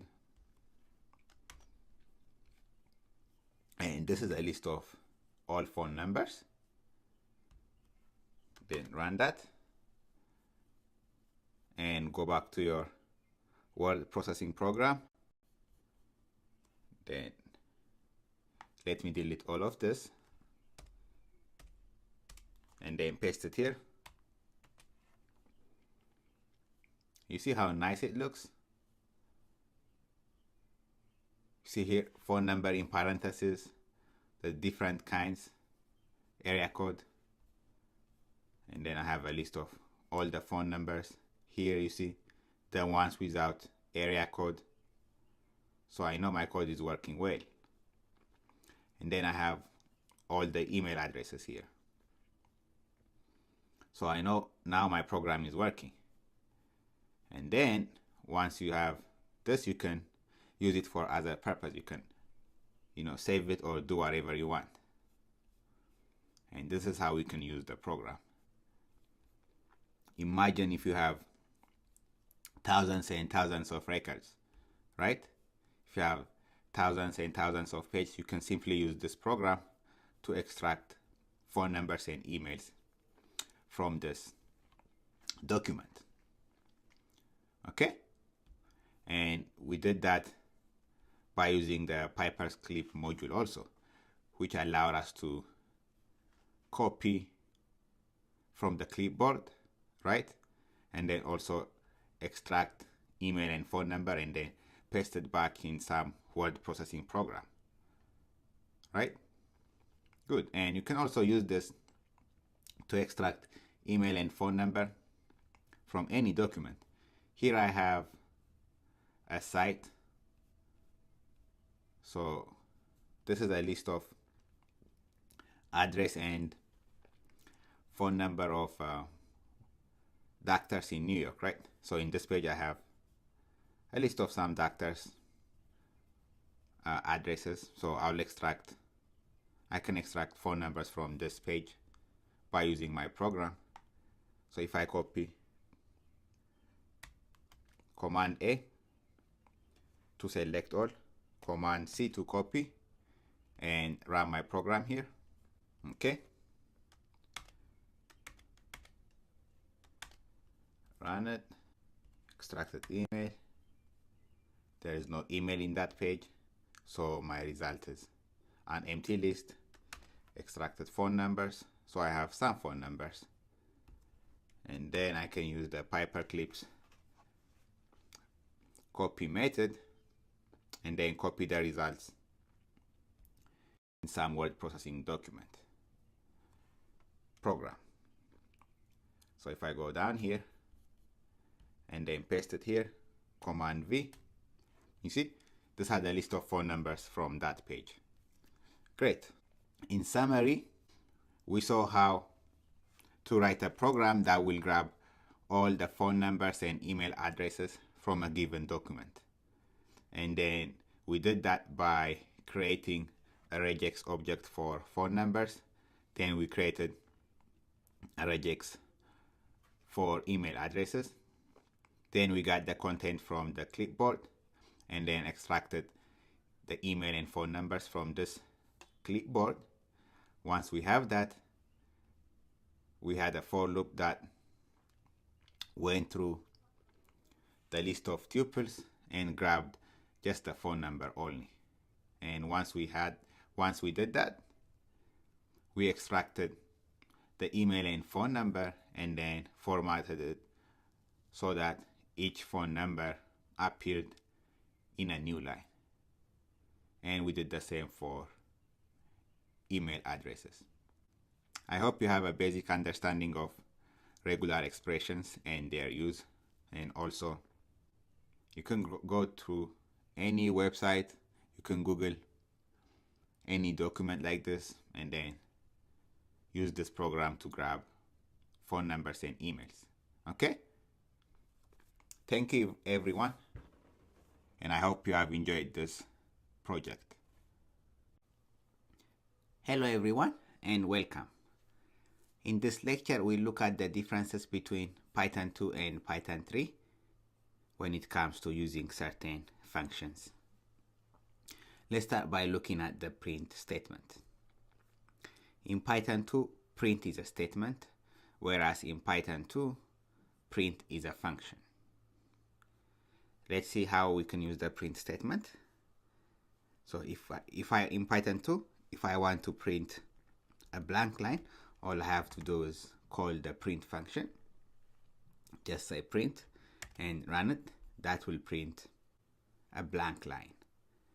If you are using Python 3, you have to include parentheses. So in Python 3, this will print a blank line. And if we want to print a single value, what we do in Python 2 is we say print, and then in quotation, we put our value. This, for instance. And this one will be printed. Whereas in Python 3, we have to say print, and then inside parentheses, we have to put what we want to print. So this will be the equivalent in Python 3. Print, and then in parentheses, we pass what we want to print while it's quoted. And if we want to print two values separated by a space, this is how we can do it in Python 2. We say print, first, comma, and then second, your second value. So these values will be printed separated by a space. This is how to do it in Python 2. Run it. So first, you have space, and then second. And if you want to print two values separated by a space, the way to do it in Python 3 would be print, and then inside parentheses, first, then comma, second. This is how you'd print it in Python 3. You have your parentheses, your first value, comma, and then second value. Next, if we want to print values separated by a space and then continue from where we left off, this is how we will do it in Python 2. We can say print, and then let's say first, and then second, and then comma. So if we do that and then continue on a new line, and let's say we want to print third, and yeah, that should be good. So in this case, adding a comma at the end of our first print statement will make the second print statement continue from where we left off, so that this third statement will be printed together with the first and second print statements. Let me show you. So in this case, first, second, and then third. So compare this to print, first, and then second. So if we don't have any comma at the end, the last print statement will be printed on a new line. So you see here, first, second, and then on a new line. But as long as we have a comma, the statements will be printed one after the other. You see, first, second, third, fourth. This is how to do it in Python 2, whereas in Python 3, it will look as follows. Let's say print, and then you have your first statement, and then you have your second statement, second, and then you have to use the end keyword, and then you have to end it like that. Okay, first, second, and then end and pass, just empty code. Then print, third, And if you want to continue, you can say end here also, empty quote, and then you can go to a new line, print, let's say false. So this would be the equivalent to what we did right here. So here we ended in Python 2, we end our print statements with a comma, whereas in Python 3 we use the statement end and we set it to be equal to just an empty code. So this is the equivalent, it's equivalent in Python 3. And if you remember, if you are using Python 2, you can import the print function from the future module. So from __ future __ import, we can import the print function, right? And once we import the print function, we can execute the statement. Now we are importing print function from the future module, that is from Python 3, right? So if we run this, we see that first, second, third, and fourth are printed, right? First, second, third, and fourth. And we can add a space there, and run it again. Now we have first, second, third, and fourth printed nicely. So that's its equivalent in Python 3. And earlier we saw, so if I run the Python 3 functions that we saw earlier, so run that, we have first and then second. So this would print out a blank line, right? Whereas this is how to print a single statement. So this is printed. This is how to print 2 statements in Python 3. And finally we have, this is how we can print multiple statements, but if we want to follow each other, we can end our statement with quotes so that each of our statements are printed one after the other, separated by a space. So to summarize, we looked at the differences between print statement and print function in Python 2 versus Python 3. And in the coming lectures, we'll look at more functions and their differences in Python 2 and Python 3. Thank you everyone, and see you. Hello everyone, and welcome back. In this lecture, we look at the differences between Python 2 and Python 3 when it comes to the comparison operators less than, greater than, or not equal. So in Python 2, we can compare 2 values by using this comparison operators. We can say, for instance, 2 less than or greater than 4. In this case, we'll get a Boolean result of true or false. So this will give us true, since 2 is less than 4. Whereas if we say 4 is less than or greater than 4, we'll get false, since 4 is not less than or greater than 4. We can also use this comparison operators in if conditions. For instance, we can say if 2 is less than or greater than 5, we can say print 2 is less than 5. Or else we can say print 2 must be equal to 5. So if we run it, we get the first print statement, 2 is less than 5.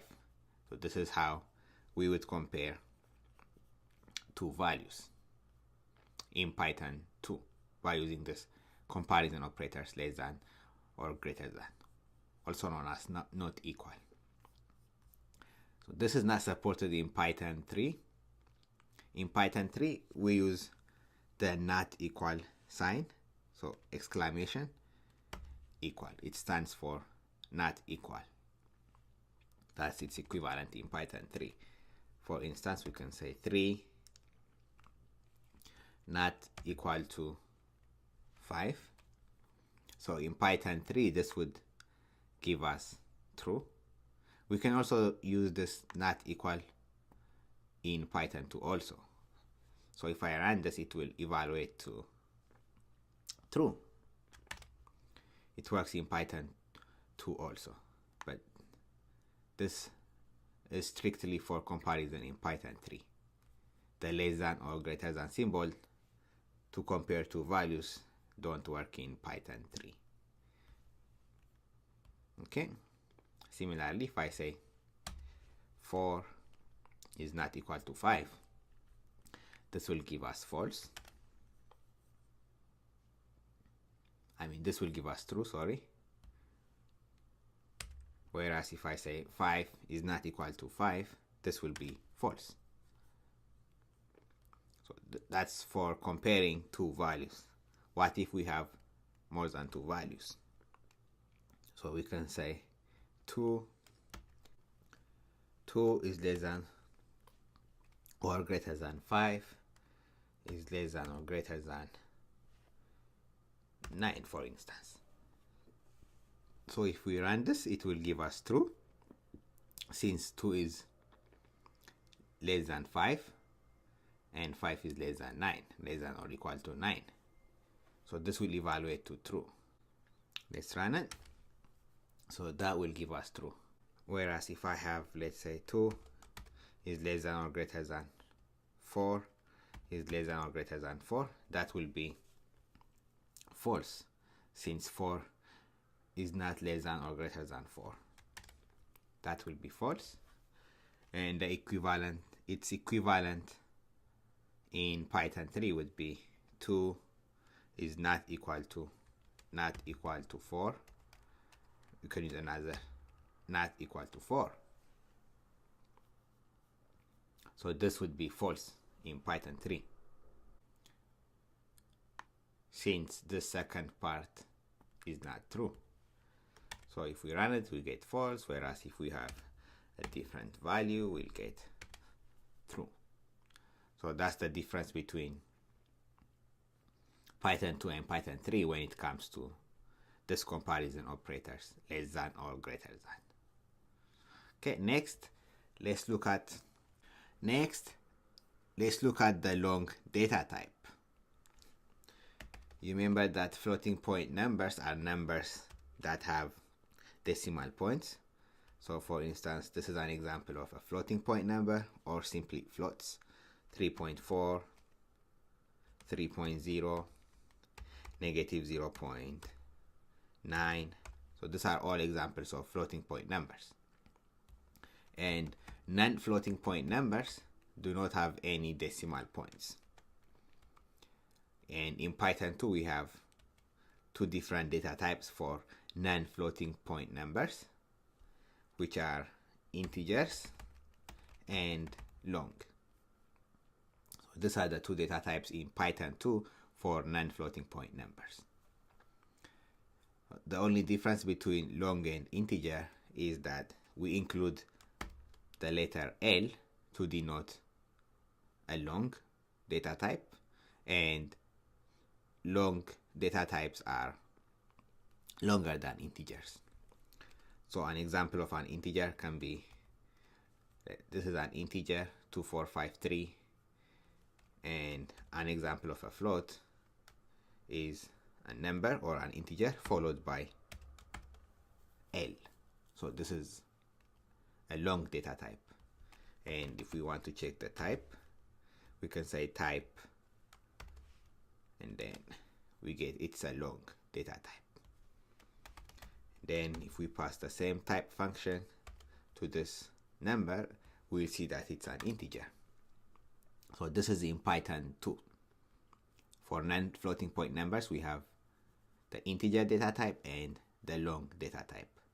Whereas in Python 3, we only have the integer data type for non-floating point numbers. We don't have long data type in Python 3. Okay, only integers in Python 3. And we can save integers in some variables. Let's say number is equal to 3, 4, 5, 6, 7. So this is the same in both Python 2 and Python 3, right? I'm just saving this integer in a variable called number. And if I want to convert this number into a long data type in Python 2, I can say long and then pass the number. And that will give me the long data type of the number. So I'm casting it into the long data type. This is only in Python 2. In Python 3, we don't have any long function since the long data type doesn't exist in Python 3. So in Python 3, we can only cast non-floating point numbers to integers. So we can cast whatever number we want and then pass it to the integer function. So that will convert this number to an integer. So that's what you would use in Python 3. There is no long function. And to check the type of, let's call number again. So if I want to check what data type this number is, I can simply say type and then pass the number. We see that it's an integer. So we do the same thing in Python 3. And we can also use the is statement or is to check if a certain variable or number is a certain data type. So let me show you what I mean. We can say type of our number, we can say is integer. So we can use the is. So is type of the number of object an integer. So if it's an integer, we'll get true. If not, we'll get false. So our number is an integer. So in this case, this will return to true. So it's true. So that's what we'll use in both Python 2 and Python 3, integer. But in Python 2, there's an additional method for longs. So we can say is type of our number object a long data type. This will be false. So this is only in Python 2. And another way of checking if a number is of an integer data type, we can use the isInstance method. You can say is instance of our number an integer data type. So this will return to true because our number is an integer, right? So we can use the statement in both Python 2 and Python 3 since we are checking if our number is of an integer data type.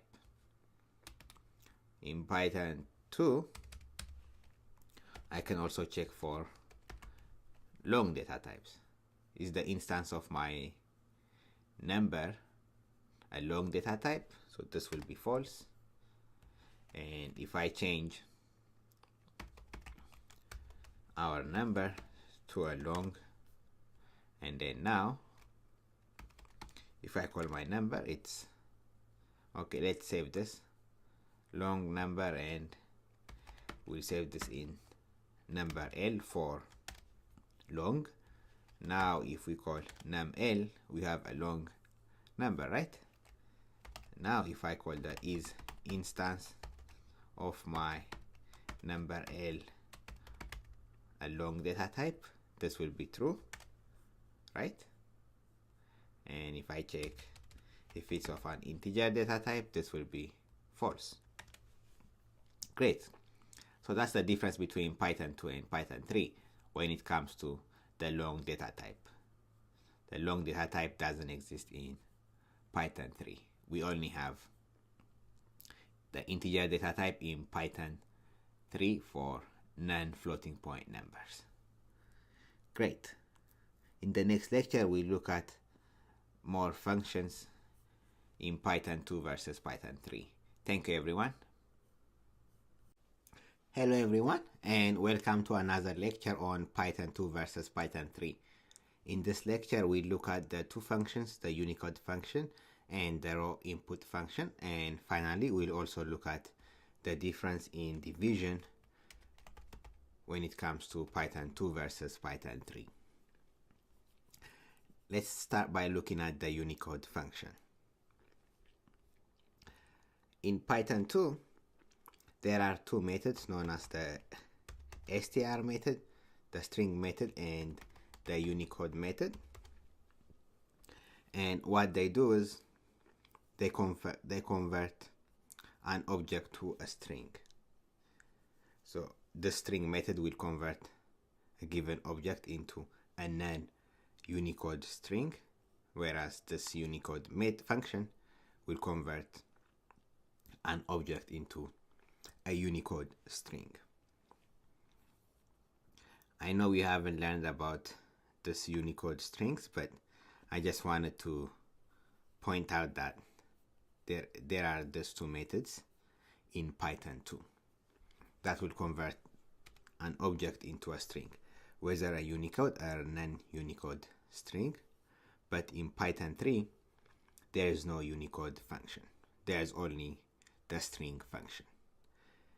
And that string function will convert an object into a string. Okay, that's what I wanted to quickly mention. There is no Unicode function in Python 3, only the string function. Great. Next, let's look at the raw input function. So we have seen that we can prompt a user by using this raw input function or method in Python 2. Okay, we can use that raw input function to prompt a user so that the user can enter some stuff. Okay, and then whatever the user enters is displayed, right? So simply calling the raw input method with no parameter will display a field for the user to enter comments. So you can enter whatever you want, or you can say raw input, please enter your comment. It says please enter your comment, and then comment goes here. So that's in Python 2. In Python 3, we have a similar method, but it's called the input method. So there is no raw input in Python 3. Instead, we use the input method. So calling the input method will display a message box like this in Python 3. So that's the input method. And if we want to display some message for the user, we can pass that in the input function. So the equivalence will be like this: please enter comments here. So this is the equivalence for this raw input function in Python 3. So this will display this function. Okay.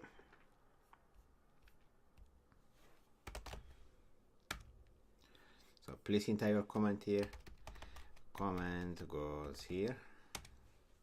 Okay. So that's the difference between the raw input functions in the raw input function in Python 2 versus Python 3. There is no raw input in Python 3. Instead, we use the input function.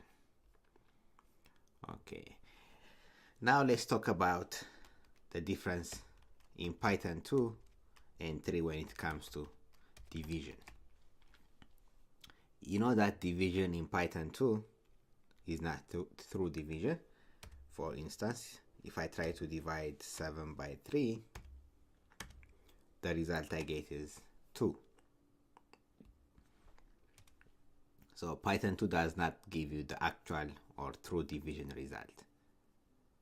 Instead, it clears everything after the decimal point. Right? We know that 7 divided by 3 is 2.5. But that part is left. Anything after the decimal point is taken out. It's cut off. And we know that if we want to perform, but this is not the case in Python 3. In Python 3, if you perform this, you'll get the true result, division. The true division result. If we want to get the actual division result in Python 2, one thing we can do is we can convert the numerator or denominator into a float. That way we'll get, sorry, 7 divided by 3 is 2.33, not 2.5. So 7 divided by 3, 2.333. We did that by casting this into a float. Similarly, we could have casted, or we could have converted the denominator into a float by simply saying 3.0 instead of 3. That will give us the same result. Another way is by casting the integer, by casting our numerator or denominator into a float. So we just use the float function, float, pass the number, then divided by 3 in this case. So 2.33. Similarly, we can cast our denominator into a float. For instance, we can say 9 divided by float 4. That will give us 2.25. And the third method is by importing the division function from the module called future. Let's see how to do that. So from the module is __ future __ import division. So this will import the division function from the future module. Now that we have imported this division module, we can perform true division or actual division. For instance, if we say 7 divided by 3, we get 2.335. 5 divided by 2, get 2.5.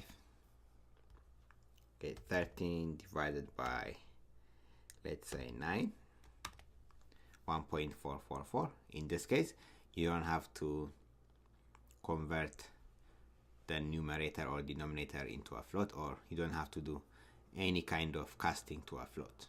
So that's the difference between Python 2 and Python 3 when it comes to division. Great. Thank you everyone, and I'll see you at the next lecture. Hello everyone, and welcome to another lecture on Python 2 versus Python 3.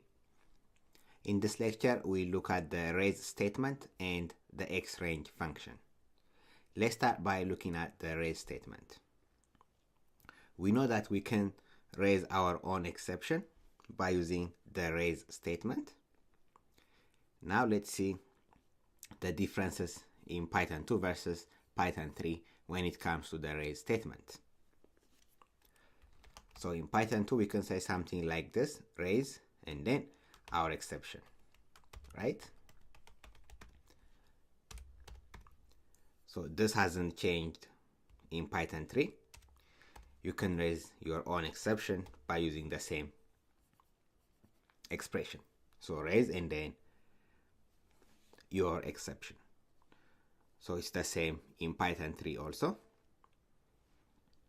And next, you'll see a difference when you want to raise your own exception with some form of custom message. So in that case, the syntax is a little bit different. Let's see what it looks like in Python 2 first. So you will say something like raise, you will put your exception here,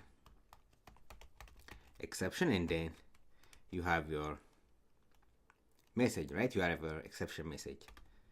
This is an exception message, for instance. So that will be in Python 2. This is in Python 2. So you can raise your own exception by providing your own form of custom exception message. Whereas if you are using Python 3, you will have to pass this statement or your exception message as a parameter to this exception. So this would look like this: raise, and you have your exception, our exception, and then we simply pass it as a parameter. This is an exception message, or this is a message. So that's what it would look like. It would look like in Python 3. You'll need to pass it as a parameter to your exception. Whereas in Python 2, your exception custom message is separated from your exception here by using a comma. Let's see one more difference. In Python 2, you can raise your exception with an exception message and no exception class. What do I mean by that? You can say something like this. You can say raise and then your message. This is an exception message. So this is completely fine in Python 2. You can raise your exception with no exception class. Okay?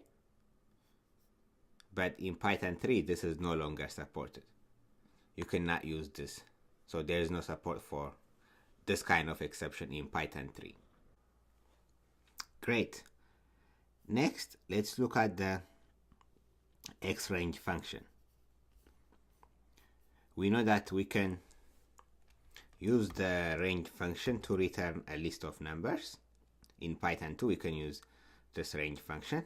For instance, if I say range and then pass 5, this will return a list of numbers 0, 1, 2, 3, 4. We can also use the xRange function in Python 2, and that will return an iterator, right? xRange 5, it will return an iterator object. So those are our options in Python 2. Whereas in Python 3, we don't have the xRange function. We only have the range function, and that range function returns an iterator object in Python 3. So one difference is, if I want to return an iterator object in Python 2, I will use the xRange function and then pass some number, let's say 6. So that will return an iterator in Python 2. Whereas in Python 3, I'll have to use the range function to get an iterator. Okay, that's one difference. The next difference is when we use the range function. So the range function exists in both Python 2 and Python 3. So in Python 2, this range function will give you a list of numbers, right? Whereas in Python 3, we don't know whether we want a range, a list of numbers, or an iterator object. So in this case, we'll have to pass the list function. So for Python, for instance, I can say list1 is equal to range up to, let's say, 8. So I would say this to get a list of numbers in Python 2. So this would be in Python 2. And then if I call my list1 object, I'll get a list of numbers 0 through 7. And to get a list of numbers in Python 3, we'll have to cast this method into a list to make sure that we get a list, because the range function in Python 3 does what the range and xrange functions do in Python 2. So to get a list of numbers in Python 3, we'll have to call the range function, and then we'll have to cast it to a list, so that we are ensuring that we'll get a list. Then save that in some variable. So that will be the equivalence in Python 3. Great. Let's look at another example. We know that we can use the xrange function or the range function in list comprehensions, right? So if you have the xrange function in a list comprehension, you don't need to change the result to a list by casting it. So in case of list comprehensions, the range function will work very well without any need to cast it to a list. So let's see an example of list comprehension. As you remember, list comprehension, everything is enclosed in rectangular braces, and then you have a statement that looks like this. We can say x for x in x range 6. So this will be in Python 2, whereas in Python 3 it will be x for x in range 6, and you don't need to cast anything to a list. So the range function works very well with list comprehension. Similarly, another common use of the range function is in for loops. We know that we can say something like the following. I can say for x in range, let's say 4, we can say print x, and that will print out this number 0, 1, 2, 3. So this is in Python 2, and if you want to use the same thing in Python 3, there is no change, so you can use for loop the same way in Python 3 as well. Similarly, you can perform some functions on the range function as well. For instance, if I have a function range, let's say 14, I can find out, let's say I can apply some methods like minimum, and then on my whole range function, and that will give me 0. Similarly, I can determine the maximum, say range 14, and that will be 13. And we can even use other methods or functions like the sum method, and then pass range 14, and that will give us the sum of the numbers in range 14. Right? These are some of the things that we can do on our range function. And there is no change in Python 3 as well. So you can do the same exact thing in Python 3. So there is no change in terms of that. Similarly, if I want to convert this object to another data type, for instance, if I want to change this range 14 to a tuple, for instance, I can say I can cast it to a tuple object. We can do that, and sorry, let me add tuple here. So we can do that, and if I want to change this to a set, we can do as well, set, and then pass your range function. So these things haven't changed in Python 3. You can use the same exact thing in Python 3. Great. We'll continue our discussion on the differences in Python 2 and Python 3 in the coming lecture. Thank you, everyone.